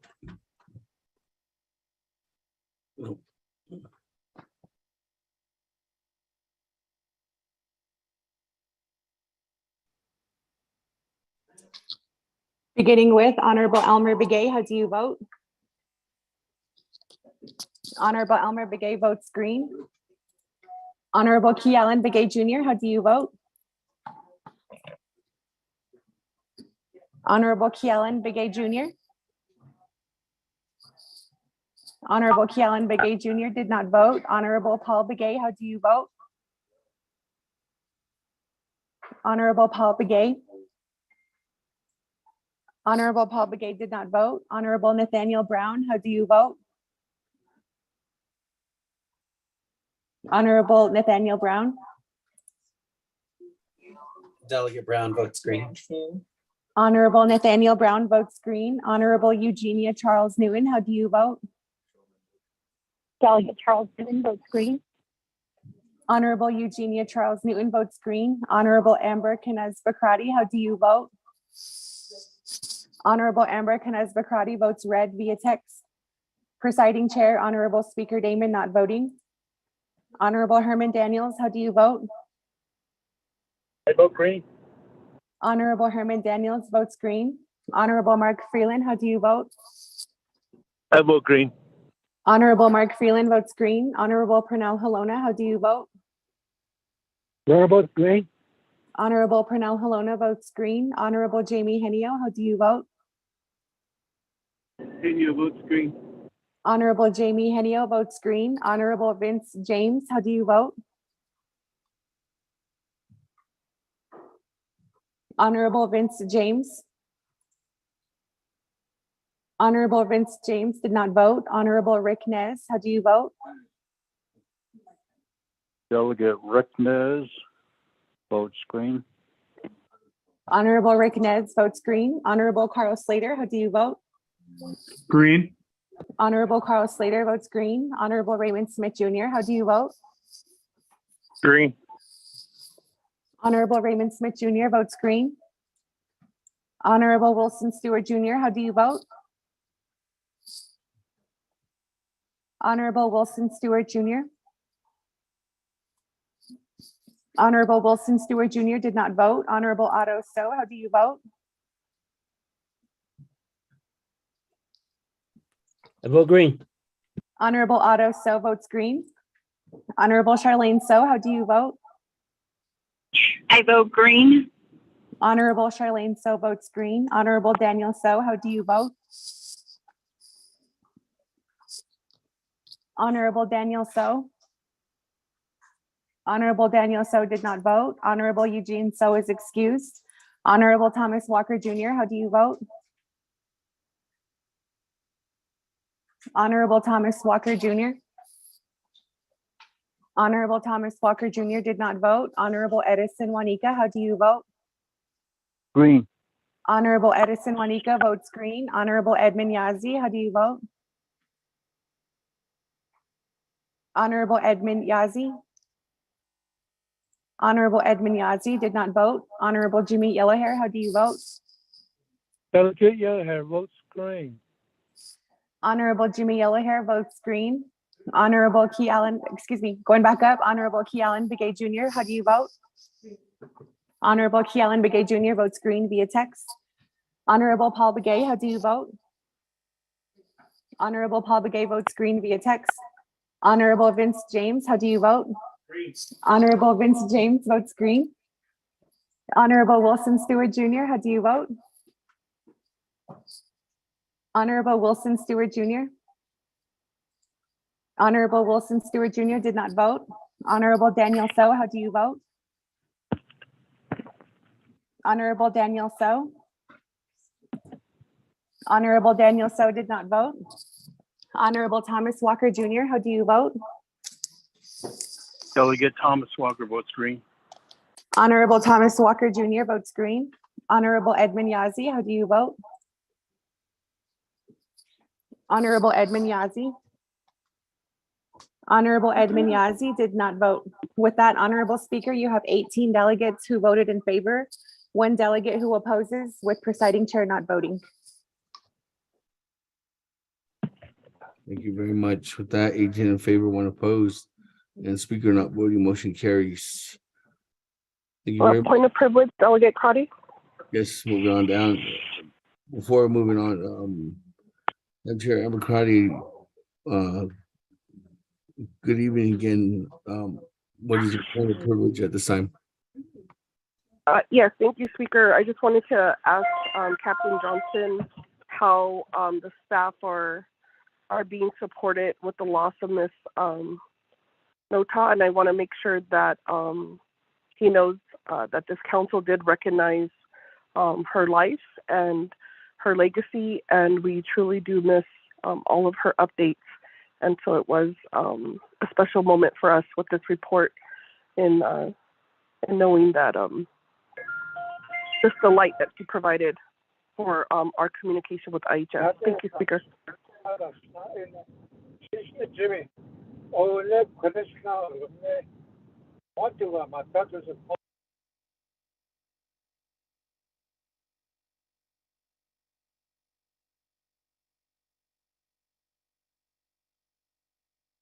Thank you. Captain Johnson, are you still there? Yes, sir. I don't know if you heard that request. Yes. Thank like you, to- Honorable Name. Sure. First, I just want to say thank you to Madam Chair Amber Crotty. It's been a huge loss for us with Miss Nota's unexpected passing. I do want to give my deepest appreciation for the Navajo Nation Council recognizing, quite honestly, a lady that was just a tremendous public health advocate and just outstanding in terms of partners and working with everyone that we work with. I worked with Miss Nota for a number of years, became very close to her, and appreciated everything about her and what she did here on the Navajo Nation. So really a heartfelt thank you to the 24th Navajo Nation Council for providing that recognition. I think very appropriate, and I will remember that for sure. So I'll in terms of our staff here, we have offered behavioral health consultation. We do have a person that's readily available with a behavioral health background, and have provided that service to our staff. But yeah, it's very, very, very touching, and we certainly from the Navajo Area Indian Health Service appreciate the kind gesture that was made earlier today. Thank you. Back to you, Speaker.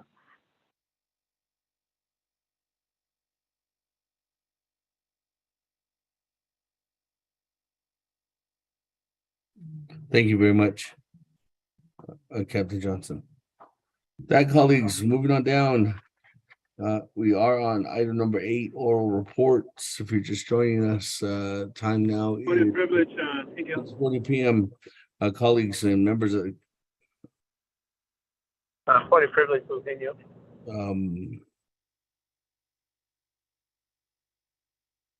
Good evening, Chairman Henio. What is your point of privilege at this time? Yeah, not to the Speaker David.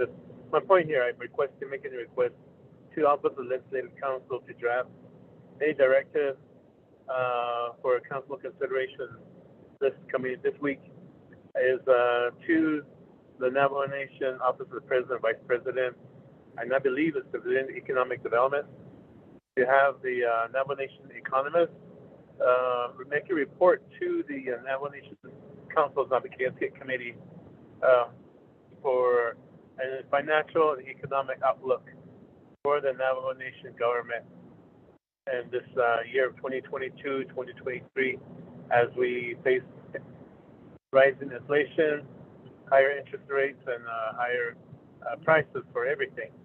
That's my point of privilege, Speaker. If we could have Legislative Council objective and introduce it this week.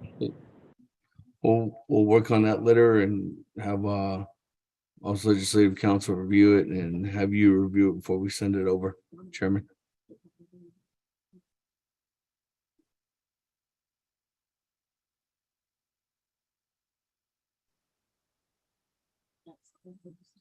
All right. Staff's on it. That, moving on down. Item number 8, again, where was I at? It's been a long day here. It's 6:42, colleagues, and we are on item number 8. And if you're just joining us, we concluded with the State of the Nation address of the President, accepted the Chief Justice, of the Navajo Nation of the Speaker's office. We did hear from the controller, and we did hear from the Bureau of Indian Affairs. And then we accepted the written report from Indian Health Services. We are now on item number 8, oral reports, item number C, by the a report by the Attorney General.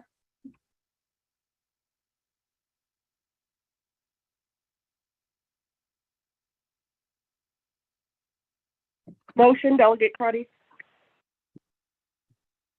Motion by Madam Chair Crotty. Is that to accept it or to hear? To hear it. Thank you. Okay. Well, let me, I'm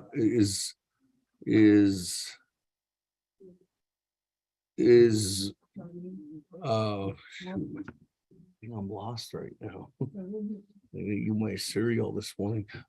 Is Madam Attorney General on the line right now? Good evening, Speaker. I am here. This is Doreen McPaul. Ms. McPaul, you have 20 minutes on the board. Floor is yours. Oh, did we get a written report? What time was that sent out? We got the written report. It was sent out 9:21 this morning. And it's been posted on the website. Awesome. Ms. McPaul, the floor is yours. Thank you, Speaker Damon, and good evening, honorable delegates of the 24th Navajo Nation Council, and to everybody who's listening on the line today. Happy fall session to you. I know it's been a long first day, so I will be as brief as possible. Just to introduce myself, Shay Doreen Anaba McPaul Yanishia, Kia Ani Nishla Bilagana Bashichin, Honatni Dashacheado Bilagana Dashanala. Chinley Detnasha, a court ego deneds on Schler. I am here this evening to provide the Attorney General's report. You have a written fourth quarter report before you that identifies many of the various legal matters that the Department of Justice has addressed during this fourth quarter, and I will highlight several of those. But I first want to just acknowledge and thank my staff at the Department of Justice for their continued hard work and dedication on behalf of not only the department, but for the Navajo Nation. We've done our best to try to keep up with within the parameters of our human capacity and resources to provide legal services to the Navajo Nation government and the 110 chapters, as well as to prosecute criminal cases, handle dependency matters, and fight for relocatee benefits, among other things. As you know, within the Office of Attorney General at DOJ, there are 7 units that are assigned to provide legal assistance to the various governmental clients. Additionally, our Office of the Prosecutor manages and oversees adult criminal prosecution, juvenile dependency cases, white-collar crime investigations, as well as child in need of supervision cases. And finally, our Navajo Hopi Legal Services Program represents relocatees before the Office of Navajo Hopi Indian Relocation. So that's DOJ. What the long version of the report covers, just as an overview, is an ARPA update, a litigation update, and then an update from each of our 7 units, and an update from the prosecutor's office and from the Navajo Hopi Legal Services Program. So that is the content of the report.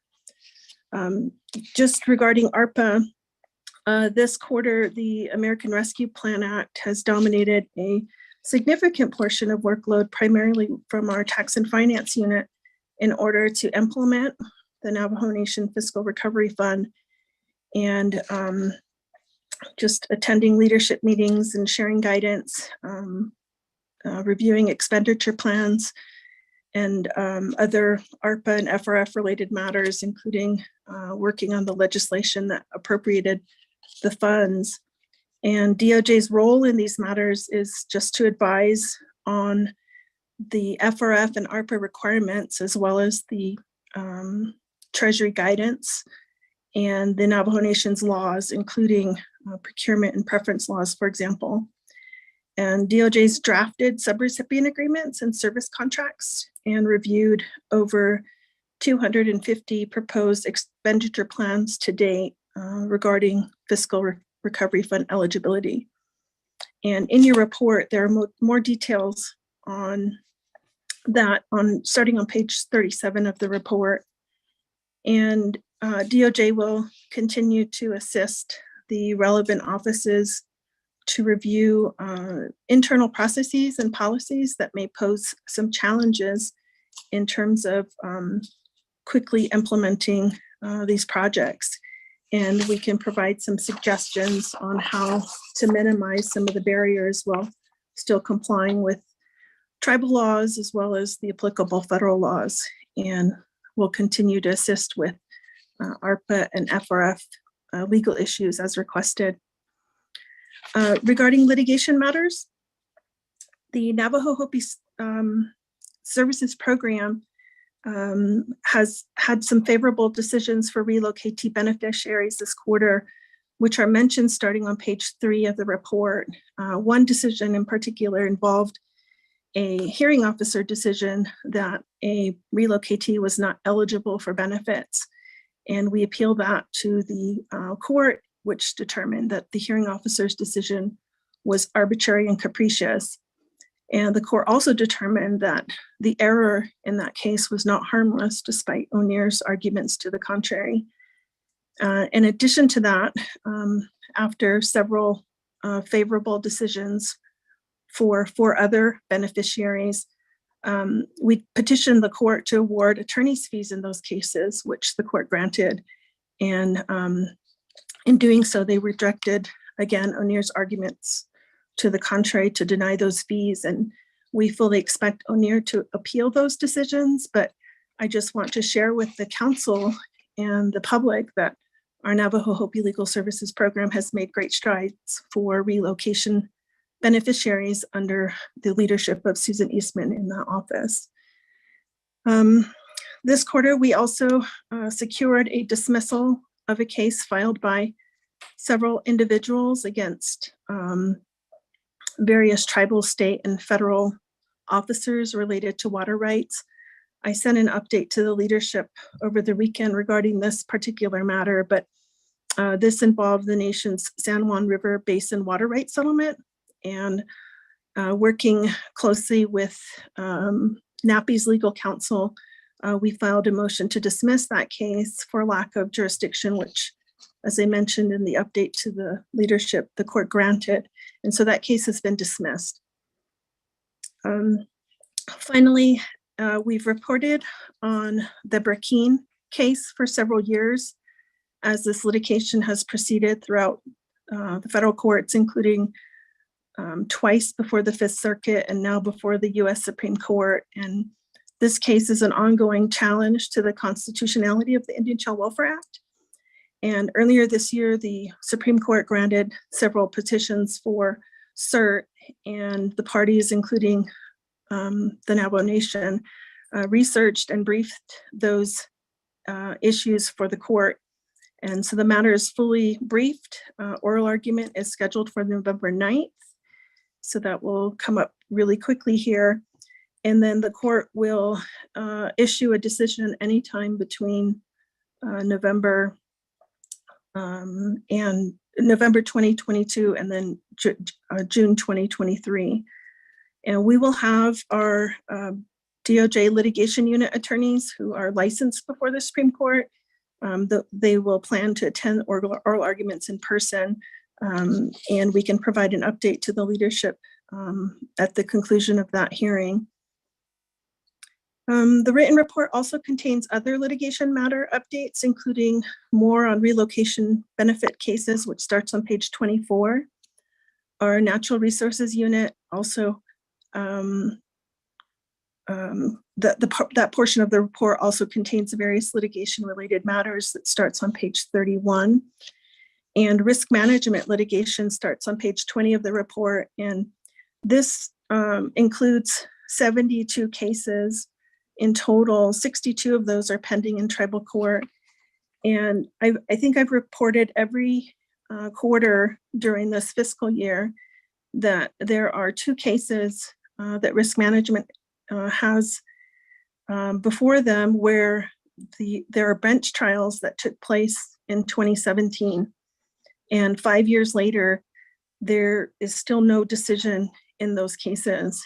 And there are also currently now a dozen fully briefed cases that are waiting to be scheduled for oral argument before the nation's Supreme Court. And none of that has changed this fiscal year. And we ask for the council's continued leadership, ensuring that there's a plan to address backlog cases and to ensure moving forward that cases aren't unnecessarily delayed for this length of time. We had planned to do a comprehensive litigation update to the Navajo Nation leadership at the end of July, but it was rescheduled due to budget hearings, and we're working with Speaker's office to ensure that we can do that before the end of the year. We have a tentative date set for the end of November.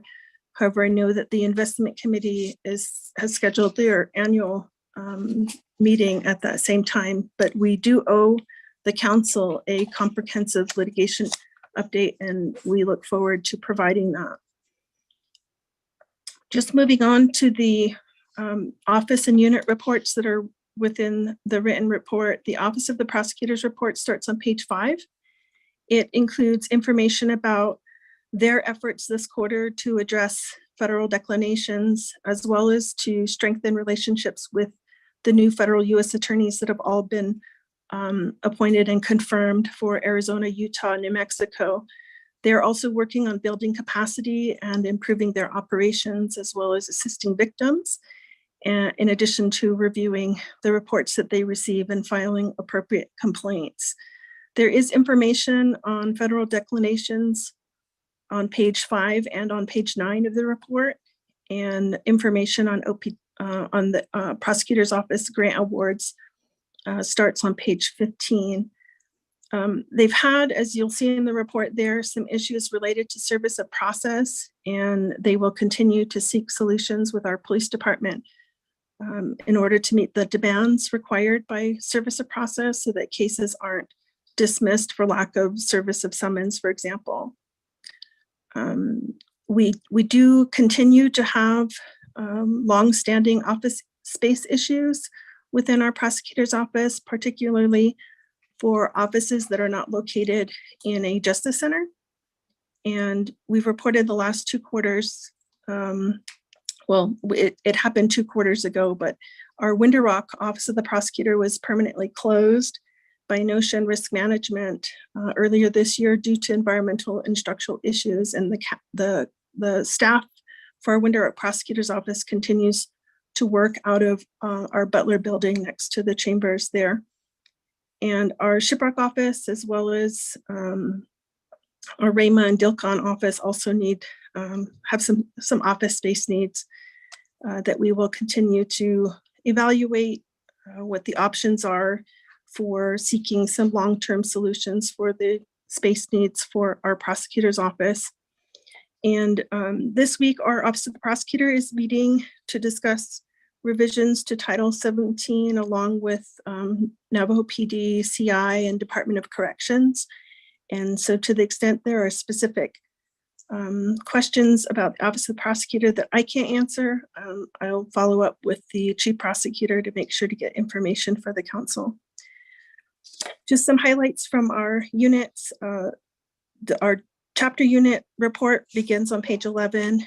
As you are aware, there have been significant chapter related issues resulting from the pandemic, and our chapter unit is busy with all aspects of chapter legal needs, including working with DCD, the ASCs, and the 110 chapter governments and chapter officials within those chapters. And their report includes updates on chapter policy and internal conflict issues, which are very challenging, as well as some information there on chapter ordinances work that they've done this quarter, grants work, contract issues, burial matters, and more.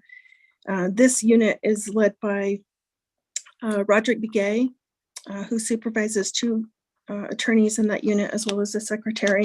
And we're pleased that this unit has grown in size to assist with some of the volume to meet the needs of the chapters, but ideally this unit should have 5 attorneys so that there's at least 1 attorney for each agency. Next, our Economic and Community Development Unit, their portion of the report starts on page 14. They represent DCD, DED, and they also work on gaming matters as well as federal and state voting and election issues. And they've done work this quarter pertaining to voting issues as well as gaming compact issues and all things related to the nation's business laws. They're working closely with DED to create a state small business credit initiative for the nation to provide additional financial resources to Navajo small businesses that lack access to capital resources. This unit also works on the nation's IP matters, intellectual property, and they work to protect the nation's trademarks, and they've issued several cease and desist letters this quarter to entities that are using the nation's trademarks without permission. And Catherine Belzowski leads this unit. She supervises 2 attorneys and a legal secretary there. Next is our Human Services and Government Unit. This is our largest unit, who represents 8 divisions consisting of 65 programs, so they're busy. This includes public safety, Department of Health, social services, DOTI, general services, HR, and more. Their portion of the report starts on page 16. There's a lot of information in there for you to review just because it's such a large unit. But they did considerable work this quarter on Department of Correction internal policies as well as 638 matters. They worked on the Department of Health's revised plan of operation. They handle ICWA matters, working with the ICWA unit under social services, as well as various education and school related issues, child support services matters, veterans issues, workers' comp, and more. And Assistant Attorney General LaTanya Johnson leads this unit, and she manages 2 attorneys, an advocate, 2 attorney candidates, and 2 secretaries there. Our litigation unit section starts on page 23. This quarter, they were busy with Brackeen and ICWA litigation, as well as litigation regarding Bears Ears Monument, and just their ongoing high volume of government employment matters. And as you know, Paul Spruan leads this unit, and he manages 2 attorneys, 1 attorney candidate, and 2 legal secretaries there. Navajo Hopi Legal Services program, their update starts on page 24. And again, it contains information on their work on relocatee matters and eligibility appeals, the O'Neill litigation, and other matters. And they work closely with the Navajo Hopi Land Commission, as well as the Navajo Hopi Land Office. And as I mentioned, Susan Eastman leads this program, and she supervises 1 attorney candidate and a legal secretary, and they're located in Tuba City. Next is our Natural Resources Unit. They provide legal assistance to Division of Natural Resources, Navajo EPA, Navajo Department of Transportation, and they're involved in many other matters that affect the nation's natural resources, including water projects, telecommunication, power projects, and historic preservation. And their portion of the report starts on page 27. And it includes updates on water projects, Navajo Park issues, historic preservation matters, Department of Ag and Land Department matters, as well as grazing and farm board issues, transportation agreements, uranium and mining issues, as well as other energy related issues. And this unit is led by Veronica Blackhat, and she manages 4 attorneys, 1 advocate, 1 attorney candidate, and 2 legal secretaries at NRU. Our Tax and Finance Unit provides legal guidance to the Controller's Office, OMB, the Tax Commission, Retirement Services, and more. And their portion of the report starts on page 37. As I mentioned, they've been busy with ARPA and FRF matters, not just this quarter, but all year. And they've provided guidance regarding the budget process this quarter, as well as various tax, IDC, audit, investment committee, 401k, retirement issues, and more. And this unit is led by Mel Rodas, and he manages 2 attorneys, 1 attorney candidate and 1 legal secretary. And last but not least is our water rights unit. They work to secure the water rights of the Navajo Nation, and they work closely with the Water Rights Commission and the Department of Water Resources. And they've provided a report on each water basin that starts on page 41. And this unit is led by Michelle Brown-Yazzie, and she supervises currently 1 attorney candidate in that unit. That concludes my 4th quarter report to the council for fiscal year 2022. Thank you.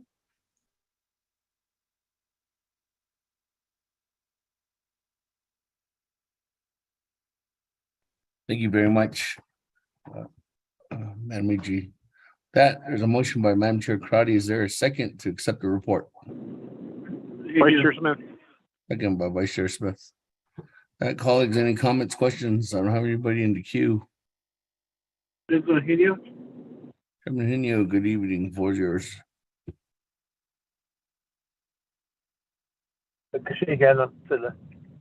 Speaker Damon on the 24th nomination. Madam Attorney General, Ms. McFall, one of the concerns I have is the lack of prosecutors, and especially within the areas that I represent, in Tojili and Alamo, and Rama too also, but the main areas from Tojili and Alamo where there's a lack of prosecution. And so what are your plans, or what have you been, your office has done to recruit more prosecutors to be assigned to these areas? I reserve my time.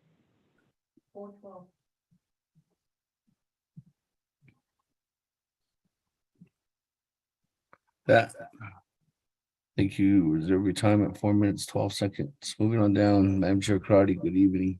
Floor is yours. Yes, thank you, Speaker. Attorney General McPaul, for your report. My question is also regarding the prosecutor, understanding Mr. Jackson and his team are having a work session, and just unfortunately, we can't participate because we're here at council.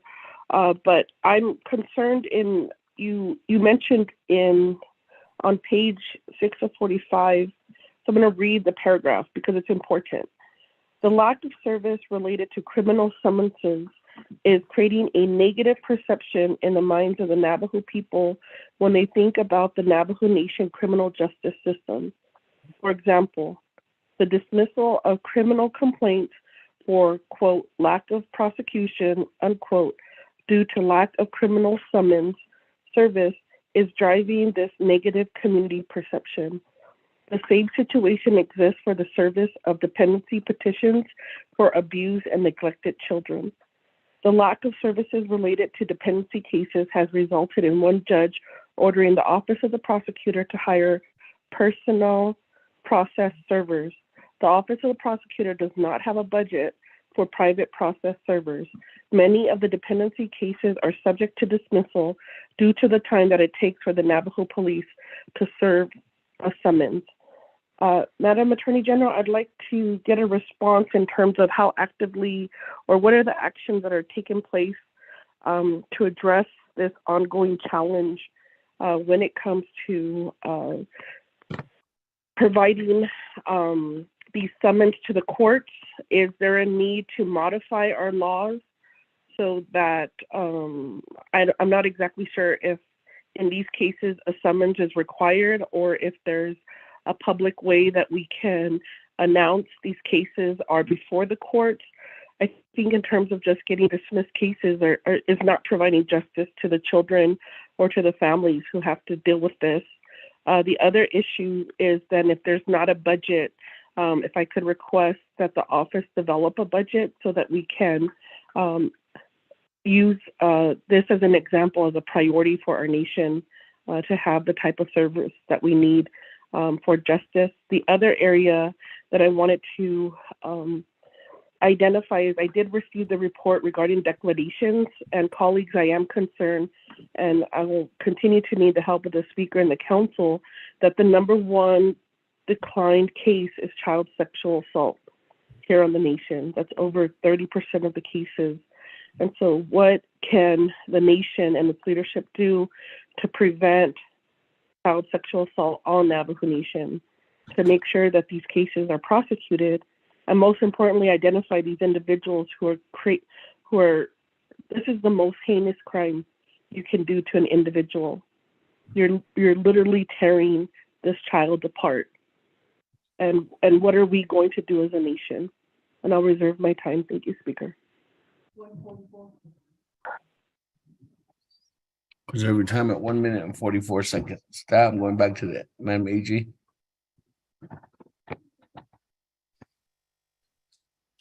Thank you, Speaker, and thank you, Delegate Henio and Delegate Cruddy, for your, not just your questions, but also your support for our Office of the Prosecutor. With respect to Delegate Henio's question, I wasn't sure if the question was about lack of prosecutors or lack of prosecutions, but I'll address both. And there has been a historical shortage of prosecutors to be able to handle the high caseload of reports that are reviewed and submitted for prosecution. And currently, the way the prosecutor's office is handling the caseload is by having the existing prosecutors basically perform double coverage, and that doesn't happen in every district, but it is happening for the Rama district right now, where the Crown prosecutor is handling those cases. But in order to support the office, we've also hired contract prosecutors to assist with the workload, and so we're trying to support the prosecutor's office in doing their important work in our communities. I know that Vernon was working with our technical university to establish some plans for basically creating advocates that we can be trained to take the Navajo bar and pass the bar to work as prosecutors for our Office of the Prosecutor. And so what I will do, Delegate Henio, is I'll ask Vernon to follow up with you directly to give you some additional information and update on that plan and any progress they've made. I do know that the Chief Prosecutor has made some great strides since he's been appointed in filling vacancies and making sure that their positions are posted and they act quickly on applications that they receive. We did hire a senior prosecutor for the Shiprock office and filled that vacancy, and that helps to free up, for example, the contract prosecutors that are assigned to that district. But I don't know that the cases in Rama aren't being prosecuted. What I see in the report that's provided is that they are reviewing and prosecuting cases in Rama at 100%. So there shouldn't be anything falling through the cracks in Rama, but I will, as I mentioned, have the Chief Prosecutor follow up with you directly. And then with respect to Delegate Crotty's question, I tried to explain this because I know that the way it's written in the report and the paragraph that you read is not super clear. And I think that part of the reason for that is, we don't want to throw anyone under the bus, but the responsibility to serve summons is with the police department. And so we've had challenges when that isn't accomplished, and then the court dismisses the case for lack of prosecution. So that's the issue here. And it's not only a budgetary issue, but it's also outside of the scope of the prosecutor's responsibility to also serve the summons in those cases. So that's what's going on here. And I know that Vernon has reached out to the police department to figure out ways where we can make sure that that's not happening moving forward, because as you know, that these people deserve justice, and it doesn't serve justice just to have cases dismissed because we haven't served the summons in those cases. So I think that answers the questions that were posed. Thank you.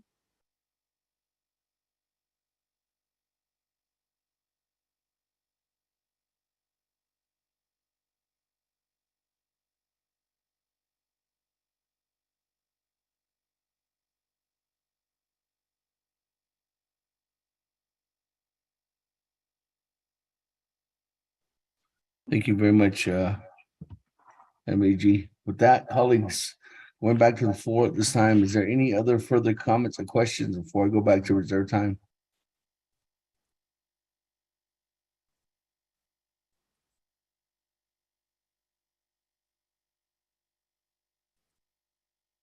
Can you hear me?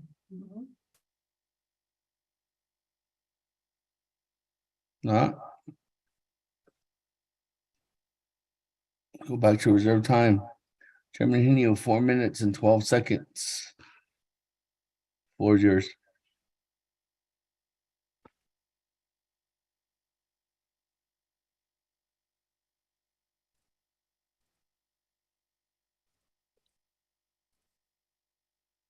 Good evening, Chairman Henry. You have 4 minutes and 12 seconds on reserve time.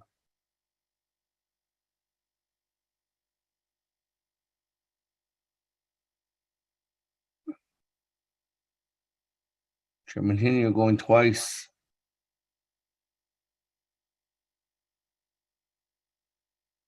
Chairman Henry, you're going 3 times. You have 4 minutes, 12 seconds on reserve time. Moving on down, Madam Chair Crotty, 1 minute and 44 seconds on reserve time. Yes, thank you, Speaker. Appreciate the response. Understanding that sure, the orders, the law states that it would be the police department. My request is from these conversations that what is the best practice? Could the ARPA allocation that's identified for Department of Justice, could that be used to start hiring private servers or developing a system where individuals are served so they're properly notified and that these cases then are not dismissed? The other area that I wanted to talk about in terms of, since we have such a strong prevalence of child sexual assault, and according to our federal partners, it's a crime. It's not declining. If anything, it stays steady and then there's an increase. What are the plans then to build up either a specialized area in our prosecution so that we can prosecute simultaneously with the federal partners, or really looking at some of these habitual crimes, especially when we talk about the age 12 to 18. So FBI will take a case under 12. There's this real gray area between age 12 and 18. And so we do have young offenders, and I don't really see where there's a prosecution of these sexual cases.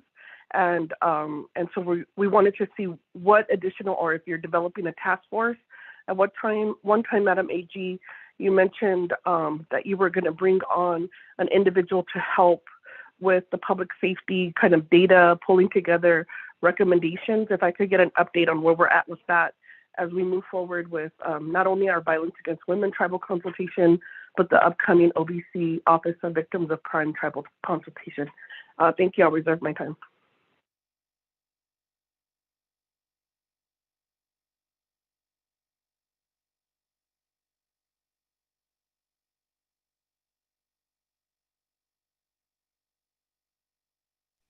Thank you very much, Madam Chair Cardy.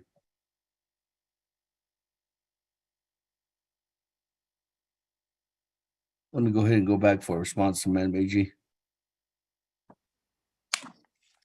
Thank you. And thank you, Delegate Crotty, for the questions. Regarding using ARPA funding to support the prosecutor's office, I do want to share that we are currently looking at our allocation of funding. And I know that there was questions about this earlier during the treasurer's report, because there still are large pots of funding that have not been expended, including for the Department of Justice. And I can share that when we asked the council for funding to support the Department of Justice, we asked for funding for certain categories of need, including, for example, technology support and some staffing needs, as well as the office space needs that I've mentioned, and making sure that we not only have space, but the space is safe. And we're grateful that the council allocated funding and the president signed that into law. But the way the legislation was written, the funding was limited to sort of administrative costs to support implementation of the FRF projects. And so we couldn't use the funding for the needs that we had identified. And thankfully, with the recent passage in July of CJN 2922, Section 12M of that legislation expanded what we're able to use it for, so that it as long as it's a use that would comply with Treasury guidance, we can do that. And so we're currently having discussions about rebudgeting those dollars so that we can put it towards our need areas. And we're having conversations, including with our tax and finance unit and with Holland and Knight, to make sure that the uses that we are using it for meet the eligibility criteria. And so we will certainly do that for our prosecutor's office as well. And if this is an area where we can use ARPA dollars to help meet the demands of the office, we will certainly do that. And so I hope that answers that portion of your question. And then with respect to the child sex assault cases and the federal declinations, one of the things that our prosecutor's office has been prioritizing is just the report that you have on declinations, and understanding both the scope of declinations and what, what types of cases are getting declined. And as you mentioned, child sex assault cases are the highest within that report. So understanding what the problem is, I think was the priority of the prosecutor's office. And then how to deal with declinations, I think, is the second step. And what our prosecutor's office has been working on in terms of collaborating with the FBI as well as our U.S. attorneys' offices is ensuring that if there is a declination, that we get it, two, we get it timely, and just making sure that that flow of information is coming in. But in addition to that, we're asking for the evidence that was developed in those cases so that we can use it to prosecute those crimes ourselves. And so I know that is, sort of the thought process for addressing that particular problem. And then just with respect to the data person, this came up a couple of budget sessions ago where there was an identified need to have somebody just track this data. And the prosecutor's office has done that with the staff they have. And that's, I think the culmination of that work is the report that you have that identifies, sort of the overall scope of what federal declinations currently look like for the Navajo Nation. Thank you. I hope that answers the questions. Thank you very much. Let me go ahead and go back to the floor. This time, is there any other further comments or questions?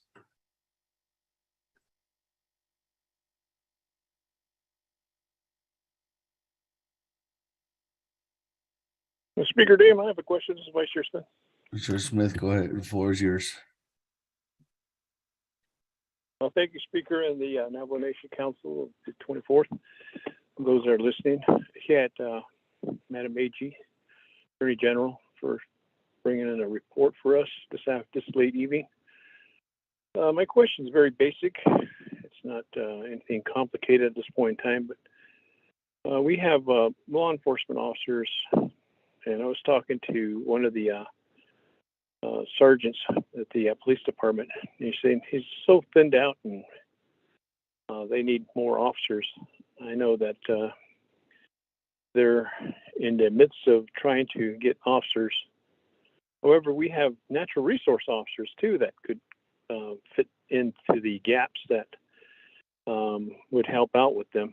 And my question is, there was a legislation that was passed, the 23rd Council, in regards to the deputization or cross commission with the Navajo Nation tribal laws, and that would make forestry, fish and wildlife, rangers, our natural resource officers that are commissioned as where their duties and responsibilities are. That would also give them the opportunity to be able to enforce such Navajo Nation codes.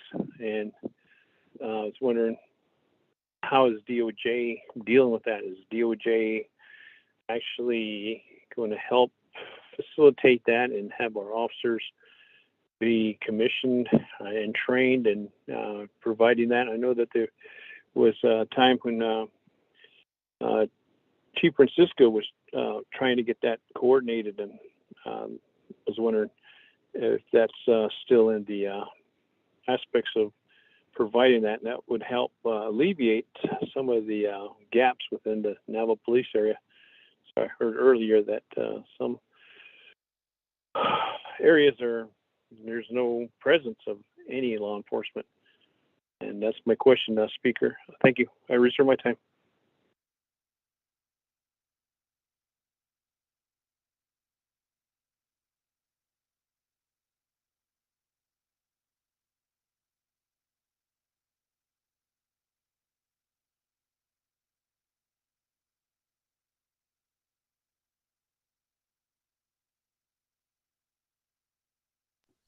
Thank you, Vice Chair Smith. 2 minutes and 50 seconds.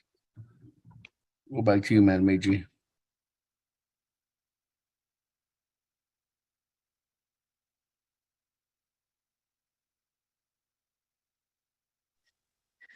Thank you, and good evening, Delegate Smith, and thank you for your questions. This particular issue we've covered in 2 sections of the report, and I'll just refer you to that and then talk about it a little bit, but just for your reference. On page 6, our prosecutor's office has a short paragraph about that, as well as at the bottom of page 16, our Human Services and Government Unit that advises public safety also has a section on that. But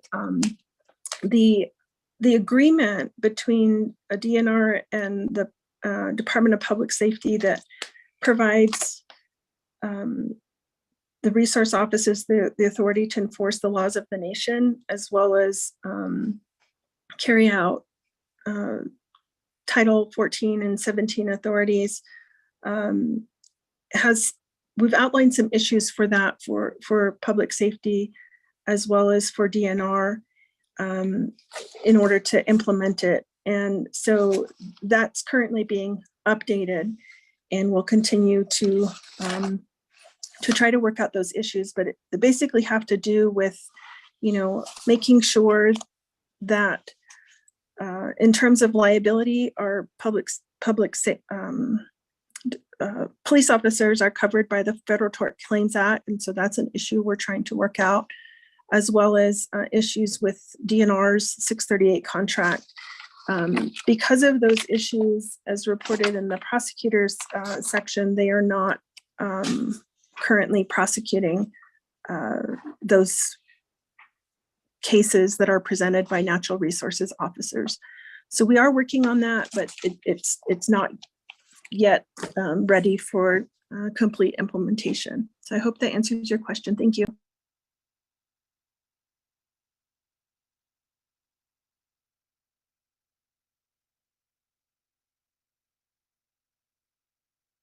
Thank you very much for that. Any other comments or questions, colleagues?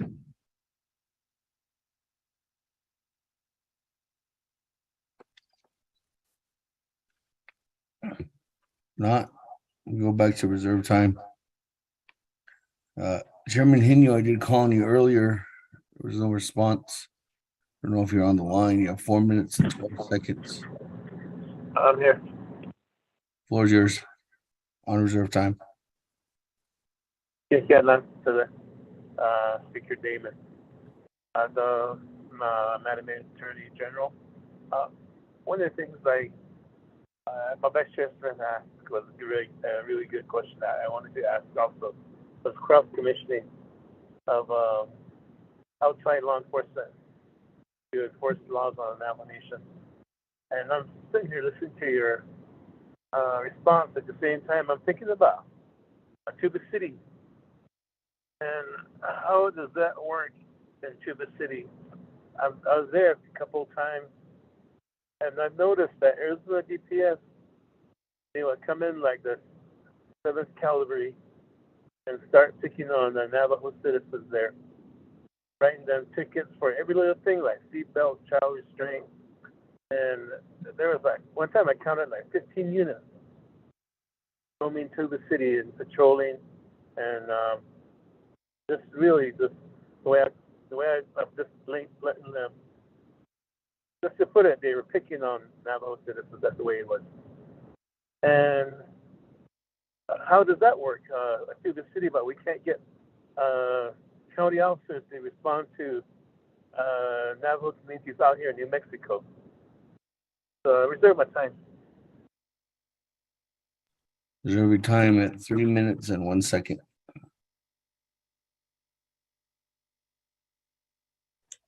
Speaker Damon, this is Jalissa. Yes. 2 minutes and 51 seconds. Okay. I'm reading it late. 2 minutes and 51 seconds. Sorry. That, moving on down, Vice Chair Smith, 2 minutes and 50 seconds. Thank you again, Speaker Damon. This really does put thought in me as an ex-law enforcement officer, and it goes back to the prior chief prosecutor. He wrote a memo to all natural resource officers and saying, "Thou shalt not enforce said laws." I recall that, and then we got a call saying, "We need you over there at this location. There's someone that had shot some animals in the right of way, and we need you to enforce those things." And I said, "Well, unfortunately, we can't respond to that because of your memo." It's kind of going back to that same attitude, I guess you could say. That's why that legislation was passed, so that our own officers can be cross-deputized, cross-trained, and have the equivalency, so they won't be questioned saying, "Well, who's your authority? What's your authority? You shouldn't be stepping over." I've seen officers at the lake, they had to wrestle a suspect, and if they can't enforce those laws at the lake, this was a ranger. I pulled up and I said, I hope you're okay. He goes, yeah, we're taking this individual in. I don't know if that person was prosecuted. And it sounds like, well, these are natural resource officers, so we're not going to even look at the facts here and prosecute this individual for assaulting an officer. Yes, I can understand a tort claim. That would be for federal enforcement, utilizing the SLEC, Special Law Enforcement, that's been granted through the BIA, and if they're enforcing that, but we're only enforcing tribal laws. I reserve my time. Thank you.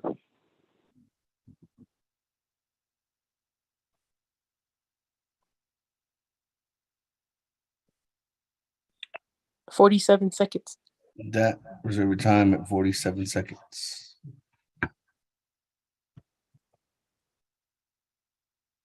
That, let me go back to you, Madam AG, for response.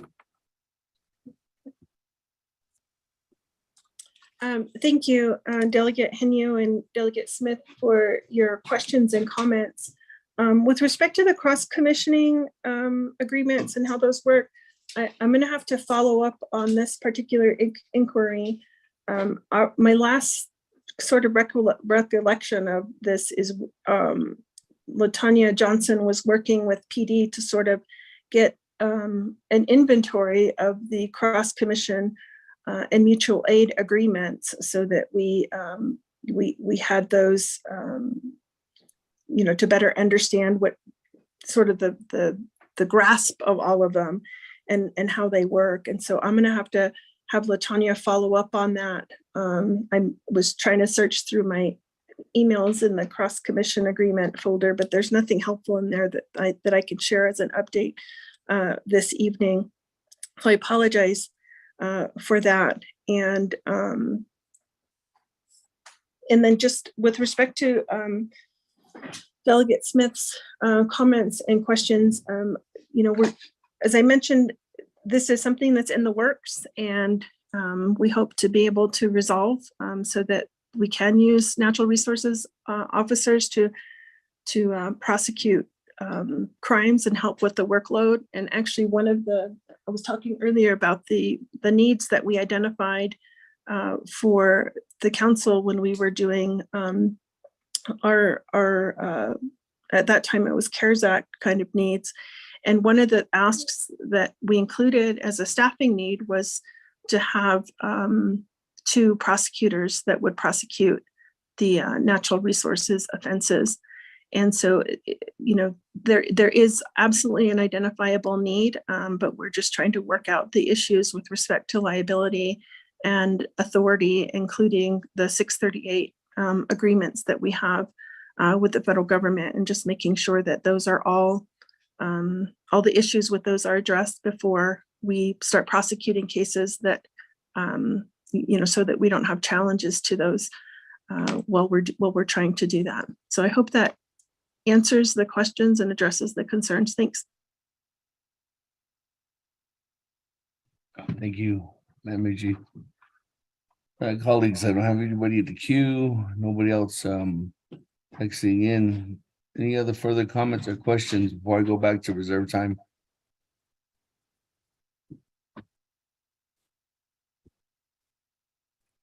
Not, we'll go back to reserve time. I have Chairman Henio with 2 minutes and 51 seconds. Shada, to the speaker, Damon, Madam AG McFall.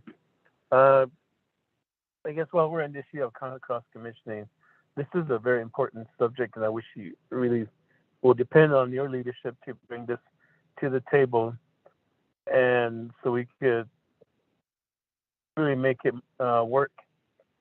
And the reason why I'm saying this is because, as in case you might have heard earlier when Mr. Mahoja was on the line, I'm looking at the idea of having the BIA police come out to Tojile and Alamo, provide police coverage, but they would need a special designation as Navajo Nation peace officers to enforce the Navajo Nation law. And so that's something that might be coming down the pipeline if the IA is agreeable to it, and I would need your help to make sure that this is already in place and ready to move forward with. And so this is a request from me to your office to just work together on it. Speaker, I'm going to lose signal here. I need to get home. I'm getting out of Grants, New Mexico here, so I yield the rest of my time, and I'll text you, Lisa, with my vote.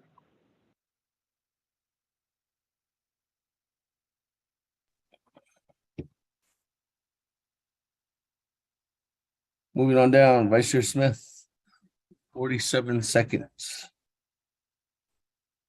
Thank you again, Speaker and Nomination Council.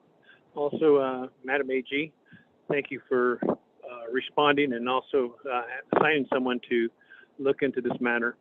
The other note is the fire department within the area that I cover is being notorious, and they're charging people left and right, and I haven't heard anything from LaTanya Johnson on that. I'd like to have that dialogue be reinstituted so that we could address that, and they're not user-friendly, and they have said that we're running the fire district however we want to, and nobody's going to tell us what to do, and people are getting charged, and they don't have the means to pay for those fire suppression, and it's very expensive, and they're sending it to creditors and collection agencies, and it's hurting their credit, and they're saying that the reason why they're doing it is because we don't pay taxes, and on and on and on about the way the fire district is set up.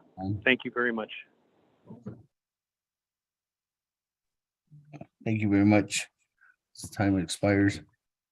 Let me go back to you, Madam AG.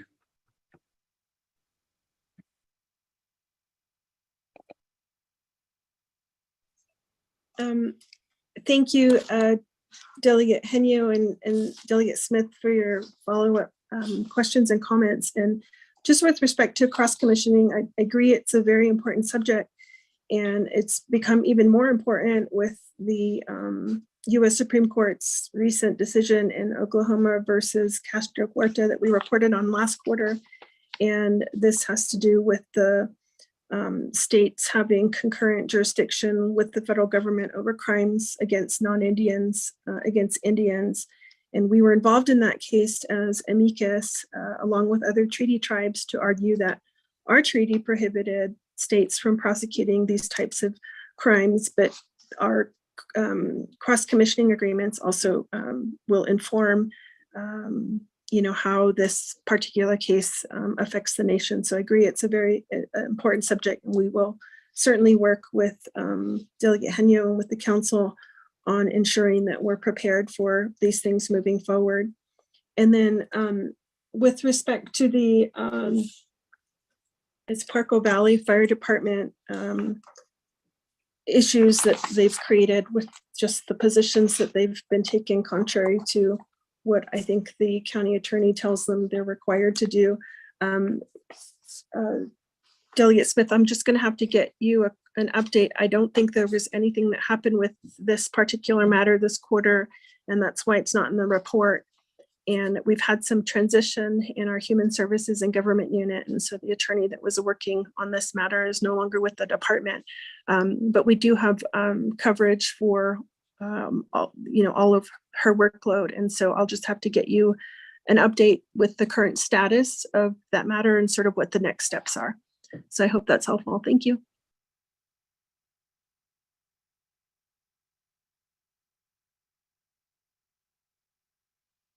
Thank you. We'll go back to the floor. Honorable Otto So, good evening. Floor is yours.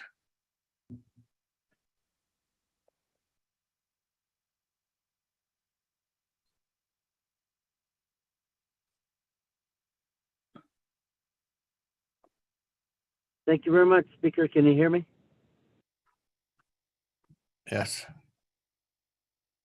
Okay, thank you very much. Thank you very much, Madam Attorney General, for your report. One is that we know that a decision has come down pertaining to the Navajo Hopi land settlement, or the Navajo Nation versus O'Neill and the Bureau of Indian Affairs. And one one, I do agree. I am requesting that we schedule some time with the commissioner to have a meeting with Department of Justice and our attorney that's representing the nation, our contract, or Department of Justice, to provide that update directly to the commission. And whether it's at a commission meeting setting or we can come over to you there at the Department of Justice and have that dialogue as we had updates pertaining to this matter.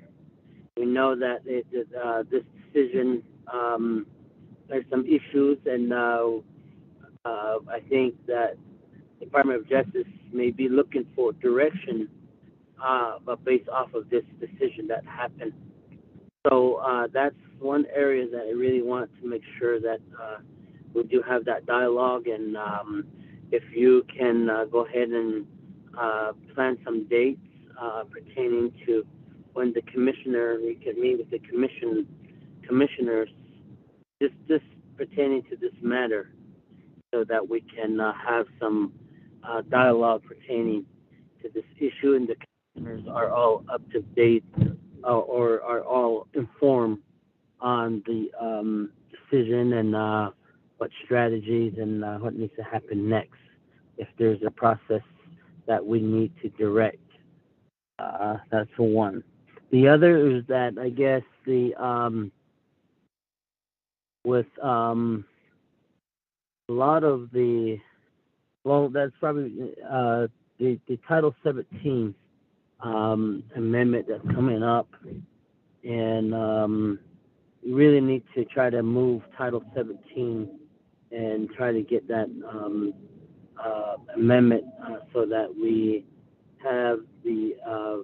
have a comprehensive Title 17 amendment made for that title broadly, because right now a lot of the mechanisms and issues are tending to crime. A lot of people are frustrated, and it also speaks to funding. Also, we have to look for other ways to try to funnel dollars into the Department of Justice for your capture. For your program to get additional resources so that you can provide these services on behalf of the Navajo people. So that's just what I have for now, and I'll reserve my time, Speaker. Thank you.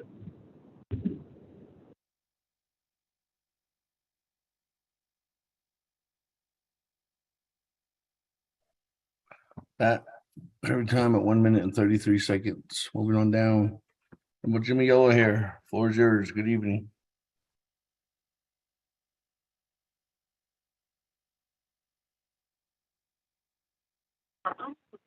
Hello, yeah, good evening. I'm Speaker Damon.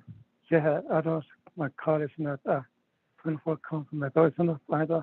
Thank you, AG, Mr. Paul. Yeah, thank you for bringing this, coming before the Navajo Nation Council.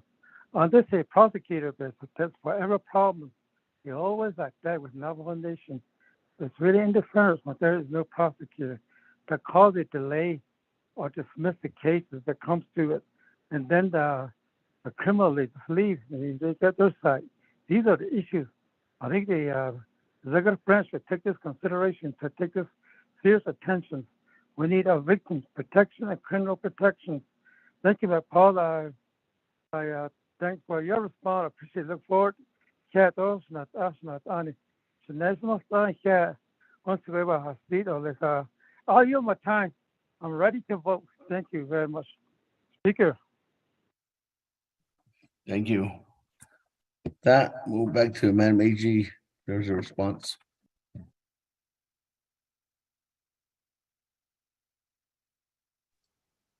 Thank you. Good evening, Delegate So and Delegate Yellowhair. Thank you for your questions and comments. And over the weekend, we provided a attorney-client litigation update on the O'Neill case that Delegate So has mentioned regarding a recent decision, a recent order from the court. And we've done some strategizing for that, and we can certainly provide an update to the commission. I think that we were scheduled to do an update to the commission over the summer, and because that was delayed for the budget hearings, we haven't done that yet, but we're happy to do that, and we'll work to get that on the calendar with the commission.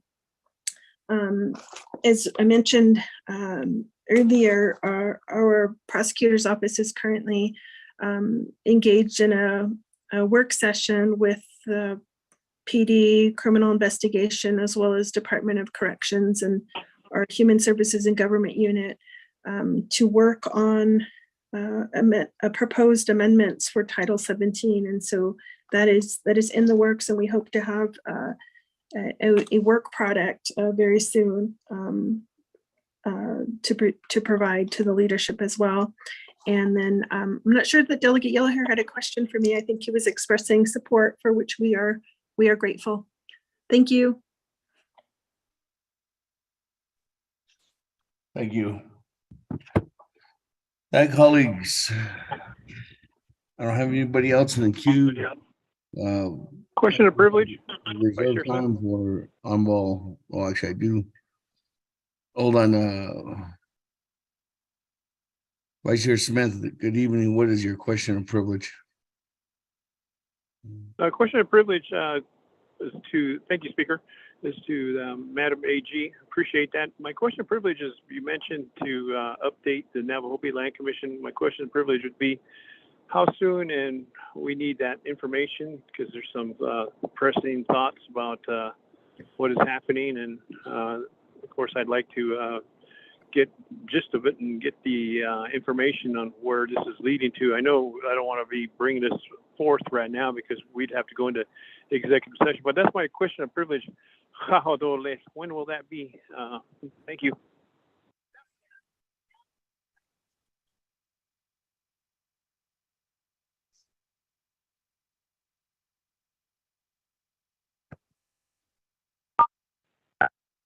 Thank you. With that, question of privilege, I'm gonna go back to Madam AG. Thank you. And Delegate Smith, we will get this on the calendar as soon as possible. There is a hearing, I believe, on the 19th, and then we've got some upcoming deadlines to meet in the next couple of weeks. And so we want to focus on that, but also meet our obligations to provide the update to the commission. And so I'll connect with our contract counsel to find a good date to do that for the commission. So we will make it a priority. Thank you.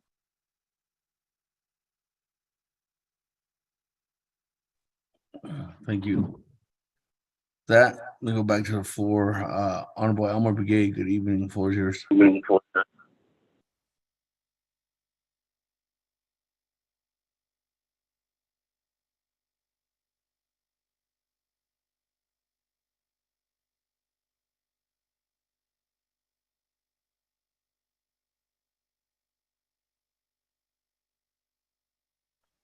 Honorable Elmer Brigade, good evening. The floor is yours.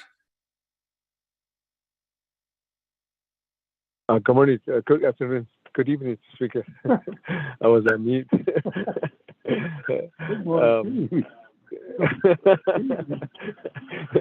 I wrote down members of the Navajo Nation Council. I wrote Ms. Matt Paul, the Attorney General, though, Yate. Thanks for the report. I have a question regarding the ARPA fundings. I know that there's a process that we're going through right now, and it seems like my chapter, we made a schedule how we can go about it, but it seems like we went through this orientation and we got to the orientation. Seems like it's every day, so we already know what to do. So we kind of requested for an orientation that that give us an orientation where we're submitting our projects right now. and it was hard to do it because we already know what we needed, and we were just ready to submit that. So we did that. So right now, there's a lot of forms that needs to be filled out that we didn't even know. So it's been giving us a lot of hard time at the F4F office, telling us finally saying that, oh, if you're going to be hiring this, you have this kind of forms, some budget form 1, 2, 3, 4, 5, and appendix A and J and things like that. So they're finally beginning to understand this. So it's been going back and forth, and I'm not sure. We're hoping that you have the the initial eligibility determination from my 5 chapters, and I'm not sure how long it's going to take. Again, we targeted and we made a deadline that we're going to be by fall session. We're going to have the legislation be introduced, but it didn't happen because of all the delays, and seems like the whole Navajo Nation, or all of us, seems like we're not ready for that process. Seems like we're still learning, and then we're not sure if the portals are established, and it seems that it's really hard. So I wanted to know how long it's going to take. I'm not sure if you have our eligibility determination papers or the packets from my 5 chapters. So I just can you give me a status on it, and how long is it going to take for you to review that? Thank you. I reserve my time, Speaker. Every time at 2 minutes and 15 seconds. So, Honorable Elmer Begay. That. Everybody else in the queue. We'll go back to reserve time. Honorable Otto, 1 minute and 33 seconds.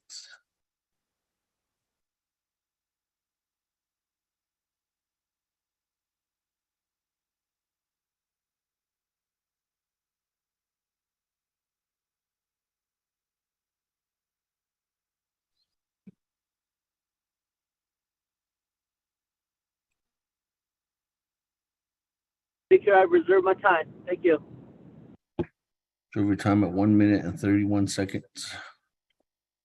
Going back to Madam AG, what's yours for response? Thank you, and I'll just say good day to Delegate Begay, and that'll cover all the hours. Good evening, I guess I got to say too. But thank you for the question, and I will acknowledge and agree with you that the process is complicated, and I'm glad that the chapter received orientation and are working to submit their projects for an eligibility determination. The forms to fill out and the process are part of the requirements of the tribal law, of Navajo law, to ensure that at the end of the day, the funding is not returned. And so, it's challenging up front so that it's not challenging on the back end, I think is the goal. We do have a kind of real-time site to track eligibility determinations. I don't have access to it at the moment, so I can't confirm immediately that we have received those proposals for review. But what I can tell you is that if they have been submitted, we review those within 5 days, usually less than that. And so if those have been submitted, you'll get a response. The chapter will get a response within 5 days. But I can also just reach out directly to Kristen or Adjoa to see, to check the HiQ site to confirm with you directly whether or not your chapter proposals have been submitted for review. So I'll do that. Thank you.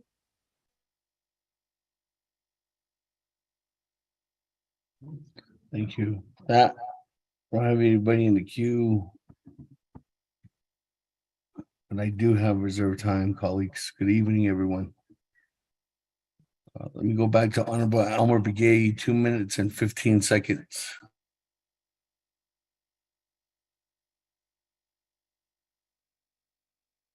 Oh, thank you, Speaker. Thank you, Madam G.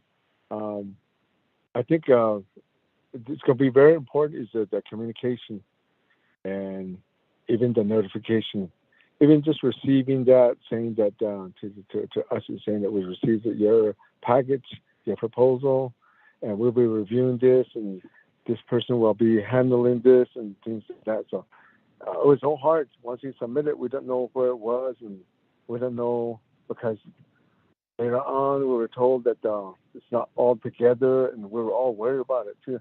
So it's a big package, like you said. There's a lot of forms, and especially with all the chapters given to us, and I turned it in for them, and they're all dependent on me to what where is that, where all the status of this proposal are.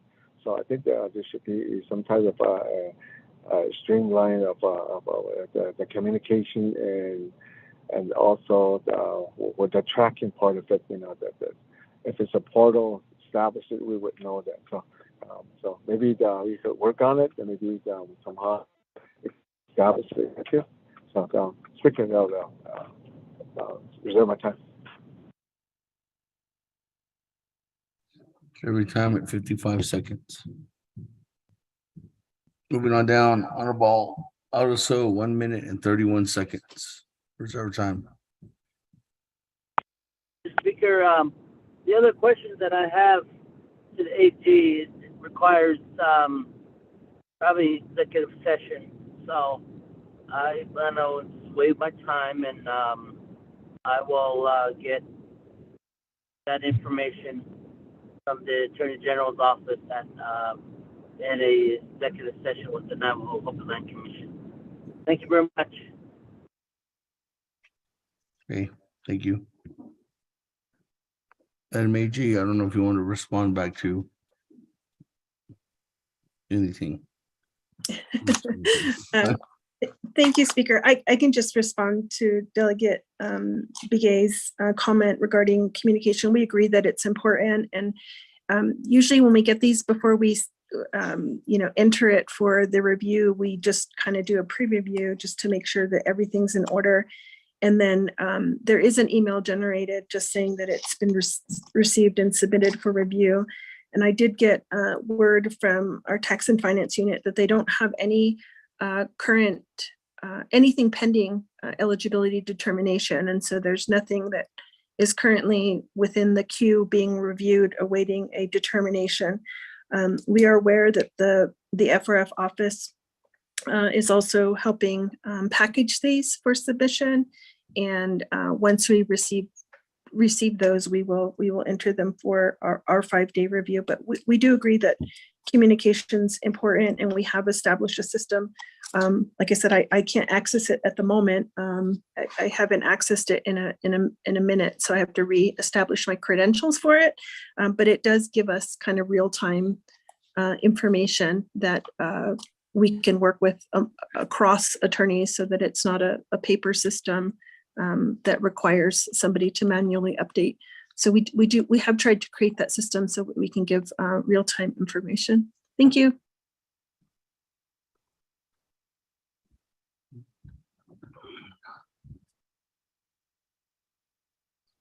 Thank you, Madam AG. Let me go ahead and go back to Honorable Elmer Begay. You have 55 seconds.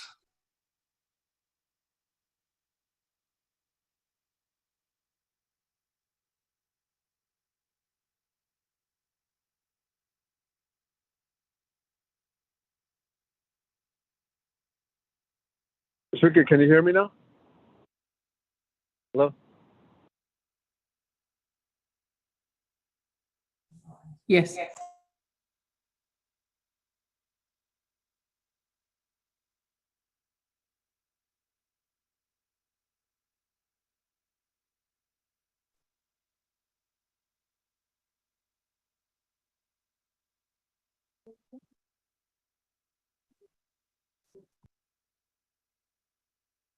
Speaker, can you hear me now? Yes, Honorable Delegate Elmer Begay, yes, we can hear you. Please proceed.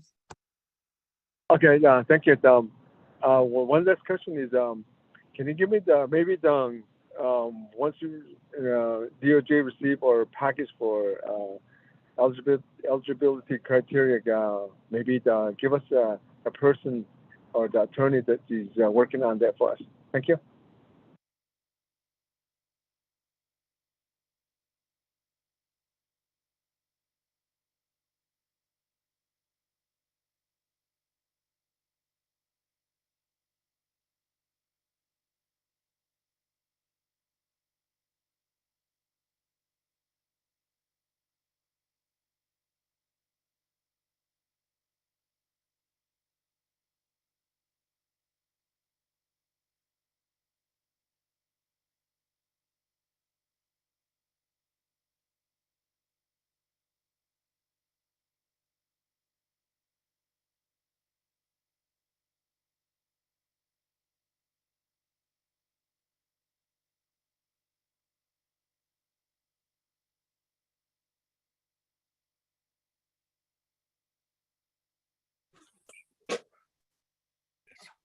Whose is it?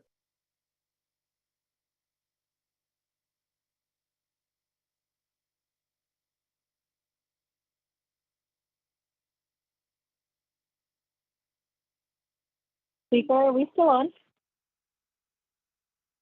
I can't hear anything on this end. I'm not sure we're standing by. Sorry, I had to use a little boy's room.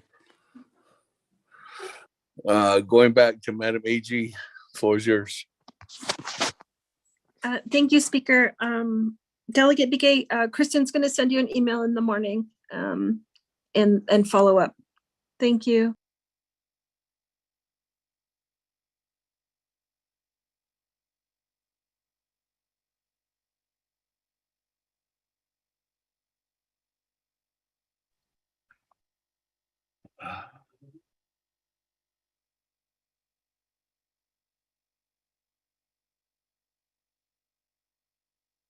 Okay, with that, thank you, Madam AG.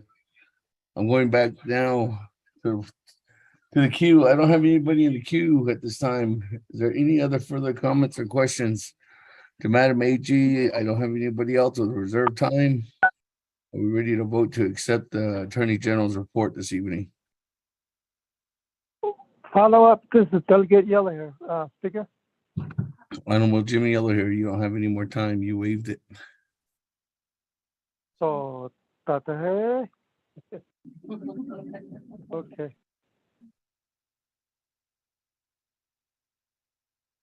Going twice. I'm sure Madam AG, if want to reach out and accept, I'm sure Madam AG will accept your phone call. Honorable Yellow Hair. Thank you.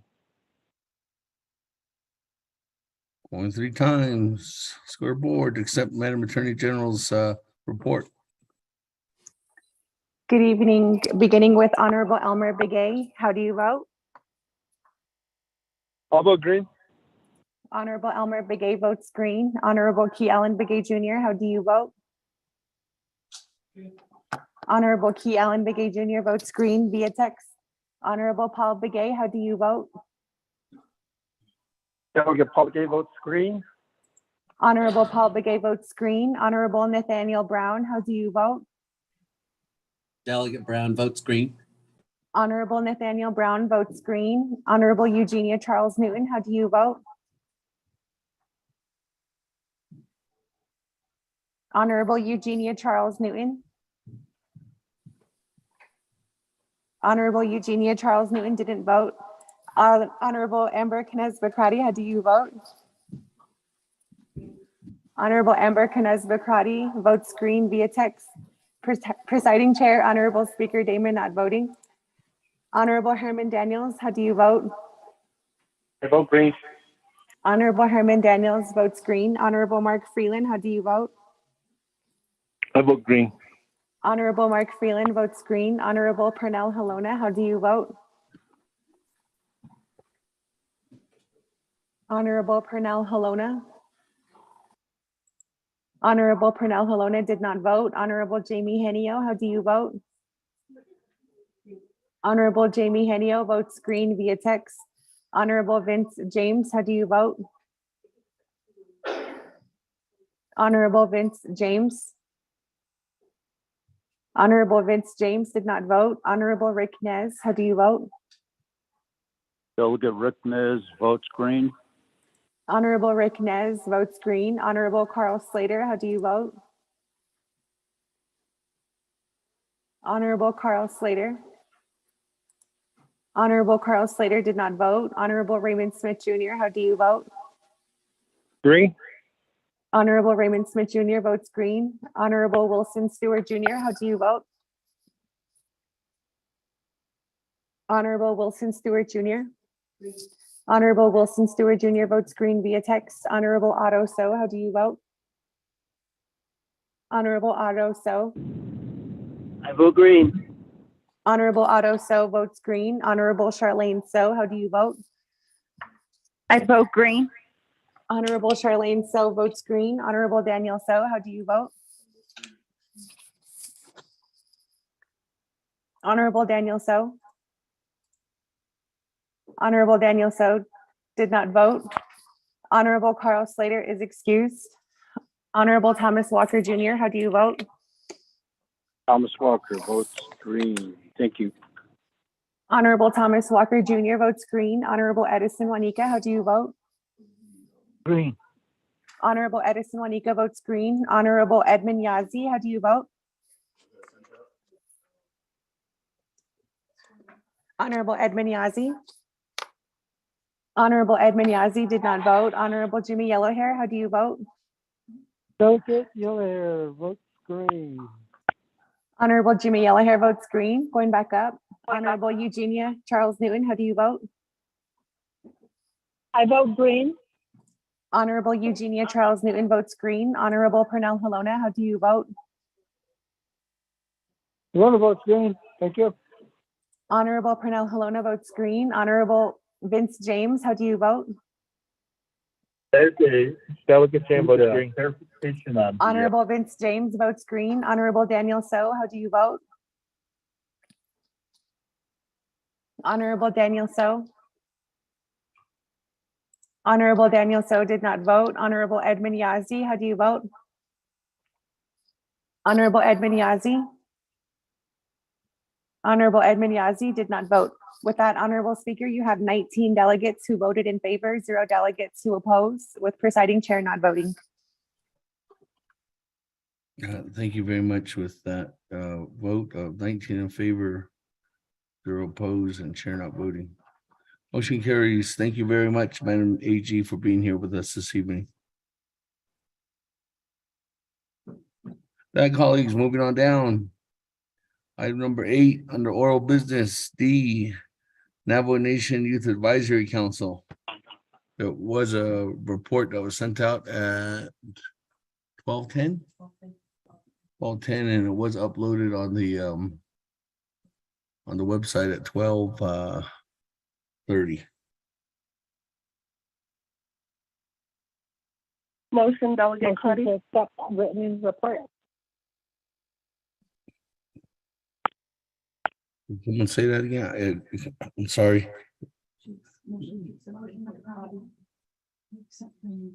Oh, motion by Madam Chair Crotty. Or accept it as a written report. Speaker Damon, is there someone on the line from the Youth Advisory Council? Is there somebody on the line? Mr. Speaker, this is Adam Jerome McGay from OPVP on behalf of the Navajo Nation Youth Advisory Council. Yadishma Amber Crotty, I am online. Thank you.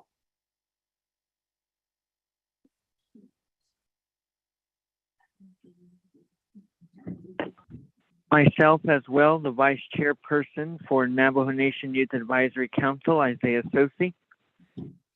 Hey, go ahead. You have 20 minutes on the board. Floor is yours.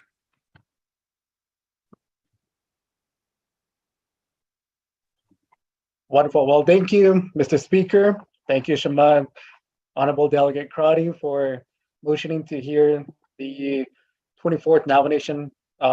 Privilege speaker.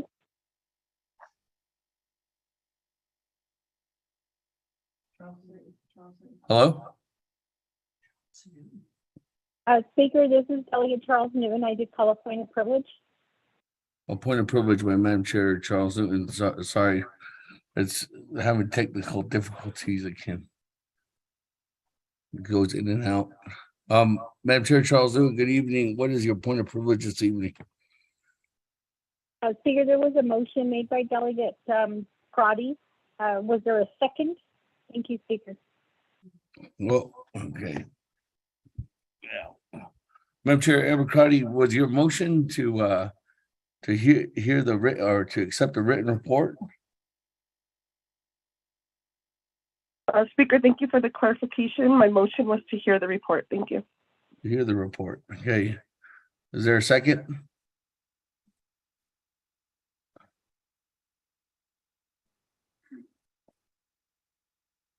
Second, going twice. Second by Paul Begay. Okay, with that, Mr. Begay, go back to you. Wonderful. Again, thank you, Mr. Speaker, for allowing myself and my colleague, Isaiah Sosi, to present the Navajo Nation Youth Advisory Council report to the 24th Navajo Nation Council.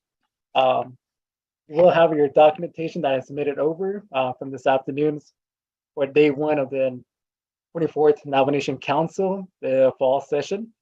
As it states, Yate Navajo Nation President Jonathan Nez, Vice President Myron Lizer, Speaker Seth Damon, Madam Chief Justice Joanne Jane, and the Navajo Nation.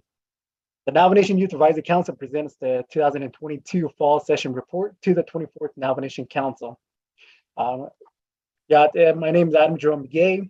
I am Jose Techini Nashlem, Bipatoni Pashichin, Tanazan Deshiche, Ada Ashin Dashanale, at Ani Nez Danasha, Office of the President, Vice President Nashnish. And again, I am joined with my colleague, the Vice Chair of the NNYAC, Isaiah Sosi, and I will give a brief moment to him to provide a self-introduction. Thank you. Thank you, Adam. Otto Yate. Good evening, honorable delegates, and then those that are listening in on the line.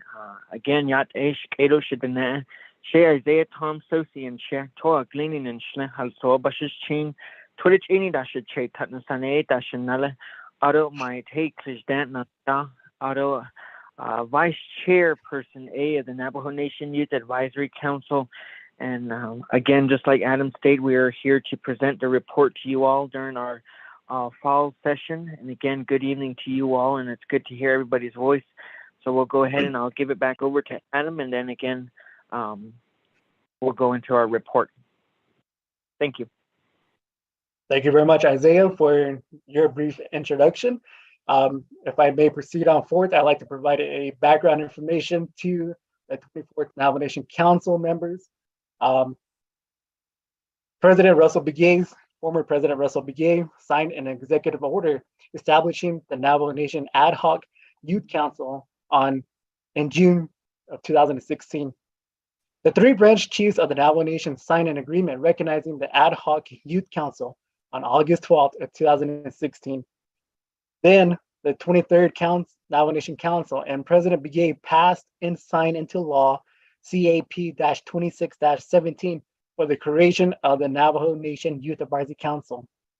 The Navajo Nation Youth Advisory Council mission is the Navajo Nation Youth Advisory Council, NNYAC, seeks to advocate and improve essential life skills development by increasing youth involvement within communities to ensure the success of the future generations. Vision, I would like to have Isaiah to read that, please. Thank you, Adam. So moving on down for B, vision. Echo. A, to build, connect, and you reunite.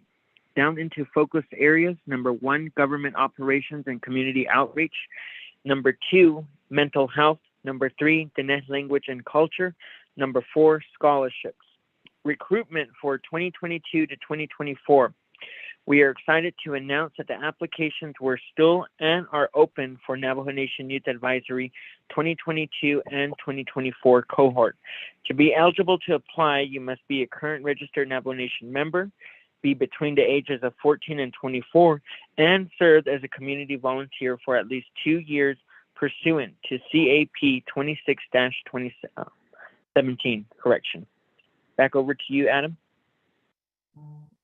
Wonderful. Thank you.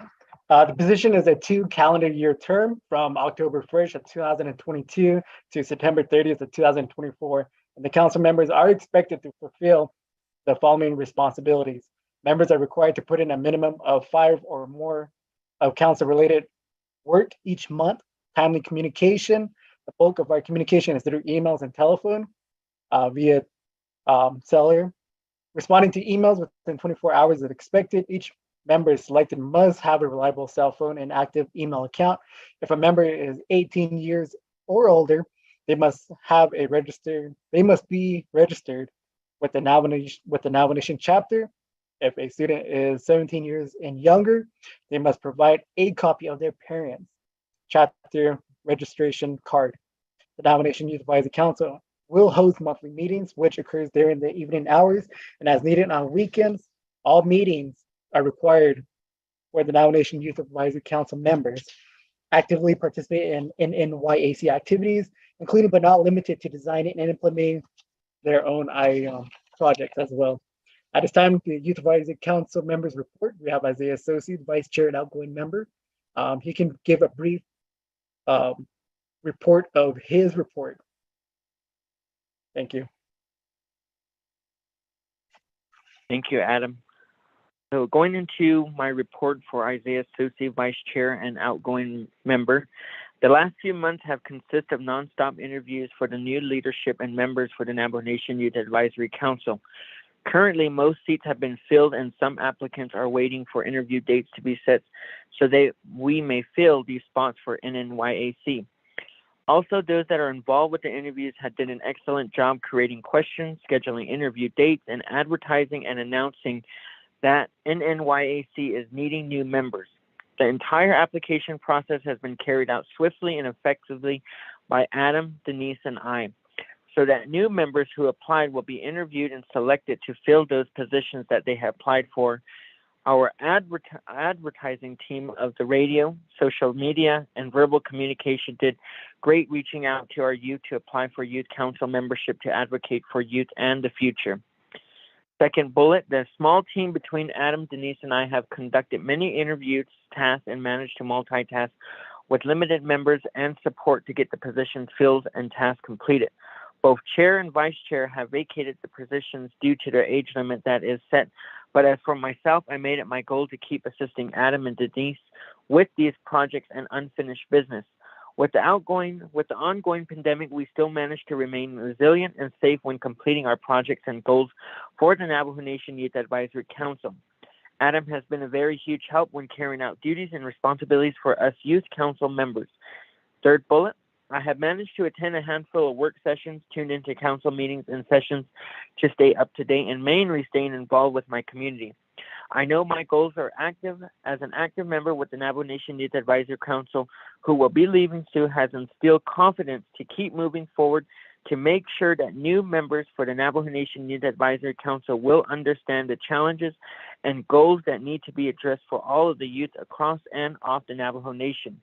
It has been a challenging year with the ongoing pandemic, but with prayers and strong cultural and traditional background, it's important to remain resilient and to complete the tasks that are at hand and those that will arise. I will still participate in local chapter meetings to see what may need to be addressed for the youth and provide recommendations. The grassroots communities need to be listened to due to them being knowledgeable in many areas of their community issues. The fourth bullet, my recommendation to the leadership is to always include the youth at Window Rock, and you must understand we are the future that needs stepping stones to lead a successful future. I ask that you keep encouraging the youth and assist us with the grassroots issues and at-home challenges. Last bullet, as the vice chairperson, it's been a great and a successful run with the Navajo Nation Youth Advisory Council. I have gained most valuable teachings and insights of the Navajo Nation government. I will remain to keep advocating and advancing for my community, youth, and livestock. The last few months have been great with the assistance from all departments on completing and reaching our goals. Much has been tackled as a whole in the last few months when addressing issues and assisting our people, especially the youth. That is my report for the Vice Chair of the Navajo Nation Youth Advisory Council. I'll give it back over to you, Adam. Wonderful. Thank you very much, Isaiah, for your brief presentation on your report. Honorable Council Delegates of the 24th Navajo Nation Council, at this time, I will provide the NNYAC Advisory Report. In preparations of the 24th Navajo Nation Council Fall Session, I listed accomplishments that the Youth Advisory Council has conducted this quarter. On behalf of the NNYAC, we extend our appreciation to the 24th Navajo Nation Council for their approved budget for the fiscal year of 2022 to 2023. If you could recall, the approved budget for the year will be utilized by NNYAC is an amount of $50,000. This fund will be expedited correctly, faithfully, and for the youth as well, to promoting the Youth Advisory Council to be promoting into the communities of all 110 chapters. Our Youth Advisory Council members will be outreaching to the youth and elders in the upcoming months that will be paired of the winter, spring, summer, and the next year's fall as well. The plan of operation proposal has been produced and reviewed by President Nez, Vice President Lizer, Council Speaker Seth Damon, and Madam Chief Justice Joanne Jane. The Navajo Nation Department of Justice, DOJ, has reviewed the proposed plan of operation and provided their feedback with recommendations to amend the proposal. After providing further information with the team, the DOJ approved the plan of operation to be submitted to the Office of Legislative Counsel. The former members that were from 2020 to 2022, we're seeking favorable support from Honorable Council Delegate Amber Kenneth-Crotty and Honorable Council Delegate Nathaniel Brown to sponsor the proposed plan of operation, as this legislation will go forth and through the processing of committees, NABICETA, and also the council. This legislation will most likely reach the Navajo Nation Council standing committees for the review and approval until approved through the council and signed by the president. With the collaboration with the Office of Diné Youth, ODY, within the Department of Diné Education, has been resourceful to the Navajo Nation Youth Advisory Council. To begin the 2022 to 2024 membership of the YAC, we had to advertise for all 12 positions. So each membership consists of 12. The council consists of 12 members. 10 members are divided by the 5 agencies, and each agency will have a male and a female representation. And then there will be 2 positions that will be occupied at large for the whole Navajo Nation, both male and female. We have received 13 applications from the youth across the Navajo Nation. The interview committee completed 5 interviews and will be finishing the rest of the interviews of this month. We did not receive any applications from Central Agency male and Northern Agency male as well. I do see we have some time. I'd like to dive into the Navajo Nation Youth Advisory Council for their support in sponsoring the 70th Miss Navajo Nation pageant. The Navajo Nation Youth Advisory Council recognized their former member and chair of the NNYAC, Miss Niagara Rockbridge, as she was departing from her 1-year term as Miss Navajo Nation in the month of August-September. NNYAC approved to assist in sponsoring funds for the Miss Navajo Nation pageant. These funds were utilized to provide meals, lodging, and accommodations for the youth volunteers who assisted during the week of the Miss Navajo Nation pageant. Our short-term plan is to host orientation work sessions for the incoming 12 members to learn more about the activities that the youth can provide to the Navajo Nation communities. These activities will include community outreach for the next 3 months in the winter session that can offer towards the children, youth, adults, and elders joy and way of life, learning aspects through the young leadership of NNYAC. We appreciate the 24th Navajo Nation Councils. We would appreciate the 24th Navajo Nation Council members to be joining us and providing leadership remarks to our incoming 12 members when we have established an orientation and conference that will welcome the 12 members. As an advisor to the Navajo Nation Youth Advisor Council, I look forward to working in collaboration with the new incoming youth, Navajo youth to prosper with great opportunities to grow our future leaders. The success of our youth starts today with your support. Ahead. Mr. Speaker, at this time, I'd like to reserve our time. Thank you.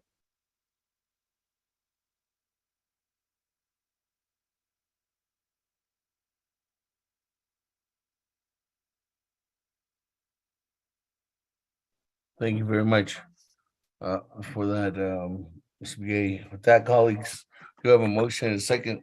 Is there any comments or questions at this time?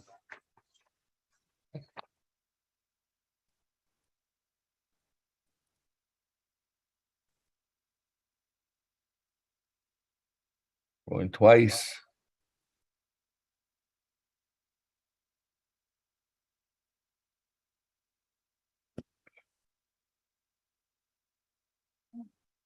Going three times. Let's go to the board, accept the report.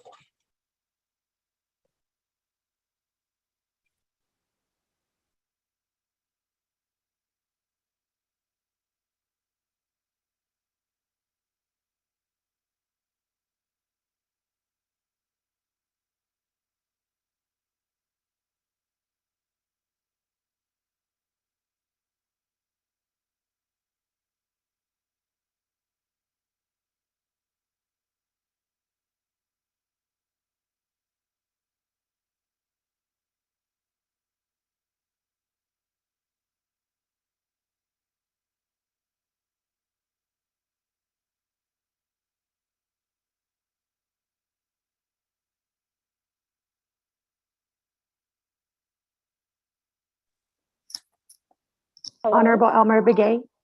Oh, are we voting? Honorable Elmer Begay, how do you vote?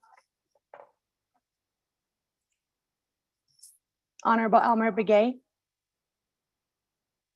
Honorable I'll go Elmer green. Begay votes green. Honorable Kealan Begay Jr., how do you vote? Honorable Kealan Begay Jr. votes green via text. Honorable Paul Begay, how do you vote?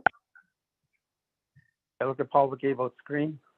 Honorable Paul Begay votes green. Honorable Nathaniel Brown, how do you vote? Delegate Brown votes green. Honorable Nathaniel Brown votes green. Honorable Eugenia Charles Newton, how do you vote? Delegate Charles Newton votes green. Honorable Eugenia Charles Newton votes green. Honorable Amber Knez-Bakrati, how do you vote? Honorable Amber Knez-Bakrati votes green via text. Presiding Chair, Honorable Speaker Damon not voting. Honorable Herman Daniels, how do you vote? I vote green. Honorable Herman Daniels votes green. Honorable Mark Freeland, how do you vote? Honorable Mark Freeland. I vote green. Honorable Mark Freeland votes green. Honorable Pernell Halona, how do you vote? One votes green. Honorable Pernell Halona votes green. Honorable Jamie Henio, how do you vote? Honorable Jamie Henio. Honorable Jamie Henio did not vote. Honorable Vince James, how do you vote? Honorable Vince James. Same votes green. Honorable Vince James votes green. Honorable Rick Nez, how do you vote? Delegate Rick Nez votes green. Honorable Rick Nez votes green. Honorable Carl Slater is excused. Honorable Raymond Smith Jr., how do you vote? Honorable Raymond Smith Jr. Green. Honorable Raymond Smith Jr. votes green. Honorable Wilson Stewart Jr., how do you vote? Honorable Wilson Stewart Jr. Honorable Wilson Stewart Jr. did not vote. Honorable Otto So, how do you vote?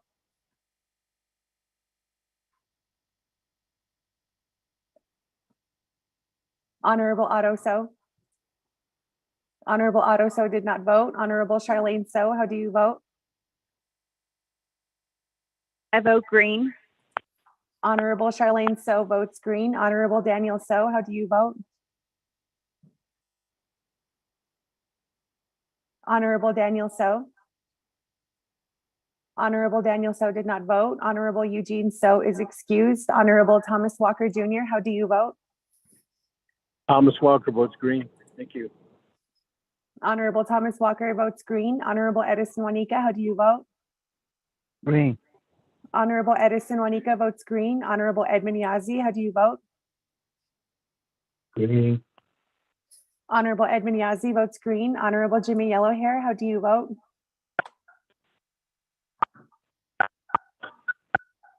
Honorable Jimmy Yellowhair. Delegate Honor- Yellowhair votes green. Honorable Jimmy Yellowhair votes green. Going back up, Honorable Jamie Henio, how do you vote? Honorable Jamie Henio. Honorable Jamie Henio did not vote. Honorable Wilson Stewart Jr., how do you vote? Honorable Wilson Stewart Jr. Honorable Wilson Stewart Jr. did not vote. Honorable Otto So, how do you vote? I vote green. Honorable Otto So votes green. Honorable Daniel So, how do you vote? Honorable Daniel So. Honorable Daniel So did not vote. With that, Honorable Speaker, you have 18 delegates who voted in favor, 0 delegates who oppose, with presiding chair not voting.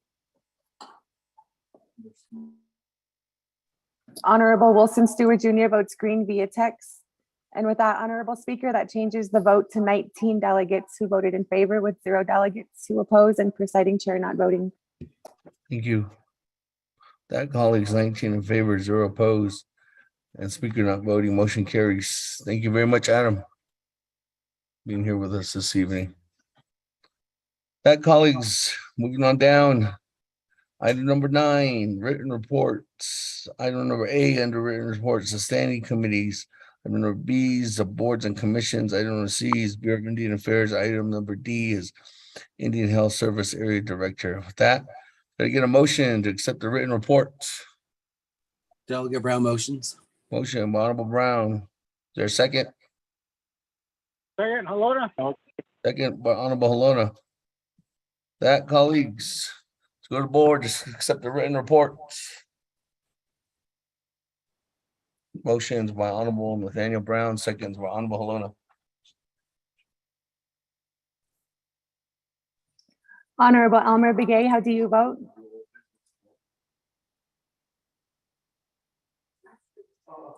Honorable Elmer Begay.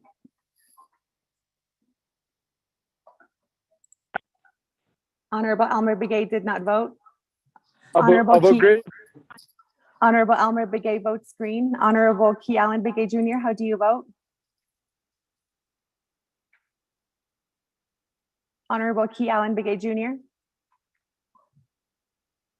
Honorable Key Allen Begay Jr. votes green via text. Honorable Paul Begay, how do you vote? Delegate Paul Begay votes green. Honorable Paul Begay votes green. Honorable Nathaniel Brown, how do you vote? Delegate Brown votes green. Honorable Nathaniel Brown votes green. Honorable Eugenia Charles Newton, how do you vote? Honorable Eugenia Charles Newton votes green. Honorable Amber Canez Bakrati, how do you vote?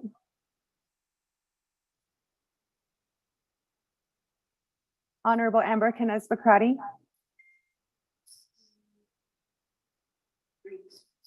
Honorable Amber Canez Bakrati votes green via text. Presiding Chair, Honorable Speaker Damon not voting. Honorable Herman Daniels, how do you vote? I vote green. Honorable Herman Daniels votes green. Honorable Mark Freeland, how do you vote? Honorable I Mark vote green. Freeland. Honorable Mark Freeland votes green. Honorable Pernell Halona, how do you vote? Halona votes green. Honorable Pernell Halona votes green. Honorable Jamie Henio, how do you vote? Honorable Jamie Henio.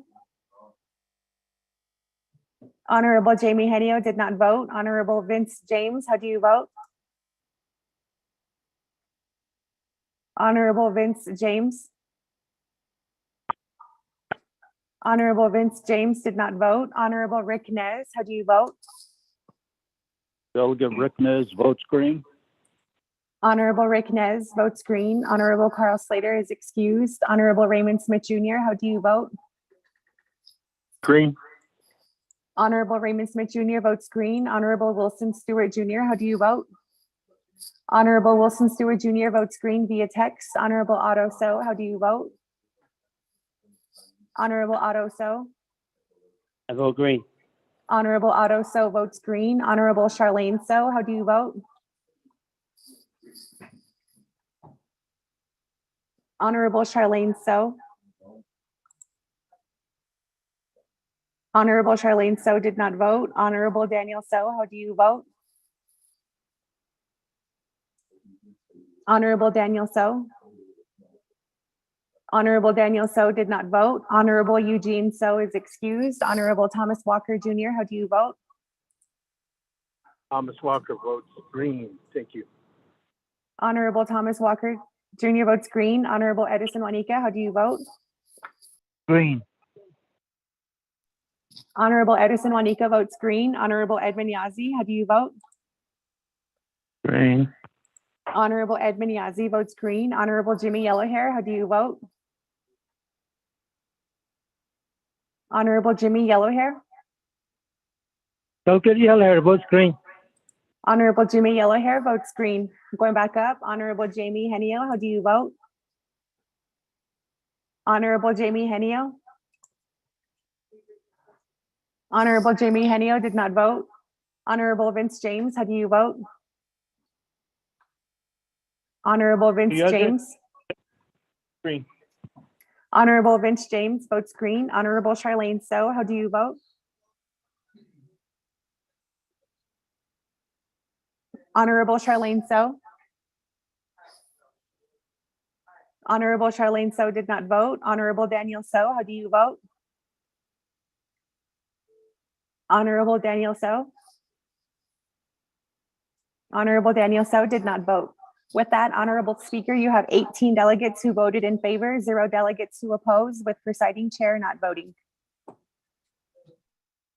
Speaker, this is Delegate Charlene So. I vote in favor. Honorable Charlene So votes green. Honorable Speaker, that changes the vote to 19 delegates who voted in favor, 0 delegates who oppose, with presiding chair not voting.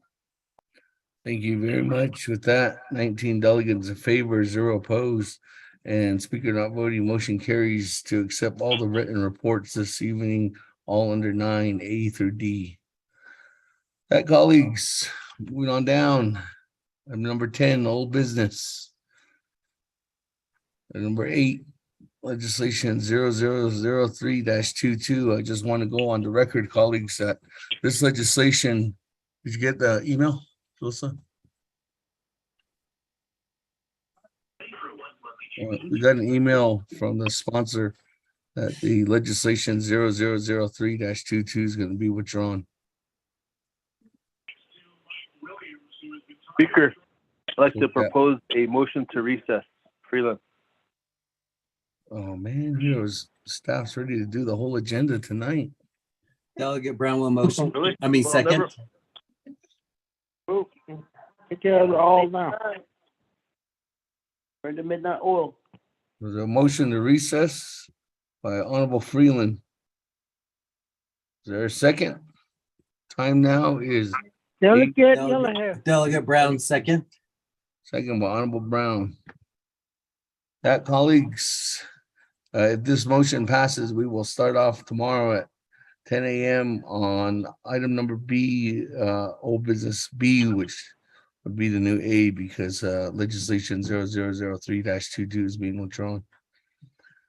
So with that, colleagues, let's go to the board. There's a motion to recess, not adjourn.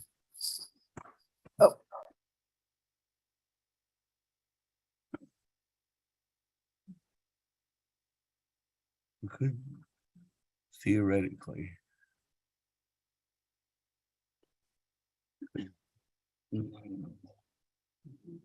The debate has happened on item B. Item C has been debated. Beginning with Honorable Elmer Begay, how do you vote? Honorable Elmer Begay. Honorable Elmer Begay did not vote.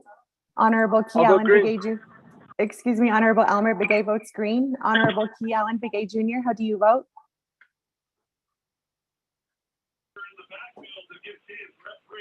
Honorable Key Allen Begay Jr. Honorable Key Allen Begay Jr. did not vote. Honorable Paul Begay, how do you vote? Delegate Paul Begay votes green. Honorable Paul Begay votes green. Honorable Nathaniel Brown, how do you vote? Delegate Brown votes green. Honorable Nathaniel Brown votes green. Honorable Eugenia Charles Newton, how do you vote? Delegate Charles Newton votes green. Honorable Eugenia Charles Newton votes green. Honorable Amber Canes-Bacrati, how do you vote?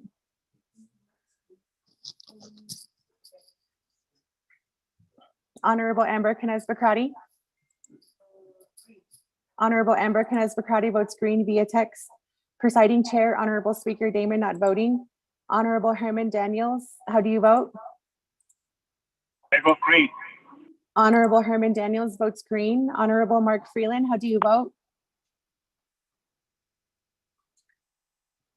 Honorable Mark Freeland. I vote green. Green. Honorable Mark Freeland votes green. Honorable Pernell Halona, how do you vote? Honorable Pernell Halona. Honorable Pernell Halona did not vote. Honorable Jamie Henio, how do you vote? Honorable Jamie Henio. Honorable Jamie Henio did not vote. Honorable Vince James, how do you vote? Delegate James votes red. Honorable Vince James votes red. Honorable Rick Nez, how do you vote? Delegate Rick Nez votes green.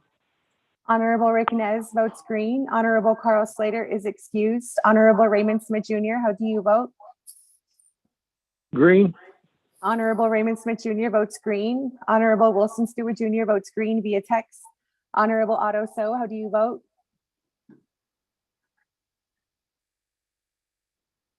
Honorable green. Otto So.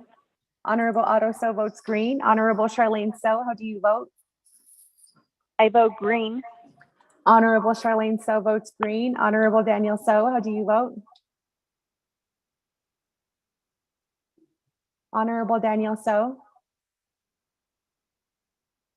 Honorable Daniel So did not vote. Honorable Eugene So, how do you vote? Honorable Eugene So, excuse me, Honorable Eugene So is excused. Honorable Thomas Walker Jr., how do you vote? Delegate Thomas Walker votes green. Thank you. Honorable Thomas Walker Jr. votes green. Honorable Edison Juanica, how do you vote? Green. Honorable Edison Juanica votes green. Honorable Edmund Yazzie, how do you vote? Green. Honorable Edmund Yazzie is excused. Honorable Jimmy Yellowhair, how do you vote? Honorable Jimmy, oh.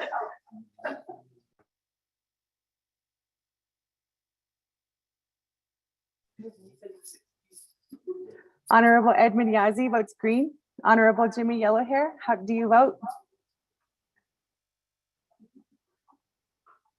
Honorable Jimmy Yellowhair. Delegate Honorable- Yellowhair votes green. Honorable Jimmy Yellowhair votes green. Going back up, Honorable Key Allen Begay Jr., how do you vote? Honorable Key Allen Begay Jr. votes green via text. Honorable Pernell Halona, how do you vote?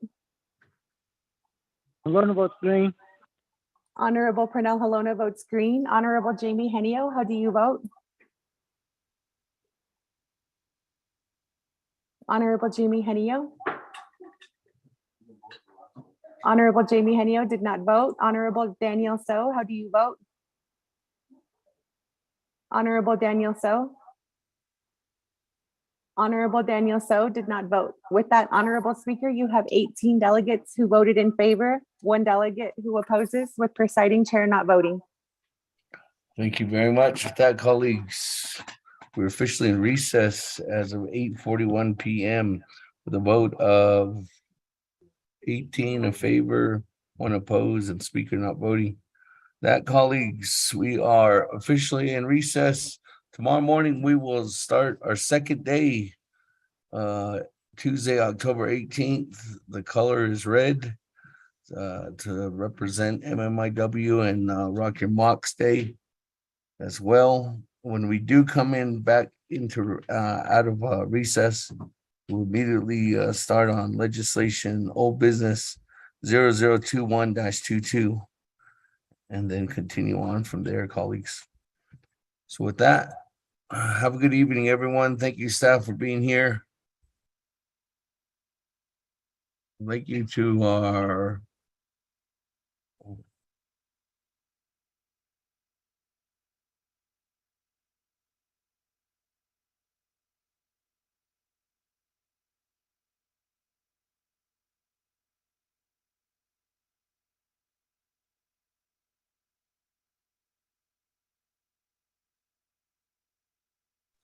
to our Sergeant at Arm who's been with us all day, Officer Brody.